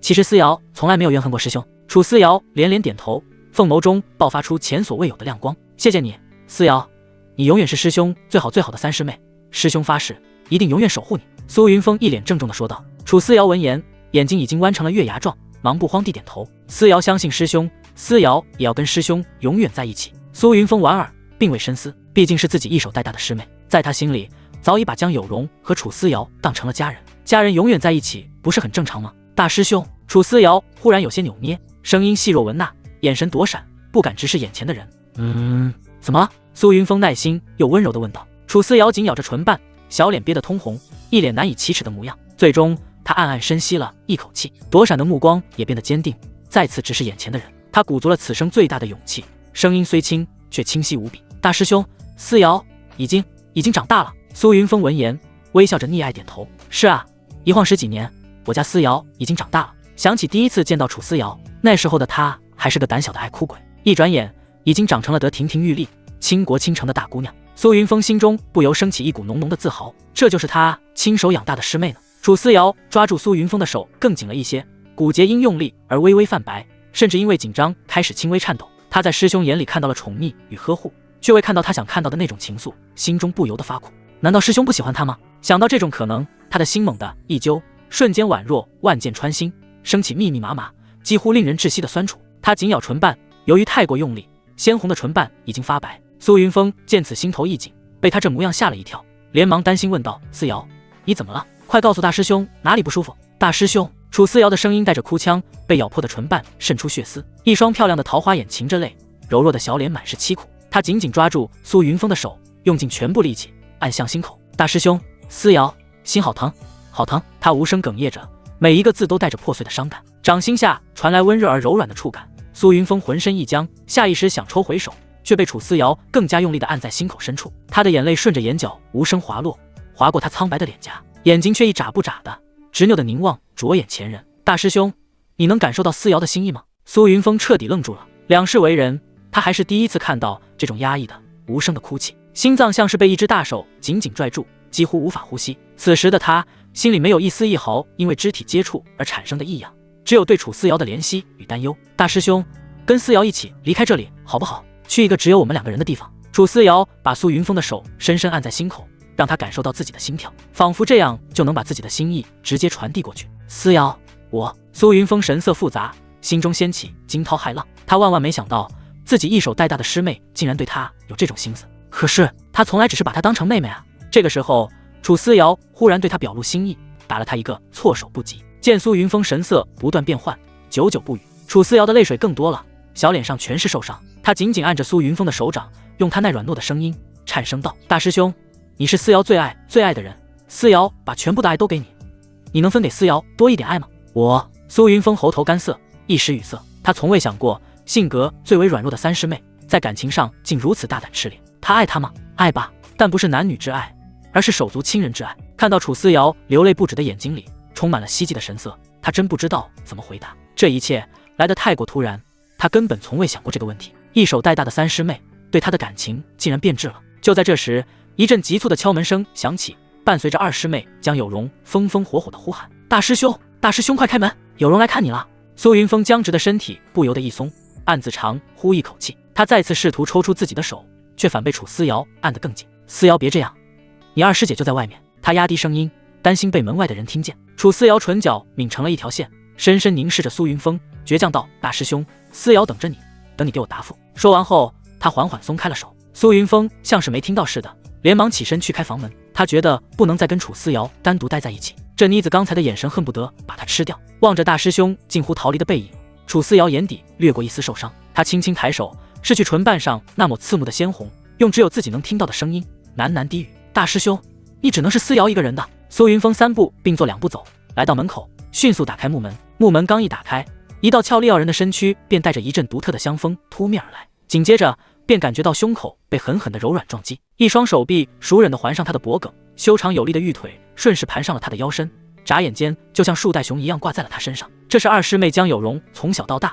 最钟爱的专属的打招呼方式。若在以往，苏云峰只会宠溺一笑，习惯性的拖住她，防止她掉下去。毕竟二师妹从来就是这样，在外人面前冷冰孤傲，在她面前就是一副活泼可爱的模样。可刚刚才经历了楚思瑶那番直白大胆的表白，此刻在面对这过于亲密的接触，苏云峰只觉得浑身不自在。三师妹对他的感情已经变质，不能再让二师妹对他的感情也变质了，连忙伸手架住江有容的细腰，将他从自己身上抠下来，语重心长地说：“有容，不能再这样了，须知男女授受不亲。”江有容不满地撅起了红唇，不高兴苏云峰把他抠下来。听到苏云峰这话后，他立刻扬起下巴反驳，眸中闪着狡黠的光：“可是师兄以前还帮我洗澡呢，那时候怎么不说男女授受不亲？”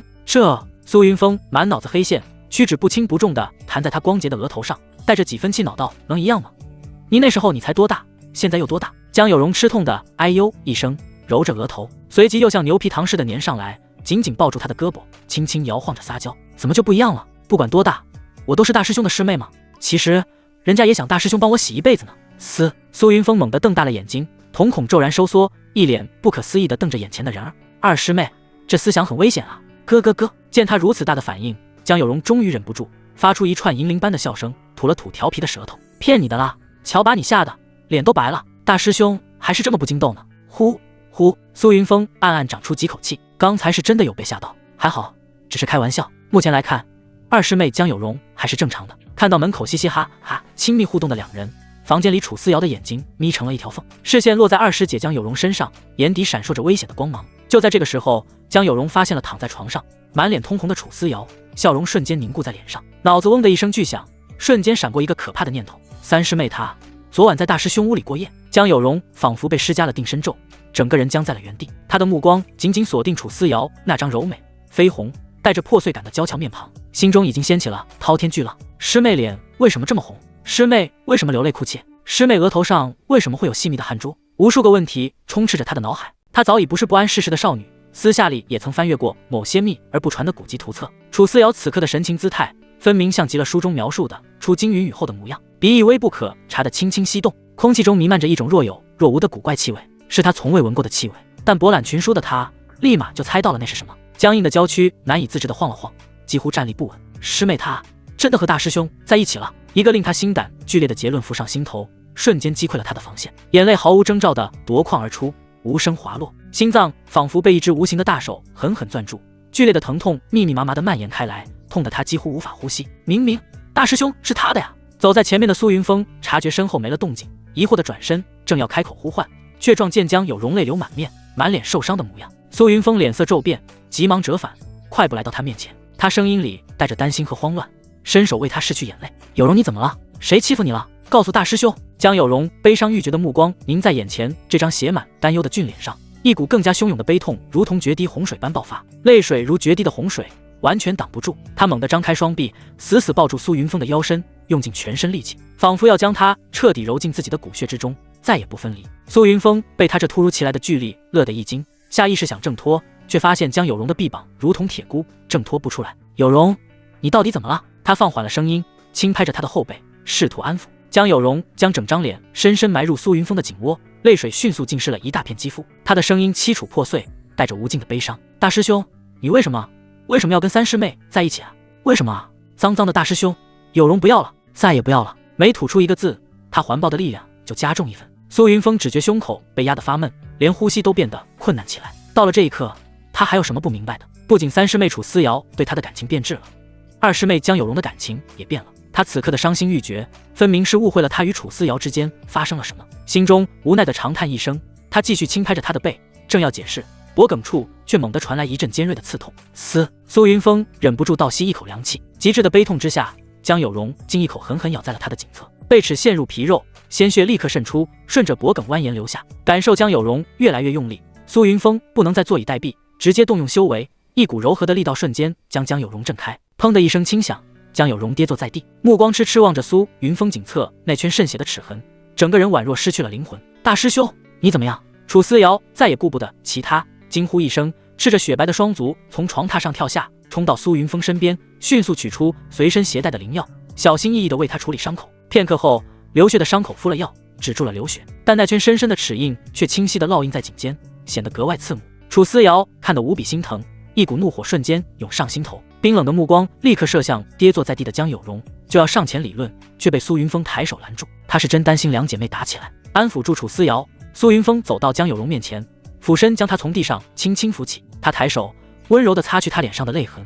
无奈地轻叹道：“有容，你误会了，我和思瑶之间清清白白，他也是刚刚才到我这里不久。”听了这句话后，江有容那原本灰暗死寂的眸子瞬间有了光彩，他紧紧盯着眼前人，声音中带着惊喜的颤抖：“真的？”苏云峰肯定的点点头，继续耐心解释道：“思瑶昨晚休息不好，我只是想让她再睡一会儿，仅此而已。”这个时候，江有容也注意到楚思瑶身上的衣物穿戴整齐，并无任何凌乱痕迹，已然相信了苏云峰的话。反应过来后，他的脸刷的一下变得通红，不好意思的低下了头，不敢面对苏云峰。“对不起，师兄，有容知道错了，你能原谅有容吗？”他的话很轻，带着小心翼翼的祈求。苏云峰微笑着揉了揉他的秀发：“当然，谁叫你是我独一无二的二师妹呢？”江有容猛地抬头看向他，眼中迸发出璀璨的光彩，喃喃重复道：“有容是师兄的独一无二吗？”苏云峰揉着他头发的手微微一顿，脸上闪过一丝不易察觉的尴尬，悻悻然收回手，干笑两声，连忙转移话题：“啊，哈哈，那个，你们回来还没正式给师尊请安吧？走走走，我们一起去灵虚殿拜见师尊。”说完率先走出木屋，等他离开后，木屋里就剩下江有容和楚思瑶两人。楚思瑶有些懊恼地瞪向江有容，若不是他突然到来，说不定就把大师兄推倒了，好不容易得来的机会就被他这样破坏掉了。经此一遭，大师兄肯定有所防备，再想推倒就没有这么容易了。哼，都怪你！楚思瑶不满地跺了跺脚，气呼呼地坐回床边穿鞋。江有容嘴角勾了勾，跟着来到床边，鼻尖微微动了动，那种奇怪的味道愈发浓烈。他不禁皱眉，在床铺上扫视了一圈，却没发现任何痕迹。最后目光再次落在了正在穿鞋的楚思瑶身上，心中暗暗道：难道师兄在骗我？沉思片刻，江有容暗下决心，必须找个机会亲自验证一下三师妹是否仍是完璧之身。如果三师妹依旧是完璧，那这味道就说明了一个问题，说明大师兄寂寞了。寂寞的大师兄最容易推倒。一个大胆的计划迅速在他心中勾勒成型。缥缈峰山门外，经过一夜调息，叶凌天已是精神抖擞，恢复了往日的身材。他回来了，他要去找沈傲雪为他撑腰，他要让苏云峰和两个疯女人为所作所为付出惨痛代价。戒指空间内，莫老无奈长叹。这一路上，他不知道劝说了叶凌天多少次，让他离开玄天宗，离开缥缈峰。天地广阔，机缘无数，没有玄天宗的机缘，还有其他地方千千万万的机缘。可叶凌天就是个死脑筋，宛若魔怔，一个字也听不进去，一意孤行的回来了。山门外，叶凌天昂首挺胸，单手叉腰，望着云雾缭绕的缥缈峰，嘴角咧开一个充满自信的弧度。莫老，你等着看吧，本少一定把苏云峰弄死，整个玄天宗都将是本少的囊中之物。莫老，现在换个聪明一点的搭档，还来得及吗？灵虚殿内殿，沈傲雪刚刚结束沐浴，周身还萦绕着温热的水汽，白里透红的肌肤宛若初雪映霞，光洁动人。他说到做到，把苏云峰赐予他的东西尽数逼了出来，绝不生出儿子。周身灵力微震，残余的水汽瞬间蒸腾消散，素手轻招，一袭月白琉璃仙裙翩然附体，将那具完美到令人窒息的身段悄然遮掩。随后，他慵懒地斜倚在软榻上，取出一枚流影石，指尖灵力轻点旋即将其激活。眼前光幕浮现，正是叶凌天率众逼迫苏云峰的场景。早在叶凌天出现的时候，苏云峰悄悄在虚空中布置了流影石，他要让沈傲雪亲眼看看他这半年一直疼爱的小徒弟到底是个什么货色。画面流转，沈傲雪的目光由平静转为锐利，最终凝如寒冰。很明显，这一切都是叶凌天为苏云峰设的局，就是想要逼迫他废除苏云峰的修为，将其逐下山。当然，他也很清楚，叶凌天之所以这样大费周章，都是为了苏云峰体内那块新生的至尊骨。难道一直以来真是本做错了？一直以来他都非常信任叶凌天，甚至于到了后来，叶凌天状告苏云峰盗窃、偷窥等事件，根本就没去详查。如今看来，他这个在人前谦逊的小徒弟，心思一点也不简单。他欺骗了他，欺骗了所有人，而他则听信了叶凌天的谎言，疏远了大弟子，甚至亲手挖去了他的至尊骨。现在回想起来，他心里对苏云峰充满了愧疚，自己竟然不相信相伴了10几年的大徒弟，反而相信一个上山仅仅几个月的卑鄙小人。这样的人不配做他沈傲雪的徒弟。就在这时，宫殿大门被敲响，同时传来了苏云峰富有磁性的声音：弟子苏云峰前来给师尊请安。沈傲雪闻言，光泽红润的唇角下意识微微上扬，他拿起一旁的冰蚕丝罗袜就要穿上，动作却是一顿，想了想，最后将其随意扔回床上。穿了也是白穿，反正那逆徒总会。念头闪过，他脸颊不禁泛起一抹霞红，如玉修长的双腿无意识地轻轻摩挲了一下，身影一闪，瞬间来到外殿，施展神力，隔空打开厚重殿门。上扬的唇角弧度越来越大，想到接下来要发生的事，心情也开始激动起来。然而，当看到苏云峰身后跟着2道窈窕身影后，他的笑容消失了，瞬间压下上扬的唇角，恢复了往日的高冷模样，眼底闪过一抹失落。原以为只有逆徒一人，却没想到还有2徒弟和3徒弟，空欢喜一场。三人步入大殿，恭敬行礼。沈傲雪微微点头，下一刻，他的目光骤然凝固在苏云峰的脖颈处，那里有一个无比清晰的牙齿印。但是他记得自己只咬过肩膀和胸膛，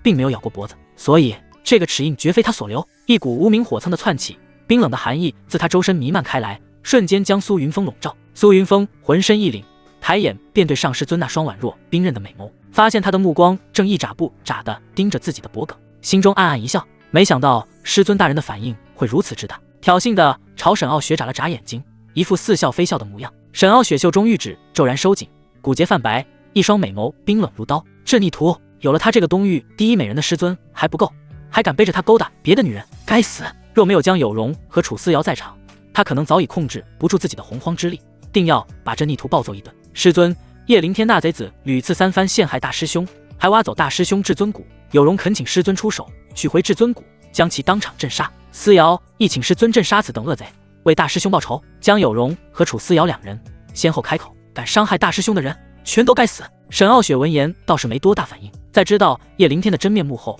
心中早有决断，欺骗他，离间他们师徒，无论哪一条都足以让叶灵天死10000次。不过在此之前，也要让他尝尝挖骨之痛。他还未开口，目光却倏地转向殿外，嘴角勾起一抹冰冷的弧度，说：“曹操。”曹操道。大殿外正风风火火而来，脸上带着志在必得的叶灵天、苏云峰三人也同时回头看去，眼睛同时眯了起来。这蠢货竟自投罗网。刚进入大殿的叶灵天也是一怔，完全没想到苏云峰他们三人都在场，而江有容和楚思瑶看向他的目光冰冷一片，充满了杀意。不过他却挺直腰板，没有丝毫畏惧，甚至还回给了两人一个不屑的眼神，只因为他的底牌是沈傲雪，他坚信师尊沈傲雪一定会如以往那般坚定地站在他这边，今日这三人必死。叶灵天抬头挺胸，大步流星步入大殿，然后微微咧嘴一笑，朝沈傲雪行礼：“弟子叶灵天给师尊请安，愿师尊容颜不老，青春永驻。”哦，苏云峰当场做了个干呕的动作，毫不掩饰其嫌恶。他这夸张的举动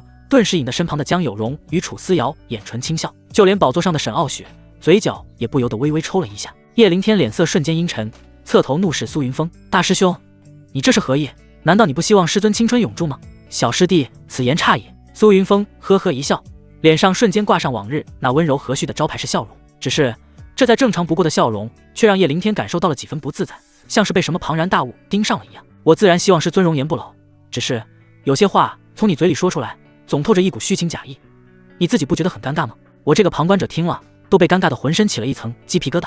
叶灵天眼眶说红就红，他猛地抬头望向沈傲雪，仰着脸，努力让泪水在眼眶中打转，强忍着不让其落下，摆出一副受了天大委屈却又倔强隐忍的模样。这是他的绝招，绝对管用的招数，没有哪个女子能扛得住他的委屈和破碎，特别是这半年，这一招更是屡试不爽。只要他摆出这副表情，师尊无不动容心软。他抿着唇，就这般泪光盈盈，委屈巴巴地望着沈傲雪，活像个在外面受了欺负，回家寻求庇护的孩子。他什么也没说，但好像什么都说了。莲花宝座上的沈傲雪微微蹙眉，若是以前，他或许还会心生怜惜，出言安慰，但今天感受完全不一样了。看清了叶灵天真面目后，再看他这负惺惺作态的模样，只觉得恶心。他还没表态，大殿中便响起了苏云峰啪啪啪的拍掌声音。只见苏云峰依旧一脸和煦，但说出来的话差点让叶灵天破防。啧啧，小师弟，你这动不动就哭哭唧唧、扭扭捏捏的模样是从哪里学来的？说到这里，苏云峰忽然恍然大悟般长长的哦了一声。我知道了，上山之前你肯定在皇宫做太监吧？不然怎么一副男不男女不女的傻逼模样？说实话，看着挺恶心，隔夜饭都差点被你恶心出来。哦，你……叶灵天的脸长得通红，双目圆睁，一副气急败坏的模样，指着苏云峰想要骂人，却半天憋不出一个字来。哎，小师弟，你这样是不行的。苏云峰摇头叹息，缓步走到叶灵天面前，拍着他的肩膀，语重心长地说：“身为大师兄，便让我来教教你怎么做一个合格的男人。”话音未落，啪！一道清脆响亮的耳光声，如同惊雷般在灵虚殿炸响。同时，叶灵天的身躯就像一个没人要的破布娃娃一样倒飞出去，噗！一口鲜血混杂着几颗碎牙从他口中狂喷而出，在空中划出一道刺目的血线。紧接着，砰的一声巨响，重重撞在大殿的盘龙金柱之上。若非大殿中有守护符文，这根巨大的柱子必定已被撞成废血。叶灵天如同烂泥般滑落在地，半边脸颊高高肿起，上面印着一个清晰的五指印。他瘫在地上，只觉得眼前金星乱冒，耳中嗡嗡作响，半晌回不过神来。江有容跟楚思瑶目睹此景，谈口微张，几乎能塞下一颗鸡蛋，美眸中尽是对自家大师兄的崇拜。从小到大，大师兄都是温润如玉与人和善，何曾见过这么霸道的一面？他们觉得大师兄真的变了，变得更耀眼了，他们更加喜欢了。江有容只觉得心间都在发颤，一股滚烫的热流在四肢百骸窜动。若非师尊在场，他早已按捺不住，第一时间就开心地挂在苏云峰身上去了。楚思瑶亦不自觉地攥紧衣角，仰望着苏云峰如刀削般俊美的面颊，眼中是毫不掩饰的倾慕与依赖。你竟敢打我！叶凌天艰难地用手背擦去嘴角的血沫，扶着冰冷的盘龙柱踉跄站起。他死死盯着苏云峰，眼神怨毒如蛇，嘶声厉吼，声音因过度用力而变得异常尖锐。他脑子有点发懵，这里可是灵虚殿，师尊还在场，苏云峰这疯子怎么敢对他动手？他可是师尊最疼爱的小徒弟啊！这该死的苏云峰就不怕师尊盛怒之下一巴掌废了他吗？然而当他的目光扫向莲花宝座上师尊时，却是瞳孔一震，满脸错愕。只见沈傲雪斜撑在莲花宝座之上，姿态慵懒，一双明亮的美眸正淡淡地注视着下方。他的神情中没有生气，没有愤怒，反而唇角勾起一抹淡淡的弧度。这是怎么回事？叶凌天难以置信地用力揉了揉眼睛，怀疑自己是否被打得出现了幻觉。他可是师尊最疼爱的弟子，如今被打了，师尊竟然丝毫不关心不生气，反而还露出一副看好戏的神情。怎么会这样？到底是怎么回事？一时间叶凌天完全不知道接下来该怎么做。沈傲雪是他最引以为傲的底牌，可看情况已经靠不住了，他接下来该怎么办？一股冰冷的寒意瞬间从脚底窜上头顶，让他四肢发凉。他现在后悔了，后悔没有听从莫老的劝告离开缥缈峰。莫老，你快想想办法！他疯狂地在识海中呼喊，声音带着颤抖，可没有得到莫老的回应。这时候苏云峰活动着手腕，骨节发出清脆的响声，一步一步向他逼近。呵呵，亲爱的小师弟，看来你脑子还没清醒，师兄这就来帮你清醒清醒。苏云峰脸上的笑容依旧和煦，却带着令人胆寒的压迫感。莫名的，叶凌天感到害怕，身体竟不受控制地向后退去。唰，下一秒，苏云峰直接冲到叶凌天面前，根本不给他任何反应的时间，一把抓住他的衣襟，将其提了起来，然后右手不停地朝他脸上呼去。啪啪啪，响亮的耳光声在大殿中回荡。叶凌天想要挣扎，想要反抗，却惊恐地发现一股强大气息已将他牢牢锁定，压得他连一根手指都无法动弹。他心中惊恐无比，因为这股力量太熟悉了，他来自师尊沈傲雪。叶凌天心中惊恐地咆哮，怎么会这样？明明师尊最疼他，为什么会帮苏云峰镇压他？想不通，完全想不通啊！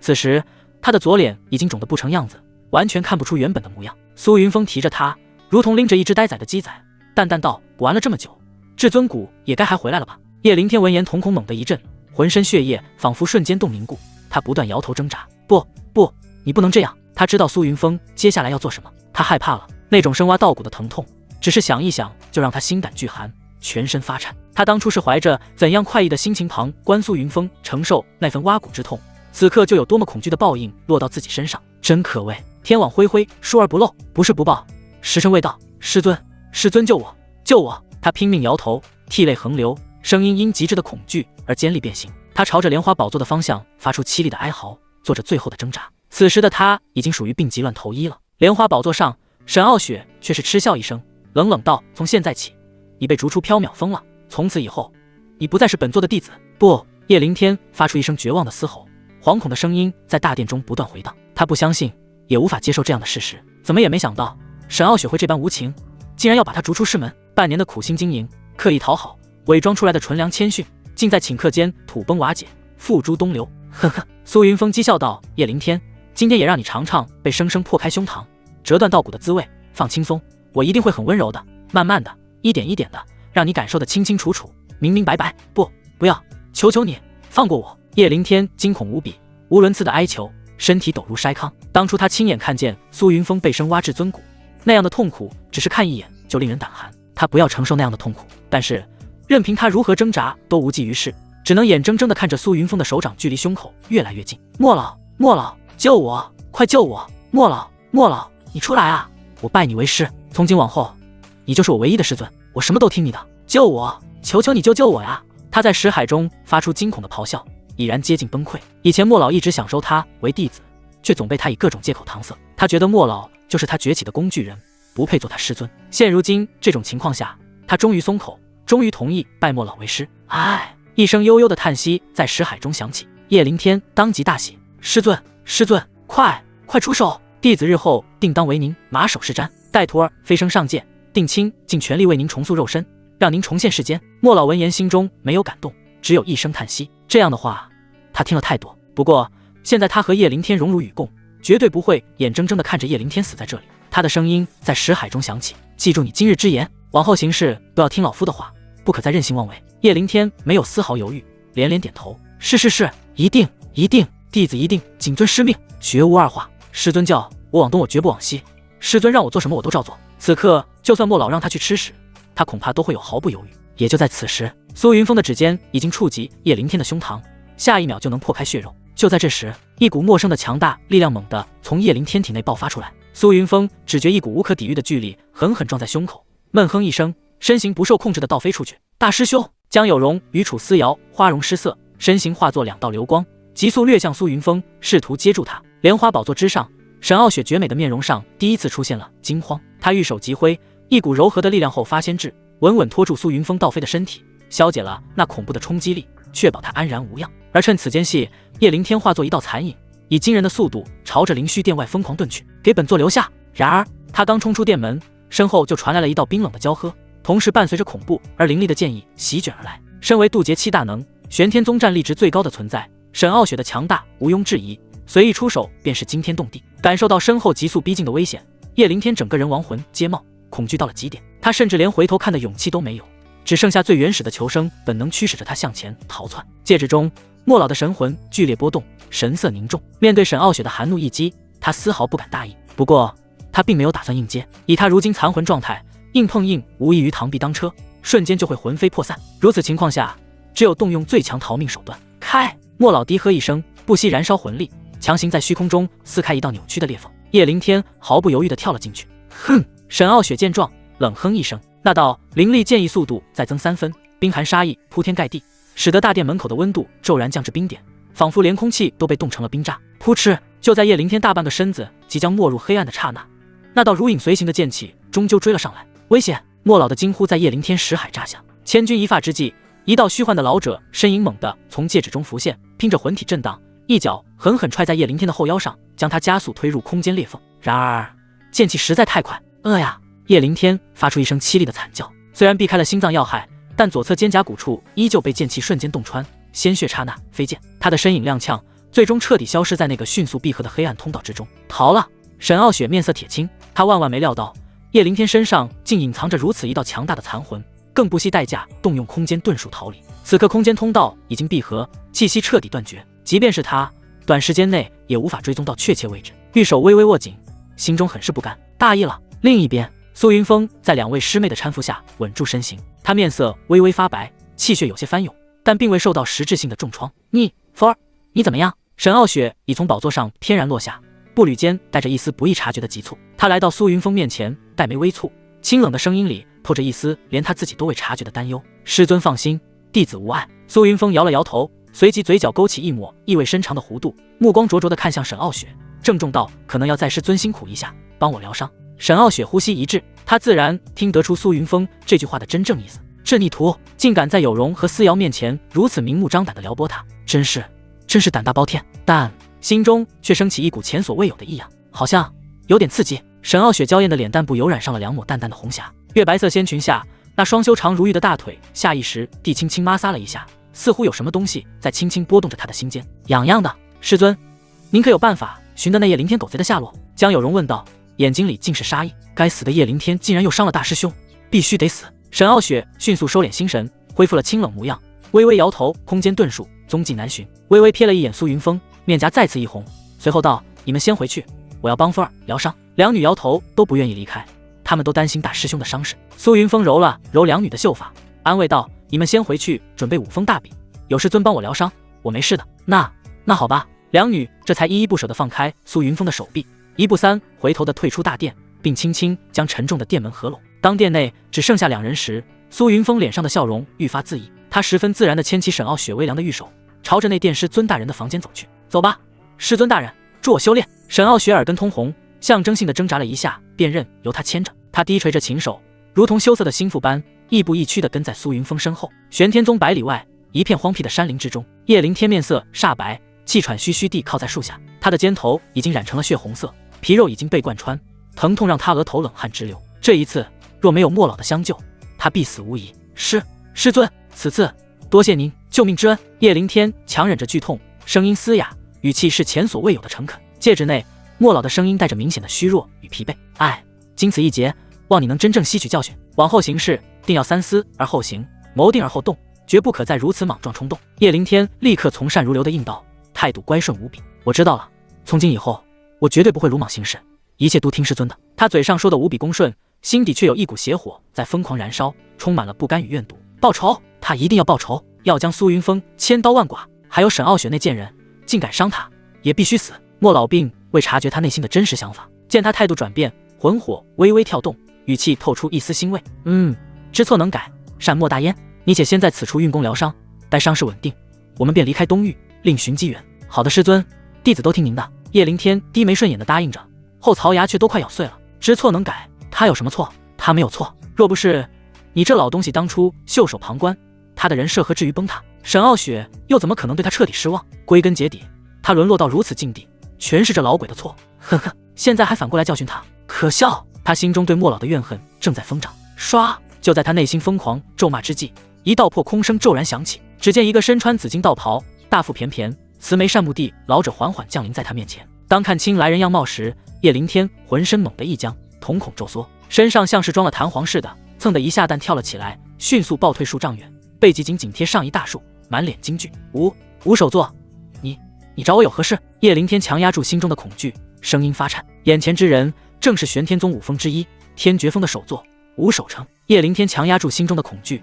声音发颤。眼前之人正是玄天宗五峰之一天绝峰的首座吴守成。看见叶灵天如惊弓之鸟的模样，吴守成和煦一笑：叶小友不必惊慌，老夫此来并无恶意。叶灵天听后却依旧没有放松警惕，吴守成依旧保持着笑脸，目光似是不经意地扫过他的胸口，旋即缓缓开口道：不知叶小友可愿意拜入我天绝峰门下，做本座的亲传弟子？听了这话，原本绷紧了全身神经的叶灵天一愣，他目光锐利地扫视着眼前这位笑容可掬的天绝峰首座，试图从那看似慈祥的面容下找出他真实的目的。见叶灵天满脸戒备与犹豫，吴守成呵呵一笑，不急不缓地解释道：叶小友不必多疑，老夫已经知晓，神首座已将你逐出缥缈峰，他也不再是你的师尊。他话语微顿，观察着叶灵天的反应，才继续道，语气带着几分惋惜：实不相瞒，我天绝峰在宗门五峰之中确实示威，人才凋零。老夫身为首座，多年来一直渴求一位能真正继承衣钵光耀门楣的亲传弟子。半年前的收徒大典上，老夫便已注意到你天资卓绝，心性坚韧，实乃天纵奇才。奈何你最终选择了缥缈峰，当时老夫心中亦是遗憾良久。如今缥缈峰既已容不下你，老夫愿敞开天绝峰大门，收你为亲传弟子，必将毕生所学倾囊相授，助你登临大道。最后他意味深长地看着叶灵天，深深一笑，压低声音，一字一句道：老夫猜想叶小友此刻心中最想做的便是报仇雪恨，拿回属于自己的一切吧。这最后一句话直接戳中了叶灵天的心窝子，他身躯猛地一颤，眼中瞬间爆发出骇人的恨意与疯狂。他想报仇，无时无刻都在想着把苏云峰踩在脚下，想着拿回属于他的一切。看到叶灵天眼中那几乎要喷薄而出的恨火，吴守成嘴角的笑意更深，继续说道：再有几日便是五峰大比，届时宗门上下乃至东域群雄皆会瞩目。难道你不想在那万众瞩目的擂台上将你的仇人狠狠踩在脚下吗？难道你不想看到他们震惊、后悔、恐惧的表情吗？我想我要让他们所有人后悔，我要把苏云峰狠狠踩在脚下，我要他生不如死。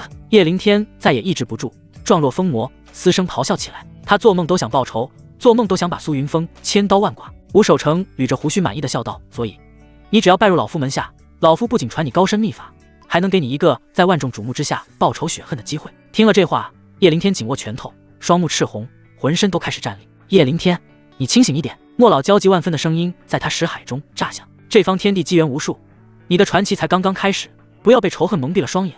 现在要做的事就是尽快离开玄天宗，此地不宜久留。你天资超群，又有至尊骨加持，加上老夫从旁指导，稳扎稳打，用不了多久必定会震动整个修行界。到时候你再来报仇也不迟啊！君子报仇，10年不晚。听老夫一言，立刻离开，莫要被仇恨冲昏头脑，葬送了大好前程。叶灵天听到莫老的话，整个人颤抖得更加厉害，他猛地咬紧牙关，后槽牙几乎要崩碎，在识海中发出愤怒的咆哮：我不甘心，原本一切都该是我的，荣耀、地位、机缘，我叶灵天才是天命所归，他苏云峰算什么东西？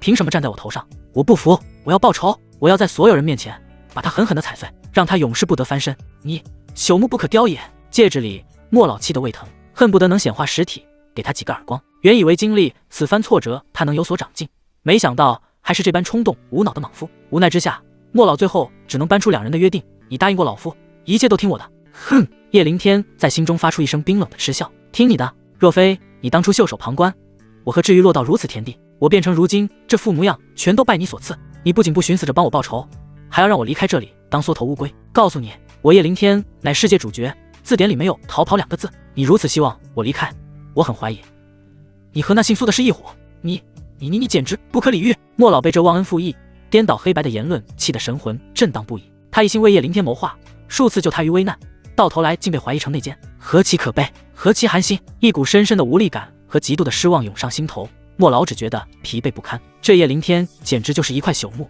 愚不可及。累了，毁灭吧！就这蠢笨之人，还妄想成为世界主角，简直可笑！就在莫老心灰意冷之际，外界的叶凌天已然做出了决定，他直接双膝下跪，五体下拜，徒儿叶凌天拜见师尊，愿师尊先福永享，道运昌隆。叶凌天额头触地，然而那低垂的脸上却没有任何恭敬，只有一片冰冷的算计与狰狞。身为世界主角，岂能真的屈居人下？如今这番下跪，只不过是为了参加五峰大比，当着所有人的面报仇而已。大丈夫能屈能伸，待他日登临绝顶，定要将今日之辱连同这五守城一并抹去。叶凌天，你方才认老夫为师，转眼又拜他人，你将老夫置于何地？莫老怒不可遏的声音再次响起，充满了的愤怒。叶凌天在心中嗤笑，回应充满了轻蔑：莫老，我虽然说过要拜你为师，但还未行拜师之礼，你便不算我师尊。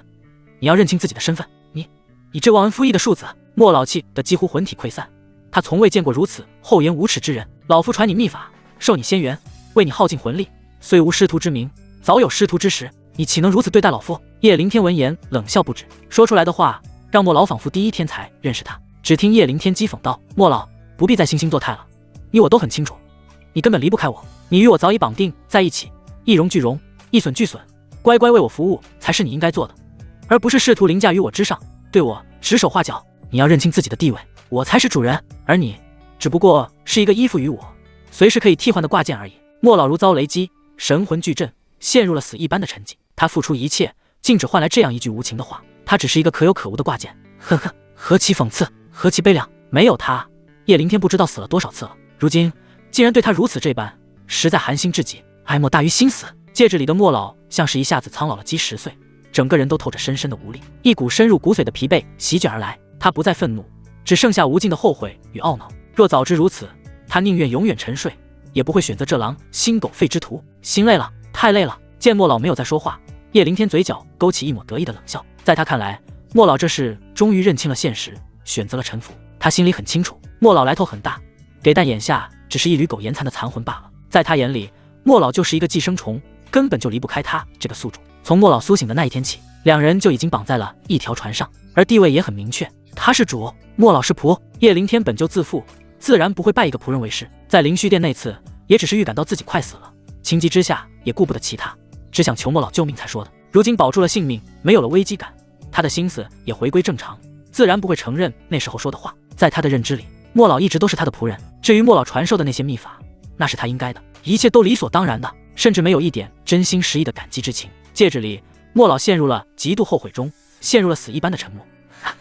好，乖徒儿，快请起！吴守成大笑，脸上的肥肉因激动而微微颤抖。他亲昵地将叶凌天扶起，拍了拍他的肩膀，目光灼灼。乖徒儿，实不相瞒，为师已经中意你很久了，也时刻关注着你的一举一动。在为师看来，你呀，有大帝之姿啊！大帝之姿！叶凌天闻言满脸惊喜，眼中瞬间迸发出无比狂热和兴奋的光芒，仿佛已经看到了自己君临天下的未来。他再次深深躬身拜下：师尊知遇之恩，弟子没齿难忘。从今以后，徒儿愿誓死追随师尊左右，一切都听师尊吩咐。他刚才还在怀疑，为什么吴守成会知道自己的位置，来得这么迅速。听了这句话后才明白，原来吴守成一直都在暗中关注着他。戒指里还在懊悔的莫老抽了抽嘴角，这话听着真天讽刺。以前叶凌天不知道对他说过多少次要听他的话，可结果呢，转眼就忘记了。说的话就像放屁一样。莫老暗暗一叹，烂泥扶不起墙。这边吴守成上下打量着叶凌天，越看越满意，脸上的笑意越来越浓。那赤裸裸的目光让叶凌天没来由的感到一阵恶寒，下意识的夹紧双腿，局部地区隐隐发紧，泛起一丝不自在的凉意。好在吴守成并没有对他动手动脚，也收起了那令他不自在的目光。师尊！叶凌天压下心头那点异样，问出了最担忧的问题。缥缈峰沈傲雪一心要取我性命，他若是得知我拜入您门下，会不会直接杀上天绝峰？他的担心不无道理。整个玄天宗谁人不知，沈傲雪不仅容貌冠绝东域，战力更是公认的宗门第一。他若铁了心要杀自己，光凭天绝峰恐怕保不住他。呵呵，徒儿多虑了。吴守诚笑了2声，给了他一个放心的眼神，道：人手座虽然很强，但还不至于杀到我天绝峰。说到这，他话锋忽然又是一转，不过五峰大比之前，你最好还是莫要公然露面。待到五峰大比之时，你于万众瞩目之下，凭实力技压群雄，大放异彩。届时你就是宗门天骄，就算他要找麻烦，掌教真人以及祖弟那几位也不会同意。说着，他意味深长地看了一眼叶凌天的胸口，继续道：毕竟你可是身负至尊谷的天纵奇才，宗门未来的希望。叶凌天对吴守诚知道自己已经融合了至尊谷的事也没在意，毕竟他都说了，时刻关注着自己的一举一动，而且他还有自己的想法，要在五峰大比上高调亮出至尊谷，引起掌教真人甚至祖弟那几位的重视。到了那时候，他就会成为宗门重点培养的对象，能得到更多的资源倾斜，甚至被祖弟那几位收为嫡传。如此一来，自己在玄天宗的地位就会迅速提升。要不了多久，整个玄天宗还不是他叶凌天的囊中之物。他连忙抱拳恭敬道：师尊放心，徒儿定当全力以赴，绝不辜负师尊厚望，绝对拿下大比第一。他还记得莫老曾说过，比试成绩好的人可以进入剑种，而剑种里就有属于他的机缘，绝对不会错过。他要在五峰大比上脚踩苏云峰一雪前耻，更要以无敌之势震撼全场，最后还得到剑种里的大机缘。一切荣耀，所有机缘都注定只属于他叶凌天一人。五峰大比前一天，缥缈峰迎来了一个特别的访客，青鸾峰首座柳妹。这是一位将成熟风韵与人妻属性完美融合，魅力值拉满的绝世尤物。即便是重生归来，心性早已不同的苏云峰，再次见到她依然惊艳。她很美，与冷艳的师尊大人沈傲雪不分上下，但不同于沈傲雪那令人不敢亵渎的冰洁，柳妹周身都散发着一种熟透了的沁入骨髓的魅意。她的一颦一笑，举手投足，无一不在撩拨着男人最原始的神经。可惜了，苏云峰暗暗摇头。据他所知，柳眉早已嫁人，至于她的道侣，苏云峰倒是从未见过，也未听人提及。不过并不影响他的羡慕，毕竟如此绝世尤物却是人间难得。但苏云峰也只是带着欣赏的目光，并未有觊觎之心。他有他的底线与洁癖，不喜欢别人碰过的女人，即便对方美若天仙，也不会破例。柳眉朱唇含笑，踩着猫步款款走来。只见她盘着端庄的发髻，肌肤银白胜雪，五官精致的如同画中仙子。她身穿一袭赤金火云裙，裙摆却大胆的裁剪了极短，使得一双丰腴雪白、线条完美的玉腿几乎毫无遮掩，行走间若隐若现，夺人心魄。温婉淑女中却又不失成熟女人的妖娆韵味，特别是那一双含情脉脉的琥珀色眼眸，更胜过世间千万风景，没有哪个男人抵挡了她的魅力。见过柳师叔。苏云峰、江有容、楚思瑶以及失魂落魄的柳如烟齐齐躬身行礼。哥哥，行啦行啦，都是自家人，小家伙们都起来吧。柳妹玉手轻挥，一股柔和的无形气劲将四人扶起，旋即她的目光在四人身上扫过，便径直走过，向着沈傲雪走去。只是她的美眸却不着痕迹的微微一挑。就在刚才，她扫过四人时，目光短暂的和苏云峰的目光有所接触，从苏云峰的目光中却看到了不同于其他男人看她的神色。其他男人看她时，眼睛里充满了贪婪和占有欲，而这位小师侄却眼神清明澄澈，没有丝毫贪欲，那是一种纯粹的欣赏，像是在欣赏一件不容亵玩的绝世珍宝。暗暗蹙了蹙眉，他觉得这位小师侄和以前不一样了，唇角微微勾了勾，却也并没有太过在意。师妹，多日不见，别来无恙。柳眉朱唇轻启，发出的每一个音节都宛若天籁，酥媚入骨，动听至极。沈傲雪眼皮都未抬，随手便将一坛醉梦仙抛了过去，语气带着熟络的不客气。想喝酒便直说，何必找这些借口套近乎？哥，还是师妹了解我。柳妹发出一串银铃般的娇笑，稳稳接住酒坛，毫不介意沈傲雪的态度，当场仰头便豪饮数口。晶莹的酒液从她唇角溢出，顺着那修长如玉、弧度优美的脖颈蜿蜒而下，最终滑入胸前那被衣襟紧紧包裹，引人无限遐想的深深沟壑之中。若是有其他男人目睹这活色生香的一幕，保不准就要当场疯狂。只因为柳妹之魅已然深入骨髓，一举一动皆是风情。哈！畅饮过后，她发出一声满足的带着些许慵懒的叹息，小巧诱人的香舌轻轻探出，轻轻舔舐掉唇边残留的晶莹酒渍。这一个细微的动作由她做来，却充满了难以言喻的诱惑力，当真是媚骨天成，勾魂夺魄。柳妹将酒坛轻轻放在身侧的玉座上，这才回过头，目光扫过苏云峰四人，唇角噙着一丝玩味的笑意，故作惊讶地问道：咦，今日怎不见你那位疼爱有加的小徒弟？此言一出，沈傲雪的脸色瞬间沉了下来，冷声道：品行卑劣，被我逐出师门了。哦，柳妹闻言，琥珀色的美眸流转，饶有兴致地盯着一脸寒意的沈傲雪，发出一阵带着揶揄的娇笑。看来师妹终于舍得擦亮眼睛，看清那小白脸的真面目了。啧啧，可真是不容易啊！沈傲雪额角隐隐有青筋跳动，脸色更黑。她这才反应过来，柳妹这女人分明是早已知情，特意跑来挖苦看她笑话。回想自己当初偏听偏信叶凌天时，这女人指不定在背后如何嘲笑自己呢。哼，不喝酒就快走，缥缈峰不欢迎你。沈傲雪被揭了伤疤，心头火起，说着就要把柳妹手里的醉梦仙抢回去。柳妹却似早有预料，玉臂一揽，将酒坛紧紧护住。丰腴的娇躯如同没有重量般轻盈腾空，赤金火云裙的短摆在空中划出几道诱人的弧度，不经意间似乎有更深处的曼妙风景一闪而逝。苏云峰啧啧感叹，柳妹这女人当真是魅惑天成。柳妹在空中宛若仙子一个优雅的旋转，翩然落地。她瞧着沈傲雪气恼的模样，笑声愈发慵懒媚人，继续火上浇油。瞧师妹这反应，看来对那逆徒恨得不轻呢。我的事你少管。风儿送客。沈傲雪彻底恼了，直接下达逐客令。她与柳妹虽是多年好友，但也时常互相拆台，尤其是这种被抓住把柄的时候。见沈傲雪是真动了怒，柳妹见好就收敛了几分调笑之意。她迈着那双勾魂摄魄的丰盈玉腿，款款走回玉座，重新坐下，单手支着线条圆润的下巴，朝沈傲雪眨了眨美眸，意味深长道：师妹先别急着赶人呐，我还有个消息，你那被逐出师门的好徒弟，如今已拜在了天绝峰五守城的门下，成了他的亲传弟子。什么？沈傲雪周身气息猛地一炸，凌厉无匹的剑意不受控制的迸发而出，将身旁的空气都切割得嗤嗤作响。他美眸圆睁，尽是难以置信与滔天怒意。叶凌天，他怎么敢？他想过叶凌天会逃离玄天宗，甚至逃出东域，却万万没想到这厮竟敢如此胆大包天，竟敢留在他眼皮子底下，还改投了五守城门下。还有那五守城，明知叶凌天是他刚逐出的弟子，竟也敢收留他，究竟意想干什么？柳妹肯定的点点头。消息确凿，就在你将他逐出师门的同一天，他便上了天绝峰。他略微停顿，又抛出一个爆炸信息。据我所知，他将代表天绝峰作为领头弟子参加此次五峰大比。沈傲雪眸光锐利如剑，天绝峰的领头人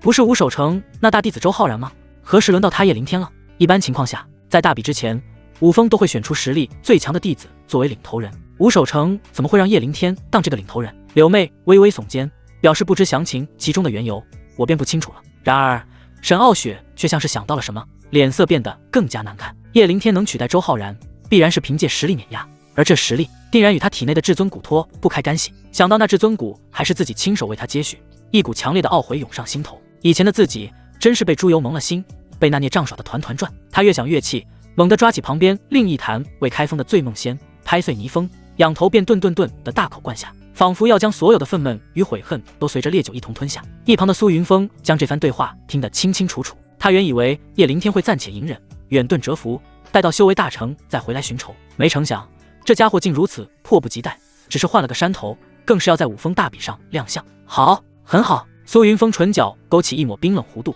眼中寒芒闪烁。正愁没地方报仇，这下倒是省事了。这次大比，他不仅要让叶凌天身败名裂，更要亲手将那本就属于他的至尊骨连本带利的拿回来。他只需要眨眨眼，就猜到了叶凌天打的如意算盘，无非是想在万众瞩目下击败他，一雪前耻，同时凭借至尊骨一鸣惊人，威震宗门，重塑声威。想到这里，他唇角不由得勾起一抹玩味的冷笑。叶凌天的美梦注定要被他亲手碾碎。旁边的江有容、楚思瑶以及柳如烟也将两人的对话听在耳中。原本失魂落魄的柳如烟眼中骤然爆发出惊人的光彩，内心激动不已。在得知叶凌天被逐出师门的时候，他整个人就像丢了魂似的，很想不顾一切的下山找叶凌天。但五峰大比在即，他并没有如愿。如今得知叶凌天竟然在天绝峰，还成了天绝峰首座的亲传弟子，他整个人瞬间就恢复了活力。他决定等下就去天绝峰见叶凌天。与他有同样想法的还有两个人，江有容和楚思瑶，他们也暗暗决定要去一趟天绝峰，不是去看叶凌天，而是去杀他。两女冰雪聪明，从柳梅的话语中很快便推断出了叶凌天的险恶用心，就是想在大比上当着所有人的面让大师兄难堪。大师兄才被挖了至尊骨，虽然在师尊的全力治疗下修为得以恢复，但肯定不是叶凌天的对手，因此他们要在大比之前杀了叶凌天，就算杀不了也要让他重伤，绝不能让大师兄受此大辱，绝对不能。两女悄悄对视了一眼，默契的微微颔首。就在此时，一道破空声由远及近，只见一道人影欲见迅疾而来，同时一道尖锐而嚣张的声音传入众人耳中：缥缈封沈师叔在上，无奉天绝峰新任首席大弟子叶凌天之命，特来下战书，约战缥缈峰首席大弟子苏云峰师兄。他的声音通过灵力加持，穿透力很强，几乎传遍了大半个缥缈峰。一时间，众多外门弟子全都听到了这嚣张的声音，心中皆是一震，纷纷循声而来，想要看看究竟是人竟然这么嚣张。只见一名身穿天绝峰府服饰，隐隐散发着道宫巅峰气息的英武男子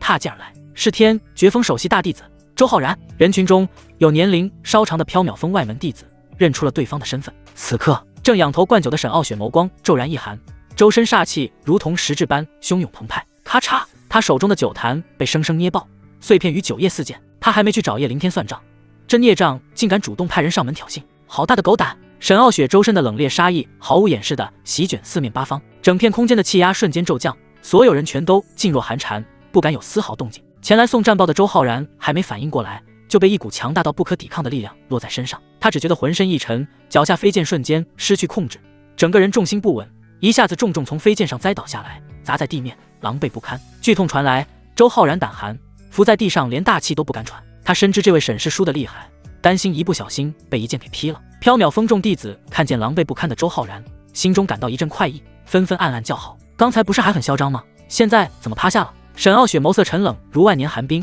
声音不带一丝温度。绝峰的弟子何时变得如此不懂规矩？吴守成平日里便是这般教导你们与长辈说话的。说完，他目光转向苏云峰，峰儿，掌嘴。是，谨遵师命。苏云峰暗暗一笑，师尊大人这是在帮他出气呢。活动着手腕，脸上挂着和煦的微笑，一步一步走向满脸惊惧和后悔的周浩然面前，扬起手臂，干脆利落的一巴掌扇下。啪！一个响亮的耳光直接把周浩然抽飞3丈远。苏云峰眼疾手快，一个闪身便提起了周浩然的衣襟，将他上半身提离地面，然后扬起巴掌不断落下。啪啪啪啪！密集而清脆的耳光声在众人耳边回荡，每一声脆响都让周围的缥缈峰弟子感觉心头恶气疏散一分，看向苏云峰的目光更加崇拜。对这种仗势欺人、狐假虎威之辈，就该狠狠抽烂他的嘴。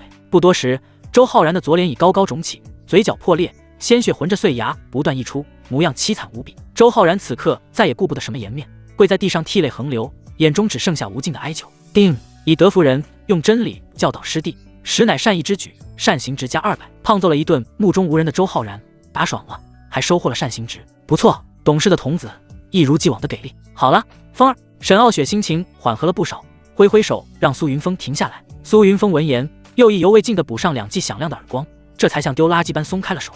你是来送战书的？沈傲雪这才缓缓开口，声音依旧冰冷。是。周浩然不敢有丝毫怠慢，忙不迭地从怀里取出一封烫金战书，恭敬呈上。是我们天绝峰新任大弟子叶灵天命我前来送战书，言明要挑战苏云峰师兄。按照玄天宗祖制，5峰大比每个对决的人选都是由长老们抽签决定，但祖师也曾定下一个规矩，那就是在大比开始前，参加比试的人可以向其他峰的人发起1对1挑战。当然，按照规定，被挑战的一方可以拒绝，但这种事关系到各峰的颜面和尊严，没人会拒绝，就算明知不敌，也要硬着头皮上。不过，这种赛前下战书的事，已经有几10年未曾发生过了。而今叶凌天选择在此时高调下战书，其用心昭然若揭，就是要当众打沈傲雪和整个缥缈峰的脸。哼！叶凌天这卑鄙小人，首座刚把他逐出师门，他便迫不及待投入天绝峰门下，现在更是嚣张的送战书，分明是处心积虑要让我缥缈峰难堪。他明知大师兄近年修为停滞，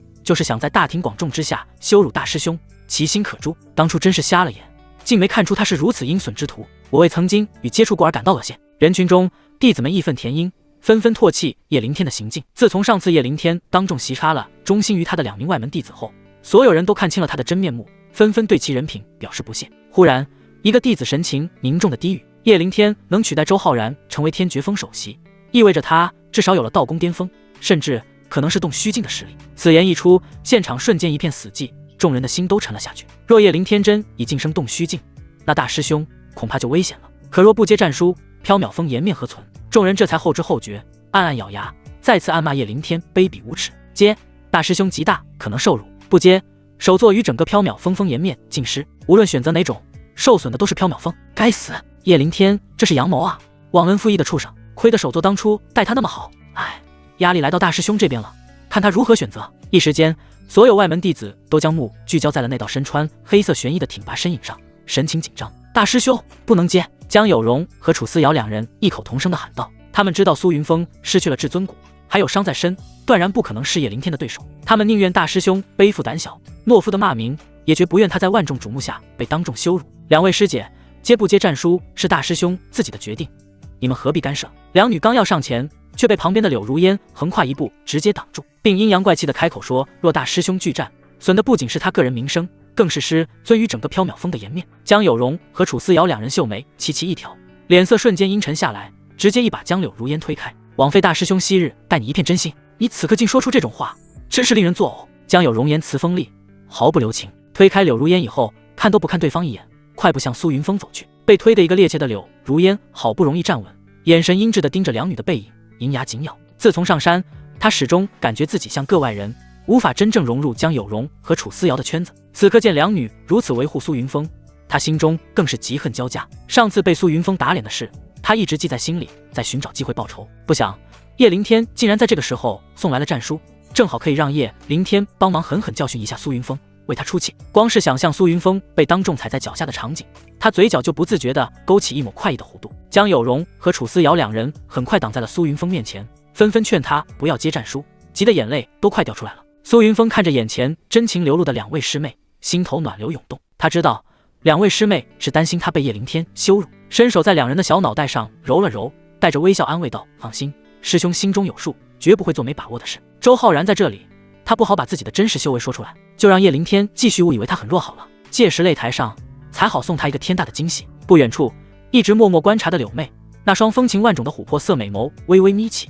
落在苏云峰身上。他不得不承认，苏云峰的容貌气质实属顶尖，是他生平所见最为出色的男子。只是这么俊的一个人，竟然是舔狗，让他颇感失望。以前他还想撮合自己弟子和苏云峰呢，后来知道苏云峰毫无下限的狂舔柳如烟，也就把那种想法掐灭了。今天再看苏云峰，发现他真的变了，卑微与舔狗气质消失无踪，取而代之的是一种内敛的自信与从容。柳妹玉指轻轻摩挲着光滑的下巴，心中暗忖，如果苏云峰不再当舔狗，倒是可以继续撮合两人。他把这事默默记在心里，等这次武峰大比后，便可以尝试着让两人接触，前提是苏云峰在大比中表现优异。行了，你们两个还不退到一边去，让风儿自己做决定。沈傲雪秀眉微蹙，语气中带着一丝不易察觉的酸意与不悦。看见苏云峰和两位弟子如此亲密，他就觉得心里堵得慌，莫名的烦躁起来。苏云峰走到周浩然面前站定，居高临下俯视着对方，嘴角噙着一抹似笑非笑的弧度。周师弟，你我好歹也是老朋友了，不过是送份战书罢了，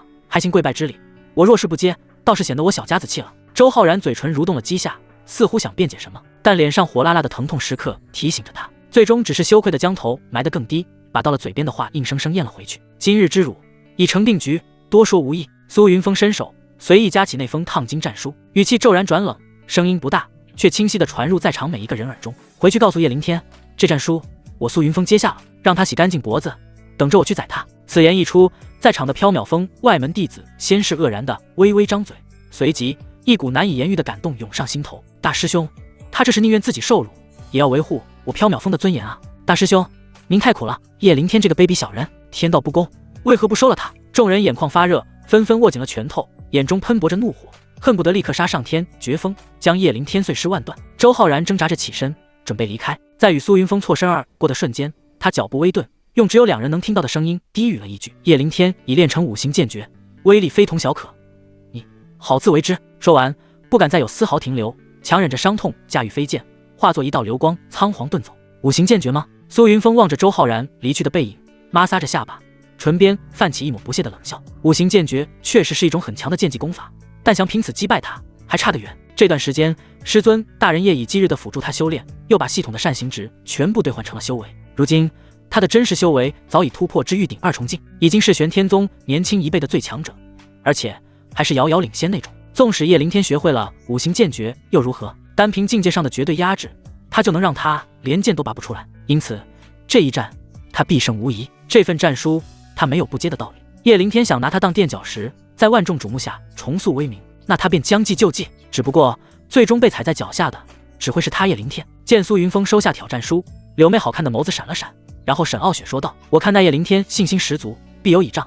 沈师妹，你就真不怕你家这宝贝大徒弟吃亏？沈傲雪闻言，得意地扬起雪白的下巴，骄傲道：我家风儿天下无敌，何惧区叶凌天？说的也是。柳妹像是想到了什么，悠悠吊笑道：我倒是差点忘了，这小子身负至尊骨，确实有傲视同辈的资本。听到至尊骨三个字，沈傲雪原本高高昂起的下巴不自觉地低了下来，绝美的脸庞上闪过难以掩饰的悔恨与心虚。她现在后悔的要死，如果不是她识人不清，听信了叶灵天的谗言，就不会挖了苏云峰的至尊骨，也不会让他承受那份剜骨之痛。一切都是自己的错，也不怪风儿那时候对他那样残暴，一切都是他自找的。见沈傲雪情绪瞬间低落，美眸中还带着后悔和心虚的神情，柳妹顿时坐不住了，差点失了分寸跳起来。她伸长了雪白的脖颈，靠近沈傲雪，低声道：“你别告诉我，这小子的至尊骨出了问题。”沈傲雪沉默，柳妹一双诱人的琥珀色美眸瞬间瞪得溜圆，美艳的脸上尽是震惊，急切地追问到底怎么回事。至尊骨万年难得一遇，出了问题可是足以影响整个玄天宗的大事。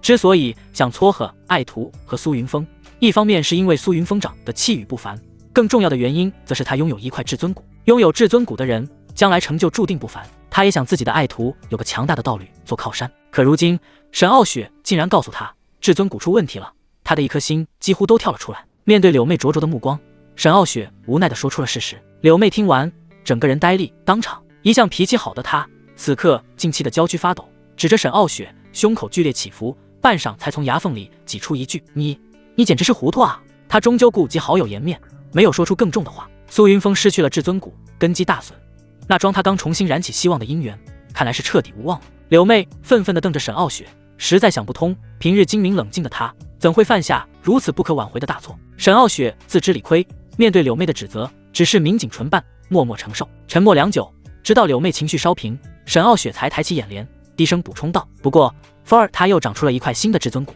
什么？柳妹再也无法维持镇定，猛地从玉座上弹了起来，动作之大，险些带翻了面前的酒坛。这个消息太过震撼，瞬间冲垮了她的理智。她的这一声娇喝，顿时吸引了所有人的目光。刚才他们的交谈都只限于两人能够听到的范围，因此没有人知道刚才他们在聊什么。但柳妹这一声高亢的娇喝，却是清清楚楚地传入了所有人的耳朵。众人纷纷投去狐疑的目光。柳妹立刻意识到自己的失态，连忙深吸一口气，强行压下心中的惊涛骇浪，重新坐回自己的凳子。在此过程中，还不忘回头深深看了一眼远处的苏云峰。苏云峰不禁眯起了眼睛，心中暗暗思忖：难道是师尊大人把他们之间的事告诉他了？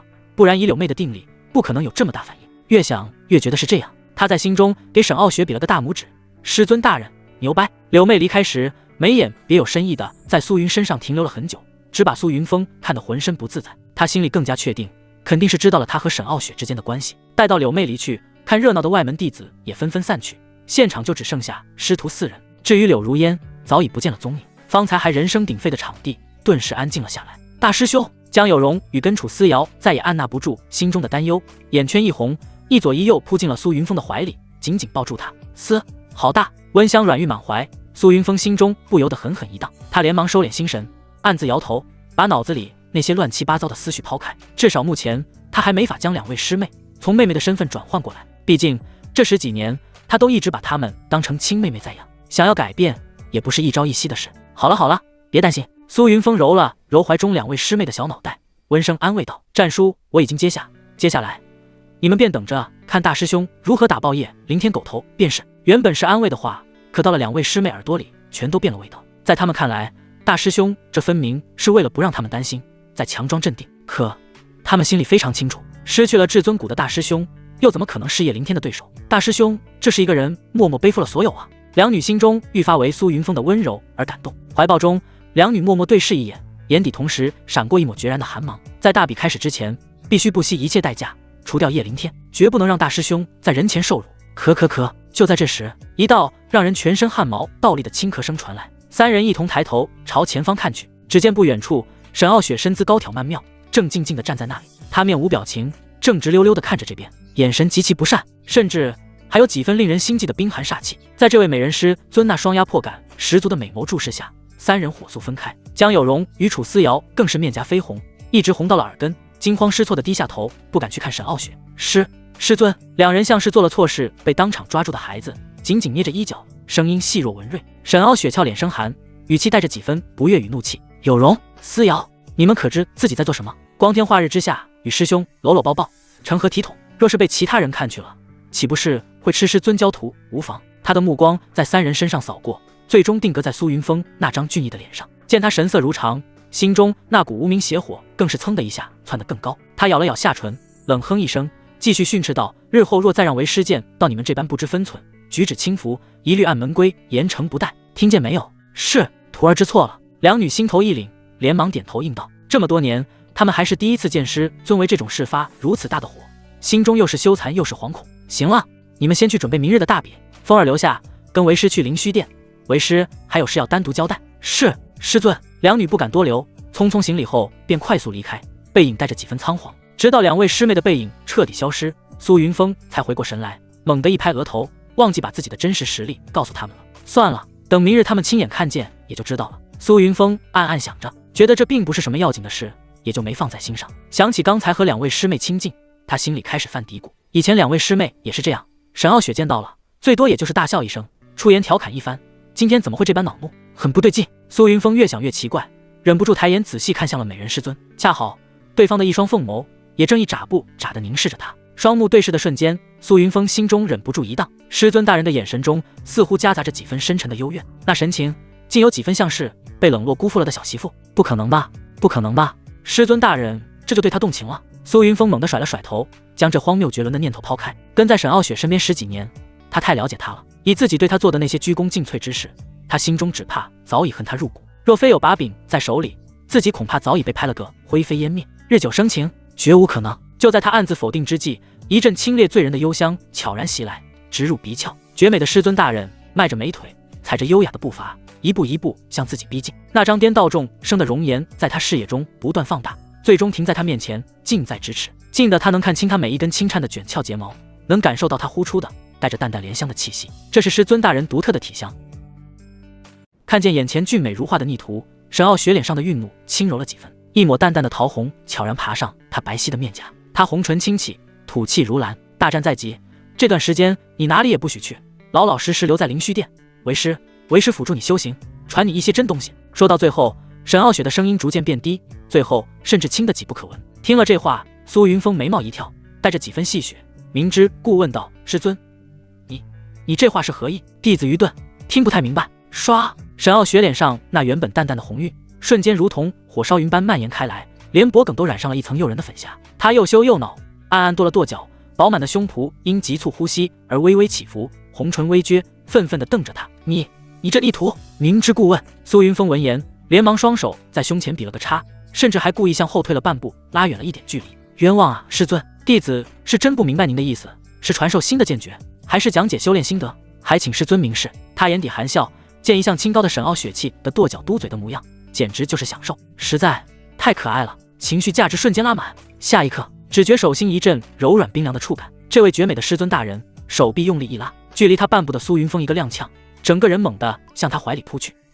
脸部瞬间陷入一片难以言喻的温软之中，温热的暖香瞬间填满鼻腔，甜而不腻。苏云峰人都麻了，他是万万没想到，自家这位素来矜持的师尊大人竟这般大胆，竟在光天化日之下给他来个满满的洗面奶啊！沈傲雪也没料到苏云峰这么弱不禁风，一拉就到，顿时发出一声短促的惊呼。他本能的就想要将这逆徒推开，他们这副亲昵的模样绝对不能让人看见。然而一双强壮有力的手臂已如铁箍般死死环住了他纤细柔韧的腰肢，苏云峰就像一块粘人的狗皮膏药，牢牢粘在了他身上。沈傲雪试了几次都未能将其推开，最后他放弃了，迅速转头扫向四周，发现没人后才松了一口气，低头看向埋头的苏云峰，绝美的唇角竟不自觉地勾起了一抹惊心动魄的带着羞意与纵容的浅浅弧度。苏云峰微微抬起脸，邪笑道：“弟子心性不稳，还请师尊大人教徒儿插花弄玉，陶冶情操，稳固心性。”沈傲雪狠狠地剜了他一眼，这逆徒的意思他岂能不知？玉手反抱住苏云峰强壮有力的虎腰，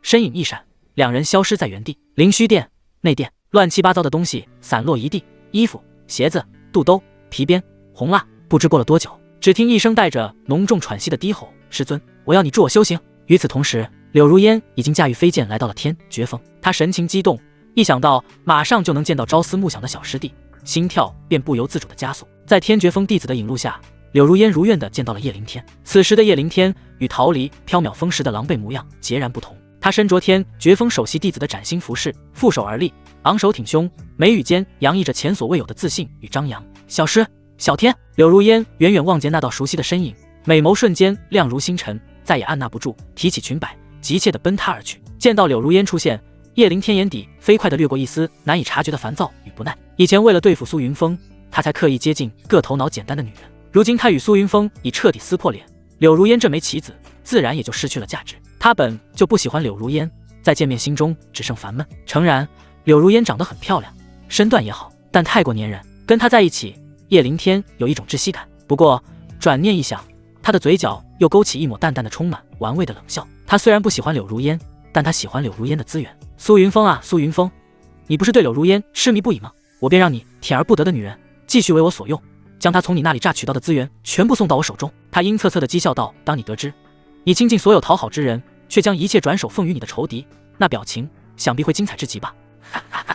他太恨苏云峰了，他不仅要蹂躏苏云峰的身体，还要蹂躏他的精神，让他痛不欲生。叶凌天心中狂笑，脸上却在瞬间切换出一副惊喜而温柔的表情，快步迎了上去。如烟师姐，你怎么来了？下一秒，柳如烟便撞入了叶凌天的怀抱，紧紧抱住他，泪眼朦胧。小天，这几日我担心死了，我怕再也见不到你了，看到你没事，真是太好了。他的声音带着哭腔。叶凌天强忍着推开他的冲动，抬手略显敷衍地拍了拍他的后背：师姐别哭，我这不是好好的吗？好一阵安抚，柳如烟激动的情绪才渐渐平复下来，但仍紧紧抱着叶凌天的胳膊，不愿松开。小天，你怎么会来天绝峰呢？叶凌天扬起下巴，神态倨傲，语气自负。良禽择木而栖，我叶凌天天纵之姿，无论身在何处，都注定是万众瞩目的焦点，是那最耀眼的光芒，岂是那些平庸之辈可比？一直以来，在他眼里，自己都是世界的主角，其他人都是配角，苏云峰更是垫脚石。只是这块垫脚石出现了意外，竟让他这个主角多次吃瘪，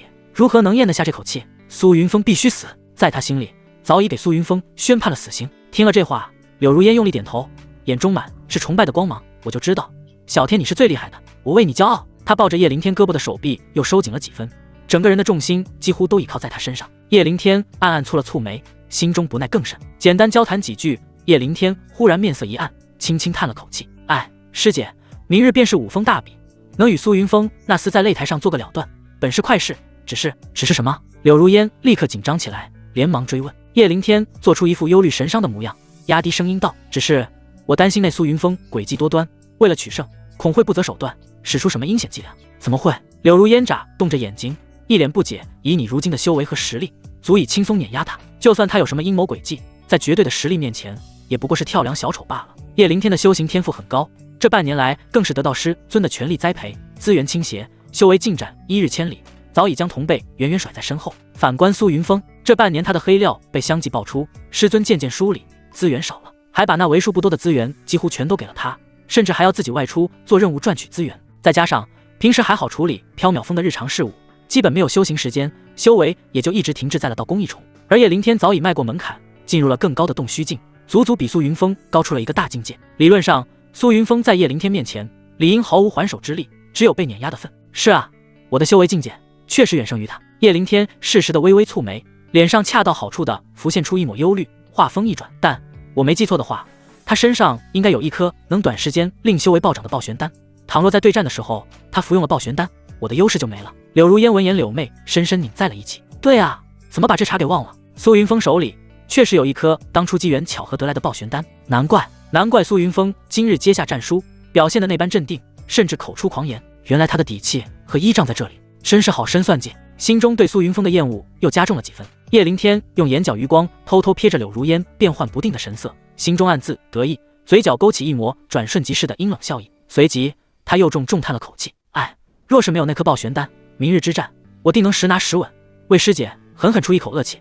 可惜啊！柳如烟猛地抱紧了他的胳膊，扬起脸，语气斩钉截铁：小天你放心，那颗暴玄丹我一定想办法帮你拿过来，绝不会让苏云峰用它来暗算你。叶凌天瞪大了眼睛，故作惊讶，握住他的手道：师姐，你有办法？那苏云峰将此丹看得极重，恐怕……柳如烟笃定地点头，他不是喜欢我，喜欢的死去活来吗？只要我开口向他要，谅他也不敢不给。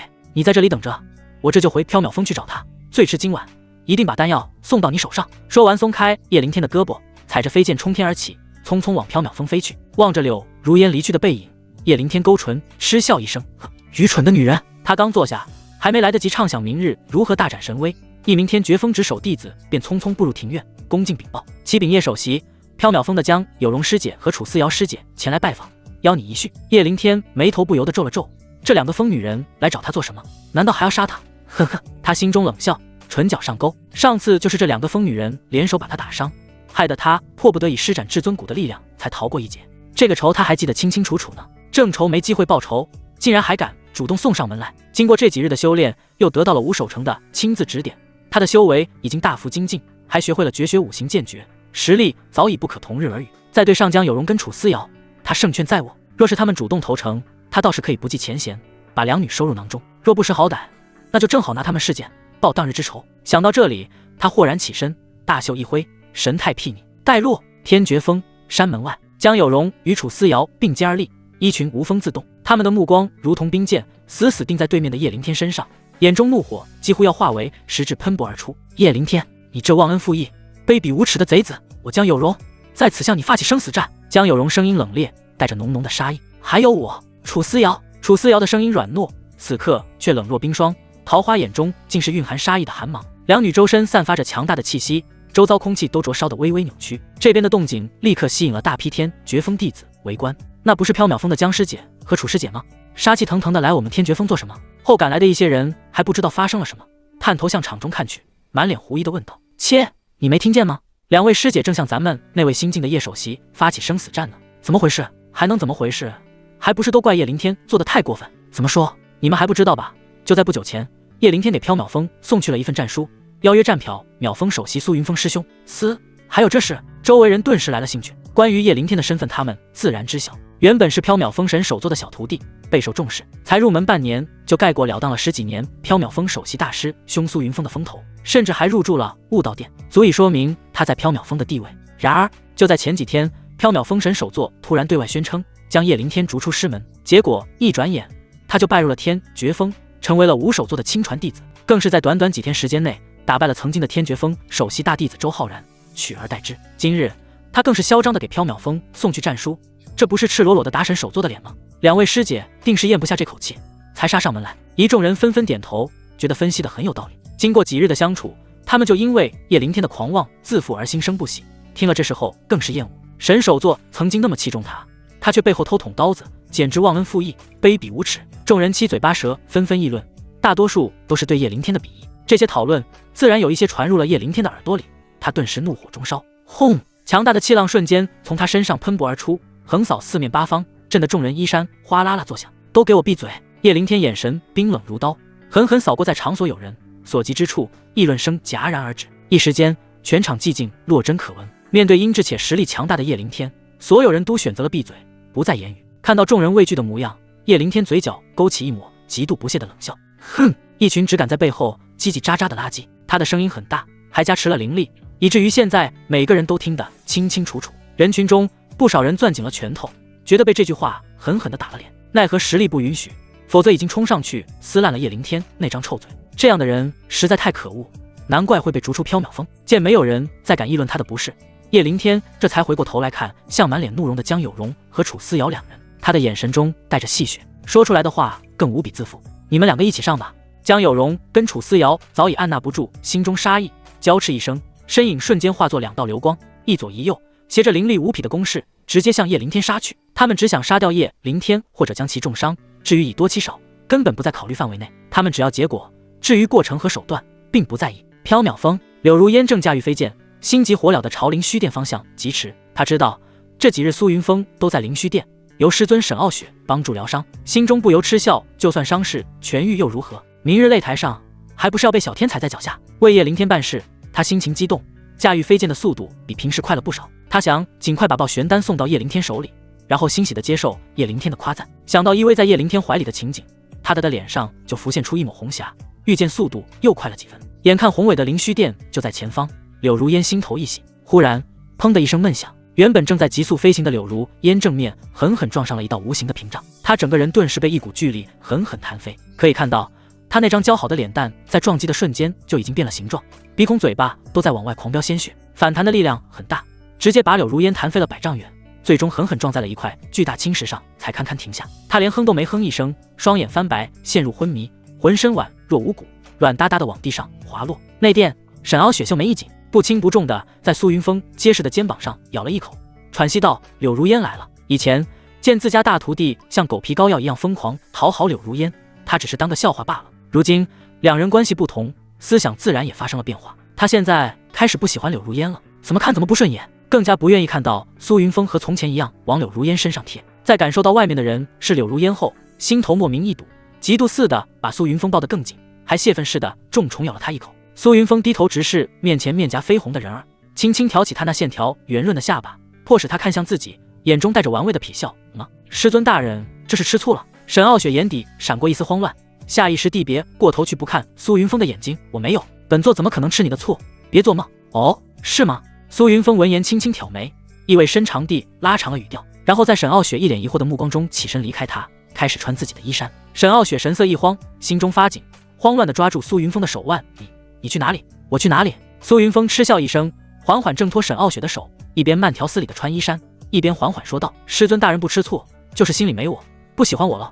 留下来还有什么意思？我自然要去找我的如烟师妹了，不准去！沈傲雪忽然撑起身，重新抓住苏云峰的手臂，力道比刚才大了不知道多少倍，指甲仿佛都要潜入苏云峰的血肉里，也顾不得此刻身无寸缕，就这么紧紧抓住苏云峰，一双美眸深沉地直视着他，眼神执拗，周身气压低的可怕。苏云峰面无表情地回视他，伸出另一只手，将沈傲雪的手指一根一根地掰开。腿长在我身上，我想去找谁就找谁，你和我什么关系？是我什么人？凭什么管我？听了这话，沈傲雪如遭雷击，整个人不受控制地晃了晃，感觉一阵天旋地转，心脏像是被一只无形的手狠狠攥住，疼得他几乎窒息。对啊，他和他是什么关系？他是他什么人？师徒？纵使是师徒，也无权阻止徒弟去找别的女人。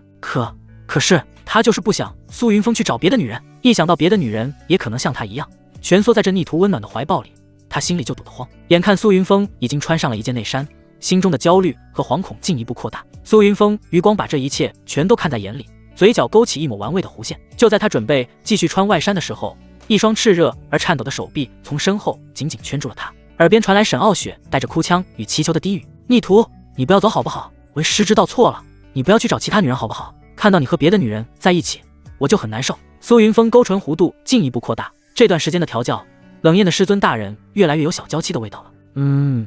就是有点受虐倾向。他心中甚是满意，但依旧装出一副古井无波的表情，言语淡淡道：沈傲雪，你觉得我很好骗吗？你刚才还说不吃醋，现在你这话又算怎么回事？沈傲雪浑身一僵，支支吾吾半天没说出话来，急得眼泪在眼眶里打转，抱着他的手臂却越发用力。苏云峰怅然一叹：松手吧，你心里根本就没有我，不松，死也不松。沈傲雪反应激烈，抱住苏云峰的两条手臂力量更大，像是要把他融入自己血肉一般。他整个人紧紧贴在苏云峰宽大的后背，娇躯因为激动而颤抖，声音闷闷的，语气却异常坚定，一字一句激动道：我吃醋，我很吃醋，我受不了你和任何女人亲近。苏云峰，你听清楚了，我心里全是你，你的身，你的心，你的一切都只能是我的，是我一个人的。终于听到想听的话，苏云峰的嘴都快咧到耳后根了。对师尊的调教结果还是很不错的，只是怎么感觉有点病娇，这一点他也并未放在心上，只要师尊全心全意为他服务，其他的都不是问题。至于病娇什么的，其实最喜欢了。就在他进行着激烈的心理活动时，密密麻麻的吻已经落了下来，理智很快被淹没。今日的师尊大人格外的坦诚，也格外的卖力。至于昏死在外面的柳如烟，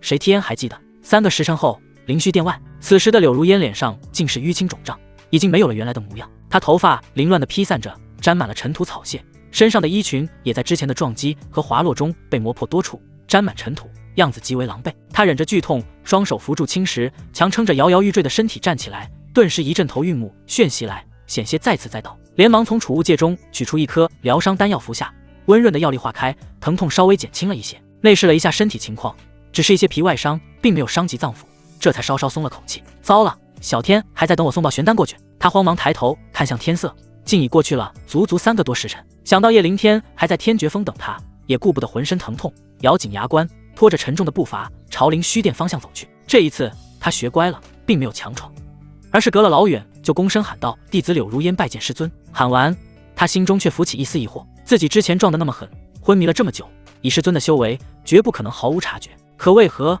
迟迟没有动静，甚至没有派人来救治？很奇怪，难道他在做非常重要的事？柳如烟想了想，却又自我否认地皱了皱眉。这几天除了给苏云峰疗伤，还有什么重要的事？更让他想不通的是，灵虚殿平时的防御大阵常年关闭，今天怎么开启了？想不通，索性也就不想了。反正他的目的只是拿到苏云峰身上的那颗爆玄丹。他的声音落下许久后，殿内依旧一片寂静，没有任何回应。只是不知道什么时候，防御大阵已经无声无息地关闭了。他心中一喜，也顾不得细想，一瘸一拐地来到大殿外，敲响了殿门。师尊，您在吗？徒儿找大师兄有要事，能让他出来一下吗？内殿，乱糟糟的房间充斥着暧昧的气息，一片狼藉的地面无声地诉说着不久前是何等激烈。沈傲雪早已累得沉沉睡去，对外界发生的事一概不知。听到柳如烟的声音，苏云峰却勾了勾唇角，脸上闪过一抹玩味的冷笑，随意地拍了拍身旁人的披髻，在凌乱的地上捡起自己的衣衫穿好，这才不急不缓地朝外店走去。店门外的柳如烟等了半天不见回应，心中焦急，抬起手又准备敲门。就在这时，厚重的店门吱呀一声缓缓打开，同时也露出了苏云峰那张内敛自信的俊脸。洒下的阳光正好照在他身上，瞬间给他镀上了一层神圣的光晕。棱角分明的面颊，高挺的鼻梁，线条恰到好处的下颚，还有那微微扬起的唇角，这是一张360度毫无死角的完美俊脸。柳如烟一时竟看得有些呆了，眼眸中闪过连他自己都未察觉的惊艳与恍惚，脸颊竟不由自主的微微发烫。叶凌天也长得眉清目秀，十足的英俊，可和苏云峰相比还是差了许多，完全不在一个层次上。颜值方面，苏云峰可以说残忍碾压叶凌天以及玄天宗任何一名男弟子。我喜欢的是小天，只喜欢小天。柳如烟在脑海里不断提醒着自己，心中那泛起的一点点异样迅速被他强压下去。他的脸色迅速冷了下来，恢复了以往对待苏云峰时的冷漠和厌烦。他双手叉腰，扬起下巴，就准备用以前那种居高临下的口吻开口苏。然而他刚吐出一个字，耳畔忽然传来一道破空声，下一秒，啪！一记响亮的耳光狠狠扇在了他的左脸上，巨大的力量带着恐怖的穿透力。柳如烟只觉得半边脸瞬间失去知觉，随即是炸裂般的剧痛，耳朵里嗡嗡作响，眼前金星乱冒，他整个人也在这一股巨力下如同破布娃娃一样斜飞出去。这还没完，就在他满脸震惊还没落地的时候，一道人影如同鬼魅般闪现至他身侧，然后那个人没有任何多余的动作，抬起膝盖对着他柔软的腹部毫不留情的重重一顶。噗！柳如烟双眼暴突，一口鲜血狂喷而出，腹部的剧痛让他整个身体蜷缩如虾米，他连惨叫都发不出来，整个人如同炮弹一样倒飞出去，最后砰的一声再次撞在了100丈外的那块青石上，然后缓缓滑落在地，蜷缩着身体不住地抽搐，口中发出痛苦的低吟。柳如烟彻底懵了，怎么会这样？那个曾经对他百依百顺，予取予求，哪怕被他当众羞辱也只会默默承受的苏云峰，怎么会对他下如此狠手？这还是那个爱他如命的人吗？呆，哪里来的丑八怪狂徒，竟敢对缥缈峰首座图谋不轨，找死！这时就在柳如烟意识模糊痛不欲生之际，一声中气十足的暴喝如同惊雷般由远及近，眨眼间就站在了他面前。柳如烟眼皮狂跳，心中升起不祥的预感，挣扎着开口解释，等你是个颠儿。苏云峰哪里能给他说话的机会，直接就是一阵拳打脚踢。柳如烟说到嘴边的话全都被生生打断。不知道过了多久，柳如烟只觉得自己的脑袋都快爆炸了，脸颊胀痛的厉害，浑身都快被拆散架了。就在他以为自己快要死掉的时候，苏云峰停手了。只见苏云峰居高临下俯视他，嫌弃地朝他吐了一口唾沫，语气凶狠，说：你是谁派来的奸细，想对我师尊做什么？柳如烟整张脸早已肿得面目全非，青紫交加，像个发酵过度的猪头，原本的大眼睛已经被红肿的眼皮挤成了一条缝。听到苏云峰的话，他的委屈瞬间涌上心头，眼泪再也控制不住，哗啦啦往外流。终于可以说话了，终于可以解释了。他蠕动着破裂流血的嘴唇，刚要解释，却又听到苏云峰不耐烦地碎了一口子，嘴还挺硬。接下来又是一顿拳打脚踢，专往他身上最痛但又不易致命的地方招呼。柳如烟只觉得自己的魂魄都快被打散了，眼前阵阵发黑，出气多进气少，真的快要死了。大师兄，是我呀，柳如烟。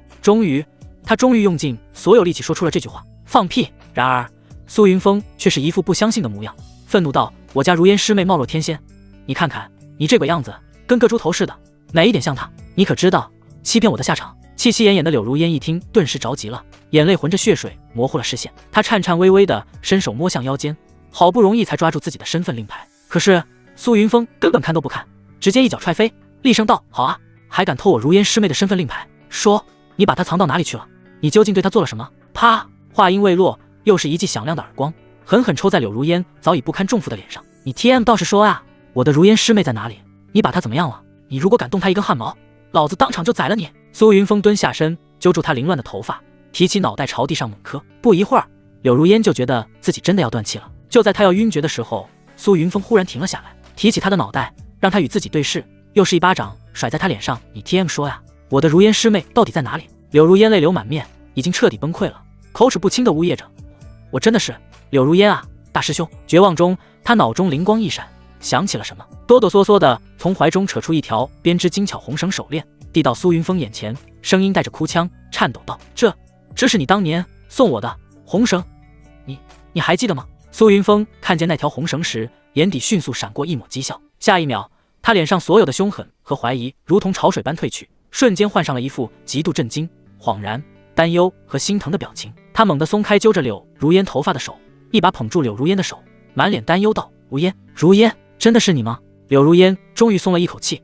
无力点头：“是我。”苏云峰猛然一惊：“天啊，如烟，你怎么会变成这个样子？”柳如烟，他一边自责地说着，一边将柳如烟从地上扶起来，满是歉意道：“对不起啊，如烟，刚才你满脸淤青肿胀，我真没认出来是你，还以为是魔教的奸细，所以你不会怪师兄吧？”柳如烟闻言扯了扯破裂的嘴角，他都差点被打死，你说怪不怪你？他恨不得把苏云峰当场大卸8块，以泄心头之愤。可是现在不行，他强忍着心中的怒火，肿胀的脸上努力挤出一个比哭还难看的笑容，违心地说：“不会的，如烟，你真是深明大义。”苏云峰仿佛大大松了一口气，感动地拍了拍他的肩膀，疼得柳如烟咬牙切齿，旋即又在他身上急切地摸索起来，找到了一瓶疗伤丹药，不管3七21，捏住柳如烟的嘴巴，一股脑地把整瓶都灌了下去，伤得这么重，得赶紧吃药。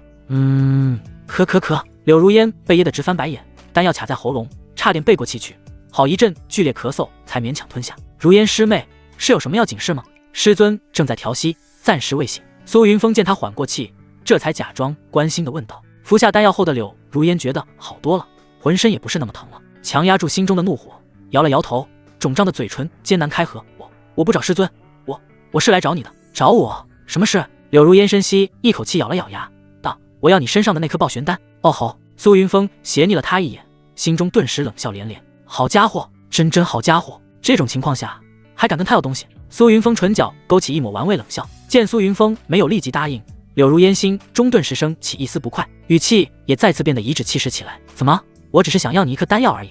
苏云峰，你口口声声说爱我、喜欢我，难道连一颗小小的丹药都舍不得给我吗？你对我的爱就这么廉价？”苏云峰眸光闪了闪，脑海里想到了一种可能，这蠢女人多半是去天绝风见了叶灵天，然后被对方3言2语蛊惑，跑回来替他要爆玄丹。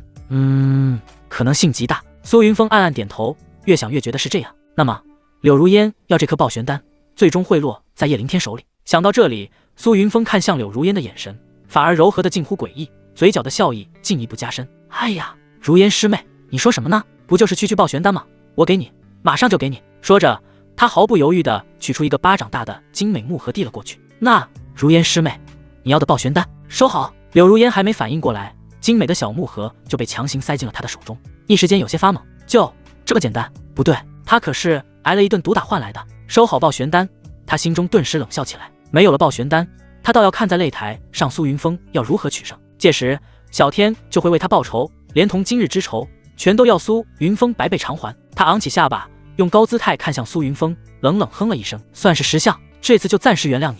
不过你记住，我祖父的100岁寿辰，你必须准备好以往10倍资源，若是让我不满意，你知道后果。”丢下这句色厉内荏的威胁，柳如烟不敢再多停留，便强撑着身体，颤巍巍地转身离开。此时的他面颊肿胀，自然不会让叶灵天看到他的丑样，得先回去疗伤，晚上再送丹药过去。看着柳如烟逐渐远去的背影，苏云峰双目虚眯，嘴角勾起一抹阴险冷笑。只因为给柳如烟的爆玄丹被他做了手脚，给他的其实是一颗酷似爆玄丹的毒丹，不仅不能提高修为，反而含有剧毒。这是他通过善行值在系统兑换的，一旦叶灵天吃下去，解。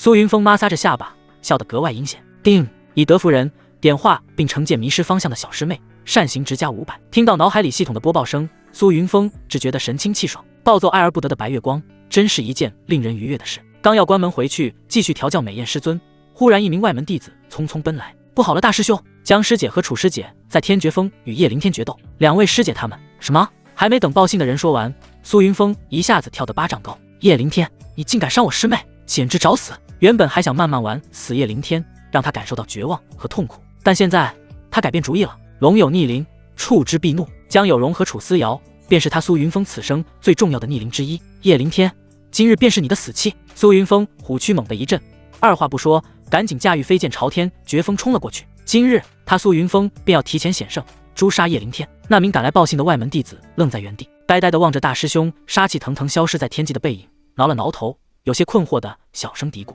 咦，大师兄怎么好像很生气、很着急的样子？”我话还没说完呢，是2位师姐把那个叶灵天按在地上摩擦。天绝峰山门外，这里已经被围得水泄不通，里3层外3层的围满了看热闹的弟子，有天绝峰弟子，也有其他峰闻讯而来的弟子。此时偌大的场中，2道曼妙绝伦的身影并肩而立，周身散发着强大的气场。他们面容绝美，发丝稍显凌乱，但面色红润，衣衫沾有尘土，却完好无损，没有一点受伤的迹象。2女站在场中，宛若2尊美艳的女杀神，正是江有容与楚思瑶。2人的气息绵长，胸膛微微起伏，晶莹的汗珠顺着光洁的额头滑落，划过细腻的脸颊，绵延至修长白皙的脖颈，最终没入起伏的衣襟深处。他们紧握长剑，眼神凌厉如刀，牢牢锁定着对面的敌人，周身弥漫着浓浓的杀机。在他们对面，则是显得极为狼狈的叶灵天。此时，叶灵天整个人都处于蒙圈状态，他的眼睛里充斥着惊愕、诧异与耻辱的神色。怎么可能？他明明怀着碾压一切的自信而来，意图一雪前耻，将这2个曾经让他吃瘪的女人彻底踩在脚下。可结果怎么会是这样？实力大涨的他依旧被这2个疯女人打得狼狈不堪。叶灵天双膝半跪，单手握住剑柄，剑身倒插在地面，支撑着他摇摇欲坠的身体。剑体轻颤，那是他握剑的手在痉挛。一股巨大的耻辱感疯狂席卷而来，让他脑袋一阵眩晕，狠咬一口舌尖才稳住心神。不能，绝不能在这么多人面前倒下，绝不能！莫老，快给我力量，借给我力量！我要杀了他们，我要一雪前耻！叶灵天在识海中疯狂嘶吼。如此情况下，只有求助莫老。然而回应他的是莫老那近乎冷漠、不带丝毫感情波动的平淡声音：上次撕裂虚空助你逃离缥缈峰，老夫魂力损耗过巨，如今需要休养。说完便再也不搭理叶灵天的咆哮。莫老是真的心累了，也失望透顶。若非涉及到生死存亡，他实在不想再理会这个刚愎自用、屡教不改的蠢货。其实他挺鄙视叶灵天，开战前何等狂妄，竟大言不惭让人家2个一起上，结果却被别人联手打得毫无还手之力，简直丢脸丢到姥姥家了。另外，他不愿意出手还有一个原因，他隐隐感觉到暗处有一道晦涩而强大的气息正在关注这边。没猜错的话，就是叶灵天新任的师尊天绝峰首席吴守成。有吴守成在，绝对不会眼睁睁地看着叶灵天出事。莫老，你不能这样对我，快给我力量！叶灵天的声音在识海里愤怒咆哮，可依旧没得到任何回应。此刻，叶灵天对莫老的怨恨瞬间飙升到顶点，心中暗暗咬牙：老东西，你竟敢见死不救，给我记住！唰！江有容与楚思瑶可不会给他喘息的机会。2女交换了一个眼神，杀意再起，娇躯同时化为2道残影，手中长剑绽放寒光，一左一右，再次朝着叶灵天绞杀而去。招招狠辣，直取要害。叶灵天瞳孔骤缩，死亡的阴影瞬间笼罩心头。他强提最后灵力，再次施展强大剑技5行剑诀进行抵挡。当当当，金属碰撞之声急促响起。5行剑诀威力固然强大，但此刻的叶灵天已是强弩之末，根本发挥不出其全部威能。而江有容与楚思瑶虽然修为略逊一筹，只有到宫巅峰境，可2人同仇敌忾，心意相通，配合默契，攻势如同疾风骤雨，带着一股不惜同归于尽的架势，反将叶灵天死死压制。5行剑诀，叶灵天目眦欲裂，拼尽全力挥出一道蕴含5色光华的粗大剑芒，暂时逼退了2女一步。若1对1，叶灵天完胜，可偏偏是他要装逼，硬是昂着下巴说了句你们2个一起上，结果就被无情的碾压了。强大的剑气只能暂时逼退2女，却不能将他们彻底打败。叶灵天欲哭无泪，心中一片冰凉，绝望开始蔓延。最后他想到了至尊骨，事已至此，唯有动用至尊骨的力量才能扭转战局。叶灵天双目赤红，全身散发出惊人的煞气。就在他凝聚仅存的所有力量准备放大招的时候，吴守成的声音却忽然在脑海里响起：为师给你力量，去打败他们。下一秒，一股精纯雄浑的力量如同决堤洪流，疯狂涌入他的四肢百骸。只是一瞬间，他就恢复到了巅峰。不，此时的他已经超越了巅峰，比巅峰更强。他巅峰的时候也才洞虚一重境，而此刻的他已然拥有了洞虚巅峰的战力。轰！狂暴的气浪以叶灵天为中心轰然炸开，卷起漫天尘土，将靠近的江有容与楚思瑶都逼得连退数步。叶灵天先是一愣，随即一抹狂喜涌上心头。他叶灵天觉得自己又行了。叶灵天猛地从地上站起，一把抽出插入地面的长剑，仰天大笑，笑得肆意，笑得张狂，笑声中充满了扬眉吐气的快意与不可一世的嚣张。忽的，笑声戛然而止，他缓缓转过头，看向对面的江有容与楚思瑶，眼神已然彻底变了。之前的惊惧、狼狈消失不见，取而代之的是不屑与戏谑，以及一种居高临下，仿佛主宰一切的傲慢。刚才不过是本少隐藏实力，陪你们这2个疯女人玩玩罢了，怎么还当真以为能胜过本少不成？他脚尖轻轻一点，身形缓缓凌空浮起，衣袂飘飘，俯视着下方的2女，声音带着戏谑和张狂。现在攻守一行了，你们准备好品尝绝望的滋味了吗？他的目光在江有容和楚思瑶身上扫过，眼神闪过一抹贪婪。唰，长剑扬起，剑尖遥指江有容与楚思瑶。叶凌天的声音陡然转冷，看在往日同门一场的份上，本少最后给你们一次机会，跪下，臣服于我，发誓做我的女人。今日之事，本少可以既往不咎，否则……说着，他的眼神忽然变得暴虐，周身气息也开始膨胀。否则，死！你们此番主动向我发起生死决战，有诸多同门作为见证，就算杀了你们，执法堂长老以及沈傲雪也奈何我不得。他的目光变得阴冷至极，声音更是阴狠。你休想！江有容跟楚思瑶双目赤红，叶凌天那句做我女人让他们感到无比的恶心，眼中杀意更盛。纵使叶凌天修为突然暴涨，两女却毫没有退缩之意，绝对不能让这个卑鄙小人顺利参加明天的武风大比，即便付出生命也要守护最爱的大师兄。听了他们的回答，叶凌天的表情顿时变得扭曲，心中被怒火填满，低声咆哮道：敬酒不吃吃罚酒，那便去死吧！话音落，他手中长剑爆发出璀璨夺目的冲天剑芒，恐怖的剑气如同实质的风暴，席卷四面八方，将地面的石板都割裂出道道深痕。属于洞虚巅峰的威压毫无保留地释放开来，压得周围许多修为较低的弟子呼吸困难，脸色发白。众人见状心中大骇，叶凌天这家伙来真的！叶首席，使不得呀！冷静啊，叶首席，两位师姐可是缥缈封神首座的亲传弟子，杀不得呀！一旁的天绝峰弟子见状，吓得魂飞魄散，连忙高声劝阻，以免叶凌天一时冲动酿下大祸。缥缈封神首座的名声在整个玄天宗无人不知，无人不晓，其实力更是宗门最强，而他又极其护短。若今日他的两位爱徒死在天绝峰，以他的性子，恐怕会把整个天绝峰荡平，那样的后果谁承担得起？叶凌天双目赤红，豁然转头，冷眼朝周围天绝峰弟子一扫，尔等胆敢阻我，便是有屈死之道。刹那间，众人全部噤若寒蝉，被叶凌天的恐怖气势吓到，所有劝阻的声音戛然而止。众人已经看出来了，叶凌天动了真格，说再多也没有用，除非用强硬手段将其镇压，否则今日缥缈峰两位师姐只怕真要陨落于此了。现场众人也是束手无策，纷纷转过身去，不忍心看到两位师姐香消玉殒的那一幕。现场陷入死一般的寂静。叶凌天嘴角咧开一个扭曲而残忍的笑容，他单手高举长剑，恐怖剑气奔腾四溢，璀璨夺目，释放着令人心悸的恐怖力量。呵呵，既然你们执意寻死，本少便大发慈悲，送你们上路。叶凌天仰天大笑，状若疯癫，长剑一动就要力斩而下，取了江有容和楚思瑶两人的性命。然而就在这时，一道如同九天惊雷般的暴喝，裹挟着滔天怒意，自遥远天际滚滚而来。叶凌天，你个猪狗不如的杂碎，只会仗着修为欺凌女人，算什么男人？有种跟你苏爷爷打！全场骇然，齐刷刷抬头望去，只见一风姿神俊的玄衣少年御剑破空，快如流星。他衣袂猎猎，黑发狂舞，俊逸的面容满是震怒。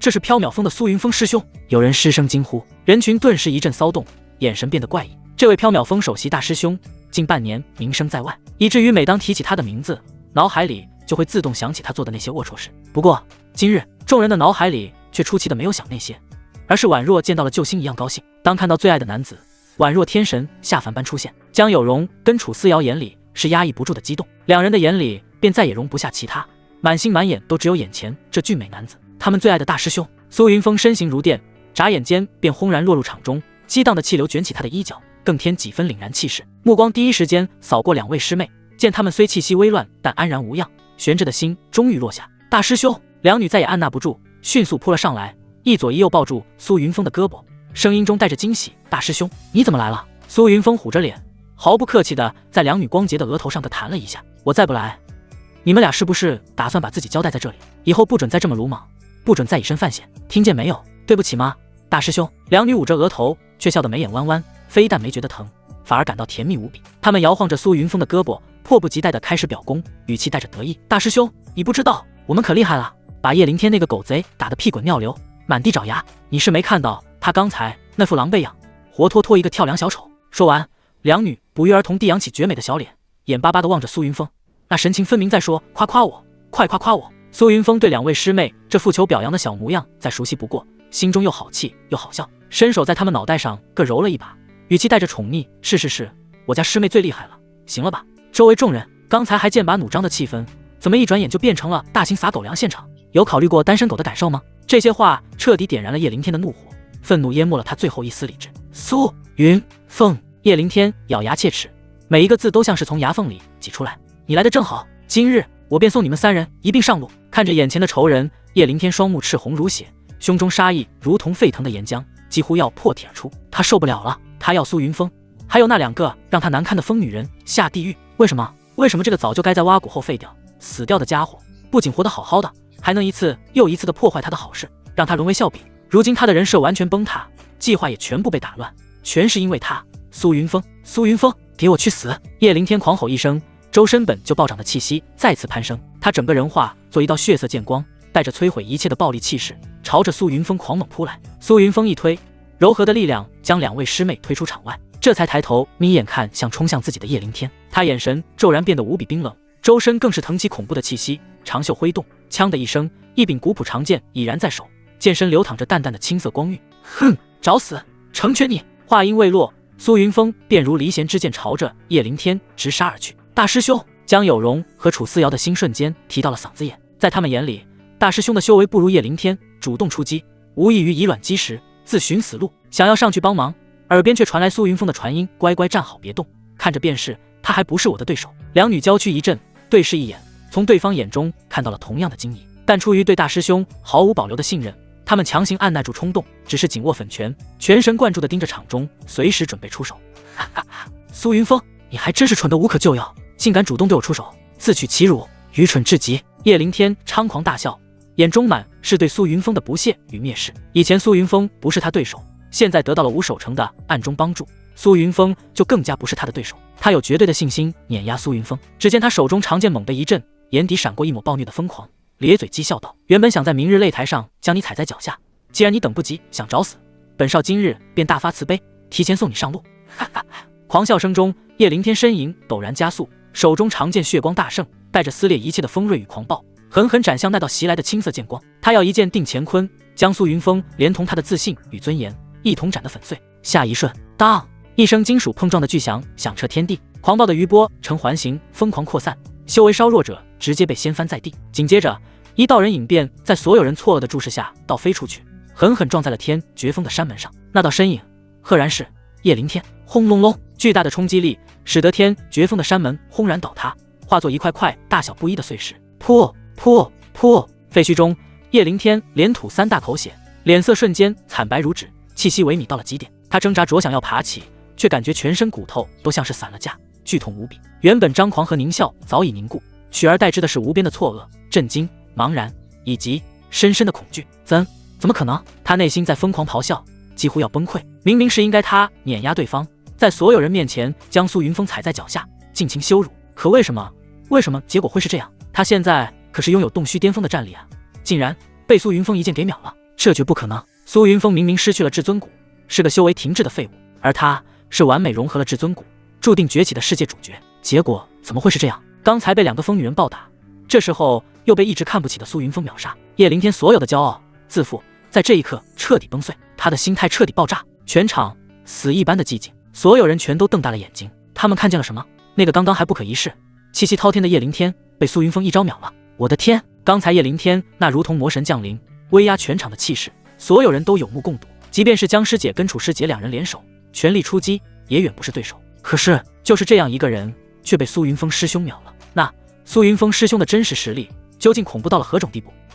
倒吸冷气的声音此起彼伏，无数道目光聚焦在那道持剑而立的玄衣身影上，眼神里充满了难以置信与深深的敬畏。江有容与楚思瑶更是谈口微张，美眸圆睁，震惊得说不出话来。他们家的大师兄什么时候强大到这种程度了？糟糕，更喜欢大师兄了，怎么办？好想把大师兄一辈子锁在身边，怎么办？唰！苏云峰手腕一抖，长剑挽了个漂亮的剑花，剑尖斜指地面，衣袂无风自动。他面容冷峻，眼神如深渊寒潭，闪烁着冰冷肃杀的寒芒。他迈开步子，一步一步不疾不徐地朝着废墟中的叶凌天走去。咚咚咚，他的脚步声并不沉重，却仿佛带着奇异的韵律，每一步都精准地踏在叶凌天濒临崩溃的心弦上。叶凌天满脸惊恐，浑身血液仿佛凝固。你别过来，不要过来啊！叶凌天的声音因恐惧而变得尖锐高亢，他从苏云峰那双漆黑的眼眸里看到了毫不掩饰的宛若实质的冰冷杀意。苏云峰真要杀他，他想要反抗，想要挣扎，但身体却因为重伤而无法动弹。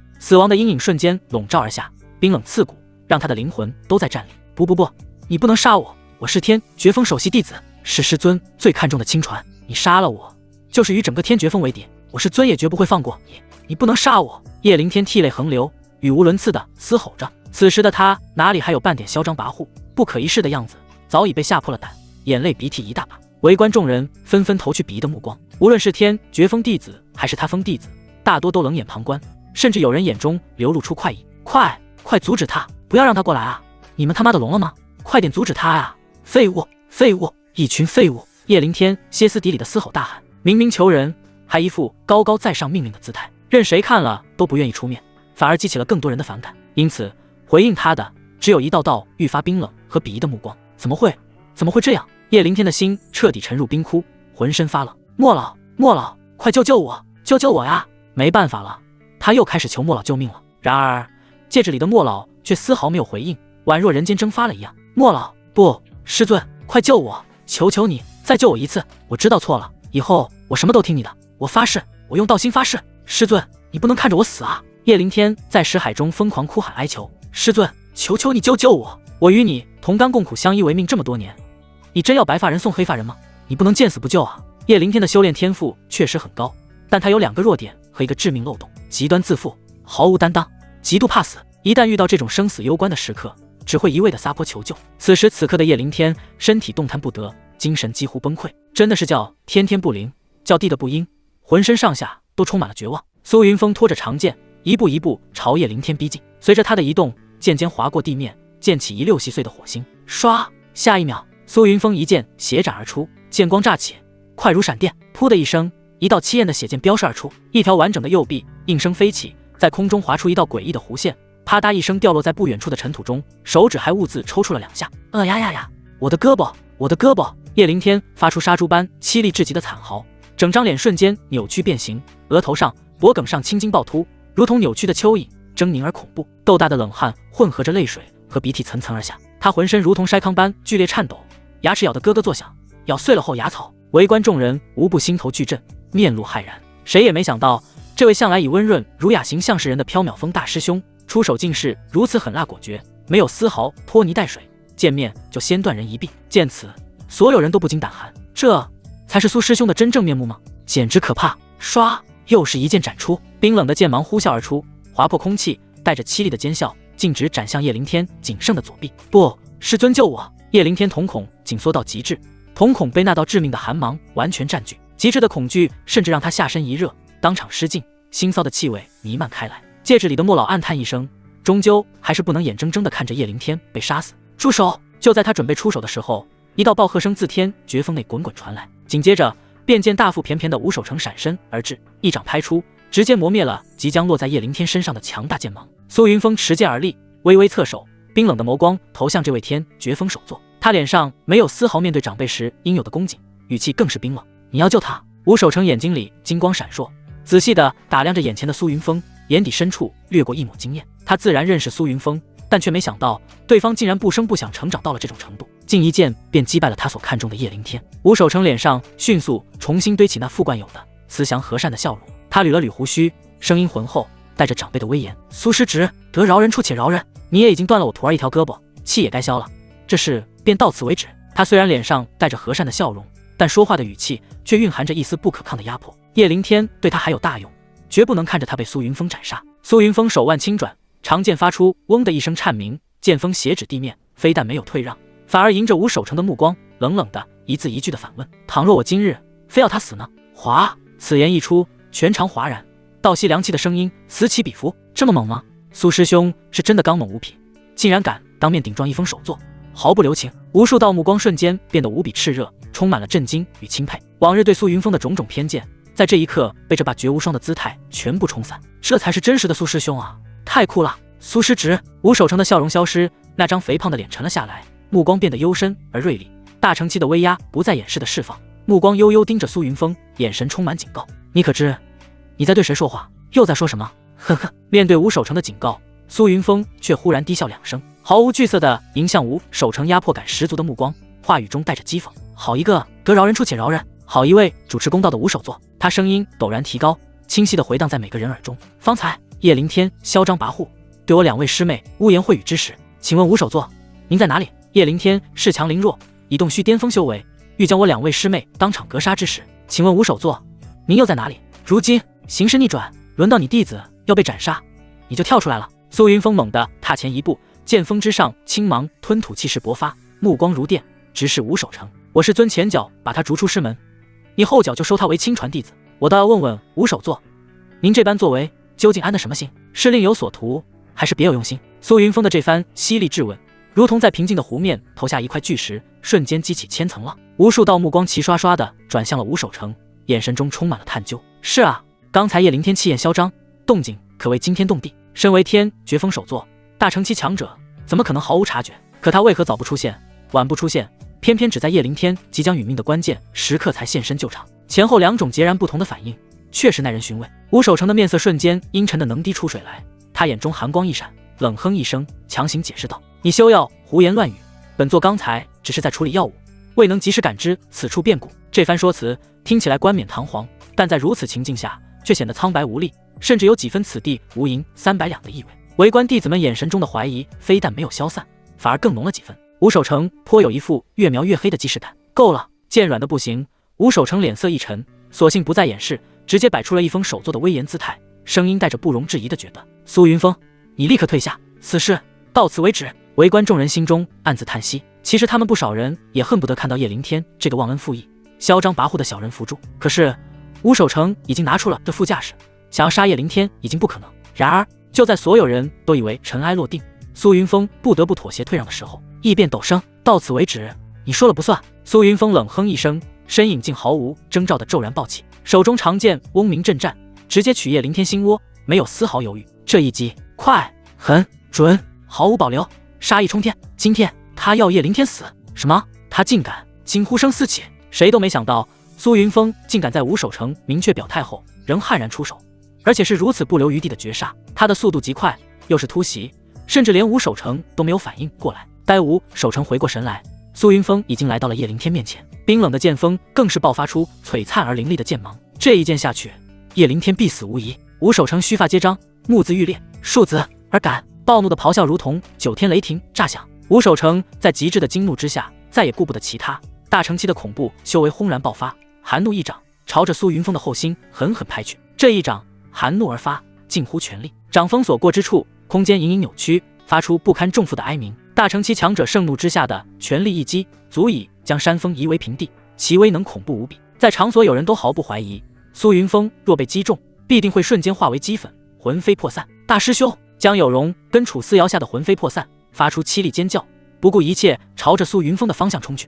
他们脑中一片空白，只剩下一个念头：大师兄若死了，他们绝不独活，死也要跟大师兄死在一起。可是他们的速度如何快得过一位大成期强者的暴怒一击？只能眼睁睁地看着自家大师兄被那股恐怖的力量尽数吞没。不，大师兄！两女悲痛欲绝，脸色瞬间惨白如纸，齐喷出一大口嫣红的心头血，娇躯摇摇欲坠，眼中神采迅速暗淡。他们的大师兄死了，他们最爱的大师兄死了。大师兄，等等，有容，有容，这就来陪你。江有容万念俱灰，抬起手掌凝聚灵力，便要朝着自己的天灵盖拍下。身边的楚思瑶亦是要追随最喜欢的大师兄而去。然而就在两人的掌印即将拍在天灵盖之时，一道惊恐的惨叫传来，两人的动作也为之一顿。这声音来自叶灵天。众人定睛看去，只见他们最爱的大师兄完好无损地站在那里，手中长剑已经贯穿叶灵天胸膛，并将其高高挑起。一阵山风呼啸而过，吹得苏云峰乌黑的长发不断狂舞，黑色玄衣猎猎作响，温热的鲜血沿着剑身滴落，染红了他的手掌，浸透了他的衣袖。此时的苏云峰面容冷漠，双目泛着疯狂的赤红，不像仙门弟子，反倒更像一尊自九幽踏血而出的盖世魔尊，煞气凌霄，威压全场。死寂！全场陷入一片诡异的死寂，所有人都僵在原地，大脑一片空白。刚才发生了什么？苏云峰硬顶着大成期强者的寒怒一击，非但没死，反而一剑把叶灵天给捅穿了。这怎么可能？这完全颠覆了修行界的常识，跨越如此巨大的境界鸿沟，他是怎么做到的？所有人脑海里都掀起了惊涛骇浪，久久无法回神。这一切太过匪夷所思。吴守诚也愣了一瞬，瞳孔剧烈收缩。他那一掌的威力自己最清楚，即便是同阶修士也不敢硬接。苏云峰是怎么做到毫发无损的？此子身上定有天大的秘密。他眼底的探究之色一闪而逝。师尊，救我！救我！被洞穿胸膛，高高挑起的叶灵天发出非人般的凄厉惨叫，彻底戴上了痛苦面具。剧烈的疼痛让他全身不受控制的痉挛抽搐。若非莫老反应够快，千钧一发之际护住了他的心脉，这一剑他必死无疑。苏云峰冷笑，眼中闪过戏谑，手中长剑缓缓搅动。叶灵天，怎么样？这穿心之痛滋味如何？你越是痛苦挣扎，我越是解气，新仇旧恨，今日咱们一并清算清楚。苏云峰冰冷而阴沉的声音让本就痛苦不堪的叶凌天感受到了死亡的阴影正在急速接近。叶凌天再也顾不得什么尊严颜面，用尽最后力气嘶声求饶：大师兄，大师兄，我知道错了，是我混蛋，我不是人，我不应该栽赃嫁祸你，更不应该抢你的女人。大师兄，求求你放过我，我发誓，我立刻滚出玄天宗，滚出东域，永世不再踏入。呵呵。苏云峰发出一声冰冷的嗤笑，仿佛听到了世间最可笑的笑话。放过你，你觉得可能吗？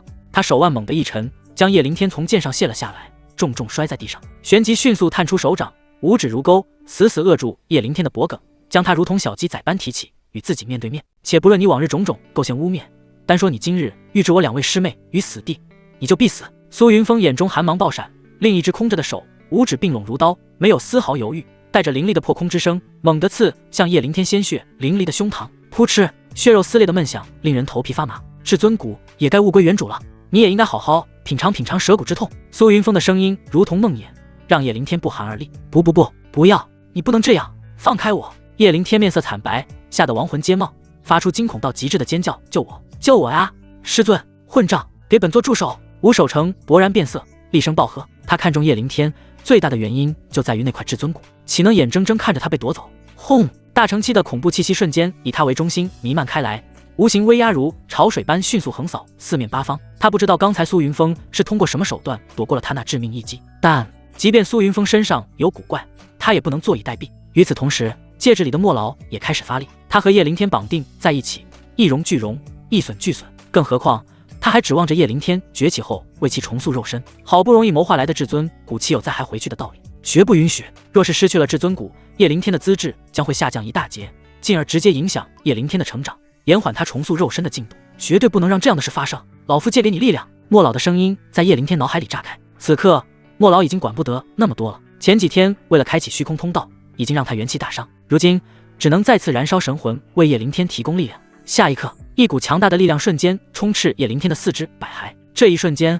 他只觉得自己前所未有的强大。给我去死！叶凌天面目狰狞，双眼血红，一股远超他自身境界的力量在他胸腔内的至尊骨中疯狂凝聚、压缩，然后轰然激活。嗡！下一秒，难以形容的璀璨金光猛然从叶凌天炸裂的胸膛伤口处迸射而出，那光芒之盛，仿佛将他整个人都化作了一轮金色烈阳，一股仿佛要撕裂苍穹、焚尽八荒的毁灭性波动，以他为中心横扫开来。变故来得太快，太突然，谁都没想到，濒死挣扎的叶凌天体内竟还隐藏着如此恐怖力量。噗嗤！苏云峰被这股不可抵御的致命力量扫中，至尊肋骨被动属性再次激活，闪避了这一次的致命伤害。在闪避前的一刹那，苏云峰插在叶凌天胸膛内的那只手猛地一握一扯，咔嚓，骨骼断裂的清脆声响清晰无比地传入每个人耳中。叶凌天的胸膛瞬间炸开，鲜血喷洒满地。快走！莫老焦急地嘶吼，在叶凌天濒临溃散的识海中炸下。他不顾神魂不稳，再次强行燃烧神魂，开启了虚空裂缝。叶凌天早已被剧痛和恐惧吞噬了所有思考能力，求生的本能压倒了一切。他甚至顾不上胸膛那恐怖的伤口和喷涌的鲜血，用尽残存的所有力气，猛地向前一扑，翻滚着跌入虚空裂缝中。吴守成目光深沉地扫过那迅速消失的空间裂缝，肥硕的脸上看不出太多表情，只是眼底深处有一抹难以察觉的异色一闪而过。这就是至尊骨逆天的力量吗？我乖徒儿，你可千万要挺住啊！师尊，我可需要你了。他不怕叶凌天逃走，因为他早就在叶凌天身上悄悄留下了印记，不论叶凌天逃到哪里都能找到。这也是为什么上一次叶凌天逃出缥缈峰，刚出虚空裂缝不久，他就能及时赶到的原因。因为如他所言，他早就在关注着叶凌天的一举一动，早已在他身上留下了印记。另一边，苏云峰在至尊肋骨的被动效果下躲闪了这次致命一击，毫发无损。他微微眯起眼睛，望向虚空裂缝消失的方向，眼神冷冽。这叶凌天还真是打不死的小强，若是换成其他人，早在他一剑穿心的时候就死了。这叶凌天命是真的硬，则下次不穿心了，直接爆头算了，轰成渣，形神俱灭吧。苏云峰暗暗想着，瞥了一眼手里染血的2根肋骨，嫌弃地皱了皱眉，随手如同丢垃圾般扔在地上。虽然掰下来的不是至尊骨，但也能让叶凌天好好感受一番挖骨之痛了。接下来，唰！苏云峰猛地转过身，目光如同2柄出鞘的绝世凶剑，瞬间锁定在不远处的吴守成身上，散发着毫不掩饰的杀意。若不是他有能闪避致命伤害的至尊肋骨，刚才那一巴掌就被这老东西拍死了。这老东西身为长辈，一封首作，竟对同门晚辈下死手，此仇岂能轻易接过？嘶！感受到这股针锋相对，甚至直指手座的恐怖杀意，全场所有人都不由自主地倒吸一口凉气，心脏几乎要跳出嗓子眼。苏师兄这是要做什么？我的天，他难道还想向吴守作讨说法？何止讨说法，你看那眼神，分明是想把吴守作也一并砍了。太生猛了！苏师兄今日简直霸气侧漏。感受到苏云峰对自己宛若实质的凌厉杀意，吴守成面色瞬间阴沉到了极点。他堂堂一封首座大成期强者，何曾被一个年轻小辈如此当众挑衅，甚至以杀意锁定，简直倒反天罡！哼！吴守成重重一哼，大成期威压隐隐升腾，试图以势压人。他的声音带着居高临下的呵斥：“苏云峰，你想怎样？难不成你还想弑杀长辈，对本座动手不成？”当着这么多人的面，吴守成怎么可能对一个后辈低头？绝无可能！苏云峰闻言却是冷冷一笑，嘴角勾起一抹充满讥诮的弧度。吴守作此言差矣，晚辈修为低微，怎敢对您动手？然而下一瞬，他话锋陡然一转，声音拔高：“方才吴守作您不顾身份，以大成期修为对弟子悍然下死手，欲将弟子一掌毙于当场。此事众目睽睽，证据确凿，您该不会以为这样就想算了吧？”吴守成被噎得一滞，老脸一阵青一阵白，强行辩解道：“荒谬！本座方才只是救图心切，一时情急，未能掌控好出手力道罢了，岂是存心要取你性命？你莫要以小人之心度君子之腹，在此胡搅蛮缠。”哦，一时情急，未能掌控好力道。苏云峰像是听到了天大的笑话，嗤笑出声，眼神中的嘲弄几乎要溢出来。吴守作，您贵为一封之主，说话做事怎么如同市井泼妇一般，只会找些上不得台面的借口，在这里唧唧歪歪，胡搅蛮缠。他故意顿了顿，目光在吴守成那肥胖的身躯上扫过，语气中几分嘲讽：“莫非您和您那好徒弟叶凌天一样，都是不阴不阳、没卵没种的死太监？放肆！”吴守成再也按捺不住，勃然暴怒，恐怖的灵压如同火山喷发般冲天而起，周围地面龟裂，碎石悬浮。他双目赤红，死死盯着苏云峰，恨不得立刻将其碎尸万段，但他依旧死死忍住没有出手。且不说苏云峰身上有那诡异的闪避能力，更重要的是，他若是真杀了苏云峰，缥缈峰那个护短的女人绝对会不顾一切的杀上天绝峰，将他连同整座山峰都夷为平地。而且他还有更重要的事情没有完成，多年谋划绝不能因一时之气而毁于一旦。苏云峰将他那负气急败坏、咬牙切齿却又不敢真动手的憋屈模样尽收眼底，心中冷笑更甚。他慢条斯理地从怀中取出一枚晶莹剔透、散发着淡淡寒气的特殊传音石，这是他和沈傲雪联系的专属传音石。他当着吴守成和所有人的面，对着传音石用一种清晰而惊慌的语气快速说道：“师尊，速来天绝峰，吴守成要杀弟子，弟子快顶不住了。”众人传音完毕，他好整以暇地收起传音石，然后抬眸看向脸色已然黑如锅底的吴守成，笑容和煦：“吴守作莫慌，弟子修为低微，自然奈何不了您。不过我家师尊他或许对未能掌控好力道这种事比较有经验。你卑鄙无耻！”吴守成气得浑身肥肉都在颤抖，指着苏云峰的手指都在哆嗦。他从未想过这个卑鄙的家伙心思如此狠辣，本想以长辈姿态将此事平息下去，却不想这家伙竟然呼叫沈傲雪那疯女人。草！吴守成气得心肝脾肺肾都在痛，想到沈傲雪那女人疯起来的模样，他就忍不住脸皮抽动，心脏狂跳。轰！就在吴守成气急败坏、骑虎难下之际，一道冰冷刺骨、仿佛能冻结灵魂的恐怖剑意，如同9天银河倾泻，自天际轰然降临，瞬间笼罩了整个天绝峰。眨眼间，空气仿佛被冰冻，周遭温度骤降至冰点，许多弟子忍不住激灵灵打了个寒战，修为弱者更是嘴唇发紫，瑟瑟发抖。此时，一道清冷孤绝却蕴含着滔天怒火的娇斥，清晰地传入在场每一个人耳中，震得人神魂发颤。吴守成，你好大的狗胆，竟敢动本座弟子！话音未落，一道惊艳绝伦的身影裹挟着令天地变色的凛冽剑意，撕裂长空，携着毁天灭地之势，朝天绝峰山门急速杀来。玄天宗战力天花板，东域第一美人，缥缈峰首座沈傲雪，她来了！吴守成眼皮猛地一跳，他可不是这疯女人的对手，没有丝毫犹豫，甚至顾不上什么首座颜面，化作一道流光，头也不回地朝龙首峰飞去。沈傲雪是出了名的护犊子，他是真担心这女人发起疯来把他给宰了。这时候唯有寻求掌教真人的庇护。唰，在吴守成遁走的下一瞬，沈傲雪降临现场，月白色的琉璃仙裙将她那凹凸有致的完美身段紧紧包裹，绝美的俏脸上尽是担忧和紧张，光洁的额头渗出细密的汗珠，几缕发丝凌乱地贴在鬓边，显然是得到消息后没来得及收拾便匆匆赶来了。风儿，你怎么样？可有受伤？沈傲雪甚至没去看吴守成逃遁的方向，一双美眸急切地落在苏云峰身上。苏云峰唇角不着痕迹地向上弯了弯，经过这段时间的调教，这位冷艳师尊的变化着实令他满意。我没事。苏云峰摇了摇头，只是可惜让那吴守诚跑了。他方才以大欺小，对弟子狠下杀手，你定要为弟子讨回公道。沈傲雪闻言，俏脸瞬间附上一层寒冰，美眸中杀机毕露。风儿放心，敢伤害你，为师绝不放过他。苏云峰点了点头，旋即他来到2位师妹面前，有容、思瑶，大师兄，你刚才太帅了，太厉害了。江有容跟楚思瑶愈发崇拜自家大师兄，盯着他的眼睛亮得惊人。苏云峰揉了揉2人的脑袋，歉意道：外师兄没来得及把真实修为告诉你们，答应师兄，以后不要再做这么危险的事了，知道了吗？2位师妹之所以来找叶凌天，他心里非常清楚，担心明日在大比中自己被叶凌天当众羞辱。2位师妹对他真的太好了。唉，苏云峰心中悠悠一叹，上一世他愚钝，一颗心又完全扑在了柳如烟身上，忽略了2位师妹对自己的感情，这一世绝对不会再辜负他们。想到此处，抚摸2女发顶的动作愈发温柔，2女顶着红扑扑的小脸，半眯着眼睛，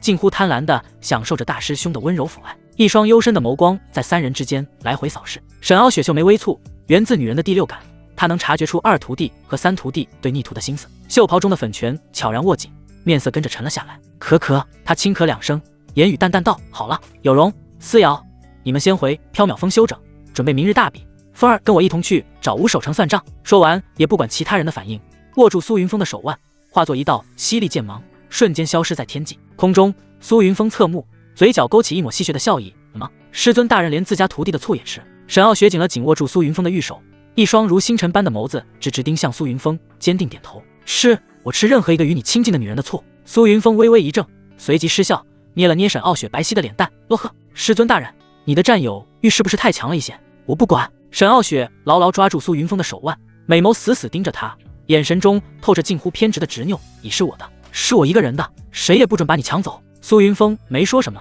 只是伸手在师尊大人的脑袋上揉了揉，来了个摸头杀。他还是第一次对沈傲雪这样，后者的眼眸不自觉的半眯，长长的睫毛轻颤，绝美的脸颊上悄然浮起2抹动人的红晕。他甚至不自觉的微微仰头，迎合着那温柔的抚摸，神情享受，近乎痴迷。此时，那位在所有人心中高不可攀、冷艳无双的缥缈峰首座，犹如一只被顺毛的猫，温顺无比。乖，苏云峰的声音响起，轻轻的，带着蛊惑性。我们是一家人，家人之间就要和和睦睦，永远在一起，不能吃醋，知道吗？这个时候的沈傲雪完全沉浸在苏云峰温柔的抚爱中，大脑一片空白，完全失去了思考能力，只剩下本能的顺从与依恋。他近乎无意识的乖巧点头，仿佛苏云峰说什么就是什么，这才是我的乖师尊。苏云峰刮了刮他秀挺的鼻梁，然后捧住他的脸，吧唧一口，蜻蜓点水般的在那红润的唇角印了一下。嗡，面颊上的红晕以肉眼可见的速度迅速蔓延，直至耳根，头顶近乎冒出了白烟。他燃烧了。他和苏云峰之间的互动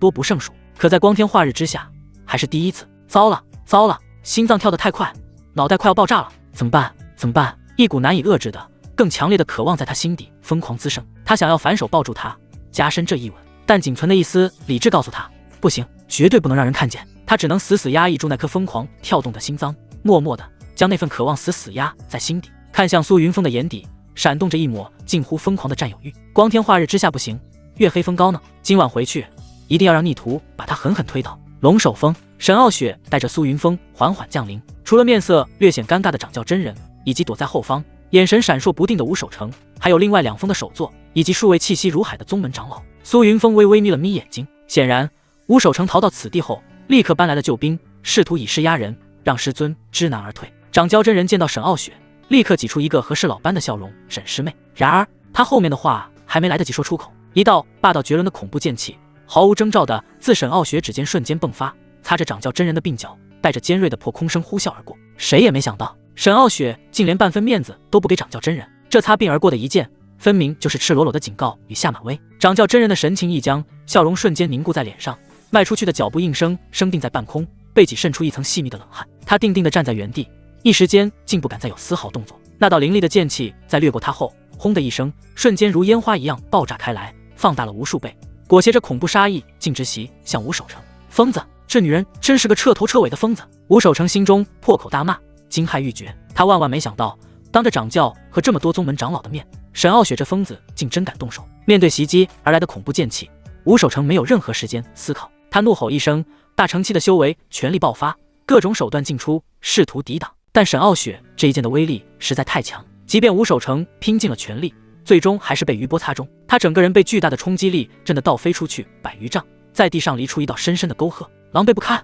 就在他还没有站稳身形的时候，面若寒霜的沈傲雪一步踏出，眨眼出现在了他面前，旋即一掌轰出，吴守成哇的一声喷出一口血溅，身体再次被巨力梁撞飞。这一切都发生在电光石火之间。直到这个时候，在场的所有人才反应过来。掌教真人心有余悸地擦了擦额角的冷汗，他深深叹息一声，终究还是硬着头皮挡在了沈傲雪面前，劝说道：“沈师妹，快住手！有什么事坐下来慢慢说，没必要生死相向啊，让开！”回答他的是沈傲雪冰冷的带着浓浓杀意的2个字。掌教真人被噎得面色一苦，他是玄天宗掌教，地位尊崇，除了祖弟那几位老怪物，何曾被人如此毫不客气的呵斥？可面对宗门战力天花板且正在盛怒中的沈傲雪，他还真没什么底气硬来，但他又不得不硬着头皮站出来，不然沈傲雪真有可能把吴守成给劈了。其余几位长老见状，也只得纷纷上前围在沈傲雪周围，你一言我一语的开始劝解。人群边缘，柳妹的目光越过众人，落在了远处的苏云峰身上。他眸光闪动，红润饱满的唇角勾起一抹意味深长的弧度，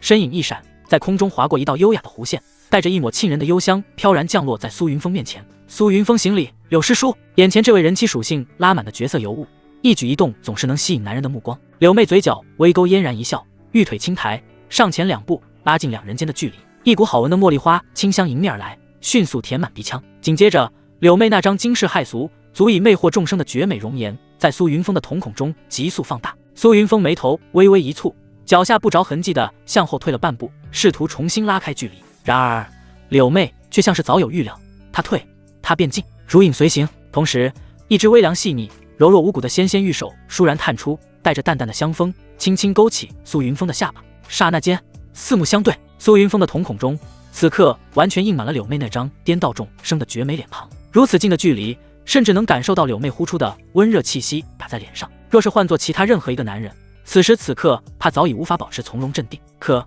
苏云峰眼神却依旧清澈，甚至连呼吸频率都没有丝毫紊乱。柳妹眼底闪过一丝诧异，心中对苏云峰倒是又高看了几分。她盈盈一笑，轻声道：“师侄，你可想？”“我不想。”她的话还没说完，苏云峰就干脆利落的拒绝。柳妹微微一愣，那双风情万种的琥珀色美眸中闪过一丝错愕，随即却忍不住扑哧一声轻笑。她非但不恼，反而伸出纤纤玉指，在苏云峰的额头上不轻不重地弹了一下，带着浅浅娇嗔的媚音：“小家伙，我话还没说完呢，你就急着拒绝，就不怕错过天大的好事？”苏云峰立刻摇头，再次退后一步：“师叔，请自重。”师侄一心向道。不是苏云峰自作多情，实在是柳妹看他的眼神太过奇怪，像是在审视猎物一样，而且如此近距离的撩他，任谁也会往其他方面想。虽说柳妹已经嫁人，可这么多年从未见过其道侣，多半早已陨落。换句话说，这些年柳妹一直在守活寡，多年的丧偶生活，难免会因寂寞而生出一些别样的心思。但苏云峰有自己的底线，别人碰过的女人，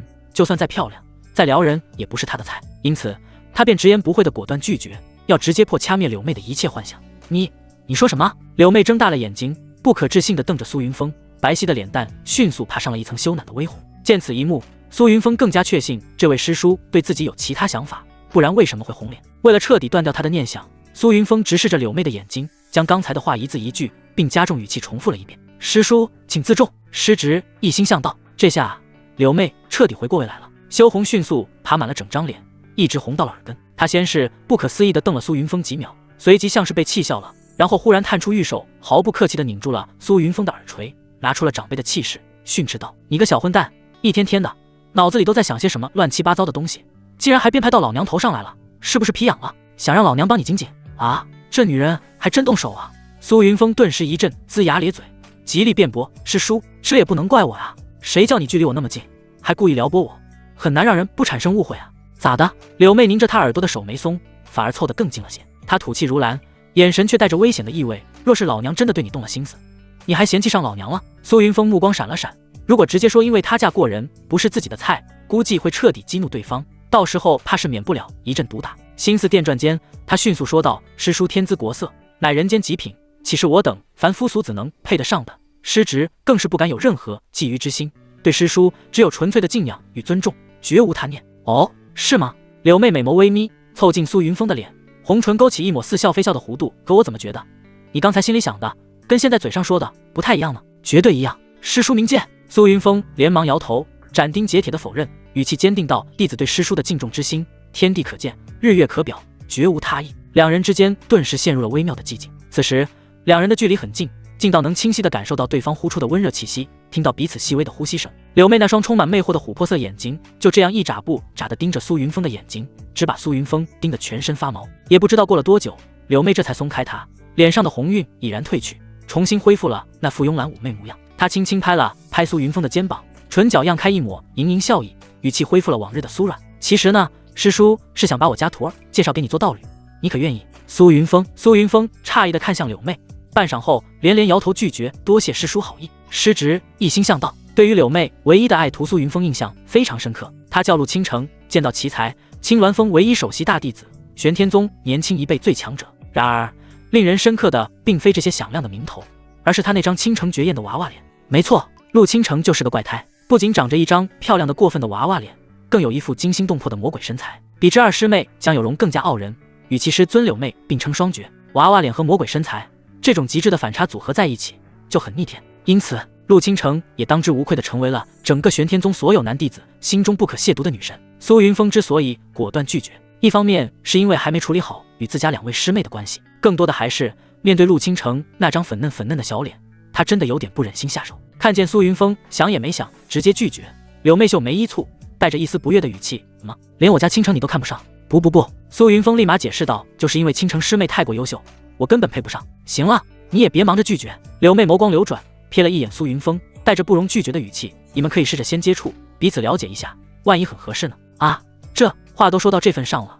而且明显感觉到柳妹有些不高兴了。苏云峰也不敢再推辞，以前他倒是和陆倾城见过几面，但都限于普通的点头之交，说过的话总共不超过10句。也罢，接触一下就接触一下吧，到时候就说不合适就行了。总之不可能被缠上吧。在他的印象里，陆倾城也是个很骄傲的人，绝对做不出来那种事。另一边，沈傲血气场全开，周身寒气弥漫，一个人面对宗门一众高层丝毫不惧。再说一遍，让开，否则休怪本座掀了这龙首峰。话音落，他手臂一震，手中长剑发出阵阵嗡鸣，浩瀚的剑气顿时席卷而出，竟压得对面一众宗门高层气息微滞。他的声音冰冷刺骨，震得众人通体生寒。柳妹微微蹙眉，她清楚沈傲雪的性格，但像今天这般针对一封手作还是第一次，不禁回头看向苏云峰问道：以师尊这是怎么了？为什么针对吴守成？苏云峰耸耸肩，因为吴守成以大欺小，对我下死手。然后他又快速地把在天绝峰的事说了一遍。听完后，柳妹的神情也冷了下来，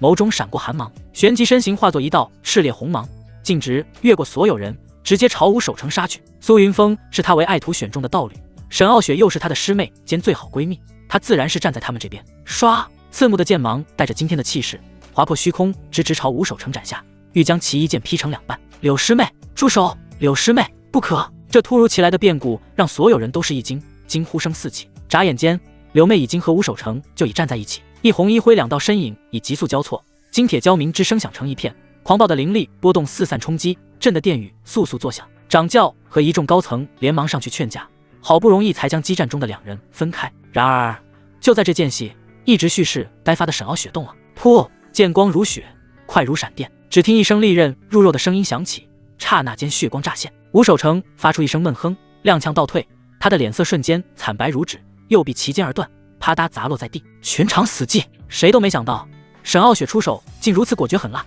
一剑斩下，竟然直接强势卸掉了吴守成的整条右臂。这一幕镇住了所有人，眼看沈傲雪还要出手，掌教真人立刻挡在吴守成面前。沈师妹，吴师弟以断一臂，付出了代价，你也应该消气了，何必非要赶尽杀绝？唰，冰冷的剑光划过虚空，沈傲雪手中长剑斜指地面，他看着掌教身后惊怒交加、面色惨白的吴守成，嘴角勾起一抹冰冷的讥诮。掌教师兄，你劝我不要赶尽杀绝，那你怎么不问问他以大欺小，对我徒儿痛下杀手时，可曾想过留手？沈傲雪手持长剑，周身气息迫人，目光冷冽，愤然道：若非我家风儿有保命手段，此刻早已尸骨无存，魂飞魄散，那时谁能还我风儿命来？此话一出，全场皆静，众人的目光齐刷刷投向苏云峰，又惊疑不定地看向断臂的吴守成。掌教真人皱眉，语气倒是缓和了下来：苏云峰，你来说究竟是怎么回事？苏云峰上前几步，神色坦然，把在天绝峰发生的事又说了一遍，最后还补充道：弟子所言句句属实，当时在场弟子众多，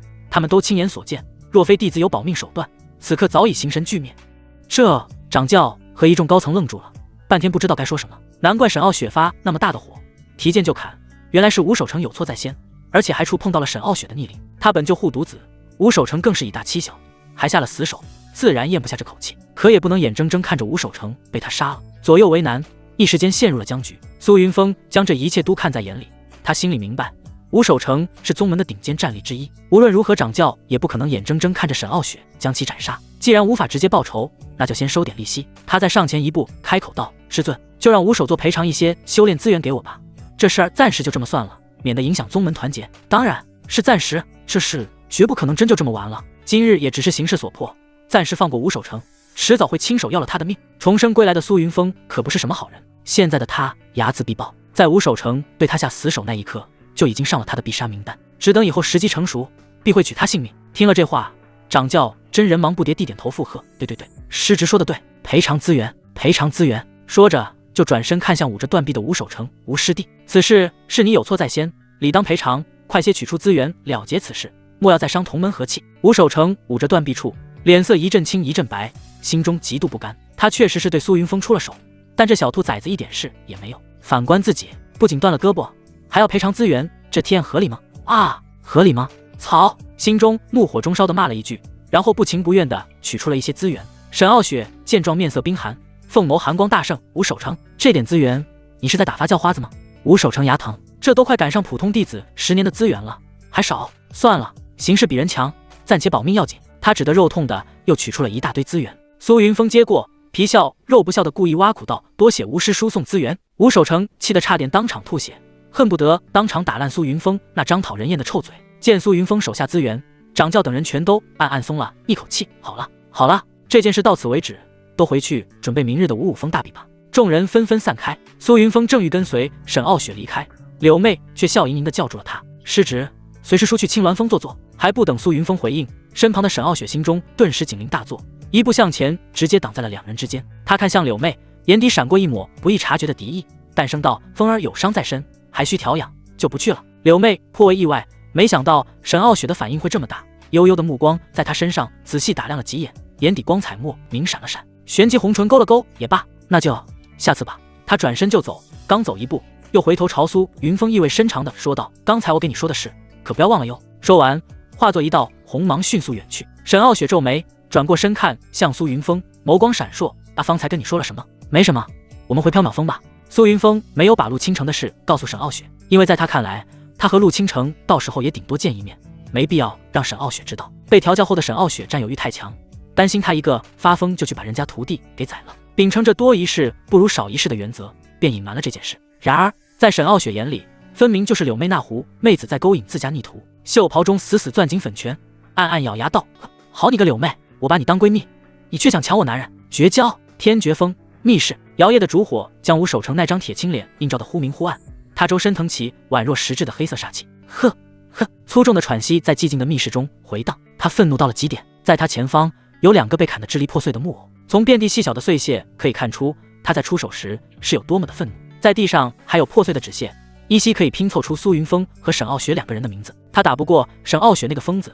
但心中的郁闷怒火又无处宣泄，就想到了这个幼稚的办法，但不得不说很有效。一番狂砍宣泄后，他整个人舒畅了许多。沈傲雪、苏云峰，这笔账我记下了，你们一个都别想活！他咬牙阴狠低吼，声音嘶哑，眼睛里全是抑制不住的凶恶杀意。他已经利用秘法将断掉的手臂接了回去，要不了几天就能完全复原。长吁一口气，吴守成一脸阴鸷的来到书架前，在第3层木檐下摸索片刻，暗中一处极其隐蔽的凹槽，咔嗒一声轻响，暗格弹出，里面是一个巴掌大的木质锦盒。打开锦盒，一张3指宽、整体泛黄的特制传音符静静地躺在里面。通过这张符，可以和那些人取得联系，并且不会被天玄宗的人发现。看着眼前的传音符，吴守成肥胖的脸上漾起一抹狰狞而扭曲的冷笑。沈傲雪实力强大，想要弄死他难度极大，还需要慢慢筹划。但要弄死苏云峰还不简单。想到苏云峰尸骨无存、惨死的画面，吴守成喉间便发出咯咯咯的森笑，眼中尽是快意。他小心翼翼地捻起那张传音符。玄天宗山下50里外，一间普通的民宅中，一个面相粗犷、皮肤黝黑的普通农夫将一张与吴守成一模一样的传音符小心翼翼地揣进怀里，然后转身出门，很快消失。同一时间，玄天宗300里外荒山野岭，叶灵天疼得满地翻滚，哀嚎惨叫：“呀！莫劳我好痛，我是不是快要死了？救救我！救救我！我不想死啊！”此时的叶灵天到了他人生中最黑暗时刻，胸膛被一剑贯穿，右臂被齐肩砍断，肋骨还被生生掰断了2根。换做别人，伤成这个样子，估计早就死了，但他却依旧能哇哇乱叫。闭嘴！就在这时，石海里传来了莫老不耐烦的呵斥声。正在哇哇大叫的叶灵天感觉石海差点炸开，嚎叫声戛然而止，他心底陡然窜起一股邪火。莫老一个仆人也敢对他呼来喝去？可是他如今重伤，唯有莫老能帮他，不能翻脸，至少现在不能。莫老，不，师尊，我快死了，快救救我！叶灵天强行压下怒意，声音转为迫切的哀求。莫老闻言，自嘲的冷笑一声：“叶大少，还是叫我莫老吧，当你的师尊，老夫受不起。”不是的。叶灵天立刻急了，连忙解释：“在我心里，您一直都是我的师尊，您授我仙缘，传我功法，就是我叶灵天的师尊。”说着，他硬是咬着牙，忍着剧痛重跪倒在碎石地上，砰砰砰连磕3个响头。师尊，上次没来得及行拜师礼，今日弟子补上，还请师尊原谅弟子以前犯下的错。从今以后，你就是我唯一的师尊，你让我做什么我就做什么，绝不违命。他说的声泪俱下，字字恳切。现在的叶灵天一心想要保住性命，就是让他去吃屎都不带犹豫的。戒指里，莫老冷漠地看着这一切，只觉讽刺。多么熟悉的话语！几天前他才听过相同的誓言，结果转眼叶灵天就翻脸不认人。如今再一次听到同样的话，他的心一片平静，没有任何波澜。不抱希望，就不会失望。半晌后，莫老冷淡的声音才再度响起：“先疗伤。老夫为了稳住你的心脉，耗费了大量魂力，若我魂力枯竭，便无法再保你不死。”听到这话，原本还在痛苦哀嚎的叶灵天顿时打了个寒战，立刻强忍剧痛盘膝，做好开始疗伤。老夫教你一套疗伤功法，有此法相助，你的伤势很快就会复原。随着话音落下，一篇玄奥复杂地功法涌入叶灵天脑海中。莫老曾经也是一位大佬，掌握的顶级功法自然不在少数。师尊的救命之恩，徒儿永生难忘。在脑海里多出了一篇顶级疗伤功法后，叶灵天连连道谢。可莫老却听得出来，叶灵天的感谢空空荡荡，没有半分真心，心中不由叹息。选择叶灵天，只怕是他这一生做错误的决定。就这样，直到夜幕降临，叶灵天才重新睁开眼睛。他心中暗暗惊讶，莫老给的疗伤功法果真神奇。不过几个时辰，他的伤势就好了大半，断臂处已经结痂，胸口的血洞也长出了新的血肉。他摸了摸胸口，那里有一个狰狞的碗口大的伤疤，皮肤之下缺了2根肋骨，导致皮肉没有支撑，微微有些塌陷。苏云峰，你给我等着，此仇不报誓不为人。叶灵天死攥紧仅剩的左拳，对苏云峰的恨意达到了顶峰。他发誓一定要把苏云峰千刀万剐。唰！忽然面前投下一片阴影，叶灵天悚然抬头，却对上一张熟悉的胖脸。师尊！他瞬间换上惊喜之色，挣扎着想站起来。您怎么来了？来人正是天绝峰首席吴守成。戒指内见此一幕，不由得摇了摇头。看吧，不抱希望，就不会失望一点也不错。刚才还信誓旦旦的保证他是他唯一的师尊，结果呢？所以叶灵天的话，他现在是一个字也不相信。好徒儿，你怎么样？吴守成装出一副痛心模样，快步上前扶住叶灵天。叶灵天神色有些暗淡，低下头，声音苦涩道：“其他伤势已无大碍，只是这条手臂。”呵呵，小事。吴守成笑了笑，然后袖袍一拂，一条完整的手臂顿时出现，正是叶灵天被斩断的右臂。来，为师帮你接上。他来到叶灵天身旁，准备替他接手臂，却发现他肩膀上的伤口已经愈合结痂。乖徒儿，这种情况下必须把新生皮肉重新剖开才能接骨，你忍一忍，为师轻一点。听到要把血肉重新剖开，叶灵天脸色摔得惨白。可是为了重新接上手臂，他不得不咬碎了牙齿，强忍剧痛。于是他又体验了一次断臂之痛。待手臂终于接好，他已疼得几乎晕厥。可还没等他喘口气，吴守成又笑眯眯地掏出了2根森白的肋骨。徒儿，这是你的肋骨，来，为师帮你接上。叶灵天低头看了看已经愈合结疤的胸口，忍不住打了个寒战，大脑一阵眩晕。这 TM 还要遭一次开膛之痛。操！他现在把莫老恨死了，给的什么破功法，让伤口好这么快作甚？莫老，你 TM 真狗！第2次被开膛的叶灵天宛若死狗一样彻底瘫软在地，他满头大汗，面色惨白，牙齿不受控制的咯咯打颤。别问，问就是疼的。眼睁睁地看着自己的胸膛被慢慢刨开，这份疼痛他1天之内体验了2次。叶灵天欲哭无泪，这一切都是苏云峰害的，将来一定要让他白背偿还，此仇不报，誓不为人。他心里狠狠想着。吴守成擦了擦手上血迹，淡然道：“走吧，随为师回天绝峰。”回天绝峰？叶灵天一愣，他本打算暂时离开玄天宗，去猥琐发育一段时间，待神功大成再回来报仇，这就回去。吴守成瞥他一眼，缓缓说道：“明日你照常参加5峰大比，你虽有伤在身，但以你的实力，杀入前10绰绰有余。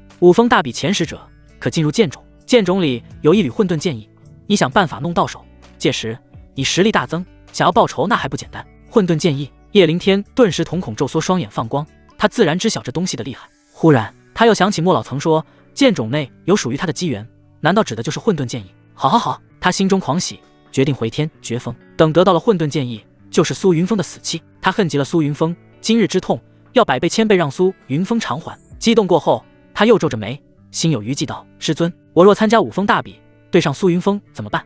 他会不会趁机杀了我？不是叶灵天杞人忧天，而是他真切地体会到了苏云峰的强大与可怕。以他现在的状态，若遇上根本毫无还手之力。吴守成拍了拍他的肩膀，笑着保证道：这个你无需担心，为师自有安排。在进入前10之前，你不会遇上他，后面若遇上，你直接认输便是。记住，你的目的是进入剑种，至于报仇，等寻得混沌剑意再说。叶灵天沉默片刻，最后重重点头：好。认输固然屈辱，但与混沌剑意相比，这点折辱算得了什么？今日耻，明日报。今日低头，是为了明日让他跪得更惨。苏云峰，你等着我的报复吧。缥缈峰，悟道殿。苏云峰缓缓睁开眼睛，双目清澈如水，他周身气息流转，修为又提升了一大截。他把今天获得的善行值全部兑换成了修为，在柳如烟身上得了500点，叶灵天身上得了2000点，甚至连吴守成也贡献了300点，再加上炼化了一部分从吴守成那里得来的资源，他现在的修为已经飙升到了玉鼎6种，一口气提升了4个小境界。这样的进阶速度，若是传出去，足以震动整个玄天宗。他长身而起，骨骼舒展时发出细密的咔咔声，随后他踏步走进浴池，准备洗掉身上的污物。水汽氤氲间，他闭上双目，默默盘算着接下来的事。这一世未入魔教，发展方向自然也有所变动。没记错的话，上一世叶灵天那家伙在剑种获得了一缕先天缕混沌剑意。苏云峰脑子里开始回想上一世的情况。他虽然离开了玄天宗，但是有些事还是听说过。上一世叶灵天在五峰大比上击败宗门第一天骄鹿倾城，拿到了第1名，然后顺利进入剑种，在剑种内寻得了一缕混沌剑意，从此以后实力大涨。而这一世叶灵天重伤不知去向，不可能再进剑种，那么剑种里的那缕混沌剑意他志在必得。但又有一个问题摆在面前，混沌剑意藏在哪里，又如何获得？这么多年去过剑种的人多不胜数，却只有叶灵天最终得到。难道那家伙和混沌剑意有缘？可惜了，寻宝鼠没了。不知道师尊知不知道混沌剑意？他想了想，还是准备去找沈傲雪问问情况，顺便巩固一下修为。忽然浴池的门被轻轻推开，一道倩影迅速钻进房间，然后顺手把门反锁。苏云峰抬头看去，顿时一愣：思瑶，你来这里做什么？楚思瑶低垂着红扑扑的小脸，细如蚊那道：大师兄，思瑶想跟你一起沐浴。不行。苏云峰想都没想，直接拒绝。你现在已经是大姑娘了，不能再像以前那样。停，思瑶，你干什么？他的话还没说完，就见素色长裙迅速滑落，一副完美的娇躯展现在他面前。思瑶，你别这样。苏云峰连忙别过脸不去看。片刻后，楚思瑶下水，温热的池水淹没了她的完美娇躯，只剩脖子以上露在水面。她如同一条美人鱼，缓缓来到苏云峰身边，握住他的手往自己心口按去。软糯的声音传入苏云峰耳中：大师兄，思瑶真的已经长大了，你能不把思瑶当成小姑娘吗？苏云峰想要抽回手，却被楚思瑶按得更紧。他别过头，不去看楚思瑶。思瑶，师兄知道你对我的感情，给我一点时间好吗？在他心里总是横着一道坎，不管是楚思瑶还是江有容，他都一直当成妹妹在养。妹妹突然变道侣，让他一时间没办法适应，他还需要时间转变。听了这话，楚思瑶的眼睛顿时迸发出一阵亮光，满脸欣喜：大师兄，你这是接受我了吗？思瑶好开心，真的好开心。说着捧住苏云峰的脸，直接就印了上去。苏云峰万万没想到，思瑶这丫头看上去柔柔弱弱，骨子里竟这般大胆热烈。良久，苏云峰把楚思瑶强行推开。思瑶，不行了，再这样，师兄就要犯错了。楚思瑶握住苏云峰的手放在他身上：大师兄，思瑶等你犯错，已经等了很久很久。苏云峰一脸错愕，看着眼前满脸红晕、含情脉脉的三师妹，感受到掌心传来的柔软细腻，最终心一横：操，管那么多做甚？老子不忍了！下一秒，一把将楚思瑶暴力拉入怀抱。楚思瑶微微仰着通红的小脸，薄薄的红唇微张，散发着诱人的清香。苏云峰看得一阵眩晕，忍无可忍，无需再忍，干！低头狠狠印上了那2条红线。不知道过了多久，苏云峰湿热的气息打在楚思瑶耳垂。思瑶，准备好了吗？楚思瑶搂住大师兄的脖子，无比坚定的点头：大师兄，思瑶是你的，你也是思瑶的。这句话仿佛蕴含了无穷魔力，让苏云峰精神一振，不再犹豫，顿时化身提刀战神，欲破五关斩六将。正在苏云峰准备伺机而动时，门外传来了沈傲雪的声音：峰儿在吗？苏云峰浑身一紧，下意识地把楚思瑶摁进水里，开口时声音已恢复平稳：在的，师尊找我何事？沈傲雪带着些许不满的语气道：今日疗伤的时间已过，你为何没来找为师？听了这话，苏云峰哪里还不明白沈傲雪的意思？暗暗一笑，随即回道：“师尊，你在外门稍等一下，弟子这就出来。”说完，他将楚思瑶轻轻捞出水面，凑在他通红的耳根轻语：“思瑶，我先走了，你稍后再出去。”交代了一句以后，迅速上了岸，穿上衣服，大步流星出了房间，留下嘟着小嘴，一脸幽怨的楚思瑶。明明还差一点大师兄就是他的了，愤愤地砸起几朵水花，表示对师尊突然到来的不满。待到师尊和苏兄离开，楚思瑶却久久没有起身，他那修长的玉指轻轻抵在唇间，脸上本已逐渐散开的红霞忽然重新凝聚，顷刻间他的小脸就通红一片，小巧的舌头探出红唇，轻轻搅动指尖，眼神迷离而留恋。大师兄，你好香啊！不知过了多久，正在他面色绯红想入非非的时候，浴池的房门被推开，楚思瑶蓦然抬头定睛看去，顿时愣住：“师姐，怎么是你？”来人正是二师姐江有容。此刻江有容也是一脸诧异，他本来是想偷偷溜进大师兄房间，趁大师兄熟睡把他给独占了，结果找了一圈都没发现大师兄的人影。路过浴池的时候，听到里面隐约有水声，心头顿时一喜，以为大师兄在沐浴，立马蹑手蹑脚地溜了进来。可是让他诧异的是，里面的并不是大师兄，而是三师妹。这一刻，他的眼神瞬间变得犀利，死死盯着水里直露出一颗小脑袋的三师妹。“师妹，你怎么在大师兄的浴池里？大师兄他人呢？”江有容的目光在扫过整个房间，依旧没有发现大师兄的踪迹，不由得眉头微蹙，随即视线锁定在了三师妹楚思瑶所在的水面，似乎要看穿池水，看一看大师兄是否藏在水底做坏事。楚思瑶被他看得有些不自在，缩了缩脖子：“大师兄被师尊叫去灵虚殿了，明日便是五峰大比，师尊还要帮大师兄疗伤。”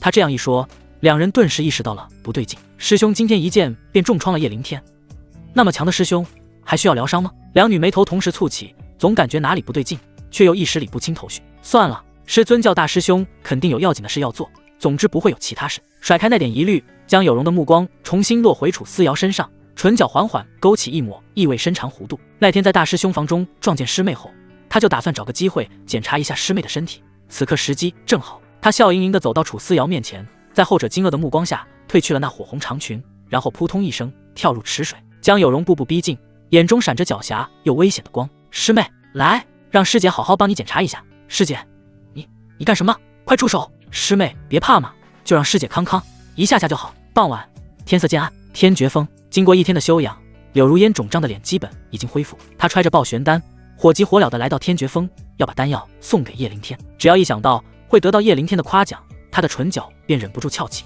一路走来，心情非常愉悦。然而当她来到天绝峰后，傻眼了，从别人口中得知了今日发生的事。她的小天仙是被江有容和楚思瑶联手重伤，然后又被苏云峰斩断一臂，一剑穿心。她的拳头骤然握紧，这不是她想要的结果啊！美好的心情如泡沫一样瞬间破灭。苏云峰，我不会放过你！她从牙缝里狠狠挤出苏云峰的名字，眼中燃起的恨意几乎要喷薄而出。此时此刻，她对苏云峰的厌恶和恨意到达了顶点。青鸾峰，剑平，一名身材高挑、姿态婀娜的女子正在练剑。只见她身轻如燕，在空中翩翩起舞，手中长剑挥动如雨，剑气卷起地上的落叶，翻飞不止。唰！最后，她一剑凌空斩出，璀璨剑芒如流星掠向远处山壁。轰隆隆！下一瞬，地动山摇，那山壁上的几块巨石瞬间崩裂爆炸，化作漫天碎屑。倾城，你的修为又精进了！一道柔媚含笑的嗓音自身后传来。少女收剑回头，便见一道风姿绰约、身材傲人、容貌绝世的倩影向自己走来，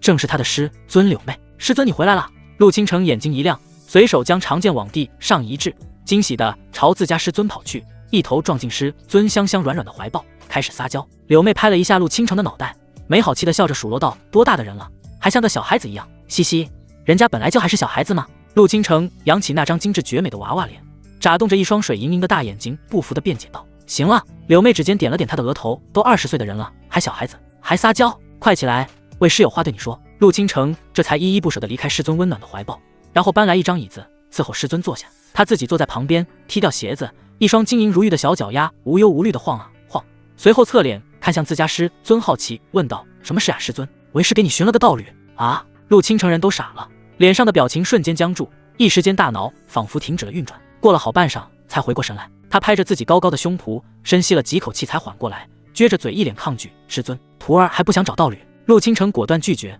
柳妹倒是早有预料，不过她不着急，她很了解自己唯一的徒弟，顺着说她肯定不会答应，这个时候就要激一激。陆倾城很吃这一套，于是只见他瞥了一眼旁边嘟着一张苦瓜脸的陆倾城，神神秘秘地说：“你可知我向那个人提起要把你介绍给他的时候，他说什么？他说什么？陆倾城立刻竖起耳朵，眨巴着大眼睛，一脸期待。他可是整个玄天宗所有男弟子的女神，对方要是知道是他，还不得欣喜若狂。柳妹见自家徒儿一脸期待的模样，唇角扬起一抹笑意，然后才缓缓道：“他呀，想都没想，便直接拒绝了。他拒绝了，他怎么敢拒绝？”陆倾城秀眉一挑，噌的一下从椅子上弹了起来，双手叉腰，一脸愤慨，竟然还有男人拒绝他，不识抬举，不可原谅。哼，肯定是他不知道本姑娘长得有多漂亮，要是他知道，绝不可能拒绝。陆倾城迅速找到了原因，而且非常笃定，以她的容貌和身材，勾勾手指，不知道有多少男人为之疯狂，怎么有男人会拒绝？柳妹见他这般反应，心中暗暗好笑，要的就是这样的效果。徒儿越生气，越容易上当，说一些不过脑子的话。片刻后，他才又缓缓说道：“他知道，而且你们还见过几次面？”陆倾城一怔，狐疑的拧起眉头，见过面还拒绝？他谁啊？这下他是真的好奇了，竟有男人在见过他之后仍不动心。陆倾城对这个男人开始有点感兴趣了。自己这张人见人爱绝色无双的小脸，完美无瑕凹凸有致，堪比师尊的完美身材，竟还有男人不心动。他也有自己的骄傲，他可以拒绝男人的示好，但无法理智的对待有男人拒绝他，他咽不下这口气。柳妹缓缓说道：“缥缈峰首席大弟子苏云峰。”陆倾城脑海里迅速闪过苏云峰的样子，随即咂了咂小嘴，原来是他。哼，本姑娘定要叫他好看。柳妹含笑望着他：“什么？你对他有兴趣？”陆倾城虎着一张小脸，举起粉拳奶凶奶凶地说：“我想揍他。”咯咯咯，柳妹掩嘴咯咯笑道：“那你可得当心，莫反被他打得哭鼻子。”陆倾城双手叉腰，单脚踩在椅子上，小手一挥：“不可能！如果他能打败我，我就给他一个追求本姑娘的机会。”柳妹眼底掠过一丝得逞的笑意，慢悠悠补上一刀：“可惜啊，人家对你没兴趣，压根不稀罕你给的机会。”陆倾城一噎，随即昂起下巴，那股天生的傲劲儿涌了上来。“没关系，那就换本姑娘去追他，只要他能打败我。”柳妹几乎要笑出声来，这傻徒儿果然一击便上钩。有时候他真想给自家徒儿补脑子，太容易被骗，被卖了还要帮着别人数钱呢。陆倾城之所以这样说，自然是对自己的实力有绝对的自信。随后他又恶趣味的补充道：“等他彻底喜欢上我，我再无情的把他甩掉，到时候嘿嘿，他一定会哭得死去活来。”柳妹闻言眼皮跳了跳，这傻姑娘的脑回路确实有点稀奇古怪，只怕到时候哭的是她自己。缥缈峰灵虚殿内殿，紧着一袭月白亵衣的沈傲雪微微俯身弯腰，正双眼放光，一脸讨好的将3尺小鞭呈到苏云峰面前。苏云峰唇角勾动，随意接过。这段时间他也知道了这位冷艳师尊不为人知的另一面，有点抖 M 梦。自从上次在小木屋后就被激发出来了，以至于后来每次事前他都要哀求自己虐虐他。对此苏云峰当然是100个愿意，这样的师尊大人简直不要太棒。一番折腾后，沈傲雪红着脸抬头，水汪汪的大眼睛望着苏云峰，然后凑到苏云峰的耳边，口吐香兰：“逆徒，为师是你的，是你的一个人的，求你了，狠狠推倒为师吧。”嗡！苏云峰的脑子轰然宕机1秒，目光有些怪异的看向怀中人。这样无理的要求，试问哪个逆徒会拒绝？必须尊师重道，狠狠满足师尊的小小要求。几个时辰后，苏云峰搂着怀里温顺如猫的师尊大人，这才问道：“师尊，你可知道剑种里有混沌剑意？”他没有绕弯子，也没必要隐瞒。现在的沈傲雪绝不可能背叛他。沈傲雪蜷缩在苏云峰宽大温暖的怀抱里，微微蹙眉，思索了一阵后才道：“曾经听那几个老家伙说过，剑种里确实有一缕先天混沌剑意，但却缥缈无踪。这么多年进去，剑种的人无数，却没人寻得，甚至都未曾见到。当年我也曾进入剑种，依旧一无所获。每一次五峰大比后，都会安排弟子进入，其实最主要目的便是为了寻得那一缕先天混沌剑意。只可惜这么多年，始终未有人成功。”听了沈傲雪的娓娓道来，苏云峰的眉头拧得更紧了。这么说来，叶凌天那家伙还真是内有缘人，只有他能寻得混沌剑意，这可不好办了。苏云峰暗暗思忖，最终也没想到一个好的解决办法。算了，走一步算一步，船到桥头自然直。第2日，五峰大比正式开始，举办地点在龙首峰演武场。此时整个演武场已经人山人海，除了中央空出来的巨大擂台，四周全是人。玄天宗作为东域正道魁首，每一次五峰大比都会邀请诸多势力前来观摩，因此来现场的人就更多了，以至于不少人都只能挤在外场的悬崖峭壁上。大师兄楚思瑶忽然拉住苏云峰的胳膊，将他往自己身边拉了一些，然后把小脑袋凑到对方的耳边，红唇几乎贴在苏云峰耳垂，红着小脸轻声低语：“大师兄，思瑶今晚去你那里好不好？”啊，这苏云峰顿时一愣，他自然知道这小妮子在想什么，心里莫名的跳了2下，暗暗点头：“好。”若昨晚不是师尊突然打扰，他和楚思瑶早已双宿双栖，鸳鸯戏水了。既然这小妮子这么迫不及待，作为大师兄就小小的满足一下吧。得到了师兄的回应，楚思瑶整个人都开心了起来，期待着被大师兄狠狠宠爱。至于五峰大比，那是什么？走在苏云峰另一边的江有容自然注意到了两人在说悄悄话，心里顿时像小猫挠心，非常想知道内容。而且三师妹那开心的小表情实在让他有些不放心。不行，大师兄只能是我的，绝对不能让三师妹给偷了去。虽然不知道苏云峰和楚思瑶具体交谈了什么，但总觉得不是什么好事。他暗暗决定，从今天晚上开始就搬去和三师妹一起睡，防止他半夜偷偷推倒大师兄。他可不想属于自己一个人的大师兄变成脏脏的大师兄。咳，前面突然传来一声带着些许不悦的轻咳，旋即传来沈傲雪冷冷的声音：大庭广众之下，注意言行举止，还不快放开我家！咳，还不快放开风！走在前面的沈傲雪忽然转头，便看见二弟子和三弟子一左一右的抱住苏云峰的胳膊，举止亲密，立马就不开心起来。见自家师尊冷着脸，江有容跟楚思瑶连忙松开苏云峰的胳膊，低垂着脑袋不敢说话。一行人横跨演武场，最终来到了指定的地方。在他们左边是龙首峰弟子，右边则是青鸾峰弟子。苏云峰刚到，便隐隐感觉到一道充满敌意的目光落在了他身上，顺着感觉看去，一张精致绝美的瓜子脸出现在视野里。只是这张漂亮的瓜子脸显得极为稚嫩，像是永远长不大似的。没错，他就是陆倾城。苏云峰暗暗摩挲着下巴，他与陆倾城并没有什么交集，顶多就是见过几面而已，也没得罪过他。为什么今天忽然对自己有这么大的敌意？这小娘们儿吃错药了。苏云峰想了想，没搞明白原因，也就懒得管了。反正以他现在的实力，一拳头就能把陆倾城揍成嘤嘤怪。旁边柳妹盈盈一笑，对陆倾城低声轻语：怎么样，有没有想法？有。陆倾城肯定的点头，然后挥动着粉嫩的拳头想捶他。柳妹闻言顿时咯咯轻笑起来，她的声音清脆，却带着几分绵软慵懒的魅音，引得周围目光齐刷刷投向她。随着笑声，她身前那惊心动魄的曲线宛如水波荡漾，惊心动魄。男人看了眼红，女人看了羡慕，苏云峰的视线也不由自主飘了过去，心中暗叹：柳师叔这身段真是老天爷赏饭吃，夸张的没边了。沈傲雪在心底冷冷哼了一声：狐妹子。在他心里已经把柳妹当成了要抢走他大徒弟的敌人。忽然袖口被人轻轻拽了拽，苏云峰转头就见楚思瑶仰着小脸，双颊泛着淡淡的绯红，眼神湿漉漉地望着他。大师兄，你跟思瑶来一下，思瑶有话跟你说。哦，好。苏云峰也没多想，跟着楚思瑶往人群后方走去。不多久便来到了一处极为偏僻的无人居住的房间。楚思瑶推门而入，反手合上门扉，下一秒他整个人便软软地扑进苏云峰怀里，抓起他的手不由分说地按在自己心口。苏云峰还没反应过来，耳边就传来他软糯的几乎化开的声音，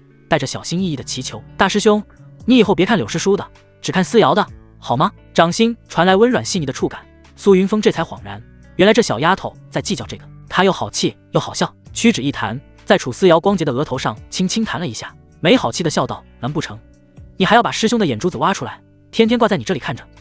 不是的，思瑶才不会伤害大师兄。楚思瑶急忙摇头，眼眶都有些红。思瑶只是想让大师兄以后都只看思瑶。苏云峰眉头蹙了蹙，心中暗自嘀咕，这三师妹该不会也是个占有欲很强的病娇吧？回想起曾经的过往，越琢磨越是那味儿。啧，师尊一个，三师妹一个，两个病娇，可太棒了。他想了想，义正言辞地说道：师妹，你这想法可不对，是钻牛角尖了。他们顶多得到师兄无意间的一瞥目光，你呢？你得到的可是师兄实实在在的掌心，孰轻孰重还分不清吗？说着，掌心微微动了动，只复若有若无的摩挲了一下那层薄薄衣料下的柔软边缘。楚思瑶蹙了蹙可爱的眉毛，小脸上满是纠结与困惑。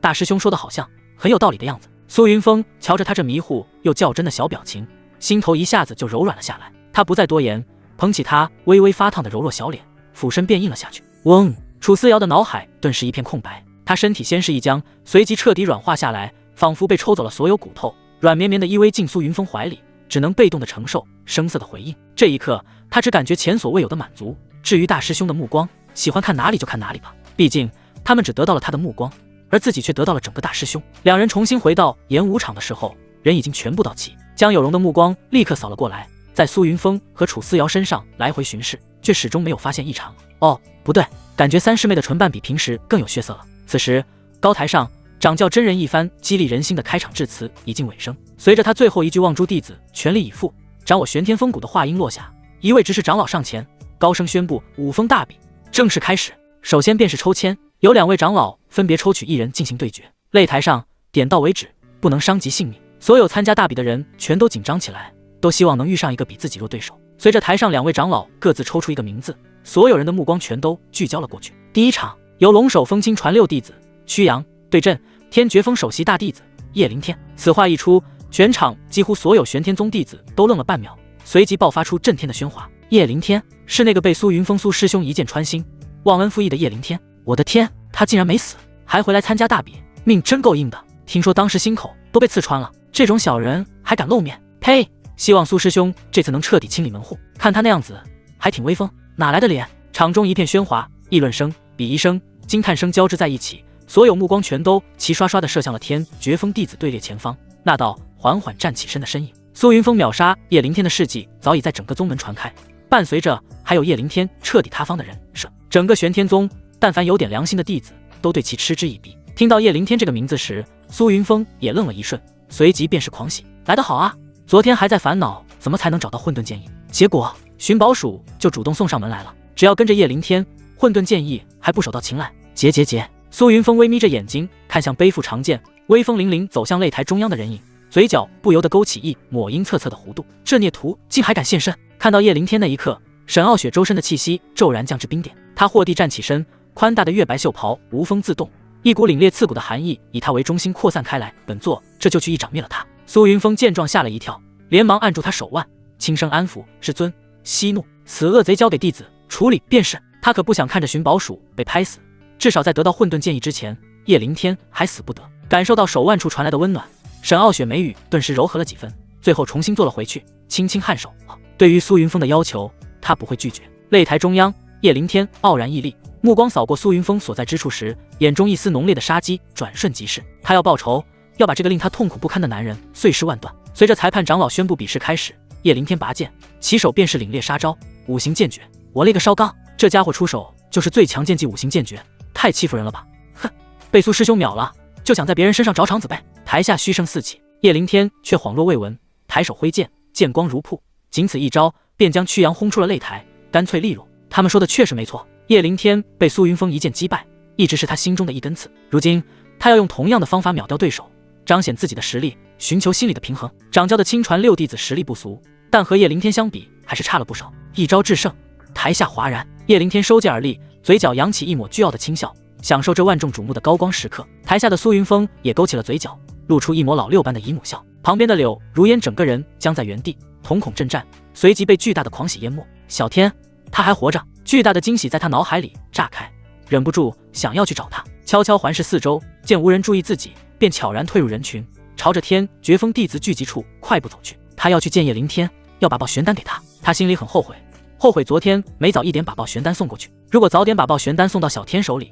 被一剑穿心的就不是他，而是苏云峰。这一切都怪苏云峰。柳如烟愤愤地想着，心中怒火翻涌。如果当时没被苏云峰拳打脚踢，怎么可能会延误时间？对，没错，全都是苏云峰的错。很快他就悄悄来到了天绝峰弟子所在的地方。叶灵天刚从擂台下来，正好看见柳如烟，眼底飞快闪过一抹不耐，随即挤出了温和笑意。小天，你要的报玄丹。柳如烟献宝似的双手捧着一个精致的小木盒，呈在叶灵天面前。叶灵天眼里闪过欣喜之色，微笑着接过小木盒，语气温柔：谢谢你，如烟师姐。见叶灵天收下，没有责怪的意思，柳如烟心中一喜，脸上也逐渐洋溢出一抹开心的笑容。待柳如烟离去，叶灵天瞬间敛起笑意，打开木盒，一枚褐色丹药浸至其中。他还是留了个心眼，在脑海里呼唤莫老，让他鉴定此丹真伪。毕竟丹药是出自苏云峰，万一不是报玄丹，而是毒丹呢？经过莫老的一番鉴定，确定这颗丹药就是报玄丹无疑，叶灵天这才放下心来。有了这颗报玄丹，他就能做很多事，比如在万众瞩目下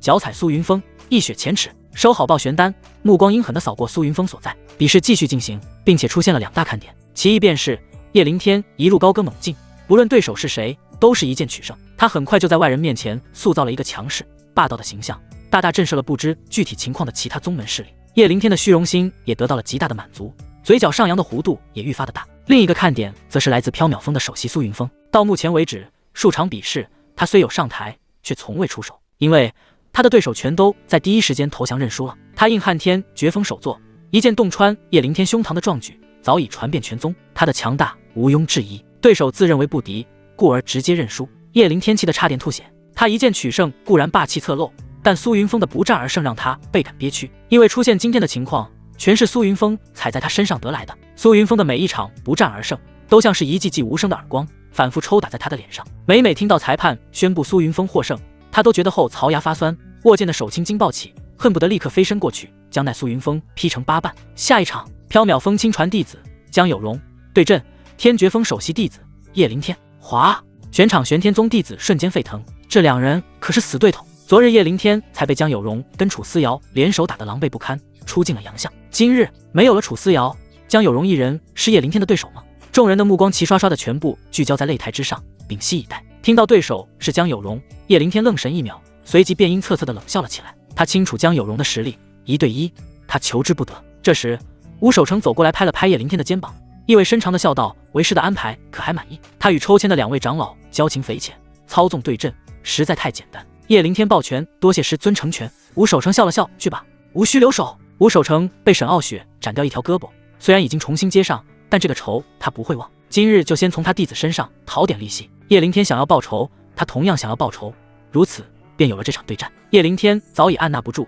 身形一纵便掠上擂台，目光如钩，死死盯着缥缈峰的方向，心中热血翻涌。终于可以光明正大地将这口憋了许久的恶气狠狠发泄出来了。以前还在缥缈峰的时候，江有容这疯女人就不待见他，这段时间还连续被他打了2次，这口恶气在心里已经憋了很久。今天新账老账一起算，他暗暗发誓一定要把江有容打得连他妈都认不出来。叶灵天紧紧握了握因为激动而颤抖的拳头，这段时间他过得太悲催，心中挤压了太多的愤怒。江有容就是送上来的撒气包。另一边，缥缈峰弟子所在的地方，苏云峰拉住了江有容白皙细腻的手腕，对他摇摇头道：“别去，你不是他的对手，直接认输。”江有容望着牵住自己手腕近在咫尺的大师兄，微微仰头眨了眨眼，嘻嘻道：“大师兄，你是在担心我吗？”苏云峰翻了个白眼，在他脑瓜子上弹了一下：“少废话，照做。”哦。江有容揉了揉被弹的脑门，朝苏云峰甜甜一笑，随即高举手臂，清亮的声音响彻全场：“我认输！”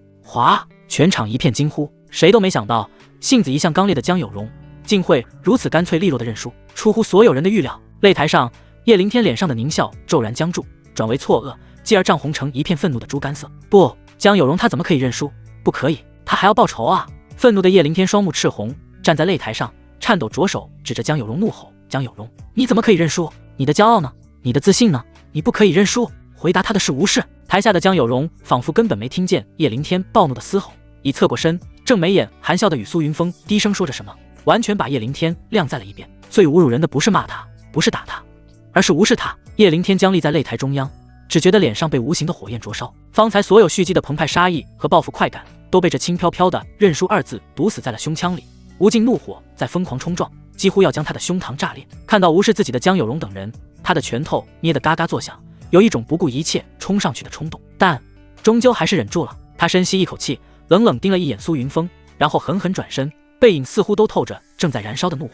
吴守成的胖脸也抽动了一下，算计落空，反倒让自家徒弟成了笑话，这口气堵得他心口发闷。此时，抽签长老的声音再度响起：“下一场，缥缈峰亲传弟子苏云峰对阵青鸾峰首席弟子陆倾城。”轰！真正的沸腾。玄天宗当代最负盛名的2位天才，终于正面对上了。陆倾城扬起精致的小脸，对着身旁妩媚动人的师尊自信满满的一抬下巴：“师尊，您就瞧好吧，看我怎么把他打得心服口服。”柳媚眼波流转，盈盈笑：“好啊，为师等着你凯旋而归。”擂台上，2人相对而立，苏云峰手中持剑，微微抱拳：“陆师妹，请赐教。”陆倾城却未立刻亮剑，他瞥向苏云峰，昂着下巴质问道：“你为什么拒绝？”什么？没由来的一句话把苏云峰给整懵了，还装傻。我师尊说把我介绍给你做道侣，你为什么想也不想就拒绝？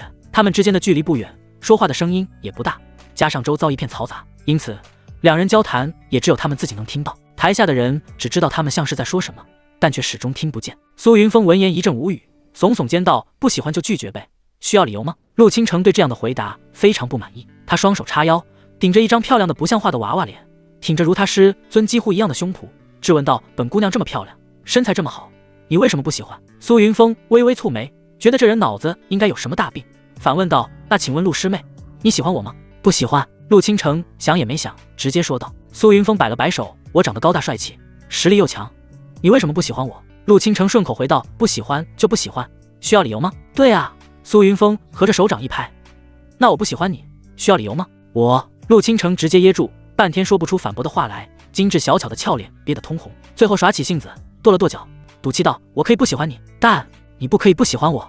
你必须喜欢我。听了这番毫不讲道理的话，苏云峰顿感一阵无言。这位陆师妹的大小姐脾气当真霸道。他不再多费唇舌，五指握上剑柄，锵的一声清明，长剑出鞘，寒光流转。陆师妹，多说无益，请吧。陆倾城跺了跺脚，纤巧的下巴傲然扬起，语气娇蛮且带着不容置疑的执拗。我不管，若是这场比试我赢了，从今往后你就必须喜欢我。苏云峰闻言，嘴角掠过一抹极淡的冷笑。倘若是我胜了，不可能。陆倾城话音未落，周身气势已陡然一变，手中佩剑应声出鞘，一股磅礴的气息自他娇躯内轰然爆发，无形劲风卷动他如云的长裙与发丝，猎猎飞扬。下一瞬，他脚尖轻点地面，身形恍若一道破空闪电，直刺苏云峰而去。两人的交手瞬间吸引了全场目光。相比之前叶凌天一剑决胜的索然无味，此刻擂台上剑光缭绕，剑气纵横，可谓精彩纷呈。金属交鸣之声不绝于耳，伴随着台下众人一阵又一阵压抑不住的惊呼。这不仅是实力的碰撞，更是一场令人目眩神驰的视觉盛宴。不少弟子观摩间竟心有所感，陷入顿悟。当，又一次激烈的对冲，双剑撞在一起，发出清越悠长的震鸣。苏云峰与陆倾城借力稳住身形，剑锋相抵，面庞近在咫尺，甚至能看清对方瞳孔中映出的自己，以及那微微颤动的纤细睫毛。陆倾城白皙的脸颊浮起淡淡红晕，额角渗出细密晶莹的汗珠，几缕青丝贴在腮边。他气息微蹙，眼中却闪着亮光。能与我战至如此地步的同辈，你是第一个。他不得不承认，苏云峰的实战之力远超预估，原以为10招之内便可结束，不料对方的实力却如此强悍，竟在他身上坚持了这么久，眨眼间就过去了千百回合。这样的结果着实令他感到惊讶，不过也仅止于此了。只见他粉嫩的唇角轻轻一勾，掠过一丝狡黠又得意的笑意。好了，本姑娘不陪你玩了。话音落，一股更为强大的气息毫无保留地从他体内迸发而出，轰！无形的气浪以他为中心轰然炸开，衣裙长发狂乱舞动，周身灵力波动节节攀升。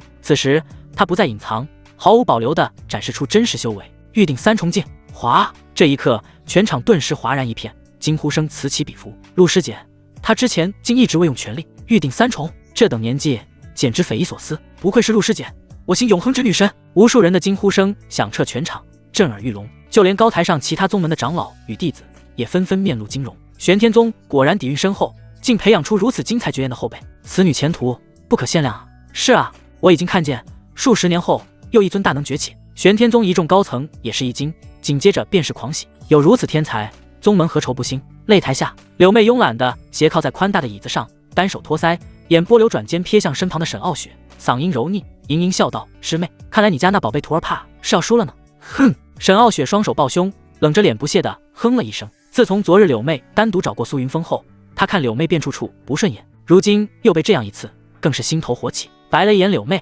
冷冷道：“我家风儿乃天重奇才，区区玉鼎三重而已，还没放在眼里。”他自然不担心，因为他最清楚苏云峰的真实修为，玉鼎6重。擂台上，陆倾城感受着体内澎湃的力量，小巧的下巴扬得更高，语气娇蛮又霸道：“现在认输，然后说喜欢我。”苏云峰一脸怪异地看着面前这个小巧娃娃脸搭配高挑魔鬼身材的傲娇少女，无语至极。这家伙到底有多自恋？他哪里知道，陆倾城正盘算着自己的计划呢。他要让苏云峰喜欢上他，然后再无情的拒绝。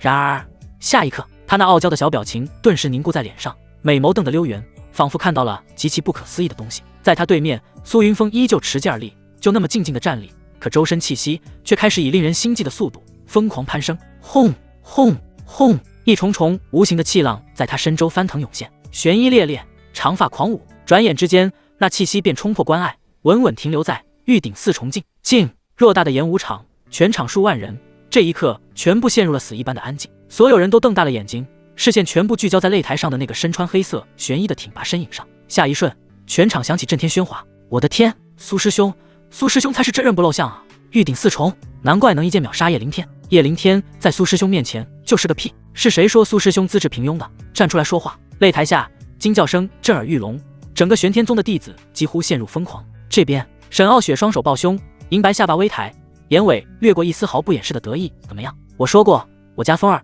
是天重奇才，看见了吧？虽然知道苏云峰依旧没有展示出全部修为，但见此情景，他心中郁气顿时一扫而空，只觉畅快无比。谁叫柳妹这狐妹子看不起他家风儿？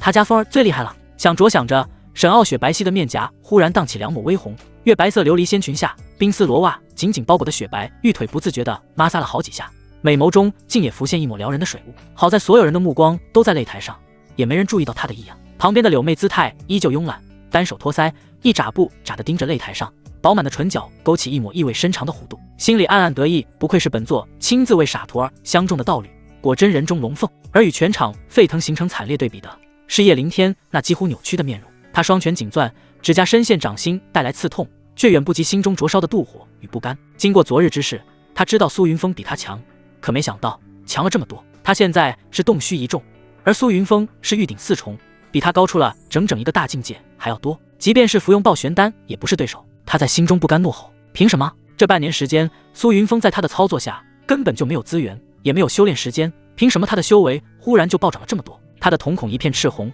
嫉妒、不甘、愤怒等各种负面情绪全部在这一刻涌上心头，差点让他道心崩碎。他赤红的目光猛地射向台下清冷绝艳的沈傲雪，心中顿时有了答案，必定是这女人私下里给苏云峰开了小灶。可恶，该死的女人！叶凌天气得全身颤抖，感觉心肝脾肺肾都在痛，他牙龈几乎咬出血来，心底疯狂嘶吼：混沌剑意，必须尽快得到混沌剑意，唯有如此，才能将这一切统统夺回来。吴守成凝视台上墨发飞扬的苏云峰，眼底深处一缕冰寒杀机急速掠过。苏云峰的强大超出了他的预料，以至于有些计划不得不进行更改。他悄无声息地退走，化作一道流光向天绝风急速掠去。密室里，他打开锦盒，取出那张泛黄的特制传音符，唰！擂台上，苏云峰手腕震动，长剑在空中挽出一个好看的剑花，剑尖遥指陆倾城，声音平静：陆师妹，请。陆倾城震惊过后，也很快恢复了镇定，长长的睫毛颤动，漂亮的美眸直视苏云峰，没有胆怯，没有沮丧，依旧傲娇。他唇角扬起一抹自信的弧度：苏师兄，你确实给了倾城一个大惊喜呢。但话音微顿，他周身剑意随之攀升，衣裙无风自动。但这场比试，倾城赢定了，你就准备好对我说出那句话吧。轰轰！话音落下，两人几乎同时动了，身形化作两道模糊的流光，刹那交锋。陆倾城自然有自信的资本，他乃无垢剑体，天生清净剑道，能够增加战力，同阶无敌，亦能越阶战斗。当两道身影急速相撞，长剑悍然相接，发出一声震耳欲聋的金属撞击声。然而下一瞬，一声压抑的闷哼响起，在无数道惊愕目光的注视下，陆倾城那修长曼妙的身影竟如断了线的风筝，被一股巨力震得凌空倒飞，直朝擂台外落去。怎么会？陆倾城大脑一片空白，结果与他预想的完全不一样，自己竟然输了，而且输得如此彻底。倒飞出去的他大脑嗡鸣，眼前发黑，仿佛要陷入无边黑暗。忽然，就在他闭上眼睛的那一刻，感觉自己整个人撞入了一个温暖的怀抱。师尊，不，这不是师尊的怀抱。陆倾城心头猛颤，豁然睁眼，映入眼帘的是一张近在咫尺、棱角分明的脸庞。苏云峰，竟然是苏云峰接住了他。这个认知让他心跳漏了一拍，他的手臂结实而有力，胸膛传来的温度仿佛能带来一种奇异的安心感。不对，陆倾城猛然惊醒，苍白的脸颊迅速飞起红霞。他才不要被这个臭男人抱！就在他胡思乱想期间，苏云峰搂着他已经稳稳地降落在了地面。陆倾城挣扎着脱离了苏云峰的怀抱，然后捂着胸口头也不回地跑了。苏云峰瞥了一眼陆倾城落荒而逃的背影，暗自皱眉，连句道谢都没有。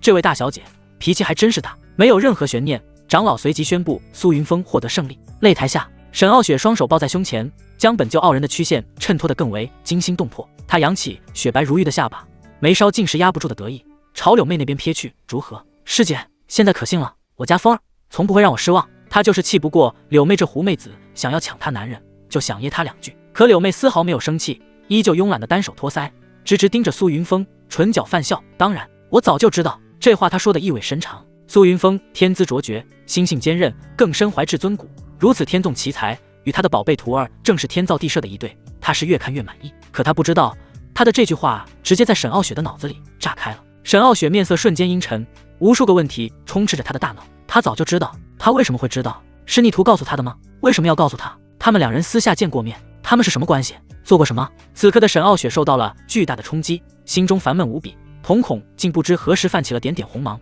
袖袍里的五指紧紧合拢，指甲陷入掌心。不行，逆徒是他的，没有人能够把他抢走。柳妹忽然感觉浑身一凉，像是被什么可怕的东西盯上。她黛眉微蹙，循着感应侧目，正对上沈傲雪那双冷若寒潭的美眸。柳妹感觉莫名其妙，完全没搞明白哪里惹到她了，于是试探着问道：师妹，为何这般看我？沈傲雪咬着牙，神情冷淡，皮笑肉不笑地说：看来师姐对我家风儿真是了解之深啊。柳妹眉头蹙得更紧，她总觉得这个时候的沈傲雪怪怪的，但是一时间也理不清头绪。她点了点头，毕竟我也一直在关注他呢。可不是一直在关注吗？毕竟苏云峰可是他为徒儿挑选的道侣，自然要深入了解他的方方面面，因此这些年对苏云峰的关注度自然就高了。然而这句话在沈傲雪的脑子里自动翻译成：这狐妹子果然对我家风儿图谋不轨，且已蓄谋已久。好啊，古人诚不我妻，防火防盗防闺蜜，这个好闺蜜果然在打她男人的主意。可恶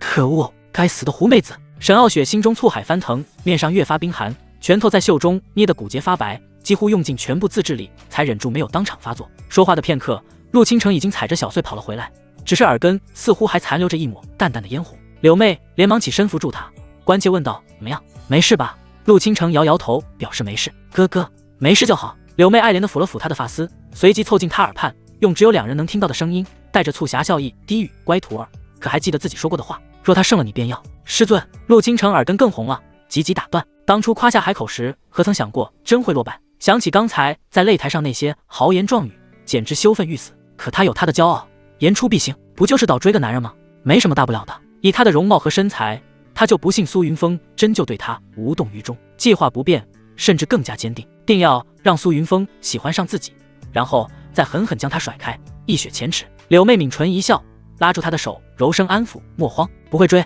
为师可以手把手教你，不必担心。陆倾城抬起脸，看向近在咫尺的柳妹，小脸上尽是错愕：师尊，你追过男人？柳妹眼波流转，笑得风情万种：哥，话本上看的。接下来的几场比试虽有精彩之处，但经历了苏禄之战的高潮，终究显得平淡，观众兴致逐渐阑珊。然而当抽签长老的声音再度响彻演武场时，所有人的精神都为之一振。下一场，缥缈峰亲传弟子苏云峰对阵天绝峰首席弟子叶凌天。哗！全场先是一静，随即爆发出比之前任何时刻都要狂热的喧嚣。来了，终于对上了！昨日天绝峰之辱，今日擂台了结，这才叫快意恩仇。苏师兄，再揍他一次！无数玄天宗弟子激动起身，朝中央擂台投去灼灼的目光。所有人都知道，自昨日苏云峰一剑战败叶凌天后，两人已势同水火，这场对决注定腥风血雨。在这漫天的喧嚣声中，叶凌天却如坠冰窟，他死死握着拳头，指甲深深嵌入血肉，传来钻心疼痛，却远不及心中翻涌的屈辱。那原本还算英俊的脸，此刻已经扭曲变形。最不愿面对的局面，终究还是来了。他在心底曾无数次祈祷，千万不要对上苏云峰。可命运仿佛刻意捉弄，越怕什么，越来什么。虽然他早就在心里说服了自己，这只是权宜之计，但当这一刻真正到来的时候，他心中还是充满了滔天的憋屈与不甘。当众认输，无异于亲手撕碎自己的最后一点尊严。他多么想不顾一切冲上擂台，将苏云峰那张始终淡然的脸踩进尘埃，将受过的所有耻辱10倍、100倍的奉还。可现实很残酷，他和苏云峰的差距宛若天堑，即便上台，也只是被苏云峰单方面碾压戏耍。结果呢？结果就是不仅输，还白白挨一顿痛打。他恨啊！四周投来的目光仿佛化作一座座无形大山，压得他几乎窒息。终于在长老投来询问目光时，叶凌天猛终究还是低下头，用尽全身力气从牙缝里挤出3个认输。刹那间，现场的喧嚣声戛然而止，紧接着更加汹涌的哗然轰然爆发。认输了，未战先降。叶凌天，你昨日的气势呢？哼，倒也不意外，毕竟某人胸口的那道剑伤怕是还没结痂吧。可惜啊，还以为能再看一场昨日那般的好戏呢。台下议论纷纷，夹杂着毫不掩饰的嘲笑，仿佛人人都乐得见他再度受辱。叶凌天死死低下头，身体不受控制的颤抖着，只觉得看过来的每一道目光都像一记耳光，重重打在脸上。主持长老显然也愣了一下，随即压下全场喧哗，高声道：天绝峰叶凌天自愿认输，此战缥缈峰苏云峰胜。众人一阵唏嘘，显然对这虎头蛇尾的结局颇为不满。他们更喜欢看两人在擂台上剑拔弩张的样子。叶凌天紧紧咬着后牙槽，虽心有不甘，但这一关终究是过去了。然而就在此时，苏云峰那清朗平静的声音却忽然响起：且慢！众人一怔，不明白苏云峰想做什么，目光齐刷刷地向他这边望来。只见苏云峰唇角勾起一抹玩味的冷笑，一步踏出，整个人瞬间划破长空，在空中留下一道干净利落的弧线，然后砰的一声，稳稳站在了擂台中央。苏师侄，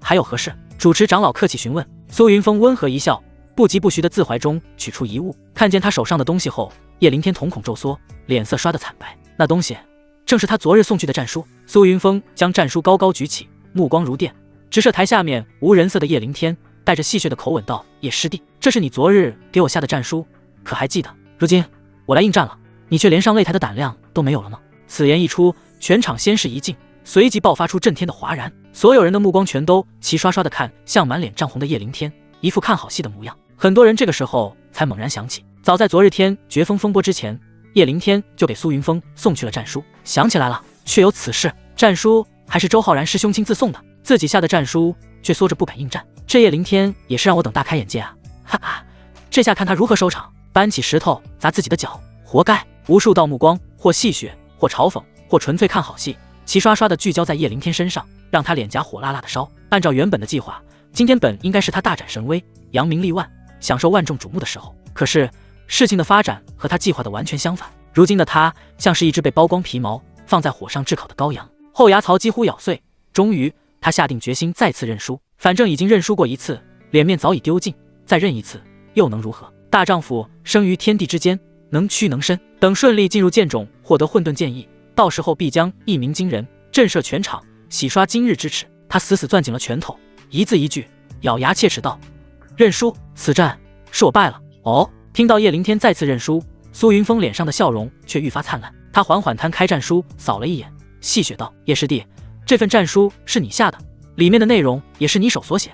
既然你主动认输，那就按照约定来吧。败者需对胜者磕头999个，每磕头一次，说一句你是废物。”叶凌天脸色刷得变得惨白如纸，嘴唇剧烈颤抖起来。当初写下这条款时，他满心都是快意，想着要如何尽情羞辱苏云峰，何曾想到最终却应验在了自己身上。他心态彻底崩了，眼前一阵阵发黑。剧本不应该是这样的啊！他才是这个世界的主角，为什么会在万人面前受如此大辱？天将降大任于斯人，必先受其辱吗？叶凌天感觉自己的天塌了。一旁的周浩然暗自摇头，瞥了叶凌天一眼，心底掠过一丝幸灾乐祸的快意。当日下战书时，他并非没有劝阻，换来的却是叶凌天的怒声呵斥。如今真是自作自受。见叶凌天没有反应，苏云峰挑了挑眉，语气依旧平静，却带着更深的压迫感。看来叶师弟心有不甘啊。没关系，那咱们就来比一场，师兄一定让你心服口服。不过输了的人依旧要磕头。叶师弟，这可是你亲手写下的约定，可赖不掉哦。曹！叶凌天心中破口大骂，几乎要吐出血来。他恨不得扇自己2巴掌。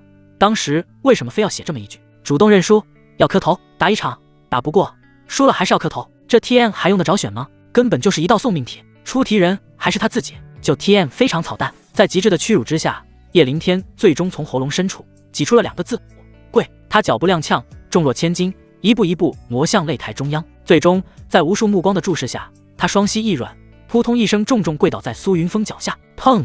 我是废物！砰！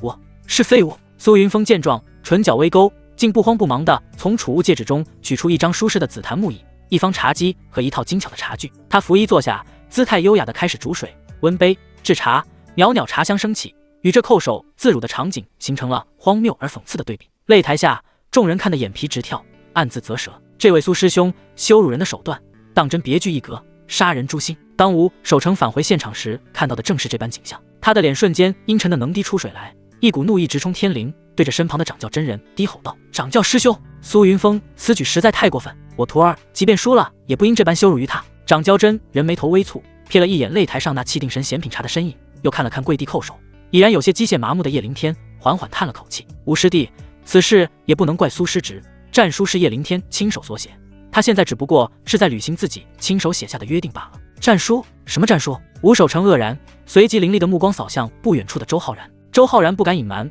快步上前，低声将昨日叶凌天如何意气风发写下战书，如何命他送去缥缈峰挑衅之事，一五一十地说了一遍。吴守成听完，额头青筋暴跳，周身气息一阵不稳，险些控制不住。他死死盯着擂台上那个不断叩首的身影，最终从牙缝里挤出一句无声的怒骂：“蠢货！行事之前不察敌情，狂妄自大，落下如此把柄，不是蠢货是什么？”此刻最惬意之人莫过于苏云峰，他一边品茶，一边听着系统悦耳的提示音。叶凌天每一次磕头，并伴随着扇形直加5的提示声，直到叶凌天头晕眼花，额前一片血肉模糊的磕完最后一个头，系统的统计也恰好完成，整整5000点扇形值入账，比昨日断其一臂穿心一剑所得的还要丰厚。苏云峰轻轻摩挲着光滑的茶杯边缘，看着几乎虚脱的叶凌天，一个略显魔鬼的念头不经意间闪过脑海：若是将他绑起来，面前放个木鱼，让他一天12个时辰不间断的磕头。这念头让他眼中掠过一丝审视猎物般的玩味光芒，这眼神正好撞入叶凌天的眼里，吓得他顿时一个踉跄，本就虚浮的双腿再也支撑不住，哎呦一声，竟向前扑倒，结结实实摔了个狗吃屎。模样极其狼狈。面黑如炭的吴守诚终于忍无可忍，身形一晃便出现在擂台上，袖袍一卷，将瘫软的叶凌天凌空托起。他回头深深地看了苏云峰一眼，那目光阴沉如毒蛇，蕴含着毫不掩饰的怒意与冰寒，随即冷哼一声，带着叶凌天化作流光遁去。这场插曲终于落幕。接下来的比试虽继续进行，但在如此高潮之后，难免显得索然无味。直到傍晚，武峰大比方才正式结束。掌教真人当众宣布前10名单，并郑重宣告，明日清晨获得前10的弟子将进入剑冢。剑冢乃玄天宗立宗根基之一，是一处先天而成的玄妙秘境，其内孕育无数灵剑、古剑，进入者若机缘足够，便可寻得与自身神魂契合的本命宝剑。本命剑对修士而言至关重要，不只能极大增幅战力，更能不断成长蜕变，甚至有机会孕育出强大剑灵。一旦剑灵生成，宝剑威能将会发生质变，可凝聚极致纯粹的剑意，反哺主人，使其战力飙升。传说中更有极少数剑灵能自我觉醒剑技、剑阵等神通，成为剑主最大的依仗。对于普通弟子而言，得一柄上佳的本命剑，无疑是梦寐以求的机缘。然而苏云峰所想却并非本命剑，而是那混沌剑意。回到缥缈峰后，楚思瑶悄悄给苏云峰眨了眨眼，很明显是在暗示晚上要去找他。经过尉迟事件后，苏云峰也算是完全看开了，默默眨了眨眼睛，算是回应。好了，你们俩回去做好明日去剑冢的准备。风儿，跟我走，为师有话问你。沈傲雪说完，带着苏云峰直接朝灵虚殿飞去。这一次大比，缥缈峰4人除了柳如烟之外，其他3人全都进入前10，可以去剑冢寻找自己的本命剑。待到沈傲雪和苏云峰离开，江有容忽然凑到楚思瑶身边，挽住她的胳膊，亲昵道：“师妹，我们很久没聊天了，今晚我去你那里，我们促膝长谈。”啊！楚思瑶柔弱的小脸原本还带若有若无的笑容，因为今晚大师兄就是他的了。可一听江有容今晚要去找他促膝长谈，整个人顿时呆住。他连忙道：“师姐，改天行吗？今晚可是他和大师兄的美好日子，他期待这一天已经太久，绝对不能有任何闪失。”江有容挽住他的胳膊不松手，侧脸眨巴着大眼睛，一脸狐疑道：“怎么了嘛，师妹？你是不是嫌师姐了？是不是师姐哪里做的不够好？你告诉我，我改还不行吗？”啊，这楚思瑶一时语塞，完全不知道该怎么回答。师妹，你就答应我好不好吗？江有容露出一副可怜巴巴的模样，就这么一眨不眨地盯着楚思瑶。楚思瑶最吃不得他这一套，终究还是点头应了一声好。他心里在默默盘算，大不了等师姐睡着了，自己再偷偷溜到大师兄房间，把大师兄占有了。不管怎么说，今晚的大师兄必须是他的。另一边，苏云峰跟着沈傲雪刚进入房间，刚转身就被沈傲雪壁咚在了墙上。沈傲雪的整个身躯几乎都压在了他身上，两人的距离很近，近的能清晰无比地感受到彼此呼吸喷洒而出的温热气息。苏云峰一愣，从对方的眼神中看出了强烈的怒火和占有欲。他想了想，并没有想到哪里惹到了沈傲雪。正当他要询问缘由的时候，一张柔软香甜的红唇便落了下来，疯狂而偏执地侵略着他。忽然，苏云峰感觉唇角一痛，同时有腥甜的血液侵入口腔，他的嘴皮被咬破了。苏云峰顿时皱眉，以往沈傲雪也疯狂，但都是不轻不重的啃，就像猫咪啃手指，轻轻的痒痒的，从来没有做出这种事。当即一把将沈傲雪推开，用手背狠狠擦掉嘴角的血渍，瞪着沈傲雪呵斥道：“你干什么？”被苏云峰一吼，失去理智的沈傲雪身躯猛颤，猩红的瞳孔迅速暗淡下去，恢复了正常的黑色。清醒过来的沈傲雪这才注意到苏云峰破皮的唇角，心中不由得一慌，连忙上前，一边帮苏云峰擦掉剩余的血渍，一边慌忙道歉：“对不起，我不是故意的。”苏云峰一把拍开沈傲雪的手，不让他触碰自己，冷眼斜睨他：“你发什么疯？”我……沈傲雪被苏云峰的冷漠吓到了，他的一颗心瞬间被酸涩和刺痛填满。他伸手轻轻去拉苏云峰的衣角，动作缓慢，似乎在试探苏云峰会不会再一次把他的手拍开。等他的手指捏住苏云峰衣角，并没有被甩开后，他那颗难受的心脏才稍微好受了一点。苏云峰也不搭理他，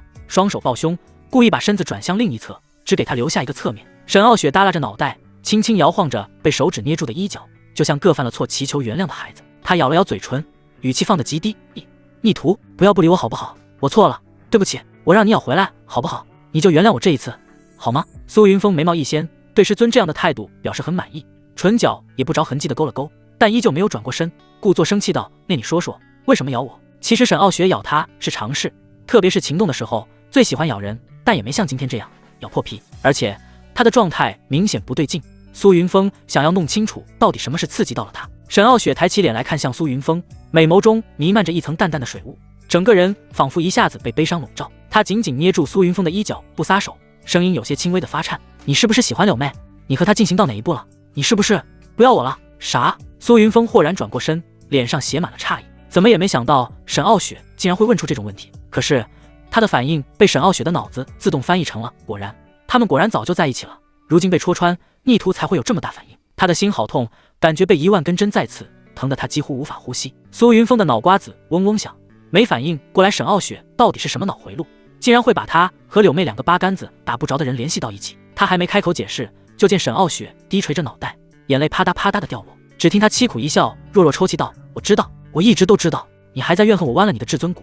我一直都知道，你对我有恨，对我有怨，终有一天你会抛弃我。”他忽然紧紧握住苏云峰的手，整个身子都在不自觉的颤抖。他微微扬起已经哭得梨花带雨、楚楚可怜的凄美小脸，泪眼婆娑的看向苏云峰，哽咽的祈求道：“求求你，不要离开我好不好？只要你不离开我，让我做什么都可以。”他将牵起苏云峰的手掌，缓缓靠近自己的心口。你怨恨我剜了你至尊骨，你也剜我一根骨。噗！下一秒，就在苏云峰还在愣神之际，血肉破开的声音响起，温热鲜红的液体顺着他的手掌蜿蜒而下，滴答滴答的砸落在冰冷地面。苏云峰瞬间惊醒，立刻就要抽出手掌，怒吼道：“沈傲雪，你天疯了，快撒手！”他想抽出洞穿了沈傲雪胸膛的手掌，却被沈傲雪死死钳住，没抽得出来，反而在巨大力量下缓缓没入更深的胸腔。啪！情急之下，苏云峰一巴掌甩在沈傲雪脸上，厉声呵斥道：“疯子，放手！”即便胸膛被破开，鲜血横流，疼得全身止不住的颤抖，沈傲雪却依旧不肯松手。他那张满是泪水的脸已经惨白一片，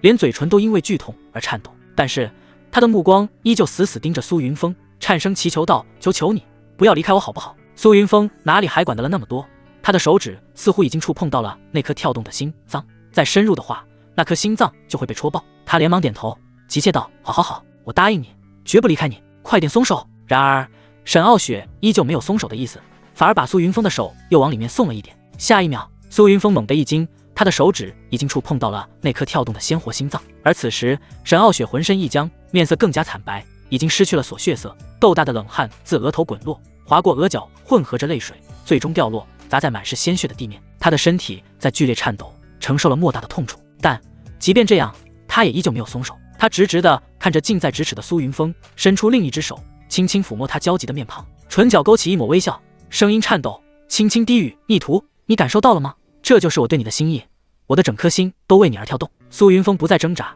他也伸出另一只手，轻轻擦掉沈傲雪脸上的泪，无声点头：“我感受到了，我也答应你，绝不会离开你。”沈傲雪轻轻握住那只手，轻声而小心翼翼地问道：“逆徒，你喜欢为师吗？”苏云峰毫不犹豫，肯定地点头：“喜欢。”沈傲雪面色一喜，但又立马收敛，神色也暗淡了几分。“但是我没有柳妹的身材，没有她的妩媚撩人，没有她的声音好听，你还喜欢我吗？”苏云峰再次点头：“喜欢。”沈傲雪的眸光又亮了几分：“真的？”苏云峰点点头，然后小心翼翼地凑过去，在他额头上深深一吻：“这就是我的答案。”感受到苏云峰的心意，沈傲雪眼泪更加止不住地往外流：“逆徒，我好开心，真的好开心，我的心跳得好快，这一刻是我人生中最开心的一刻。”苏云峰轻轻捏了捏他的脸蛋：“现在可以松手了吧？”沈傲雪乖巧点头，他的面色惨白，全身依旧因为疼痛在颤抖，但是他却在笑，笑得眉眼弯弯。此刻苏云峰也松了一口气，因为他感觉自己的手掌正在一点一点地往外抽离。然而就在此时，他的手掌忽然不受控制，缓缓朝着沈傲雪的肋骨抓去，耳边响起沈傲雪颤抖的声音：“逆徒，这是我欠你的。”说完，他控制着苏云峰的手一把握住一根肋骨，然后猛地往外一扯，噗！苏云峰的手掌抽出，沈傲雪的胸膛当即炸开，鲜血飞溅，瞬间染红了两个人的衣衫。沈傲雪紧咬唇瓣，鲜血顺着唇角流下，她身体因为剧烈疼痛而不断站立，面色苍白如纸，没有丝毫血色，冷汗如豆，很快浸湿了全身。原本轻柔的发丝粘在惨白的面颊两侧，神情凄楚而可怜，就像是一只担心被遗弃的小猫。不管胸膛破开的大口，也不在一涓涓往外流淌的鲜红血液。他就这样直直盯着苏云峰，松开紧咬的唇瓣，鲜血顺着唇角如丝线般滑落。他毫不在意地用手背拭去嘴角的血渍，但往外流淌的鲜红血液却怎么也止不住。苏云峰的心被狠狠触动了一下，似乎对这位曾经剜他骨的师尊情感发生了微妙变化。颤巍巍的手掌中还握着那一根被生生掰下的肋骨，沾着血，断面参差不齐。视线从沈傲雪那张混合着泪水与汗珠的苍白脸颊下滑，原本白皙修长的天鹅颈早已布满了层层水渍，有泪水，有汗水，还有鲜红的血液。视线继续向下，是那不断起伏的胸膛，那里月白色衣衫已经破损，被染成了鲜血的颜色。一个触目惊心的狰狞血洞，无声地述说着这一切的真实。透过血洞，仿佛可以看到深处那颗正在跳动的心脏。随着每一下呼吸，胸膛就会颤抖的起伏一次，视线重新落在那张苍白的脸上。苏云峰的嘴唇翕动了2下，想要说些什么，但却发现喉咙像是被什么堵住了一样，连一个字也说不出来。沈傲雪强忍剧痛，尽力挤出一个甜美笑容，手掌在苏云峰的面颊上轻轻摩挲，言语哀求：地图，我希望你对我的怨恨少一些，哪怕少一点点，我也知足了。行了。苏云峰轻轻拍开沈傲雪的手，迅速取出几颗疗伤丹药，强势塞进对方嘴里，想要我少怨恨你一点，就别发疯，赶紧疗伤，我可不喜欢身上有伤疤的人。沈傲雪苍白的脸顿时绽放出惊喜的笑容，她的大脑告诉她，逆徒在乎她。苏云峰看了看手里握着的肋骨，无奈的摇了摇头，对沈傲雪命令道：去床上躺下，我帮你把肋骨接上。沈傲雪摇头倔强道：这是我欠你的。苏云峰面色一冷，斜睨沈傲雪一眼，虎着脸道：我让你去躺下就去躺下，我不喜欢缺根肋骨的怪物，不要，我听话。逆徒，你不要不喜欢我好不好？沈傲雪紧紧抓住苏云峰的胳膊，一双充满泪花的眼眸紧紧盯着他，眼神中尽是哀求。苏云峰无奈叹息，揉了揉沈傲雪的发顶，我喜欢乖乖的听话的师尊，不听话的师尊我不喜欢。沈傲雪点头如捣蒜，脸上漾起一抹开心的笑，我听话，我最听话，我要做逆徒最乖最乖的乖乖师尊。这一刻他仿佛忘记了身体的疼痛，就想这样一瞬不瞬的看着眼前的人，一辈子，不，一辈子不够，永生永世。苏云峰满意地点了点头，示意沈傲雪去床上躺下，帮他接骨。这一次沈傲雪没有任何犹豫，麻溜地翻身躺下，然后眼睛就这样一眨不眨地盯着眼前的人。苏云峰走过去，除掉被鲜血染红的衣裙，衣裙下原本白皙光滑的肌肤已经全被染成了血红色，但最触目惊心的还是胸前那个碗口大的血洞。忽然他伸出手捏住沈傲雪依旧苍白的脸蛋，带着警告的语气说道：你的身体是我的，没有我的允许，不准再伤害自己，听见没有？沈傲雪顿觉一股暖流自那跳动的心脏散开，瞬间蔓延全身。逆徒果然还是喜欢他的，好开心。沈傲雪的身体传来一阵阵剧痛刺激着神经，但这一刻所有疼痛似乎都全部消失了，剩下的只有欢喜。他那被鲜血染红的唇角不自觉地微微上扬，满眼都是甜蜜。忍着点，有点痛。苏云峰深吸一口气，准备把掰下来的那根肋骨重新放入沈傲雪的胸腔并接上。上一世身为半步渡劫期大能，接骨这种事就是信手拈来，只不过这一次他要尽量在不对沈傲雪造成2次伤害的同时完成接骨头。沈傲雪拉了拉他的衣袖，轻轻摇了摇，撒娇似的说：你亲我一下，亲我一下，我就不会感觉到疼了。看着他那双充满希冀的眸子，苏云峰终究还是低头在他额头上印了一下。可是沈傲雪却并不满足，他指着自己的唇瓣，这里也要。苏云峰无奈，这师尊怕不是傻掉了，胸口还在往外鼓鼓冒血，他却一心想着亲亲贴贴。不过苏云峰终究还是满足了他这个小小的要求，在那微微嘟起的唇瓣上点了一下。好了，别动，我要开始了。苏云峰语气严肃，他不得不小心，主要是这根肋骨正好处于心脏前方，一个不小心就可能刺破心脏，导致沈傲雪丧命。得到了亲亲的师尊大人果然老实了，静静地躺在床上，任由苏云峰对自己为所欲为。苏云峰小心翼翼地将肋骨重新塞回胸腔，手掌轻轻没入，动作轻缓而温柔。沈傲雪放在身体两旁的玉手死死攥紧床单，她牙关紧咬，闷声不发，让身体不发生一点颤抖。她身上有疗伤止痛的丹药，但她拒绝使用，因为这都是她欠苏云峰的。当初对苏云峰造成的痛苦，她自己也要体验一遍，为当时犯下的错赎罪。她也知道自己这样做不可能让逆徒彻底原谅自己，但如她所说，苏云峰对她的怨恨哪怕少一丝一毫，她就很开心很知足了。终于苏云峰小心翼翼地把肋骨重新接了上去，至于胸口的血洞就只等沈傲雪自己疗伤恢复。随后他去打了一盆温水，一点一点地擦掉沈傲雪每一寸肌肤上的血渍。此时此刻房间里一片安静，两人都没有说话。苏云峰在安静地轻轻地擦去血渍，沈傲雪则是在安静地看着眼前这个温柔的男人。她只觉得这一刻她是全天下最幸福的女人。半个时辰后，每一寸肌肤上沾染的血渍都被清除干净。苏云峰拉过被子遮挡住师尊那曼妙的身姿。你好生疗伤，我先回屋到店。苏云峰为沈傲雪盖上被子后准备离开，袖口却拉住，低头看去，却是一条雪白如玉、修长均匀、毫无遮挡的手臂自被褥中伸出，轻轻拽住了他的袖口。还有什么事？苏云峰低头看向面色依旧苍白的沈傲雪。沈傲雪抿着唇，目光直直盯着苏云峰，轻声祈求道：你能多陪我一会吗？苏云峰摇摇头，拒绝。你先把伤养好，到时候我们多的是时间。你忘了我刚才说的话了吗？我不喜欢留疤的师尊，所以要我多陪你，你就赶快把伤养好。哦，知道了。沈傲雪默默松开了捏住苏云峰袖口的手指，眼帘低垂，闷闷应了一声。苏云峰见他这样，弯腰在他的额头上深深印了一下，捏了捏他的脸蛋。喂，你要乖乖听话。原本闷闷的沈傲雪顿时双眼放光，连连点头。她的手轻轻抚摸苏云峰吻过的额头，心中无比甜蜜。目送苏云峰离开后，她才缓缓撑起身子坐了起来，瞳孔忽然泛红，神情变得癫狂而痴迷，唇瓣微张，蓝丝轻吐。她的目光似乎穿透了房门，看向苏云峰的身影，发出低低的呢喃，带着疯狂。逆徒，是你先招惹我的，你若是敢离开我，我就打断你的四肢，把你绑起来，永远留在我身边。刚从灵虚殿出来，便看见柳如烟，她似乎等了许久。苏云峰关上殿门，转过身，冷漠地扫了一眼满脸阴沉的柳如烟，淡淡道：有事。柳如烟昂了昂下巴，跟我走，我有事跟你说。说完，他率先御剑离去。苏云峰沉吟了一下，还是跟了下去。以他现在的实力，不怕柳如烟耍花招。不多久，两人一前一后来到了一处僻静处。说吧，什么事？刚一落地，苏云峰便不耐烦地问道。柳如烟神色一冷，看向苏云峰的眼神依旧是那副高高在上。我要你明日当着所有人的面给小天下跪道歉，作为条件，我就大发慈悲，允许你牵一下我的手。苏云峰闻言，一脸诡异地看着眼前高昂着下巴的柳如烟，这 TM 脑子是有多大的病，才能说出这样的话？哦，怪我。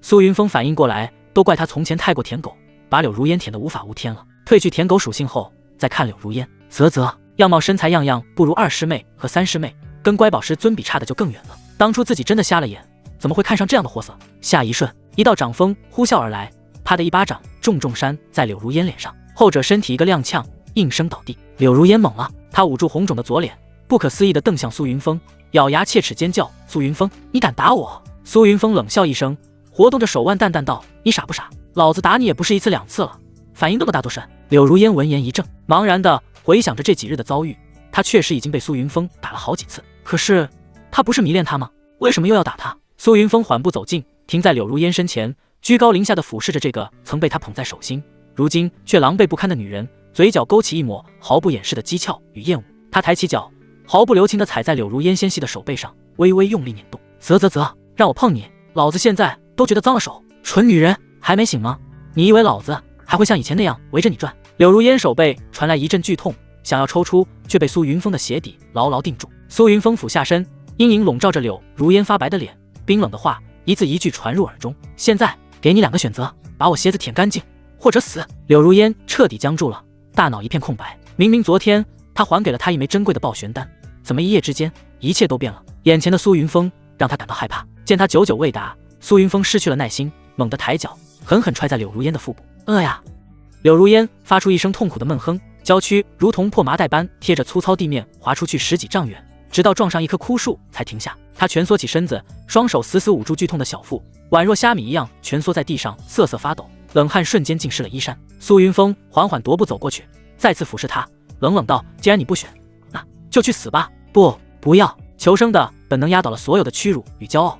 柳如烟惊恐地尖叫起来，涕泪横流。我舔，求你不要杀我，不要杀我！他挣扎着，用尽全身力气从地上爬起，双膝跪在苏云峰脚下，颤抖着低下头。他伸出舌尖，一点一点极其缓慢而艰难地去舔舐苏云峰靴子上沾染的尘土与草屑，每一下触碰都像是在凌迟他的自尊。无边的憋屈与怨恨在他心中翻江倒海，他恨不得立刻将眼前这个男人千刀万剐，抽筋拔骨。可是他没有那样的实力，此时的他只不过是砧板上的肉。他现在后悔了，后悔为什么要自作聪明的来找苏云峰，这不是白白送上门让他羞辱吗？一刻钟后，柳如烟抬起头，脸上满是泪痕，怯怯地望着苏云峰。舔干净了。苏云峰慢悠悠地蹲下身，伸出手轻轻拍了拍他冰凉发白的脸颊。如烟师妹真乖。他脸上露出满意的笑容，笑容却带着几分戏谑。师兄，我很高兴，所以你祖父的100岁寿辰，我一定会准时到场，当面祝他老人家长命百岁。最后4个字他咬得极重，带着一种令人毛骨悚然的含义。柳如烟浑身一颤，一股刺骨的凉意瞬间从脚底板直冲天灵盖。他猛地抬头望向苏云峰，眼中充满了极致的惊慌与恐惧。你想对我祖父做什么？苏云峰呵呵低笑起来。如烟师妹，你误会了。他凑近一些，几乎贴着他的耳朵，用只有2人能听到声音说道：我不是要对付你祖父，我是要对付你们柳家所有人。柳如烟脸色唰的一下变得惨白如纸，毫无血色。他不顾一切地扑上前，死死抱住苏云峰的腿，扬起布满泪痕的脸，疯狂摇头哀求：不，你不能这样，他们是无辜的，他们都是无辜的呀！求求你放过他们吧，我给你磕头，我给你做牛做马，求你了！此时的柳如烟语无伦次，泪眼婆娑，哪里还有半分往日颐指气使的模样？无辜！苏云峰嗤笑一声，不过是一群贪得无厌、忘恩负义的白眼狼，也配谈无辜。他在柳如烟的脸蛋上拍了2下，讥笑道：“要怪啊，就怪你自己。你说你好好的，为什么要背叛我呢？”柳如烟连忙摇头，带着哭腔急切的辩解：“是我的错，都是我的错，我错了，师兄，我错了，我回到你身边，我发誓，从此以后心里只有你一个人，求求你，看在我们过去的情分上，不要动我的族人，求求你了。”呵呵，苏云峰发出一声不屑的冷笑，那笑声里充满了嘲弄。现在才回头，晚了。柳如烟彻底慌了神，不要，我什么都答应你，我现在就可以把自己交给你，就在这里，只求你不要动我族人。他说着就开始慌忙地脱自己的衣衫，试图用这种方式拯救族人。然而回应他的却是苏云峰无情的一脚：“老子嫌脏？没有，我不脏。”柳如烟强忍着剧痛，连滚带爬的重新扑到苏云峰脚边，死死抱住他的腿，声音嘶哑的哭喊：“我还是清白之身，我跟叶凌天什么都没做过，真的，你相信我，求求你相信我。”苏云峰却只是淡淡的摇了摇头，目光在他脸上停留片刻，仿佛在看一件垃圾。他缓慢而冰冷的说道：“你的心脏了。”柳如烟如遭雷击，所有的话都被堵在了喉咙里。他张了张嘴，却发不出任何声音，只有眼泪如同断了线的珠子，大颗大颗的滚落，整个人瞬间失去了所有力气。他颓然的松开手，瘫软在冰冷的地上，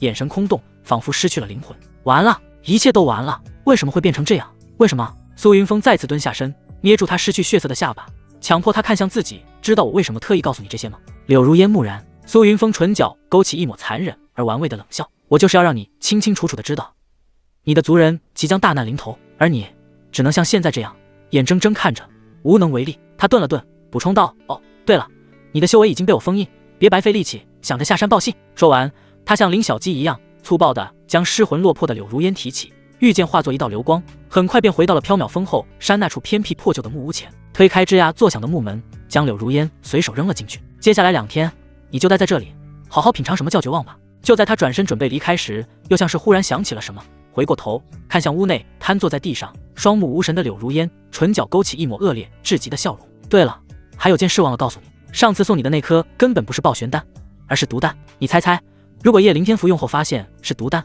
他会怎么对你？结！轰！柳如烟顿时觉得天塌了，族人保不住，连他最深爱的小天也可能会恨他入骨。这一刻，他觉得人生一片黑暗。苏云峰才不管那么多，柳如烟越是绝望，他反而愈加解气。走出木屋，锁上门，又再布置了一个简单的困阵。被封印修为的柳如烟插翅也难逃。等他从剑冢回来，便是去柳家算总账之时。忽然，柳如烟如同疯癫了一般，猛地扑到门边，疯狂拍打木门，指甲断裂，手心渗血，也毫无所觉。他的声音嘶哑而绝望：“放我出去，师兄，你放我出去，求求你！我知道错了，我真的知道错了。”然而门外一片寂静，回应他的只有呼啸而过的山风。为什么会变成这样啊？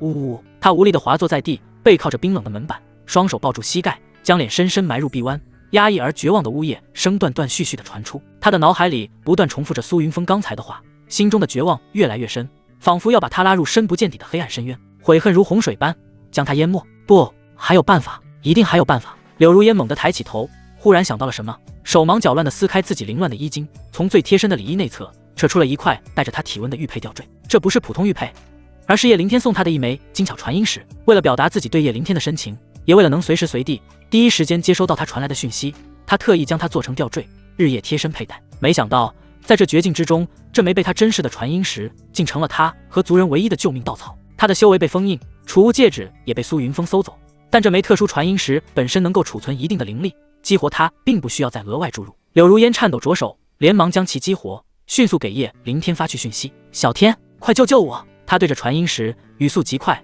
声音带着哭腔和前所未有的恐慌：“我被苏云峰那个恶魔封印了修为，关在缥缈峰后山的破木屋里，他还要灭我柳家全族，你快来救我！”他顿了顿，想起那毒丹，连忙又补充道，声音更加急切：“还有上次给你的那颗暴玄丹，被苏云峰偷偷换成了毒丹，你千万不要吃，千万不要！”讯息发出，传音石的光芒暗淡下去，紧张的情绪得以放松。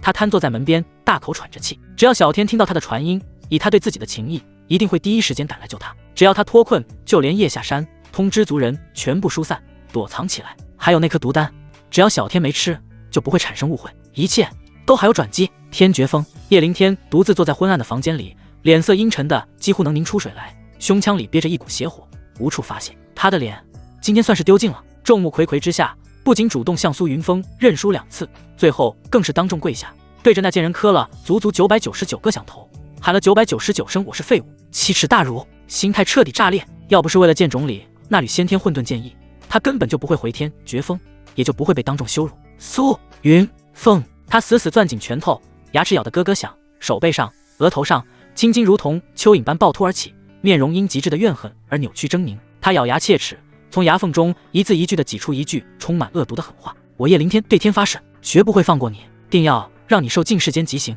不得好死，神魂永坠无间地狱，永世不得超生。就在他沉浸在滔天恨意中，几乎要失控时，储物戒指中某处角落，一枚传音石忽然微弱地闪烁了一下。叶凌天烦躁的神念下意识扫过，瞬间知晓了传音来源柳如烟。若是平日，他或许还会虚情假意地交流一番，但此刻他满心都是自己受到的屈辱和对苏云峰的刻骨仇恨，情绪糟糕到了极点，哪里还有半分心思去理会这个已经没有利用价值又无比麻烦的女人。看到是柳如烟的传音，他本就恶劣的心情更是雪上加霜，只觉得一阵莫名的厌烦，没有任何犹豫，甚至懒得去听内容，神念粗暴的移动，直接将其彻底屏蔽，扔到了储物界的最深处，如同丢弃一件无用的垃圾。他现在只想一个人静静，只想盘算着如何在剑冢中翻盘，如何将苏云峰施加于他的一切100倍、1000倍的奉还。木屋内，柳如烟握着暗淡的传音石，满怀希冀地等待着。时间一点点流逝，门外只有呼啸的风声，那预料中的人始终没有到来。青鸾峰、玉女池，水汽氤氲，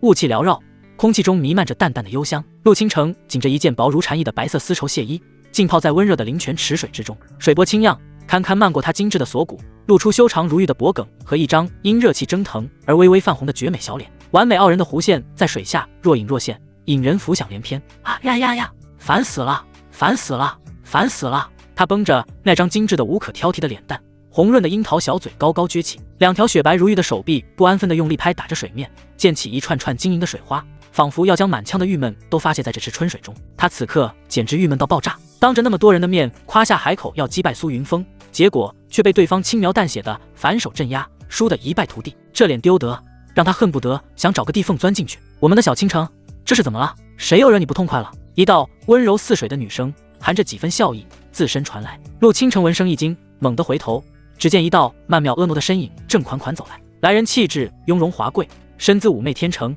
一颦一笑间自带万种风情，正是他的师尊青鸾峰妩媚峰主柳妹。师尊，看清来人，陆倾城所有的委屈和烦躁瞬间找到了出口。他带着一身哗啦啦的水珠，直接从池中站起，张开双臂，如燕般朝着柳妹飞扑过去，结结实实地撞进了师尊那温暖馨香的柔软怀抱。哎呀！柳妹被他扑得微微一晃，低头看着自己瞬间被浸湿了一大片的裙长，无奈地摇头失笑。沾了水的衣衫长裙紧紧贴在肌肤上，顿时将她那惊心动魄，足以令无数男人疯狂、无数女人艳羡的傲人曲线勾勒得淋漓尽致。峰峦起伏，若隐若现，更添几分撩人心魄的魅惑。他伸出纤纤玉指，在陆倾城光洁的额头上轻轻点了点，语气带着宠溺的责备：你这丫头总是这般毛毛躁躁，没个正形，若是被旁人看去了你这冰清玉洁的身子，以后还要不要嫁人了？陆倾城却毫不在意，抱着师尊的手臂轻轻摇晃，声音甜得发腻，撒娇道：人家才不要嫁人呢，我要一辈子跟着师尊伺候师尊。说着，他眼珠一转，笑嘻嘻的伸手去解柳妹腰间那条精致的丝带。师尊，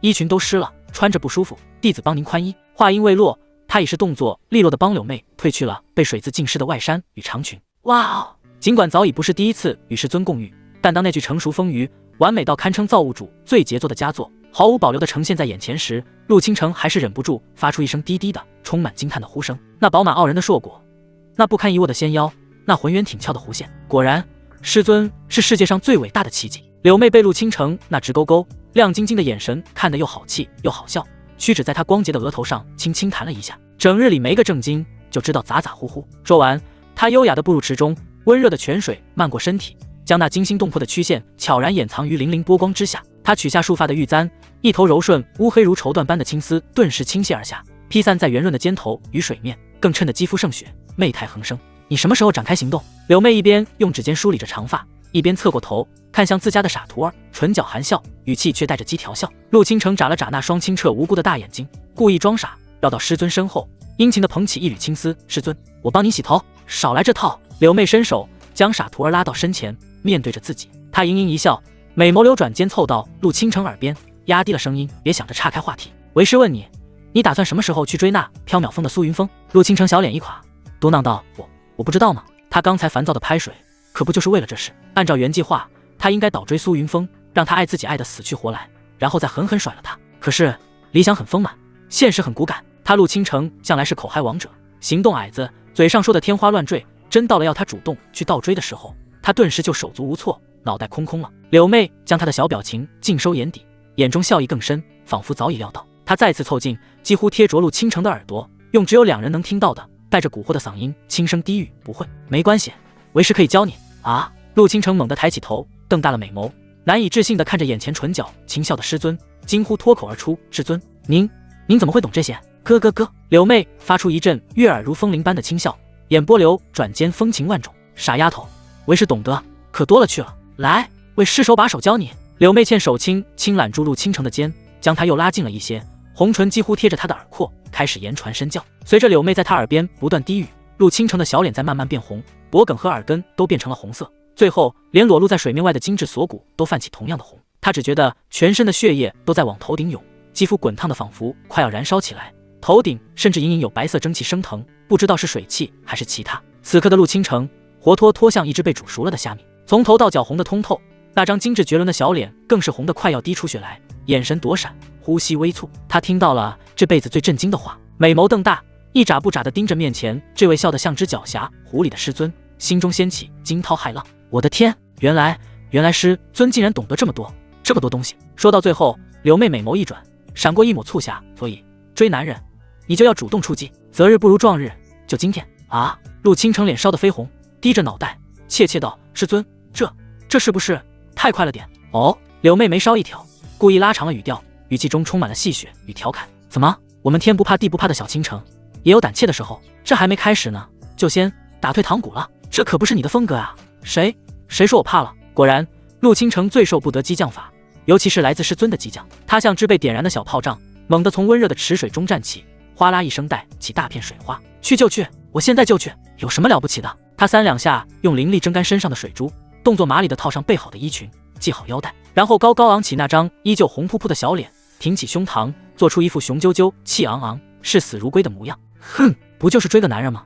有什么难？本姑娘生得这般漂亮，身材又好，待本姑娘略施手段，还不相信他苏云峰对本姑娘不动心？陆倾城心里憋着一股气，御剑直接向缥缈峰方向飞去。师尊刚才教了他那么多手段，他相信凭他的资本，稍微施展一下，绝对能轻易拿下苏云峰。望着自家傻徒儿决绝离去的背影，柳妹慵懒地靠在光滑的池壁上，绝美的容颜上眉梢微微挑起，那饱满的红唇缓缓勾起一抹计划得逞的弧度。她抬手撩起一捧温热的泉水，任由水珠顺着白皙的手臂滑落，发出一声慵懒的轻叹，嗓音柔媚入骨。哎，为了傻徒儿能有个好归宿，我这当师尊的也是操碎了心啊！缥缈峰，悟道殿。苏云峰御剑归来，先去偏殿的浴池将身上污秽与血渍洗净，换上了一身干净的玄衣。回到寝殿，他并未点灯，月光透过窗户，在室内投下斑驳的光影。他斜靠在床头，指尖在被褥上轻轻点着，静静地等待那位性情柔弱却内心炽热的三师妹送货上门。夜色渐深，万籁俱寂。忽然，殿外回廊上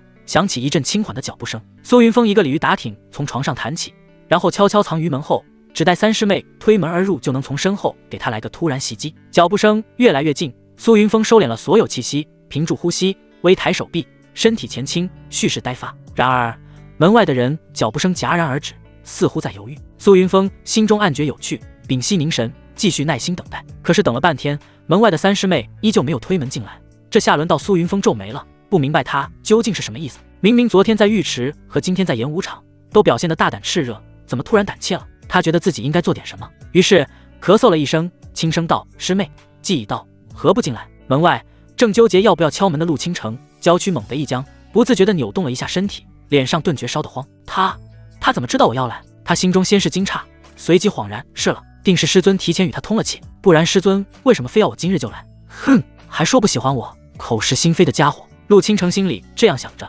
随后暗暗深吸一口气，白皙的玉手轻放在房门上，然后一推，吱啊一声，房门被推开。屋内没有掌灯，一片朦胧，只有窗外洒入的些许月光勾勒出家具模糊的轮廓。陆倾城在门口迟疑了一下，最终还是鼓起勇气，抬脚跨过门槛，步入房间。他并不太担心苏云峰会做出什么过分之举，毕竟他的身份摆在那里，青鸾峰峰主的唯一亲传弟子，谅他苏云峰也不敢乱来。然而就在他整个身子刚踏入房间，尚未适应屋内光线的刹那，一道身影自门后阴影中骤然窜出，一双结实而灼热的手臂以迅雷不及掩耳之势自身后将他紧紧环住。更过分的是，那双大手精准无误地附上了他的心口两侧。啊！一声几乎能刺破夜空的羞愤尖叫从陆倾城的喉咙里不受控制地迸发出来。与此同时，他体内磅礴的灵力因此失控，如同决堤的洪水般轰然爆发，横扫四面八方。狂暴的灵力冲击波以他为中心横扫开来，所有门窗在瞬间炸裂，化作漫天翻飞的木屑碎片，桌椅也被掀翻，一片狼藉。而苏云峰在指尖触碰到那一团柔软的瞬间，便已意识到来人不他那位娇小柔弱的三师妹。他反应极快，在那声尖叫发出的同时，身形已如鬼魅般向后暴退数丈，避开了灵力冲击。借着门外洒入的月光，终于看清了来人的面容。苏云峰整个人呆立当场，脸上写满了错愕与难以置信。陆师妹，怎么会是你？此时的陆倾城也从最初的惊吓中回过神来，他双臂立刻交叉环抱在胸前，又羞又怒地瞪着苏云峰，原本因惊吓而苍白的脸颊此刻气得涨红。听了苏云峰的话，他忍不住冷冷嗤笑一声：苏云峰，你之前不是口口声声说不喜欢我吗？背后搞偷袭又算什么？苏云峰被他呛得呼吸一滞，下意识地抬手挠了挠后脑勺。陆师妹，此事纯属误会，我说我认错人了，你相信吗？陆倾城翻了个白眼，一想到苏师兄外表温文尔雅，竟然是个满口胡言的撒谎精。苏云峰张了张嘴，还想继续辩解，但看着陆倾城那副证据确凿、你休想抵赖的愤怒模样，知道此刻任何解释在他听来都苍白无力，只会越描越黑。他叹了口气，放弃了无谓的争辩。他整了整神色，对着陆倾城郑重地抱了抱拳：陆师妹，今日之事无论缘由如何，终究是师兄的错，惊吓到了师妹，师兄在此向师妹赔罪。说完后，他连忙岔开话题，抬眼看向气鼓鼓的陆倾城，不知陆师妹深夜来访，所谓何事？陆倾城被问的语塞，俏脸又是一红。他能怎么说？难道直接说我是来引诱你，让你爱上我，然后再甩了你吗？气氛瞬间陷入了一种诡异的安静，月光洒下，照亮了两人之间那片狼藉的空地。他们隔着几步距离对视着，一个尴尬中带着歉意与疑惑，一个羞愤中藏着心虚与无措。一时间四目相对，竟是相对无言。陆倾城被苏云峰看得浑身不自在，仿佛所有小心思都被看穿了似的。小姐脾气立刻涌了上来，她愤愤地跺了跺脚，赌气道：你摸了我的身子，你要对我负责？啥？负责？苏云峰张了张嘴，脸上全是错愕。而陆倾城在喊出这句话后，先是一愣，随即后知后觉，仿佛找到了对付苏云峰、完成计划的方法，利用苏云峰摸了他身子为理由，让他负责，然后让他喜欢自己，最后再将其抛弃，简直完美。他心中忍不住给自己竖起了大拇指。陆倾城，你可真是个小机灵鬼！看见一脸错愕的苏云峰，他顿时底气十足，双手叉腰，昂着精致白皙的下巴。对，男女授受不亲，你摸了我身子，我以后还怎么嫁人？你不负责谁负责？苏云峰一阵头痛，揉了揉眉心，耐心解释道：陆师妹，你冷静些，你看啊，这里只有我们两个人，也就是说方才发生的事你知我知，天知地知，你不说我不说，就没人会知道，不会影响你以后找道侣。不行！陆倾城斩钉截铁地打断他，随即努力挤出一副渲然欲泣、悲愤决绝的模样，声音带着凄楚可怜：我是个非常传统的女孩子，清白重于性命，你今日若不对我负责，我就立刻死在你面前。他一边表演，一边在心中再次为自己的精湛演技疯狂点赞，太棒了，就是这样，看他怎么办。苏云峰看着他那浮夸的演技，心中叹了口气，语重心长地劝导：陆师妹，强扭的瓜不甜啊，甜不甜，啃一口才知道。陆倾城梗着脖子，毫不退让。见他如此执拗，苏云峰忽然不再劝说，他眼神微动，迈开步子，径直朝陆倾城走了过去。陆倾城顿时吓了一跳，眼神怯怯：你想干嘛？苏云峰没有回答，步伐不停，来到他面前，忽然伸手一把拦住了他那不盈一握的纤细腰肢，手臂用力一带，呀！陆倾城惊呼一声，整个人顿时失去平衡，撞入一个坚硬而温暖的怀抱。还没等他从这突如其来的贴近中反应过来，下巴已被一根手指轻轻抬起，随即一道霸道的力量落下，严严实实地堵住了他那因惊愕而微张的红唇。陆倾城浑身剧震，大脑嗡的一声变得一片空白，他本能地开始挣扎，双手用力推搡着苏云峰的胸膛，双腿也乱踢乱蹬。然而环在他腰间的臂膀如同铁箍，纹丝不动，根本无法挣脱。渐渐的，挣扎的力道越来越弱，身体里的力气仿佛被全部抽走，他只觉得浑身发软，头晕目眩，天旋地转，最终只能无力地依附在对方怀中，失去了所有反抗能力。良久，苏云峰终于放开了他。陆倾城如同失去了全身的骨头，软绵绵地依偎在他怀里，小脸埋在他胸前，大口大口地喘息着，娇躯还在微微颤抖，大脑依旧处于宕机状态。下一刻，他只觉身体一轻，竟被拦腰横抱了起来。苏云峰抱着他，穿过满地狼藉，走向那张尚且完好的床榻，然后轻轻将它放在了柔软的被褥上。身体接触到床铺的瞬间，陆倾城的神智瞬间回归，猛地清醒过来，然后噌的一下从床上弹起，双手捂着滚烫的几乎要烧起来的脸颊，看也不敢再看苏云峰一眼，甚至来不及整理凌乱的衣衫，头也不回地冲出了房间，眨眼间便融入夜色，消失得无影无踪。望着陆倾城落荒而逃的背影，苏云峰站在原地，抬手轻轻抹了一下自己的唇角，那里似乎还残留着一丝清甜的香气与湿润。实话实说，真软。他唇角缓缓勾起一抹胜利者的微笑。现在想一想，对于顶着一张瞳，沿流着眼泪，哭唧唧求饶的陆倾城，好像也能接受了，甚至隐隐还有一丝期待。童颜，聚试过才知道有多棒。他摇了摇头，将这些杂乱的念头压下，重新躺回床上，等着三师妹到来。而此刻，缥缈峰另一处精致的弟子院落中，我们绝美的三师妹楚思瑶正被自家二师姐江有容如同八爪鱼般紧紧搂在怀里，动弹不得。江有容睡得很沉，手臂却箍得死紧。楚思瑶尝试了几次，都无法在不惊动她的情况下挣脱，只得无奈放弃，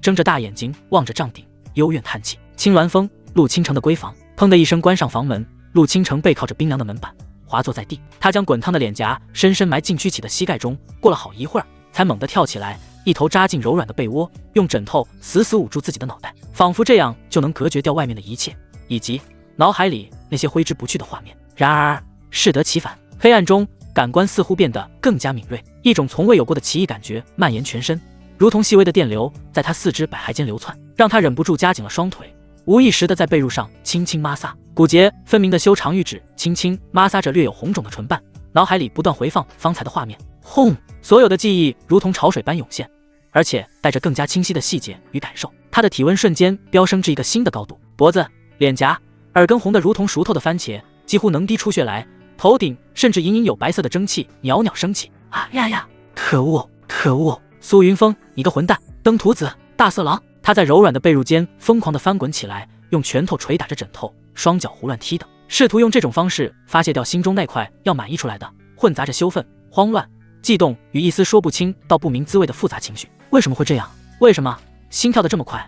身体好奇怪。他将脸埋进枕头，发出一连串含混不清、近乎呜咽的呢喃。缥缈峰后山木屋，早晨的阳光穿透木板缝隙，在昏暗的屋内投下几道斑驳的光影。柳如烟蜷缩在冰冷的墙角，一夜未眠。她的眼睛里布满了蛛网般的红血丝，眼眶下是浓重的青黑，嘴唇因干渴而开裂起皮，一头青丝凌乱地披散着，原本娇艳的容颜，此刻只剩下一片死灰般的憔悴。他已记不清自己向那枚传音时发送了多少条求救的讯息，嗓子早已哭喊的嘶哑，掌心因不停地拍打木门而血肉模糊，如今只剩下麻木。然而所有传出的音讯都石沉大海，那个他不惜背叛苏云峰也要爱的小师弟，没有回应他哪怕一个字，更没有如同天神降临般救他出去。整整一夜，希望在漫长的等待中一点一点被磨灭。为什么？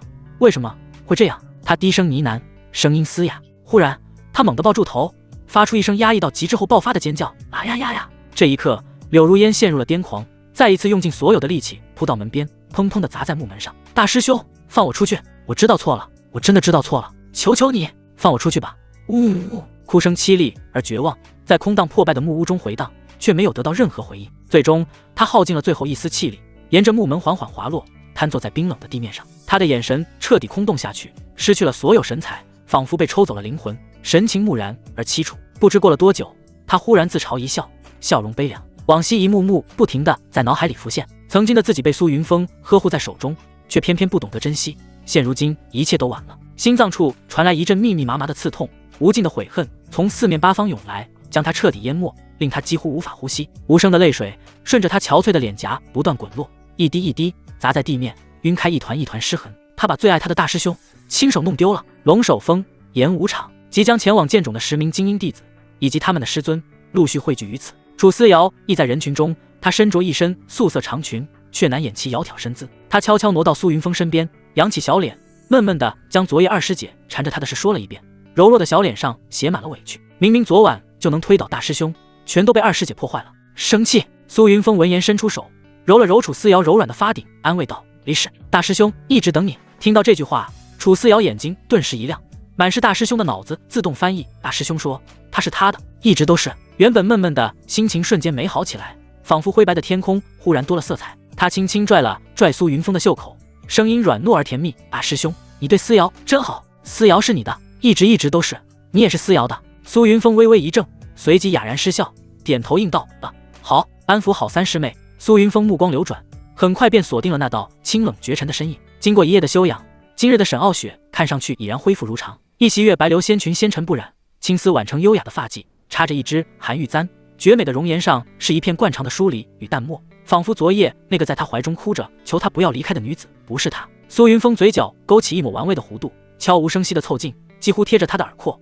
用只有2人能听到的声音低语：“伤势怎么样了？”沈傲雪娇躯几不可察的微微一僵，目光迅速向四周扫视一圈，确认无人注意他们这边后，才微微偏过头，几不可闻地哼了一声，带着一丝难以言喻的娇嗔，把脸别向另一边，小声嘟囔：“你都不叫人家乖宝，就不告诉你。”哎呦！苏云峰只觉得心头像是被一只无形的小爪子轻轻挠了一下，又酥又麻。经过昨晚的事，师尊的右翼隐藏属性被激发出来了，小傲娇的样子还怪可爱。对付这种属性，苏云峰自有一套办法。他立刻站直身体，清了清嗓子，用不大不小，刚好能让沈傲雪听清的音量正色道：“既然师尊不愿说，那就算了。弟子正好看见柳师叔在那边，许久未见，我去找师叔去叙旧。”说罢，做事便要转身离开。“不许去！”沈傲雪闻言顿时急了，豁然转过头来，顺势一把紧紧抓住苏云峰的手腕，阻止他离开。然而定睛看去，却见苏云峰好整以暇地站在原地，脚步未曾挪动分毫，正微微眯着眼睛，似笑非笑地看着他。唰！沈傲雪绝美的脸颊上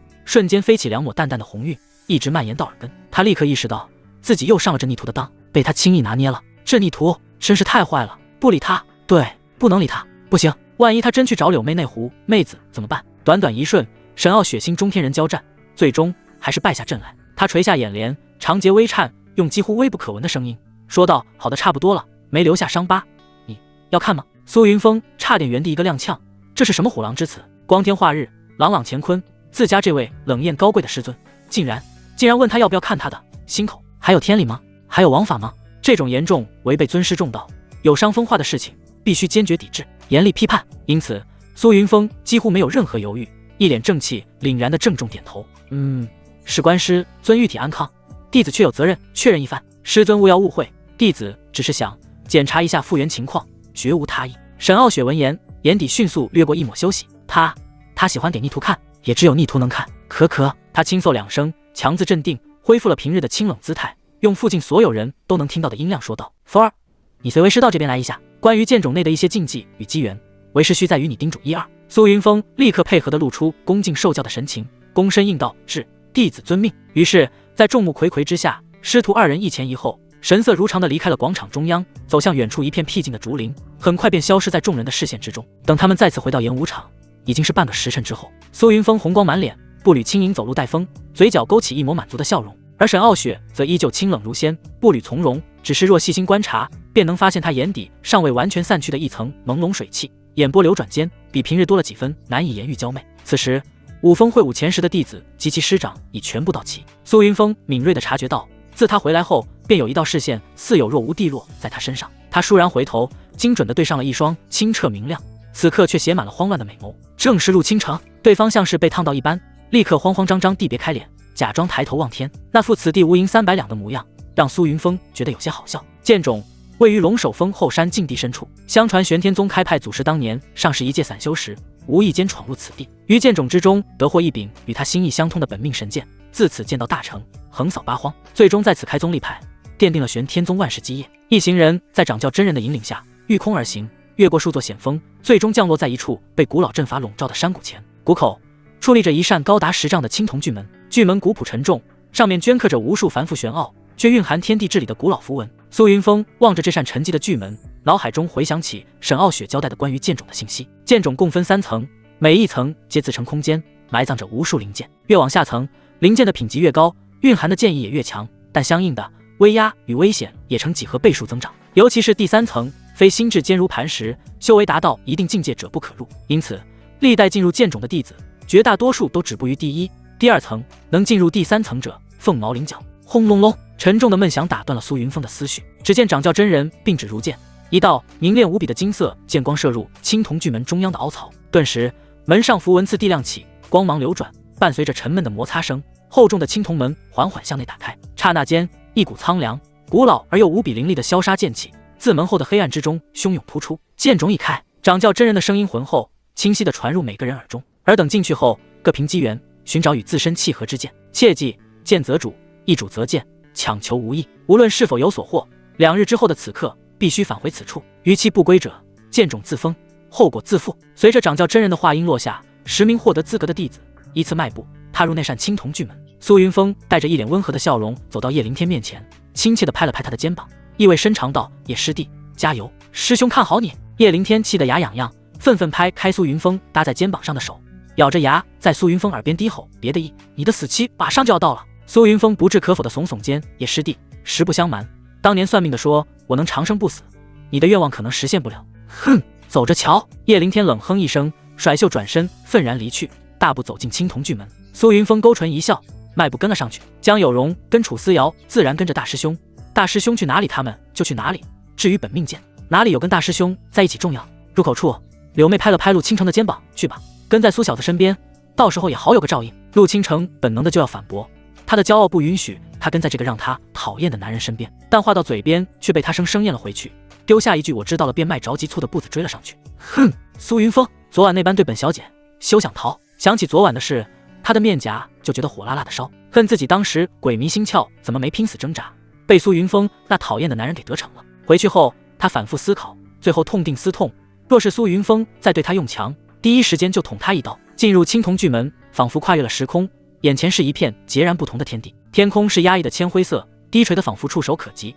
不见日月，唯有弥漫不散的萧瑟。大地荒芜，目光所及尽是嶙峋的碎石与厚厚的积尘。然而在这处荒凉之地，却到处都插着被尘封了无数岁月的古剑。这里的每一把古剑都非凡品，但非有缘人不可得。剑种有着它独有的运行规则，进入这里的人唯有遵从。大师兄，这里感觉好沉重。楚思瑶下意识地往苏云峰身边靠了靠，小声说道。江有容虽未说话，却也悄然贴近半步，目光警惕地扫过四周沉寂的剑灵。苏云峰微微颔首，目光却向身后瞥了一眼，在他们身后跟着一道窈窕身影，正是陆倾城。他并未远离，也不靠近，就那样保持着一段距离跟着，眼神飘忽，时而望向别处，时而又装作不经意地扫过他的背影。大师兄，江有容又向苏云峰身边靠近了一些，压低了声音道：“青鸾峰的陆师姐，自打进来就跟在我们后面，她想干什么？是不是对你有意思？”江有容的这番话引得苏云峰一阵侧目，眉梢微不可察的一挑，心中莞尔，这妮子猜得真准，昨晚半夜都主动送货上门了。不行！旁边的楚思瑶当即紧张起来，原本挽着苏云峰胳膊的手骤然收紧，刚才还柔和的目光顿时锐利如刀，眨眼变成护食的老虎一般，低沉着说：“我去给陆师姐说清楚，让她离开。”说完，他便欲转身。然而就在此时，陆倾城却忽地加快了脚步，裙摆飘动拂过地面的尘土，他径直绕过楚思瑶，拦在苏云峰面前，摆出大小姐架势，双手叉腰，昂了昂骄傲的下巴：“苏云峰，师尊吩咐让我罩着你。”苏云峰，楚思瑶立刻上前一步，与陆倾城几乎面对，面色不善道：“陆师姐，没记错的话，昨日你输给了我家大师兄吧？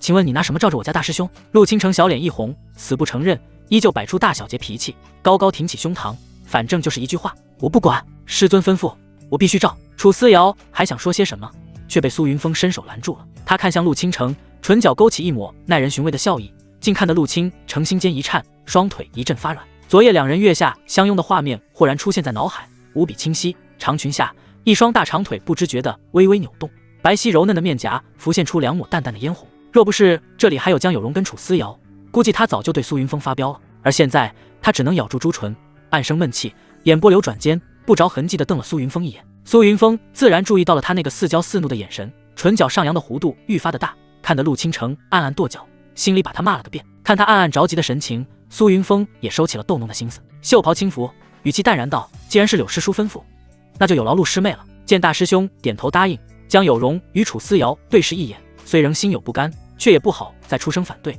只是不约而同地向自家大师兄身边靠近了一些。两人心头同时升起一丝紧张。论样貌，3人皆是绝色，各有千秋，但陆倾城那张永远稚嫩纯真的娃娃脸，似乎总能轻易勾起旁人的怜惜，无形中胜了半分。论身段，两女低头看了看，顿时就没了自信，差距实在过于巨大。即便是向来对自己傲人身材颇有信心的江有容，此刻也不得不暗自认输。陆倾城步履从容地走在前面，虽未回头，却清晰地感知到3道目光正落在自己背上。他不在乎江有容和楚思瑶的目光，唯独在意苏云峰的注视。那3道视线里，必有一道属于他。陆倾城鲜嫩的嘴角微微上扬，心中轻嗤：呵，男人，他这完美身段，就不信苏云峰这个大男人不感兴趣。剑种第一层并不辽阔，放眼便可尽收眼底。此处矗立着3座藏剑山，山上剑气林立，密密麻麻。门中弟子多半于此寻得本命剑。苏云峰略一沉吟，开口道：“我们直接去第2层。第2层的灵剑品质更高，自然是首选。若无所获，再折返第1层也不迟。此外，他瞥见叶凌天的身影已然没入下层入口，他需要紧跟这只寻宝鼠。3女自然无异议，他们本就有这样的打算。剑种第2层。”叶凌天在脑海里跟莫老交流，语气急切：“莫老，当初你说剑种里有我的一份大机缘，大机缘在哪里？”戒指内，莫老无声一叹：“若非他们绑定在一起，真不想为了叶凌天这忘恩负义的小人浪费魂力。”半晌后，脑海里才想起他略显疲惫的声音。容老夫推演一番，等着吧。听出莫老话中的敷衍，叶凌天胸中一股无名怒气涌起，但混沌剑意还得倚仗对方，他只得强行按下不快，将这口气硬生生咽了回去。等待间，他目光淡漠地扫过第2层那3座插满灵剑的藏剑山，兴趣寥寥。他叶凌天乃天命所归，世界主角，本命剑自当举世无双，最好的自然在第3层。这第2层的剑于他人是珍宝，于他而言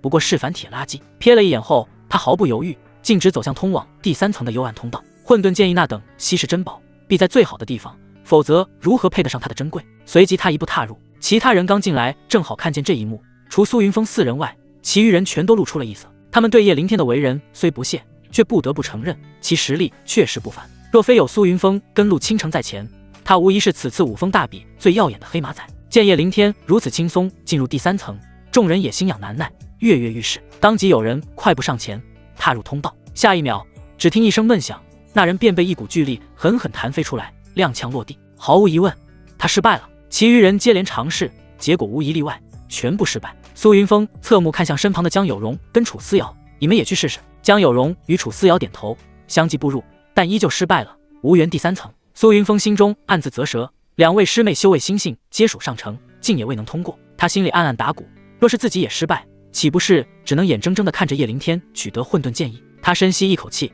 平定心绪，迈步踏入通道。嗡！周遭景象骤变，熟悉的场景映入眼帘。苏云峰有一瞬间的愣神，此地竟是缥缈峰舞剑坪。前方，一名身着水绿长裙的女子，身姿婀娜，青丝如瀑，正手持长剑，翩然起舞，剑光流转间，身姿曼妙灵动。他猛然想起，这一幕正是1年前柳如烟为你舞剑的场景。那时候叶凌天还未上山，那时候柳如烟尚未移情，那时候他满心满眼都是眼前人。这一刻，时光仿佛倒流，回到了两心相印之时。苏云峰有刹那恍惚，下一瞬，眼底却有一线冷光急闪而逝。他已明了，这是一个根据真实过往编制而成的幻境，以此来考验进入者的道心。此时，柳如烟已收剑而立，鲜白素手，青龙耳边被风拂乱的发丝，笑靥如花，盈盈向他走来。大师兄，朱唇轻启，话音未落，回应他的是苏云峰的并指如剑，一道凌厉剑气破空直刺，经准点向他的眉心。噗！凌厉而霸道的剑气瞬间洞穿眉心，从脑后炸开。眼前女子的笑颜骤然凝固，随即身影轰然炸裂，化作无数光点，消散于虚无。周遭景象迅速模糊暗淡，终至彻底湮灭。苏云峰回归通道，他面色无波，向前踏出一步，真正进入了第3层。啊！大师兄，他进去了！江有容与楚思瑶紧握的粉拳缓缓松开，相视一眼，皆看到对方眼中的如释重负与欣喜。能入第3层，便意味着有望获得更强的本命剑，他们由衷为大师兄高兴。哼，男人，别以为这样就能甩开本小姐。陆倾城心中暗啐一句，昂首挺胸，大步流星地迈入通道。眼前天地变幻，他立于一座清雅殿宇之外，抬头望去，殿门上方匾额铁画银钩，正是3个大字：悟道殿。悟道殿，这不是苏云峰的居所吗？陆倾城柳眉微蹙，一时间脑子里还没明白过来究竟是怎么回事。明明刚才还在剑冢，怎么下一秒就来到了悟道殿？嘻嘻，娘亲，娘亲！正当他疑惑之际，身后蓦然传来一道甜甜的、充满欢欣的童音。奇妙的是，这声音虽是初闻，却让他心头莫名一软，涌起无限怜爱。他带着困惑转身，循声望去，只见一个约莫4、5岁，穿着洁白小裙子，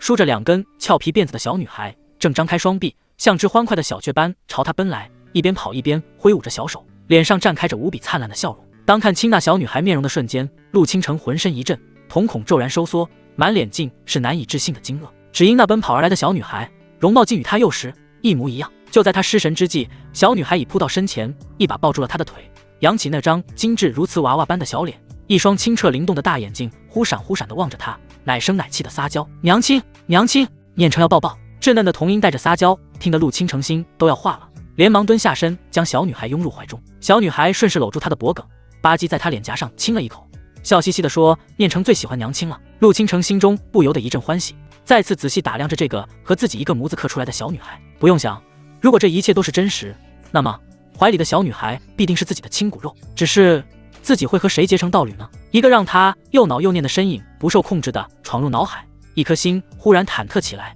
既隐隐期盼是他，又希望不是他，总之很矛盾。他眼珠子咕噜噜地转了一下，顿时心生一计，柔声对怀里的小女孩说：“念成，娘亲考你一个问题，好不好呀？”“好呀，好呀。”小女孩用力点头，小辫子一甩一甩的。念成可聪明了，真乖。陆倾城爱怜地揉了揉她细软的发顶，故作随意地问道：“那念成告诉娘亲，你爹爹叫什么名字？”小女孩闻言，立刻拍着小手雀跃道：“这个念成知道，爹爹叫风哥哥，娘亲平时都是这么叫爹爹的。”陆倾城心神猛地一荡，仿佛被什么击中，真的是他。仿佛为了印证他的猜想，小女孩又学着大人的腔调，奶声奶气地补充：“娘亲就是这样叫父亲的，风哥哥，风哥哥。”陆倾城脸颊忽然有些发烫，鸡皮疙瘩掉了一地。就在这时，一道身着墨色玄衣的挺拔身影自悟道殿前的青石小径悠然行来。那人眉如剑裁，目似朗星，面容清俊俊逸，周身萦绕着一种洒脱不羁的气宇，正是苏云峰。只此一眼，陆倾城便觉得呼吸微滞，心跳漏了半拍。这个他平日里总觉得讨厌的家伙，此刻仿佛浑身都散发着温润耀眼的光芒，让他移不开眼。“倾城，你回来了。”男人走到近前，声音是他从未听过的温柔。陆倾城目光粘在他身上，有些呆愣地点了点头。“走吧，我们回家。”男人极其自然地伸出手，想要牵起她的手，恰有一缕清风拂过，撩起她耳边的碎发。他抬手轻抚，目光不经意扫过因动作而滑落的薄纱袖口，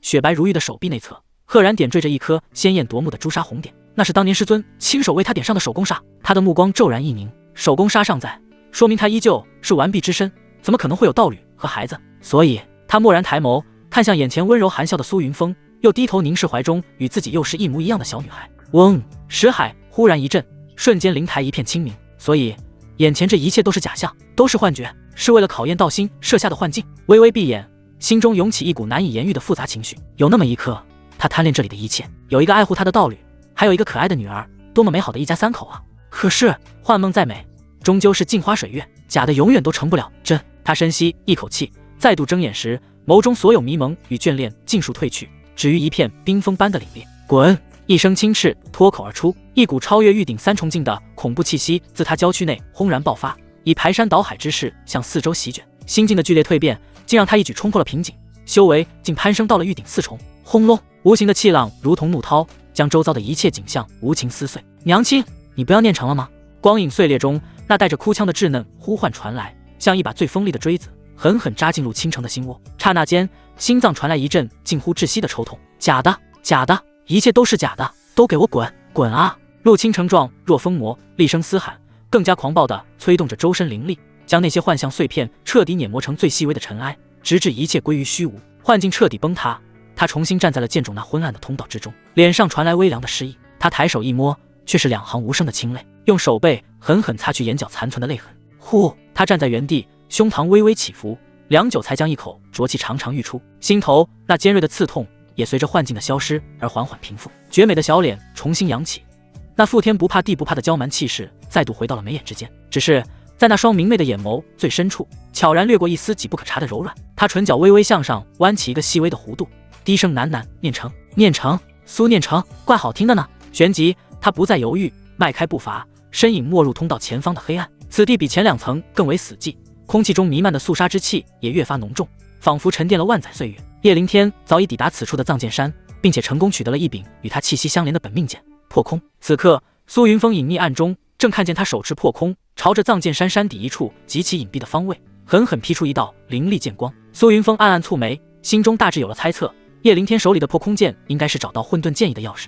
以前之所以没人寻到混沌剑意，多半是因为没有得到这把钥匙。而在剑中，唯有灵剑认主，成为本命剑，方能将其从藏剑山上拔出并运用自如。如此看来，他之前的推断没错，叶凌天果然是机缘命定之人。苏云峰收敛了所有气息，隐蔽在暗处。他没有鲁莽，而是静静等待时机。刷刷刷！只见叶凌天连连挥剑，剑锋划出一道道蕴含着梵奥纹路的璀璨剑芒，接连斩在同一处虚空。咔嚓！终于，一声清晰的破裂声响起，那处虚空被生生撕裂开一道蜿蜒扭曲的缝隙，一股古老而玄妙的气息顿时从裂缝中隐隐渗透出来。叶凌天脸上狂喜之色溢于言表，更是运足灵力，准备给予最后关键的一击。苏云峰屏住呼吸，全神贯注地紧盯着叶凌天的每一个动作。然而就在此时，耳边却忽然传来一道女子的低语：“你在跟踪他。”苏云峰猛地一个回头，唇上传来一片柔软而熟悉的触感，刹那间四目相对，近在咫尺，鼻息可闻。陆倾城不知何时竟已悄无声息地前行到他身后，且距离近得离谱。苏云峰这猝不及防的回头，使得两人的唇齿结结实实地撞在了一起。陆倾城显然也懵了，那双总是盛着骄纵光芒的美眸愕然圆睁。短暂的呆滞后，羞恼的红晕迅速从脖颈蔓延而上，眼看就要惊呼出声。苏云峰反应极快，哪里容得他在此刻弄出动静？他大手迅即绕过他的后脑，掌心牢牢按住，不仅堵回了那即将出口的声音，更将这次意外的触碰骤然加深。陆倾城起初还挣扎扭动，但很快便在那强势而熟悉的气息包裹下浑身发软，力道渐失，最终像是认命般放弃了抗拒。直到怀中人彻底没了力气，苏云峰才松开手，迅速将食指抵在对方的唇瓣，压低声音警告：“去，别出声！”陆倾城脸颊红得宛若火烧云，眸子里氤氲着一层薄薄的水汽，羞愤交加。他一把抓过苏云峰的小臂，不由分说，低头就是狠狠一口咬下。嘶！苏云峰疼得倒抽一口凉气，另一只手赶忙捏住他的下巴，费了好些力气才让他松口。只见小臂上已然留下了2排深深的血色牙印，正慢慢渗出细小的血珠。你属狗的，下口这么狠！苏云峰恼怒地瞪他一眼，擦去血渍，从怀中取出一只小玉瓶，便要上药。不准上药！陆倾城一把将药瓶抢了过去，紧紧攥在手心，仰着红晕未退的小脸，眼神执拗又霸道：“这是本小姐在你身上留下的印记，从今天起，你就是本小姐的人。”毛病！苏云峰嗤了一声，懒得理他这套歪理，手腕一翻，又变出一瓶同样的伤药，动作麻利的将药粉撒在伤口上。你混蛋！没来得及阻止的陆倾城气得跺脚，眼泪大颗大颗的自眼眶滑落，划过粉嫩面颊，吧嗒吧嗒的砸在地面。那张向来明媚张扬的小脸上，此刻却是写满了无法言说的委屈。咔嚓！就在这时，远处传来一声更为清脆响亮的破裂声，那空间裂缝被彻底撕开，形成一个稳定的入口。叶凌天喜形于色，毫不迟疑，身形一闪便没入其中。苏云峰迅速收好药瓶，瞥了一眼还在无声落泪的陆倾城，匆匆丢下一句：“我还有事，先走一步。”话音未落，人已如青烟般掠出，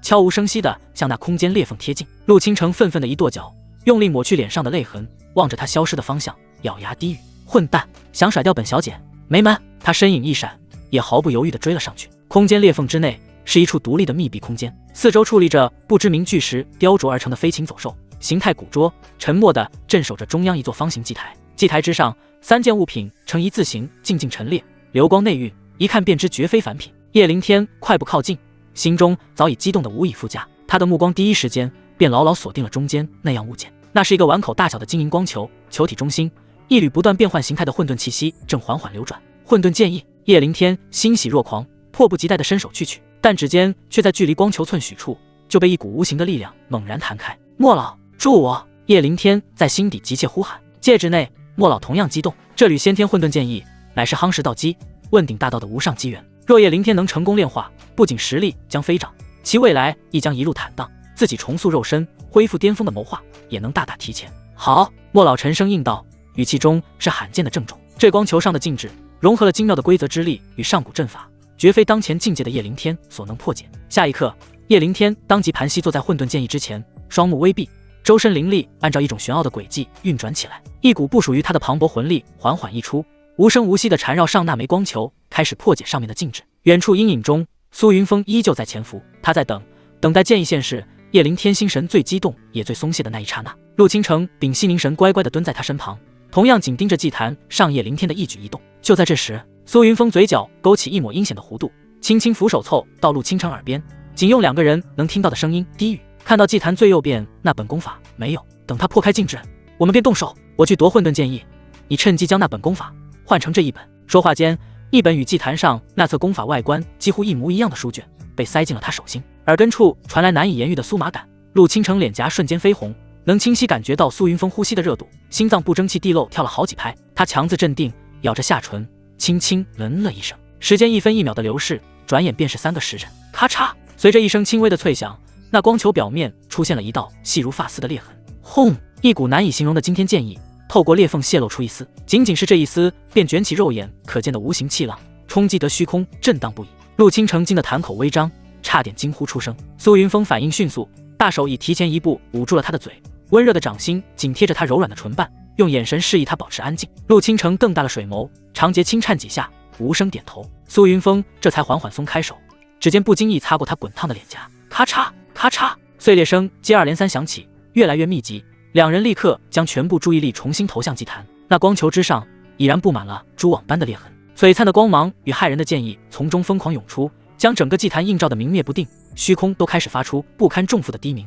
哗啦！终于，随着最后一道碎裂声传来，那光球骤然四分五裂，彻底崩碎，混沌剑意破球而出。哈哈哈！成了，小爷我成了！叶凌天狂喜，仰天大笑。只要炼化了混沌剑意，苏云峰算得了什么？他要将苏云峰狠狠踩在脚下蹂躏，要将昔日所受屈辱让他百倍奉还。光是想想那画面，就让他血脉奔张，畅快无比。他迫不及待地伸出手，抓向那近在咫尺的混沌剑意。然而，就在这时，异变陡生，背后汗毛瞬间倒竖，一股冰冷刺骨的杀意毫无征兆的爆发，将他牢牢锁定。死亡的阴影瞬间落下，闪开！脑海里便传来莫老惊怒的吼声，一道凌厉无比、霸道绝伦的恐怖剑气破碎虚空横扫而来，直击叶凌天头颅，欲将其一击毙命。叶凌天心胆俱寒，他最大的弱点就是怕死，这种生死攸关之际，大脑几乎空白，根本来不及收取咫尺的混沌剑意，求生的本能驱使着他狼狈的扭身闪避。然而这还没完，苏云峰骤然暴起，身形快如闪电，手中剑光连绵不绝，一剑快过一剑，封死了叶凌天所有可能的退路，招招直指要害。叶凌天勉强躲过第一剑，第二剑已至肋下，第三剑直刺心口，避无可避。莫老大惊失色，再也顾不得那么多，直接燃烧魂力，窜出戒指，一脚踹在叶凌天的后腰，将其踹飞出去100余丈，险之又险地避开了后续所有剑光。而苏云峰根本未曾多看飞出的叶凌天一眼，他的目标无比明确。只见他身形如电，已然掠上祭台，出现在了那缕混沌剑意之旁，毫不犹豫，五指成爪，一把向其抓去。就在苏云峰掌心触及那混沌剑意的刹那，他竟如同拥有生命一般，化作一道混沌流光，瞬间没入他的掌心，顺着经脉以惊人的速度直冲丹田。苏云峰浑身剧震，喉咙里发出一声压抑的痛哼，一股仿佛要将灵魂都撕成碎片的剧痛从丹田处轰然炸开，比之弯骨之痛更胜10倍。他心头猛地一沉，大意了，这混沌剑意本身便蕴含着开天辟地般的狂暴力量，如今直接入体，无异于在体内引爆了一颗核弹。若非强行将其强行炼化，结局必定是丹田爆碎，轻则修为尽废，重则当场身死道消。难怪前世只有叶凌天能得到此物，定是有那么老以秘法和魂力相助，助其炼化，否则以叶凌天如今的修为体魄，绝无可能成功。苏云峰喉咙里发出一声压抑到极致的沉闷痛哼，他的脸瞬间失去所有血色，苍白如纸，额角、脖颈青筋如球，龙般暴突而起，冷汗涔涔，顷刻间浸透了衣衫。见此一幕的陆倾城顿时花容失色，急冲上前，一把将摇摇欲坠、颤抖不止的苏云峰抱住，急得泪水瞬间夺眶而出。你怎么了？不要吓我呀！此时的苏云峰意识已逐渐模糊，五感混沌，根本听不清外界的声音，只觉得丹田仿佛被千万把钝刀反复切割搅动。仅仅片刻，他的丹田已经千疮百孔，几乎被彻底撕碎。苏云峰，又是你！一声饱含无尽怨毒与暴怒的嘶吼，如同野兽的咆哮，从祭坛下方传来。叶凌天踉跄站起，双目赤红如血，死死盯着祭台上相拥的两人，周身戾气翻腾，几乎凝成实质。差一点，只差那么一点，混沌剑意就是他的囊中之物，却被苏云峰给破坏了。此仇不共戴天！他双腿猛然发力，地面瞬间皲裂，人如炮弹般急速射向祭坛。看着倒在陆倾城怀中不断抽搐的苏云峰，他的眼睛里全是冰冷宛若实质的杀意。轰！他一步一步的逼近，每一步落下，身上的杀意便会浓烈一分。枪！长剑出鞘，寒光映照着他扭曲的面容。陆倾城左手紧紧扶着意识昏沉的苏云峰，右手以反手握剑，唰的抬起，凌厉的剑尖直指叶凌天。站住！再敢上前一步，我必杀你！呵呵呵，哈哈哈！叶凌天怒极反笑，笑声中满是癫狂与不屑。杀我，陆倾城，就凭你？你以为你是我的对手？由莫老在暗中帮忙，他叶凌天无惧，放下苏云峰，看在同门份上，我可以当什么也没发生。我们还是朋友，否则你就是我的敌人。呸！谁要跟你做朋友？恶心！陆倾城丝毫不给他面子，毫不留情地啐了一口。好，好，好！叶凌天连说3个好字，脸色阴沉的几乎能滴出水来。他双目赤红，咬牙切齿低吼道：既然你们执意寻死，那我就成全你们。莫老，给我杀了他们，一个不留！叶凌天自然不是陆倾城的对手，但他有莫老。在宗门时，为了不暴露，莫老一般情况不会现身，但在这封闭的空间，莫老可以毫无顾忌地出手。话音落，一道虚淡的身影便出现在叶凌天身旁。陆倾城面色骤然大变，他从这个老者身上感受到了莫大的压力。轰！莫老掌势如山，一掌轰出，陆倾城和苏云峰顿时被狠狠掀飞，口中鲜血狂喷。陆倾城原本红润的小脸顷刻间苍白一片，失去了所有血色。他只觉全身骨骼仿佛寸寸碎裂，五脏六腑移位，每一次呼吸都牵扯出钻心刺骨的疼。这一掌之下，虽然勉强保住了性命，但已然身受重伤。莫老皱眉，刚才那一掌他早已估算好了力道，足以将两人当场轰杀，结果却只是重创。他的目光锐利如电，扫向苏云峰的丹田处，那里有一股无形的能量在波动。刚才他的掌力似乎被苏云峰的丹田吞噬了大半。他目光微微一凝，很快明白了，这是混沌剑意的在起作用。然而他并不知道，正是他这恰到好处的一击，反而救了苏云峰一命。就在刚才，苏云峰的丹田几乎就要被失控的混沌剑意彻底撕碎，他的这一掌正好落下，巨大的能量正好中和了一部分混沌剑意的狂暴力量。因此苏云峰可以说是因祸得福，不仅暂时保住了丹田，暴躁的混沌剑意也暂时得以平息，疼痛也随之减轻大半，意识逐渐恢复。他缓缓睁眼，映入眼帘的是陆倾城面色苍白，却依旧固执地挡在他身前不肯退后半步的模样。他扯了扯嘴角，露出一个虚弱却真实的微笑，谢谢你，陆师妹。陆倾城强忍着周身撕裂般的痛楚，没好气地瞪了他一眼，声音因疼痛而微微发颤，我们都要死了，你还笑得出来？那可未必。苏云峰极其轻微地挪动了一下，嘴唇几乎贴在陆倾城耳畔，用微弱的声音飞快说道，看见祭坛最左边那张泛黄的符纸了吗？那是一张空间穿梭符，等下我用秘法移动到那里，你立刻注入灵力激活它。上一世他就曾偶然见过这种古老间穿梭符，因此一眼便认了出来。陆倾城眼角余光飞快地瞥了一眼，果然看到一张古老符箓静静躺在那里。他心领神会，微不可察地点了下头。莫老还在等什么？趁他病要他命，杀了苏云峰，把混沌剑意给我挖出来。见两人竟还未死，叶凌天心中大为不满，认为莫老必定是有所保留，未曾全力出手，语气中已带上了明显的怒意。莫老心中不悦，但也并未说什么，他眼神一冷，第二掌悍然拍出。这一掌威势远超之前，掌锋过处，空间发出不堪重负的嗡鸣，带着摧山断月般的恐怖威能，朝着祭坛上的两人当头照下。这一次他却有10成把握，能将二人连同神魂一并碾碎。陆倾城瞳孔骤缩，小脸煞白，在这绝对的力量差距面前，一股深切的绝望弥漫开来。然而下一瞬，他纤瘦的身躯被一双坚固有力的臂膀猛地搂紧，豁然撞进一个宽大的怀抱。陆倾城猛地抬头，撞进苏云峰那双虚弱却异常坚定的眸子里。这一刻，他心头一颤，被苏云峰毫不犹豫护在身后的感觉，如同暖流席卷全身，在他心底最柔软的地方激荡起一圈圈前所未有的涟漪，似乎有什么东西在不知不觉中被触动。轰隆，毁天灭地般的掌力结结实实地轰在了苏云峰的后背上，爆发出震耳欲聋的巨响，耀眼光芒瞬间吞没了两人身影。死了，终于死了！苏云峰，任你机关算尽，最终也不过是我登顶路上的垫脚石，我叶凌天才是天命所归。叶凌天状若癫狂的大笑，虽然未能亲手折磨苏云峰有些遗憾，但亲眼见到仇敌灰飞烟灭，巨大的快意依旧让他畅快无比。啧，笑得这么开心，只可惜让你失望了，我的好师弟。忽然一道略显沙哑却带着讥诮的声音冷不丁地从他身后传来，叶凌天猖狂的笑声戛然而止，表情凝固在脸上，他僵硬地不可置信地缓缓转身。只见就在他身后不远处，苏云峰与陆倾城并肩而立，除了面色苍白些，身上竟与片刻前一模一样。而在他们身前，一张泛黄的古老符箓正悬浮半空，散发着柔的光微光，将二人笼罩其中。脸色苍白的苏云峰朝着叶凌天身旁面色凝重的莫老懒洋洋地挥了挥，嘴角勾起一抹意味深长的弧度。莫老辛苦了，合作愉快。唰，话音未落，空间顿服光芒大盛，两人的身影瞬间消失。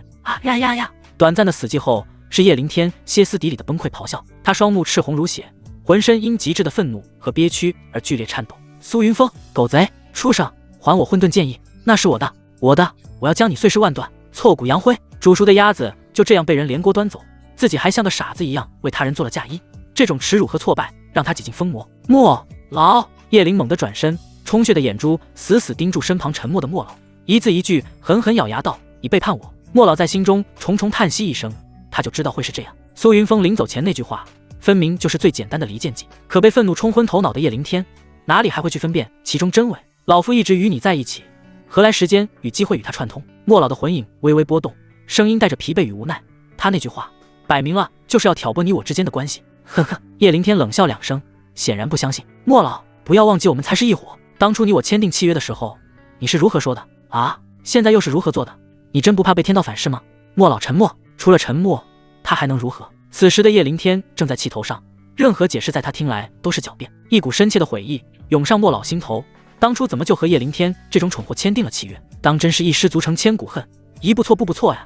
悔之晚矣。见莫老不语，叶灵天眼中阴鸷之色更浓，他冷哼一声，语气森然，想证明你的清白，那就去把混沌剑意给我抢回来，这是你唯一的机会。说完，他不再看莫老，强压下翻腾的气血和怒火，转身朝着祭坛右侧走去。祭坛之上，3件宝物已失其二，混沌剑意与空间穿梭符都落入了苏云峰之手，如今只剩下最后一样。叶灵天走到近前，伸手将那物品拿起，这是一本封面呈淡蓝色的古朴典籍，触手微凉，封面上龙飞凤舞的书写着功法的名称：大威天龙辟邪剑诀。叶灵天眉头微挑，心头顿时涌起一阵狂喜，这名字听起来就霸气侧漏，威猛无双，能与混沌剑意并列存放，定然是了不得的旷世绝学。他迫不及待地翻开那淡蓝色的封面，映入眼帘的第一页便赫然写着8个大字：欲练此功，必先自宫。叶灵天眼皮狠狠一跳，拿着功法的手都抖了一下。自宫，他还没尝过女人的滋味，还没享受过鱼水之欢，就要从此与幸福绝缘，踏上无期徒刑之路。但叶灵天盯着那行字，内心剧烈挣扎起来。这本功法能与混沌剑意并列，其价值绝对无法估量，一旦练成，必定能拥有横扫天下的实力。到那时，什么苏云峰，什么陆倾城，统统都要跪伏在他脚下。想到苏云峰那张可恶的脸，想到他夺走混沌剑意时那讥诮的眼神，熊熊的复仇之火再次将他淹没。为了力量，为了复仇，为了能无敌天下，区区1-2寸不要也罢。况且他并非没有退路，等到他修炼有成，晋升圣人境界后，便能断肢重生。大不了这些年先委屈一下自己，蹲着解决，等神功大成，成圣做祖，再重塑雄风。对，就这么办。成大事者不拘小节，区区1-2寸何足道哉？叶灵天眼神逐渐坚定，下一瞬，手腕一震，剑锋在空中划出一道诡异而决绝的弧线，朝着小腹划去。扑哧，利刃割裂皮肉的闷响，在寂静的空间中显得格外清晰。难以言喻的剧痛如同海啸般瞬间席卷全身。叶灵天额头上青筋暴起，冷汗如瀑，他死死咬紧牙关，喉间发出压抑到极致的闷哼，硬生生将到了嘴边的惨叫咽了回去，身体却因这极致的痛苦而佝偻痉挛，鲜血迅速染红了他的裤腿，滴落在地，晕开一小片刺目的血红。一旁的莫老魂影微微闪烁，默默地看着这一幕，尽管身为魂体，但也下意识地夹紧了双腿。尽管他不喜叶灵天，但此刻也不得不承认，这家伙对自己是真能下得去狠手，可惜是个对自己狠的愚蠢人。缓了好一阵，叶灵天才从疼痛中回过神来，他哆嗦着手取出上好的金疮药粉，胡乱撒在伤处，又立刻运转莫老给他的疗伤功法。1个时辰后，伤处已经结痂，长出了新的血肉。至于切下来的那1-2寸，还有何用？指尖一脚踹飞，看着碍眼。做完这一切，叶灵天长长吐出一口浊气，感觉精神似乎都清明了不少。他重新拿起那本《大威天龙辟邪剑诀》，好整以暇地翻开第2页，一行与第1页同样粗大的8个大字映入眼帘：若不自宫，亦可成功。叶灵天表情瞬间凝固，傻了！叶灵天彻底傻了，他双目直勾勾地盯着那行字，瞳孔扩散，出现了长达5秒钟的完全空洞。紧接着，无边无际的怒火与荒谬感如同火山岩浆般轰然冲上头顶，将他最后一丝理智冲毁。一声惨绝人寰的嘶吼从他喉咙深处挤出，赤红的双眼几乎要滴出血来。他猛地将那本《大威天龙辟邪剑诀》狠狠灌在地上，仿佛那不是书，而是刻骨铭心的仇敌。草你娘！叶灵天破口大骂，把这本秘法的创作者上下18代都骂了个遍。一股无法宣泄的怒火憋在胸口，烧得他5脏6腑都在抽搐，整个人仿佛一个被不断充气的气球，濒临爆炸的边缘。噗！急怒攻心之下，他喉头一甜，一大口嫣红的鲜血狂喷而出，染红了冰冷的地面。叶灵天彻底崩溃，像个疯子般捶打地面，撕扯自己的头发，发出一声声凄惨的哀嚎。忽然，他脑海中猛地闪过一丝清明，像是想到了什么，连滚带爬飞快地朝那1-2寸落地的地方奔去。好在这是一处独立空间，没有飞禽走兽，最终在一团尘埃中找到了被自己踹飞的东西。他将那东西小心翼翼地凑近手指上的戒指，急切地呼叫莫老，求求你，帮我接上，你一定有办法的，对不对？莫老。戒指内的莫老满脸写着嫌弃和不情愿，可架不住叶灵天那一声声凄惨的祈求，甚至把那东西直接对到了戒指上，最终还是咬牙忍着不是答应了。他这一辈子接过手骨，接过脚骨，接过肋骨，接过肩胛骨，就是没接过软骨，今天算是填补了空白。莫老蹲在叶灵天身前，面色古怪，嘴唇翕动了2下，最后说道：以这伤口结痂，长出了新血肉，必须把这部分切掉才能接骨。我操！叶灵天生无可恋的闭眼扶额，他喵的就知道会这样。他五指死死攥住剑柄，手臂因为用力而剧烈颤抖，扬起剑试了几次，却怎么也下不去手。没有了得到神功秘籍的狂热激励，没有了那种舍身成仁的悲壮和勇气，只剩下痛苦回忆和深入骨髓的剧痛。他怂了，真的下不去手了。最后，他将长剑扔给莫老，自己紧紧闭上双眼，扭过头去，从牙缝里挤出几个字：莫老，你来吧，快一点。莫老顺手接过剑，眼底某种奇异的光芒一闪而过，嘴角勾起一抹怪异的弧线，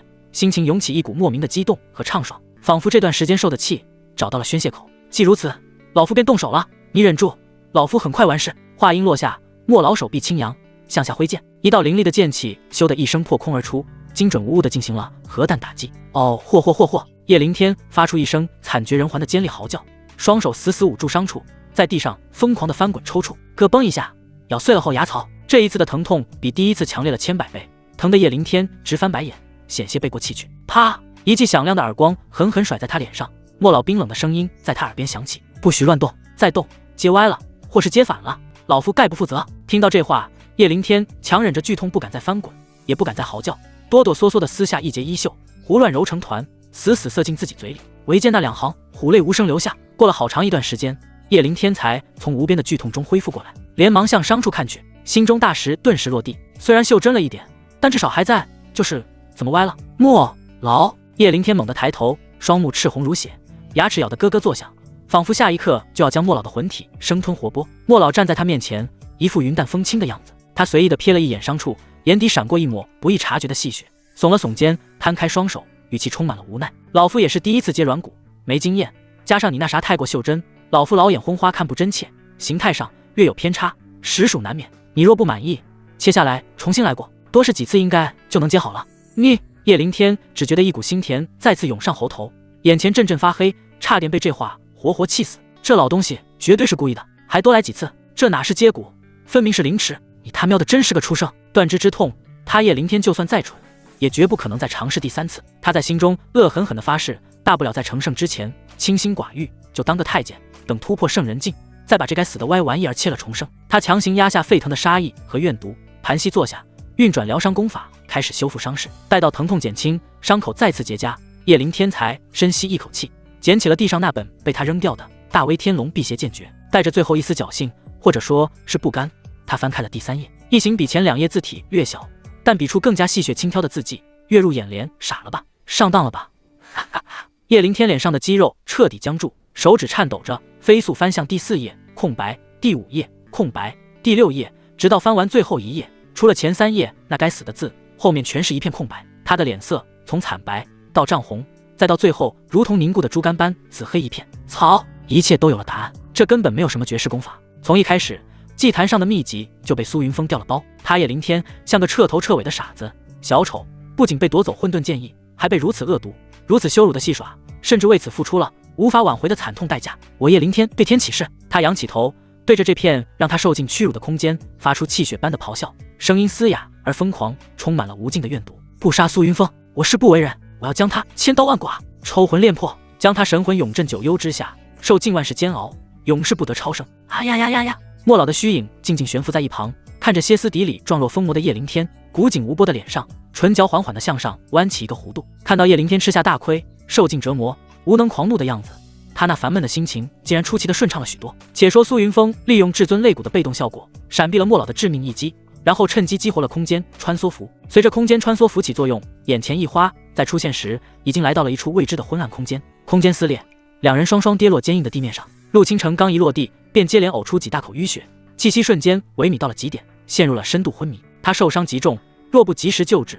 恐有性命之忧。苏云峰的状态同样糟糕，但好在还保持着清醒。刚才莫老的攻击让他丹田里的混沌剑意暂时得以平静，为他争取到了一丝喘息之机。但他知道这只是暂时的，要不了多久，混沌剑意便会再次暴动。若是没有解决之法，丹田必将被彻底摧毁，甚至生死道消。他强忍着丹田处传来的阵阵剧痛，艰难地挪动身体，将昏迷不醒的陆倾城扶起，让他靠在自己怀里。望着怀中家人苍白的面色，衣裙上的鲜血点点，他心中不禁涌起一阵怜惜，急忙拿出疗伤药味入他嘴里。这些丹药都是出发前沈傲雪给他的顶疗伤丹，对伤势恢复有极大的好处。丹药入口即化作精纯温和的药力，迅速流遍陆倾城四肢百骸，滋养着他受损的经脉与脏腑。苏云峰趁机以神识探查他的伤势，确认并未伤及根本，这才稍稍松了口气。伤势虽重，皆是皮肉伤，未伤及经脉和丹田，服过丹药后，休养一段时间便能痊愈。就在这时，靠在他怀中的陆倾城发出了一声痛楚的嘤鸣，他那纤长微卷的睫毛轻轻颤动了几下，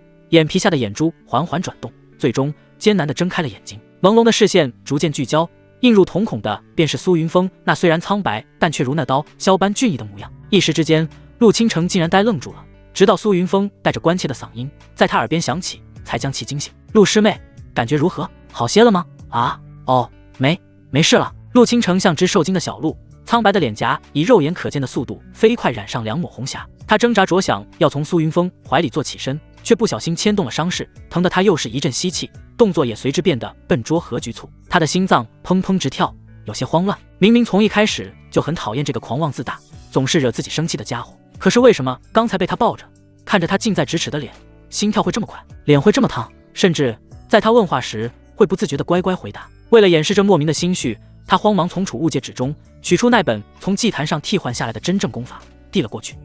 这个给你。苏云峰没有推辞，伸手接过，目光落在封面那4个古朴苍劲的大字上：混沌剑诀。他心中猛地一跳，一股明悟涌上心头。这剑诀光看名字便知与那缕混沌剑意同根同源，相辅相成。若能成功炼化混沌剑意，再修习此功法，实力绝对暴涨。多谢陆师妹。苏云峰郑重道谢，将秘籍小心收好。陆倾城慌忙摆手，示意不必客气。随即他的目光开始打量起他们所处的这个陌生环境。这是一处昏暗且静谧的空间，在他们前方不远横亘着一条宽足有300丈的大河，河水呈现出一种深沉的墨绿色，流淌得异常缓慢，近乎凝滞，水面平滑如镜，不起半分波澜，死寂得令人心悸。视线越过大河，向更深处望去，河的对岸隐约可见一座造型独特的矮山，山体下宽上尖，形似一个巨大的锥子，静静地矗立在昏暗中。而就在那矮山的山顶，笔直地插着一柄巨剑，那巨剑足有3丈之高，通体呈现暗沉的古铜色，剑身布满了斑驳的锈迹与难以辨认的古老纹路。更令人感到震撼与诡异的是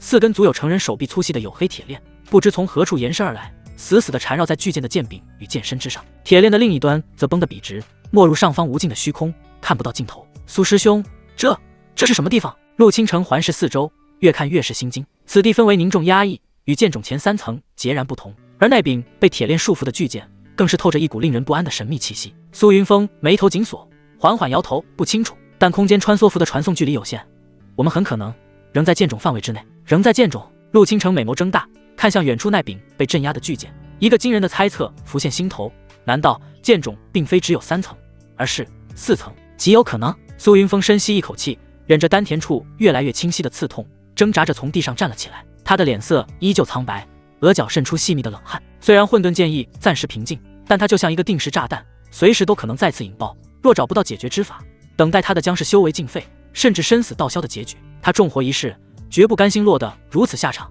而此刻唯一可能的转机，多半就在此地。那张空间穿梭符是唯一的变数，他将他们带到此地，绝非偶然。纵观这处神秘空间，除了那条死寂的大河，唯一显眼且特殊的，便是对岸矮山上那柄被重重锁链锁住的古剑。一切的答案或许就在那里。苏云峰的目光穿过昏暗，越过死寂的河面，牢牢锁定在那柄巨剑之上，眼神逐渐变得坚定。他要过去。听了苏云峰的推测，陆倾城脸上立刻浮现出急切之色。那我们快些过去，你的伤势担都不得。苏云峰却眉头紧锁，目光凝重地望向那条死寂而宽阔的大河，缓缓摇头。此地处处透着古怪，那河水给我一种很不好的预感。你重伤未愈，留在此处调息，我先去探探路。不行。陆倾城想也不想，脱口而出。话音落下，他才惊觉自己反应似乎过于激烈，心头没来由的一跳，下意识地偷偷瞥了苏云峰一眼，见他依旧注视着远处，并无其他异样，才悄悄松了口气，连忙找补道：我是说，我的伤势服了丹药，已经稳住，并无大碍了。2人同行，彼此也好有个照应。毕竟我答应了师尊要护你周全的，岂能让你一人涉险？苏云峰将目光从远处那柄被锁链缠绕的古剑上收回，转而落在身旁略显慌乱的陆倾城脸上，目光深邃，带着一丝探究的意味。陆倾城被他看得心头微乱，脸颊有些发烫，慌忙别过脸去，强作镇定地嘟囔道：看什么看？我不过是在履行对师尊的承诺罢了，才不是担心你这个讨厌的家伙。看着他那故作强硬却掩不住耳根微红的模样，苏云峰唇角不由自主地勾起一抹淡淡的笑意。这丫头别扭起来倒有几分可爱，尤其是那张因失血而略显苍白，却依旧柔嫩精致的脸蛋，让人忍不住想捏一把。好，他没有再坚持，简短地应了一声。既然决定，便不再耽搁。2人各自御起剑光，并肩朝着对岸掠去。身下墨绿色的河水死寂无声，平滑如镜，倒映着他们模糊的身影，更添几分诡谲。飞行至核心正上方时，苏云峰心头紧照陡升，一股极其阴冷暴虐的凶煞之气毫无征兆地从下方河水之中爆发。小心！他反应快如闪电，低喝一声的同时，右手已急踏而出，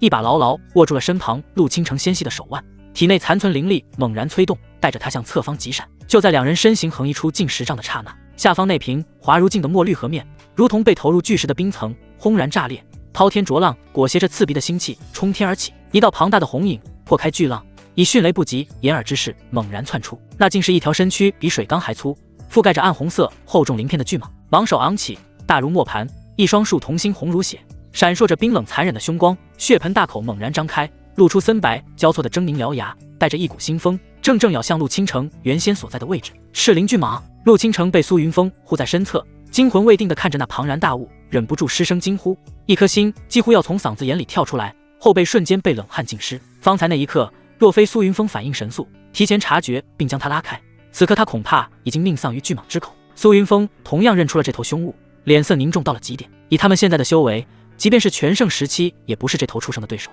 如今唯一的出路便是逃，以最快的速度冲至对岸。陆倾城只觉手腕处传来一股大力，拉着他急速奔逃。他知道此刻不是多想的时候，但那宽厚掌心传来的温度依旧让他面红耳赤。不要想，这里没有中那啥毒的剧情。哗啦啦，赤鳞巨蟒偷袭落空，凶性彻底被激发。他那数10丈长的庞大身躯在水中猛然扭动，暗红鳞片摩擦出刺耳的声响，带起滔天水浪，以惊人的速度朝着空中两个人狂扑而去。与此同时，那巨大的蟒尾毫无征兆地破开水面，宛如一条赤色的巨型钢鞭，以闪电般的速度撕裂空气，带着尖锐的破空声与排山倒海的毁灭力量，朝着两人横扫而来。呼啦啦，蟒尾位置，狂暴的劲风已压得两人几乎窒息。千钧一发之际，两人被迫分开，各自催动剑光向两侧急掠，险之又险地避开了这凶险一击。轰！蟒尾携带的磅礴巨力落下，在两人之间的虚空中猛然炸开，形成一道肉眼可见的恐怖能量冲击波，如同怒海狂涛般横扫四面八方。陆倾城本就重伤未愈，行动难免迟缓半分。他虽拼尽全力避开了能量波的正面冲击，却仍被边缘扩散的余波狠狠擦中。噗！他的娇躯如遭重锤，被狠狠掀飞数丈，又是一大口嫣红鲜血喷出。原本因服用丹药后略微恢复红润的面颊，瞬间血色尽失，气息再度萎靡，连御剑都变得摇摇欲坠。可危机并未解除，那巨大的蟒尾一击落空后，竟违背常理的在半空中诡异地一折，以不可思议的角度和速度调转方向，裹挟着更为凶厉的罡风，直直朝着气息紊乱、身形不稳的陆倾城拍下。这一击是要将他拍成肉泥。陆倾城瞳孔骤缩，他完全没料到这畜生竟如此狡猾。此刻他旧力已尽，心力未生，周身气机又被那狂暴的蛇尾锁定，想要闪避，却觉身体沉重如灌铅，行动无比迟缓，避无可避。他的目光掠过那遮天蔽日般急速抽来的恐怖蟒尾，最终落在了对面正不顾一切、面目焦急、疯狂向他冲来的苏云峰身上。生死一线，紧张到极致的神情反而奇异地松弛了一瞬，苍白的唇角微微勾起一抹苦涩而温柔的弧度。到底还是舍不得你啊，臭男人！他心中无声低语，带着一丝自嘲，更多的却是难以割舍的眷恋。若那幻境中的一切为真，该有多好啊！我们会有个可爱聪明的女儿，她叫苏念成，真好听的名字啊！唰，半眯的美眸骤然睁开，瞳孔深处不再有恐惧与慌乱，取而代之的是一种决绝。背水一战，生死相搏，即便生死道消，能以这种方式护她片刻，亦不后悔。你这臭男人，一定要记得我呀！我叫陆倾城。他望着那个越来越近的身影，心中泛起酸涩的甜蜜。虽然平时霸道了些，骄横了些，总是找你麻烦，但其实人家心里也很想被人捧在手心，好好呵护呢。唇角上扬的弧度扩大，美眸中氤氲的雾气终于凝结成珠，悄然滑落。他轻轻启唇，对着那个拼死冲来的男人无声的一字一句的呢喃：再见，下辈子你不许再拒绝本小姐。轰！下一瞬，他体内某种桎梏被强行打破，美眸中危险的光芒瞬间大盛，整个人的气息如同火山喷发般骤然拔升，一股远远超越他当前境界的竞技力量正从他血脉最深处疯狂汇聚。眼前的一切开始变得模糊，唯有那体内即将爆发的刺目光芒。陆倾城！恍惚间，一声嘶哑却熟悉的怒吼穿透了体内能量的轰鸣，清晰传入耳中。紧接着，眼前那即将吞噬一切的刺目光芒骤然一暗，娇躯刹那间撞进一个无比结实的胸膛，被狠狠圈入怀中，紧紧抱住。陆倾城骤然抬眸，映入视线的是一张近在咫尺、苍白如纸却写满了焦急与坚毅的俊朗面容。他的额角青筋暴起，嘴角残留着未擦净的血迹，双目却亮得惊人，正死死地盯着他。是苏云峰。他怎么做到在那样电光石火的瞬间，跨越如此距离，冲破巨蟒的契机锁定？疑问一闪而过，随即被一股无法言喻的暖流淹没。这一刻，他忽然笑了，尽管脸色惨白如雪，但那笑容却如同雪地中绽开的红梅，凄美而甜蜜，是从未有过的温柔与释然。或许能死在一起也不错呢。他心中默默想着，双臂不自觉地环住了苏云峰结实的腰身，紧紧抱住，仿佛要将自己嵌进他的身体里。周身那刚刚点燃即将暴走的禁忌力量，如同泄了气的皮球一样迅速平息，最后全部收敛，重归沉寂。而就在此刻，赤鳞巨蟒那巨大而坚硬的尾巴撕裂长空，带着毁天灭地的力量，已轰然抽至头顶。罡风压得两人发丝狂舞，衣衫猎猎作响。陆倾城将小脑袋深深埋进苏云峰温热的胸膛，脸颊紧贴着他剧烈跳动的心口，听着那有力而急促的心跳声，感受着他身体的温暖。他苍白的脸上那抹温柔的笑意愈发清晰，虽知必死，心却无比安宁，甚至带着一丝满足。此刻，他卸下了所有的骄傲与蛮横，褪去了所有的伪装与防备，展露出了灵魂最深处、最极致的温柔与依恋。死亡似乎也不再那么可怕了。唰，巨尾携着万钧之力狠狠抽落，苏云峰双臂用尽全身力气，将怀中的娇躯护得更紧，用自己的脊背迎向那致命一击。轰隆隆，震耳欲聋的巨响猛然炸开，伴随着如同暴雨般倾泻而下的漫天水花。温热的液体一滴又一滴，带着独特的腥甜气息，滴落在陆倾城的额发、眉心，浑着冰冷的河水划过他柔嫩的面颊，流过微张的唇角。是血！陆倾城猛地睁大眼睛，从短暂的恍惚中惊醒。他慌乱地抬头，正对上苏云峰近在咫尺的脸。只见他面色灰败，七窍淌血，他脸上那温热的液体正是他的血。他们没死！师兄！陆倾城声音颤抖，手忙脚乱的想要替他擦拭嘴角不断涌出的血渍，可那血仿佛流不尽似的，怎么擦也擦不完。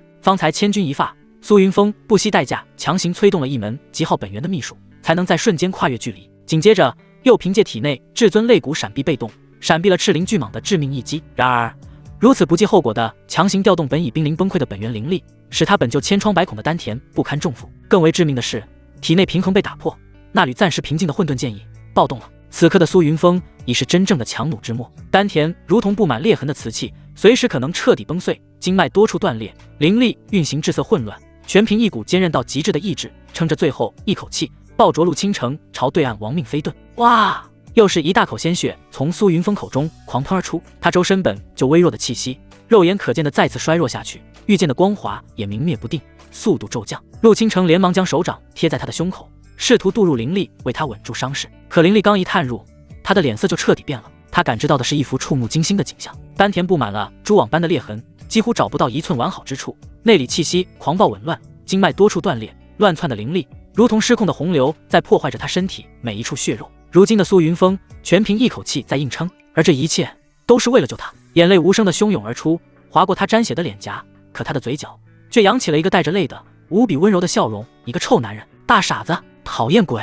他深吸一口气，仿佛下了某种决心，伸出苍白玉手，指尖颤抖，轻轻抚过苏云峰紧蹙的眉梢，沿着他挺直的鼻梁，最后停在他染血的唇角，动作轻柔而眷恋，仿佛要将这张脸、这眉、这眼、这唇深深的永远的烙印进自己的灵魂最深处，纵使轮回万世也绝不遗忘。最后他将苍白的脸颊重新轻轻贴回苏云峰剧烈起伏的胸膛，用只有他自己能听到的声音轻声呢喃：师兄，若此番你我侥幸不死，我便与你结成道侣，做一对只羡鸳鸯不羡仙的凡尘夫妻。他已经完全了解了苏云峰的身体情况，丹田崩溃已成定局，即便能活下来，也会修为尽失，成为无法修行的普通人。而他若动用那最后的禁忌神通，结局也将是经脉尽断，沦为废人。两人从此仙路断绝，凡尘人生匆匆不过数十寒暑。但若能与喜欢的人携手，粗茶淡饭，不依经差，看日升月落，度平凡岁月，似乎也是世间极致的幸福呢。当他再度抬起眼帘时，眸中先前消散的那种危险而决绝的光芒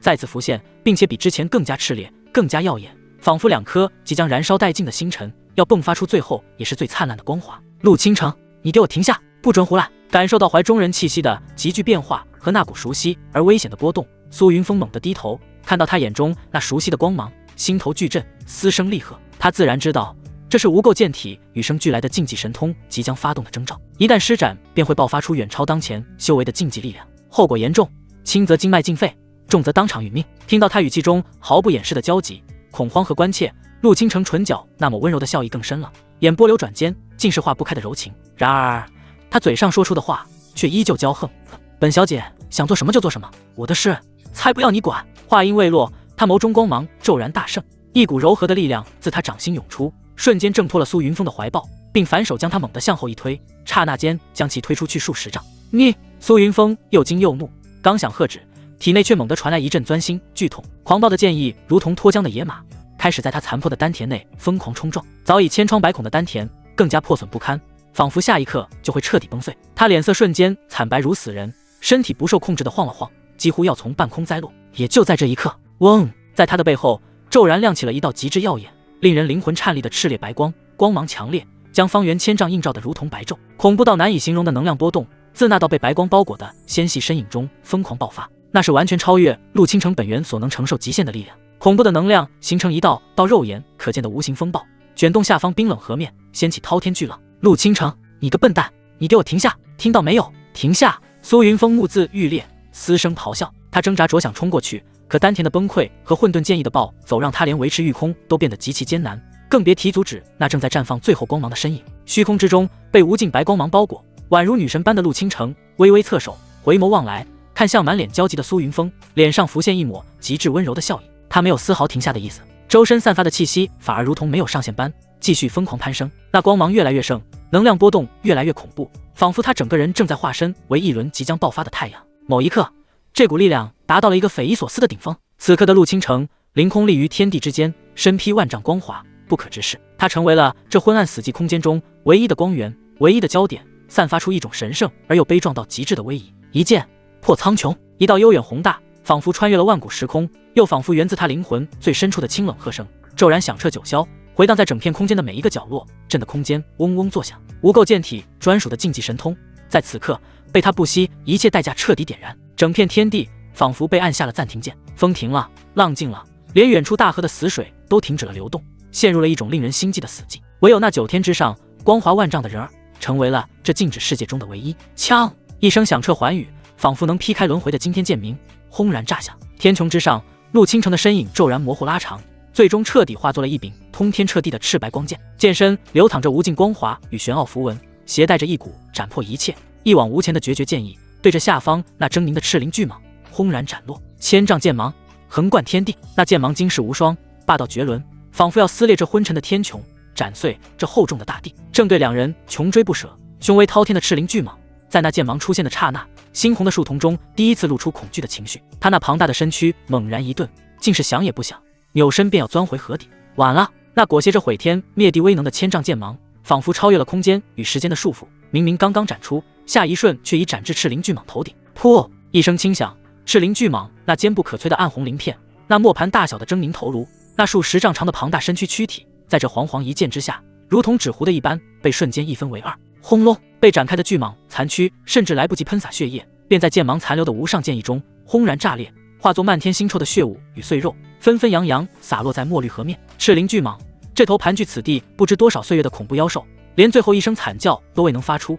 便已形神俱灭。空中那仿佛要开天辟地的千丈剑芒缓缓消散，炽烈的白光如同潮水般退去，光芒散尽，唯有一道鲜肉的白衣倩影，如同秋风中的落叶，从高空中无力飘落。倾城！苏云峰强忍着丹田破碎传来的剧痛，化作一道踉跄的流光，将那抹白影接入怀中，紧紧揽住。入手处是一片惊人的冰凉。你为什么这么傻呀？无比轻柔地抚开他额前被汗水与血污粘住的凌乱青丝，露出下面一张苍白毫无血色却依旧精致绝美的令人心碎的小脸。苏云峰的目光从未如此刻般温柔，神情中充满了无尽的怜惜与疼爱。他原以为自己早已对除师妹以外的人铁石心肠，可这一刻看着怀中为了自己不惜燃尽一切、气息微弱如风中残烛的女子，他的眼角竟不受控制地泛起了丝丝酸涩。怀抱着气若游丝的陆倾城，苏云峰咬紧牙关，尽管疼痛让他浑身不由自主地颤抖，但他依旧凭借着强大的意志，摇摇晃晃地渡过了大河，踉跄着降落在了对岸。刚一落地，他便支撑不住，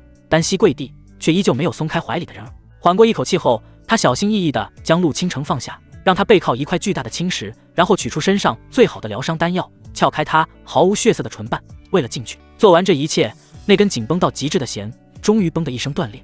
呀！苏云峰发出一声压抑到极致的闷哼，再也无法支撑，仰面倒在地上，身体不受控制的剧烈蜷缩起来，如同煮熟的虾米。丹田处那缕混沌剑意如同最狂暴的凶兽，在他那已然开始崩塌的丹田中疯狂肆虐，横冲直撞，丹田撕裂的疼痛仿佛要将灵魂都碾成碎片，冷汗眨眼浸透了早已破烂的衣衫，让他整个人像是刚从水里捞出来一般，在地上痛苦的抽搐。给我定！他紧咬牙关，调用能用的所有灵力去冲击那缕混沌剑意，试图将其强行炼化。然而他如今的修为本就低微，加之灵力溃散，经脉丹田俱损，又如何能炼化这万古罕见的至高剑意？拼尽一切所凝聚的灵力，在混沌剑意面前完全不堪一击，宛若以卵击石，触之即崩。噗！又一次冲击失败，反噬之力让他猛地喷出一大口暗红血液，浸红了身下的泥土。但他不放弃，也不能放弃，憋足一口气，一次又一次地调用越来越稀薄的灵力，每调用一次，经脉就会被撕裂一次，直到最后，他浑身经脉近乎全部崩断破碎。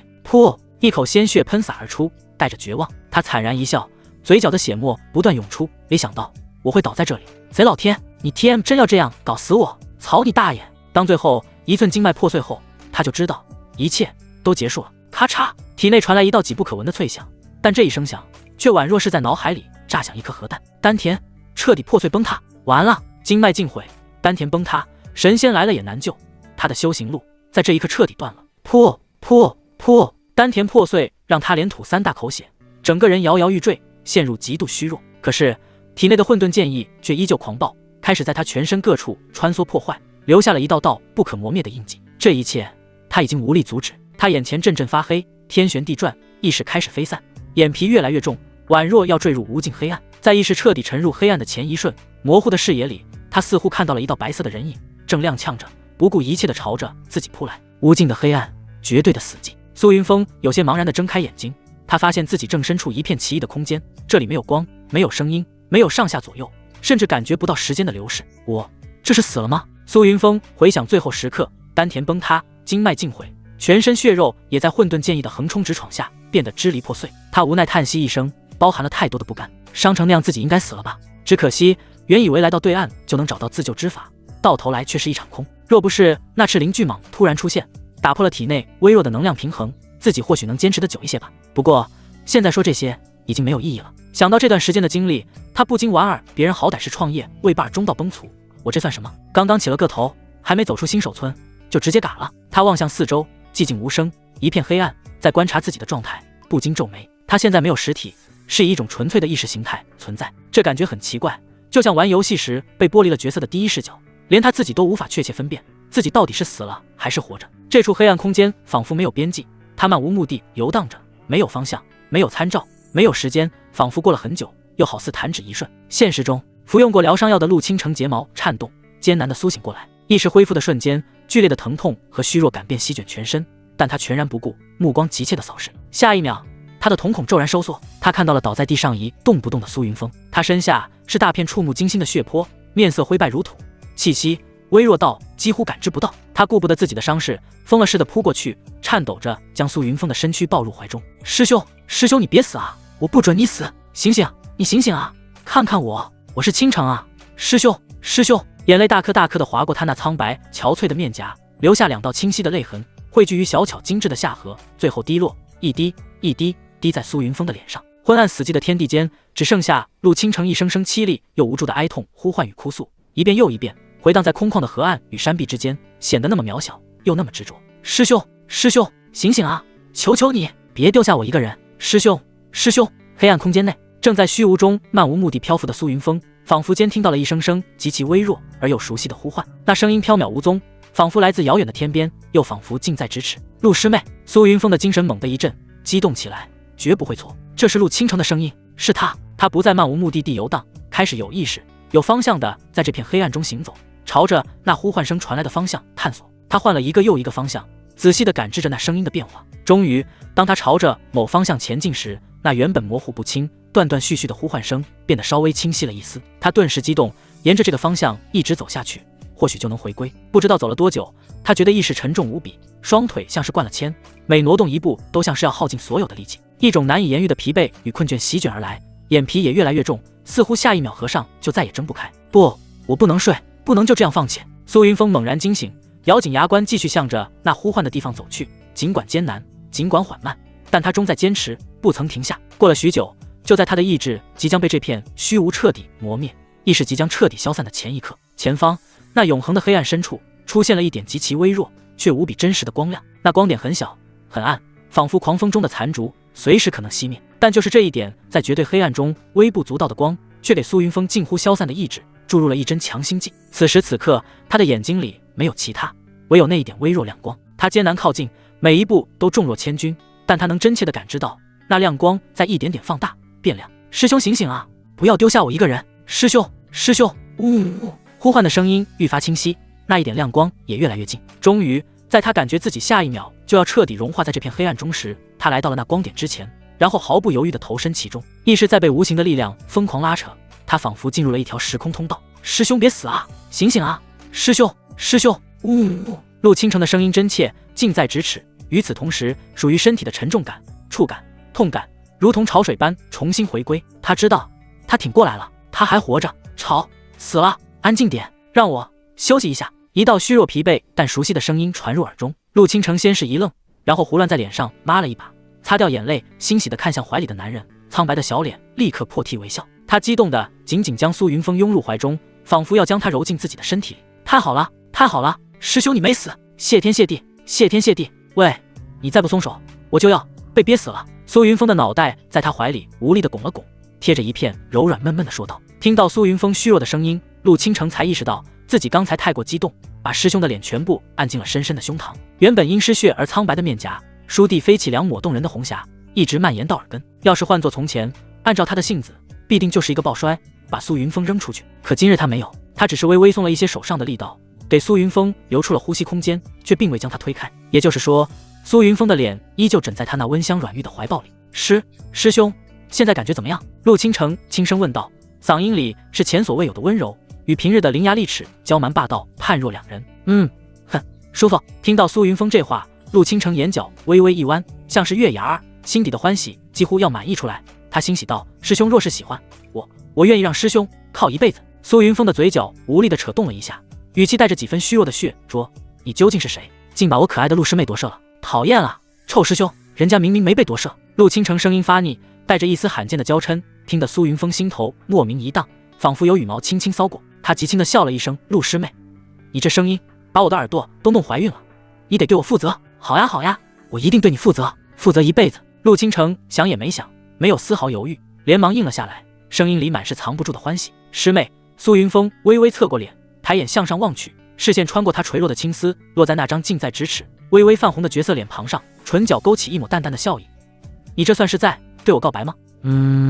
师兄接不接受呢？陆倾城没有逃避，没有口是心非，红着脸却大大方方地承认了。他低下头，眸光如水，深深地望向怀中人，四目相对。刹那间，时间仿佛在这一刻凝固，周遭的一切声音都被隔绝在外，只剩下彼此交融的呼吸声和心跳声。良久，苏云峰微微一笑，带着一丝自嘲道：师妹，我现在可是个经脉尽毁、丹田破碎的废人了，真的愿意跟着这样的我？陆倾城嫣然一笑，人比花娇，他伸出纤细白皙的玉手，轻轻抚摸苏云峰的面颊。巧了，师妹，我如今也是经脉尽毁，灵力全无，同是废人一个，正好与师兄凑成一对。苏云峰心中震动，刚想开口说些什么，身体却猛地一僵，下一瞬，一股远超之前任何时刻，仿佛要将灵魂都彻底撕裂碾碎的爆炸性剧痛，如同火山爆发般从他身体最深处轰然炸开。那混沌剑意宛若挣脱了所有束缚的太古凶兽，横冲直撞，肆意破坏着每一寸血肉，每一个细胞。他的身体不受控制的剧烈颤抖起来，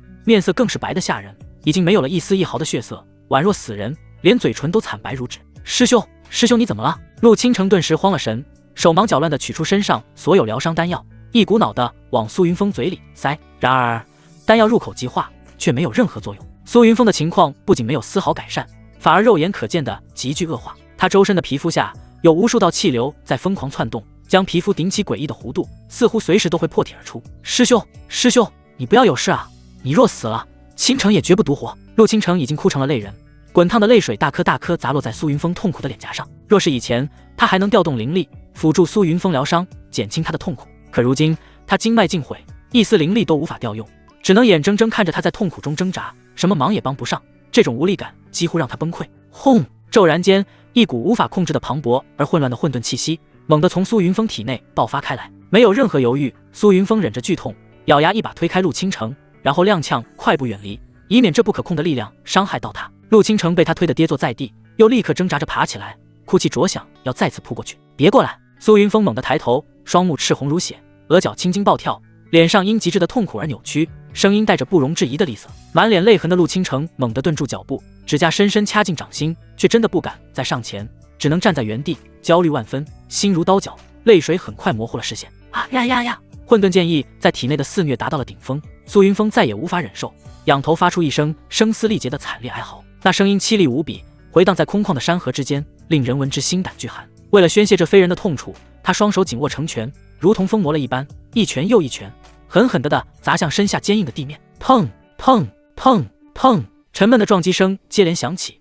血肉与碎石齐飞。他的双拳很快便皮开肉绽，指骨隐约可见，鲜血淋漓，染红了地面。但他仿佛感觉不到手上的疼痛，或者说手上的剧痛与体内那仿佛要将每一个细胞都碾碎的痛苦相比，根本不值一提。两世为人，从未体验过这般痛苦，原以为弯骨之痛已是极限，现在才知道那点疼痛根本算不得什么。若非他毅力惊人，恐怕早已支撑不下去了。陆倾城满眼痛楚地望着那个用自残方式宣泄痛苦的男人，伤心地捂着嘴，努力不让自己哭出声来，但泪水却如断线的珍珠，模糊了眼前的一切。他不敢想象，也无法想象，此刻的苏云峰究竟承受了多大的痛苦。他恨不得能替他承受这一切，但却连靠近都做不到。这种眼睁睁看着挚爱之人受难却无能为力的感觉，比杀了他还要难受千万倍。啊呀呀呀！苏云峰双目血红，仰天嘶吼，这一次却有缕缕混沌之气不受控制地从他全身所有毛孔中渗透出来，缭绕在他周身。然而就在这极致的痛苦达到顶点之时，他那双血红的双眸却闪过一抹异色。他清晰地感知到体内那些早已崩碎的经脉正被一股玄奥莫测的混沌之力包裹，以一种肉眼可见的速度迅速重组连接，然后重生。新生后的经脉不再是原本的银白，而是流淌着淡淡的混沌色泽，比原先宽阔了数倍，坚韧了不知多少倍。而那彻底崩塌的丹田所在之处，一片混沌正在翻涌凝聚，一个全新的散发着朦胧混沌光晕的气海正在缓缓成型。它不再是传统意义上修饰的丹田，而是一个能吞噬一切的混沌漩涡。脑海里猛然闪过一个词：破而后立。难道这才是混沌剑意的真正机缘，并非简单的炼化它成为它的主人，而是被它改造，最终彻底融合。想到这里，苏云峰整个人开始激动起来。这和炼化混沌剑意完全是两个概念。炼化如同得到一件威力强大的法宝，需要收服然后不断温养，但终究是外物。而此刻他正在经历的是由内而外的生命本质的蜕变与升华。混沌剑意正在成为他身体不可分割的一部分，融入他的骨骼、血液以及灵魂。从此以后，他和混沌剑意密不可分，混沌剑意便是他身体的一部分，如臂使指。想来上一世的叶灵天定是在莫老的帮助下炼化了混沌剑意，虽也受益匪浅，却未触及这剑意最核心的造化。而这一世他却阴差阳错地得到了混沌剑意的最大造化，成就了万古罕见的混沌剑体。虽然承受了远超身体极限的痛苦，但结果却是最好的。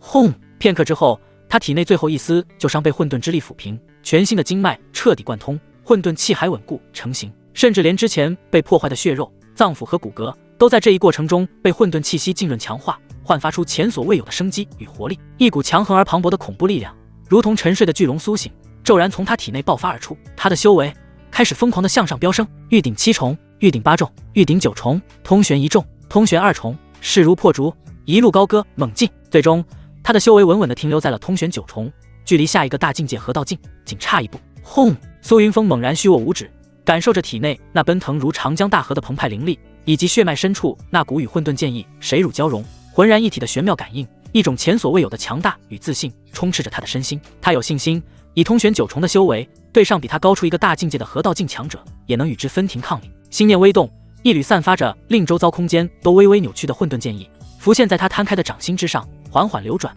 与他心意相通。去！下一瞬，苏云峰并指如剑，朝着前方空旷的河面随意一划，唰！一道蕴含着滔天伟力的千丈剑气骤然横空出世，剑气中蕴含着恐怖的混沌剑意，所过之处，虚空如破布一般，被划出一道道恐怖的裂痕。时间仿若静止，空气宛若凝固，天地间一切都为之暗淡，唯有那贯穿天地的惊天一剑。轰隆隆，剑气斩落而下，卷起千丈巨浪，那大河中的水汽瞬间被蒸干，地面更是被斩出一道数10丈深的巨大剑痕，威力比他预想的还要惊人。苏云峰缓缓收指，负手而立，望着眼前景象，目光沉静而深邃。这一世属于他苏云峰的无敌路于此刻正式开启。远处的陆倾城亲眼目睹了苏云峰一剑蒸干半条大河，斩裂大地的惊天威势，小嘴不受控制的微微张开，形成了一个可爱的 O 字形，美眸中充满了震撼与一丝难以言喻的迷茫。本该为师兄感到高兴才是，师兄不仅死里逃生，修为尽复，甚至还突飞猛进，拥有了这般不可思议的力量。可为什么心口像是被一只无形的手紧紧攥住，沉甸甸的往下坠，泛起一阵阵令人难受的酸涩呢？他心中苦涩一笑，是啊，师兄浴火重生，前程似锦，大道可期，而他呢，却是真真正正经脉尽毁，灵力全无的废人。刚才还幻想着与师兄退隐凡尘，男耕女织，过那虽平凡却能长相厮守的幸福日子，可如今就连这最后一点卑微的奢望，在这一刻也彻底破灭了。他和光芒万丈的师兄注定已是两个世界的人。眼泪无声地顺着苍白的面颊滑落，滴入脚下的尘土，心口传来密密麻麻针扎般的刺痛，比之前身体上的伤痛更甚百倍。好不容易才敞开心扉，真心实意地喜欢上一个人，难道终究只是一场镜花水月，注定有缘无分吗？或许这就是命，我本应该孤独终老。陆倾城悠悠一叹，仿佛瞬间被抽走了所有力气。他最后深深地望了一眼远处那个身姿挺拔、神姿英发的男人，似要将他的身影刻入灵魂最深处。然后他咬着下唇，悄无声息地默默退走。他不想成为他的累赘，更不愿被对方施舍。即便沦为废人，他也有属于他的骄傲。你要去哪里？忽然，正在逃离的陆倾城撞入了一个熟悉且温暖的怀抱。苏云峰不知何时已经拦在了他前面，深邃的眼眸正静静地凝视着他。让开！陆倾城挣脱苏云峰的怀抱，紧咬嘴唇，偏过头，声音刻意疏离冰冷，努力憋住不让眼泪掉下来。见苏云峰不肯退让，他干脆向旁边挪步，试图绕过他。可他刚移动，面前那个讨厌的男人便也同步移动，依旧精准而不容置疑地拦在他面前。一次、两次、三次，反复的徒劳无功，终于击溃了他强撑的最后防线。他再也控制不住，崩溃地蹲下身，双臂紧紧环住膝盖，将脑袋深深埋进臂弯，放声大哭起来。求求你，让我走吧！他哭得浑身颤抖，声音哽咽破碎，带着令人心碎的哀求与悲凉。我已经是个废人了，没用的废人。我们已经不是一个世界的人了。求求你，放过我吧！他的哭泣声在空旷的山河间回荡，显得那么无助，那么渺小，仿佛整个世界都抛弃了他，再也容不下他。看着蜷缩成一团，哭得伤心悲凉的陆倾城，苏云峰只觉得眼角阵阵发酸，心脏像是被什么狠狠揉捏了一下。他缓缓蹲下身，伸出双臂，温柔地将他颤抖的娇躯拥入怀中，轻轻拍抚着他的后背，声音是前所未有的温柔。刚才是谁说要跟我凑成一对的？我可是已经答应了，你别想耍赖反悔。可是，陆倾城从臂弯里抬起那张被泪水彻底浸湿又充满悲凉和凄楚的小脸，泪眼朦胧地望着他，声声哀求：我已经是废人了啊！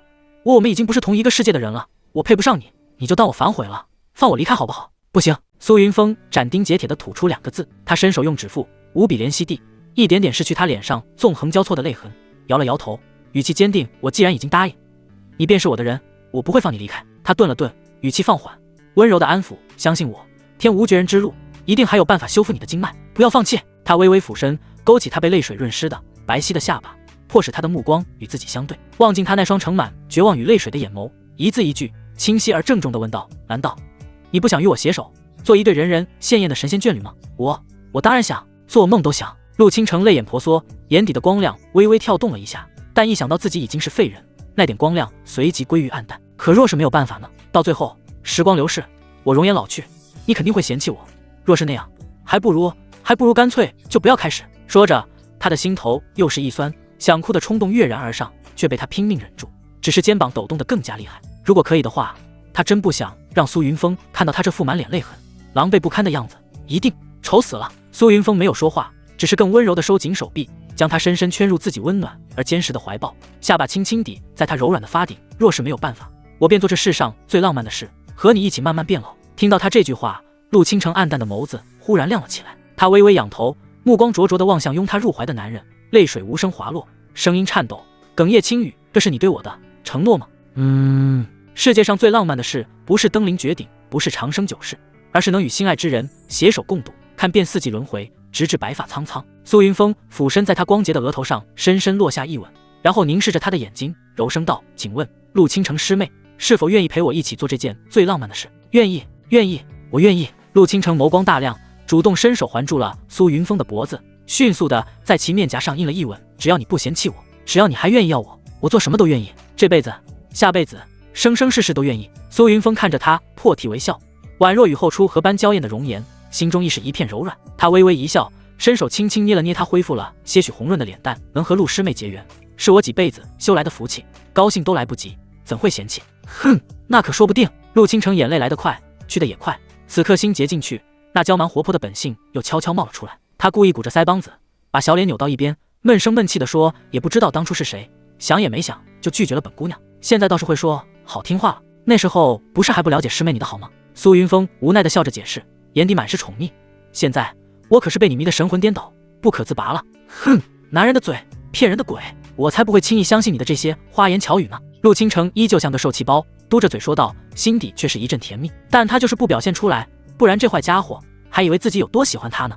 哼，不能让他骄傲。苏云峰看着他这口是心非的可爱模样，心中爱极。他伸手将他那故意别过去的气鼓鼓的小脸轻轻转回来，捧在手心，然后霸道而不失温柔的低下头，准确地捕获了那2片微微嘟起的唇瓣，瞬间扣关成功，纠缠住那惊慌失措、不断躲闪的柔软。良久，陆倾城仿佛失去了全身的骨头，软绵绵地瘫软在苏云峰的怀里，大口大口喘气，脸颊绯红如天边最绚丽的晚霞，一直蔓延到耳根脖颈，烟波流转的眸子里氤氲着一层淡淡的水汽，朦胧迷离，勾魂摄魄。微张的朱唇红润欲滴，如同沾了晨露的樱桃，诱人采撷，正随着喘息轻轻开合，吐出幽兰般的芬芳气息。苏云峰看得心头微热，凑近他那只已然红得剔透的可爱耳尖，轻轻喝出一口温热的气息，带着笑意轻声问：“现在可相信了我这花言巧语？”坏蛋师兄，你明知故问。陆倾城羞赧得无以复加，整张滚烫的小脸深深埋进苏云峰坚实的胸膛，举起毫无力道的粉拳，像雨点般轻轻捶打在他身上，全然是小女儿家娇羞无限的情态。啧，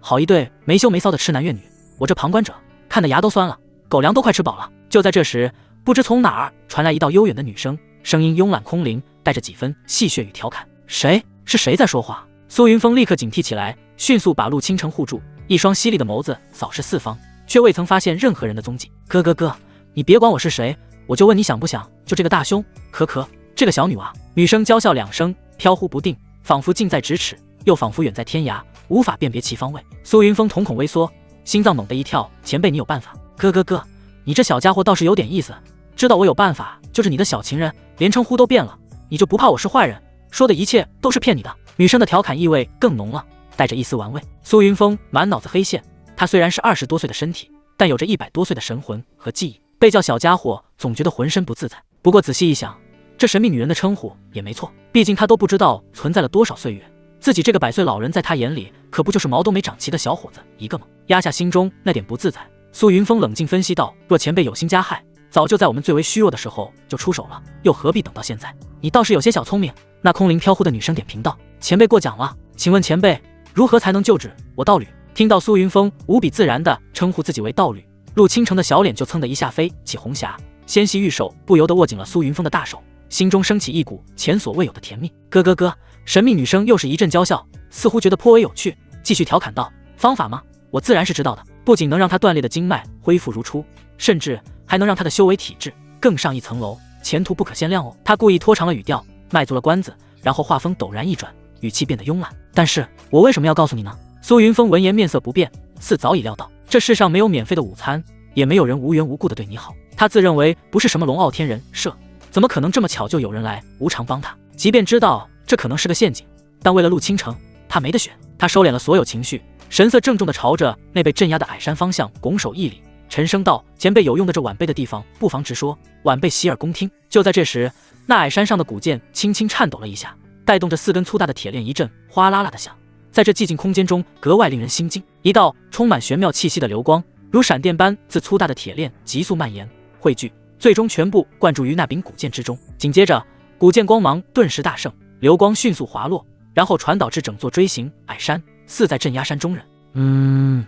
与此同时，那神秘女子发出一声压抑带着明显痛楚的闷哼，方才的慵懒与戏谑瞬间消失无踪。到了这个时候，苏云峰哪里还不明白，这说话的神秘女子分明是被镇压在了这矮山之中。片刻的沉寂后，那神秘女子的声音才再次传来，只是比起之前明显虚弱了一丝，且带着难以掩饰的疲惫。想让我告诉你救治她的方法很简单，替我解开这该死的封印。苏云峰敏锐注意到了神秘女子语气的变化，他眼神微凝，脑子里迅速判断这神秘女子的情况。他虽然没得选，但并不表示会把主动权交给别人。思索片刻后，他无奈地摇摇头，叹息道：前辈实在太高看我了，此处封印非大能不能破解，晚辈修为低微，实在无能为力。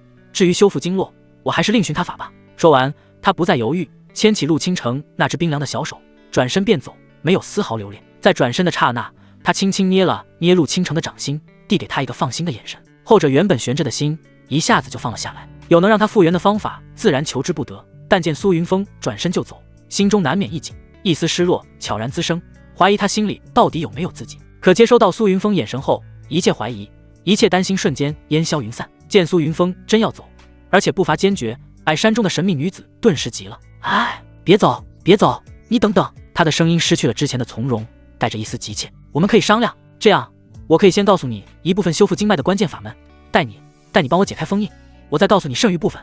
喂，你别走啊！喂，回来啊！喂！”神秘女子见苏云峰丝毫不为所动，脚步未停，大步离开。她整个人都麻了，从来没遇到过这么不按套路出牌的人。她不应该为了救她的小情人，费心费力的解除封印讨好自己吗？明明她才是掌握全局、主导一切的那个人，怎么突然好像反过来自己要求她了？眼看苏云峰跟陆倾城两人越走越远，神秘女子急得跺脚。她被镇压在这里数千年，如今终于有人来到这里，这可能是她脱困的唯一机会。若是错过，估计会被镇压到死。想到这数千年被镇压的日子，她终究是软了下来，连忙出声，语气中却透着几分无奈：“行了，我可以把救治这小女娃的方法给你，你可以等她复原后再帮我解开封印。”说到这里，她语气一转，带着不容拒绝：“在这之前，你必须立下誓言，否则我一个字也不会说。”苏云峰的脚步终于微微一顿，果然和他猜测的一样，这神秘女子的处境恐怕比想象的更加糟糕和急迫，否则以他先前表现出的性情，绝不会如此轻易让步。既然对方已经退让，露出了软肋，他自然要乘胜追击，争取最大的主动和利益。叶灵天不是有个叫莫老的戒指老爷爷吗？他弄个被镇压的戒指老姐姐不过分吧？他缓缓转过身，目光如电，看向那座沉寂的矮山，唇角勾起一抹意味深长的弧度，平静的开口：“你的条件我答应，但你也要答应我的条件。”矮山中的神秘女子见他停下，语气顿时缓和了不少，悠悠道：“你有什么条件？”苏云峰目光战战，淡淡吐出4个字：“任我为主。”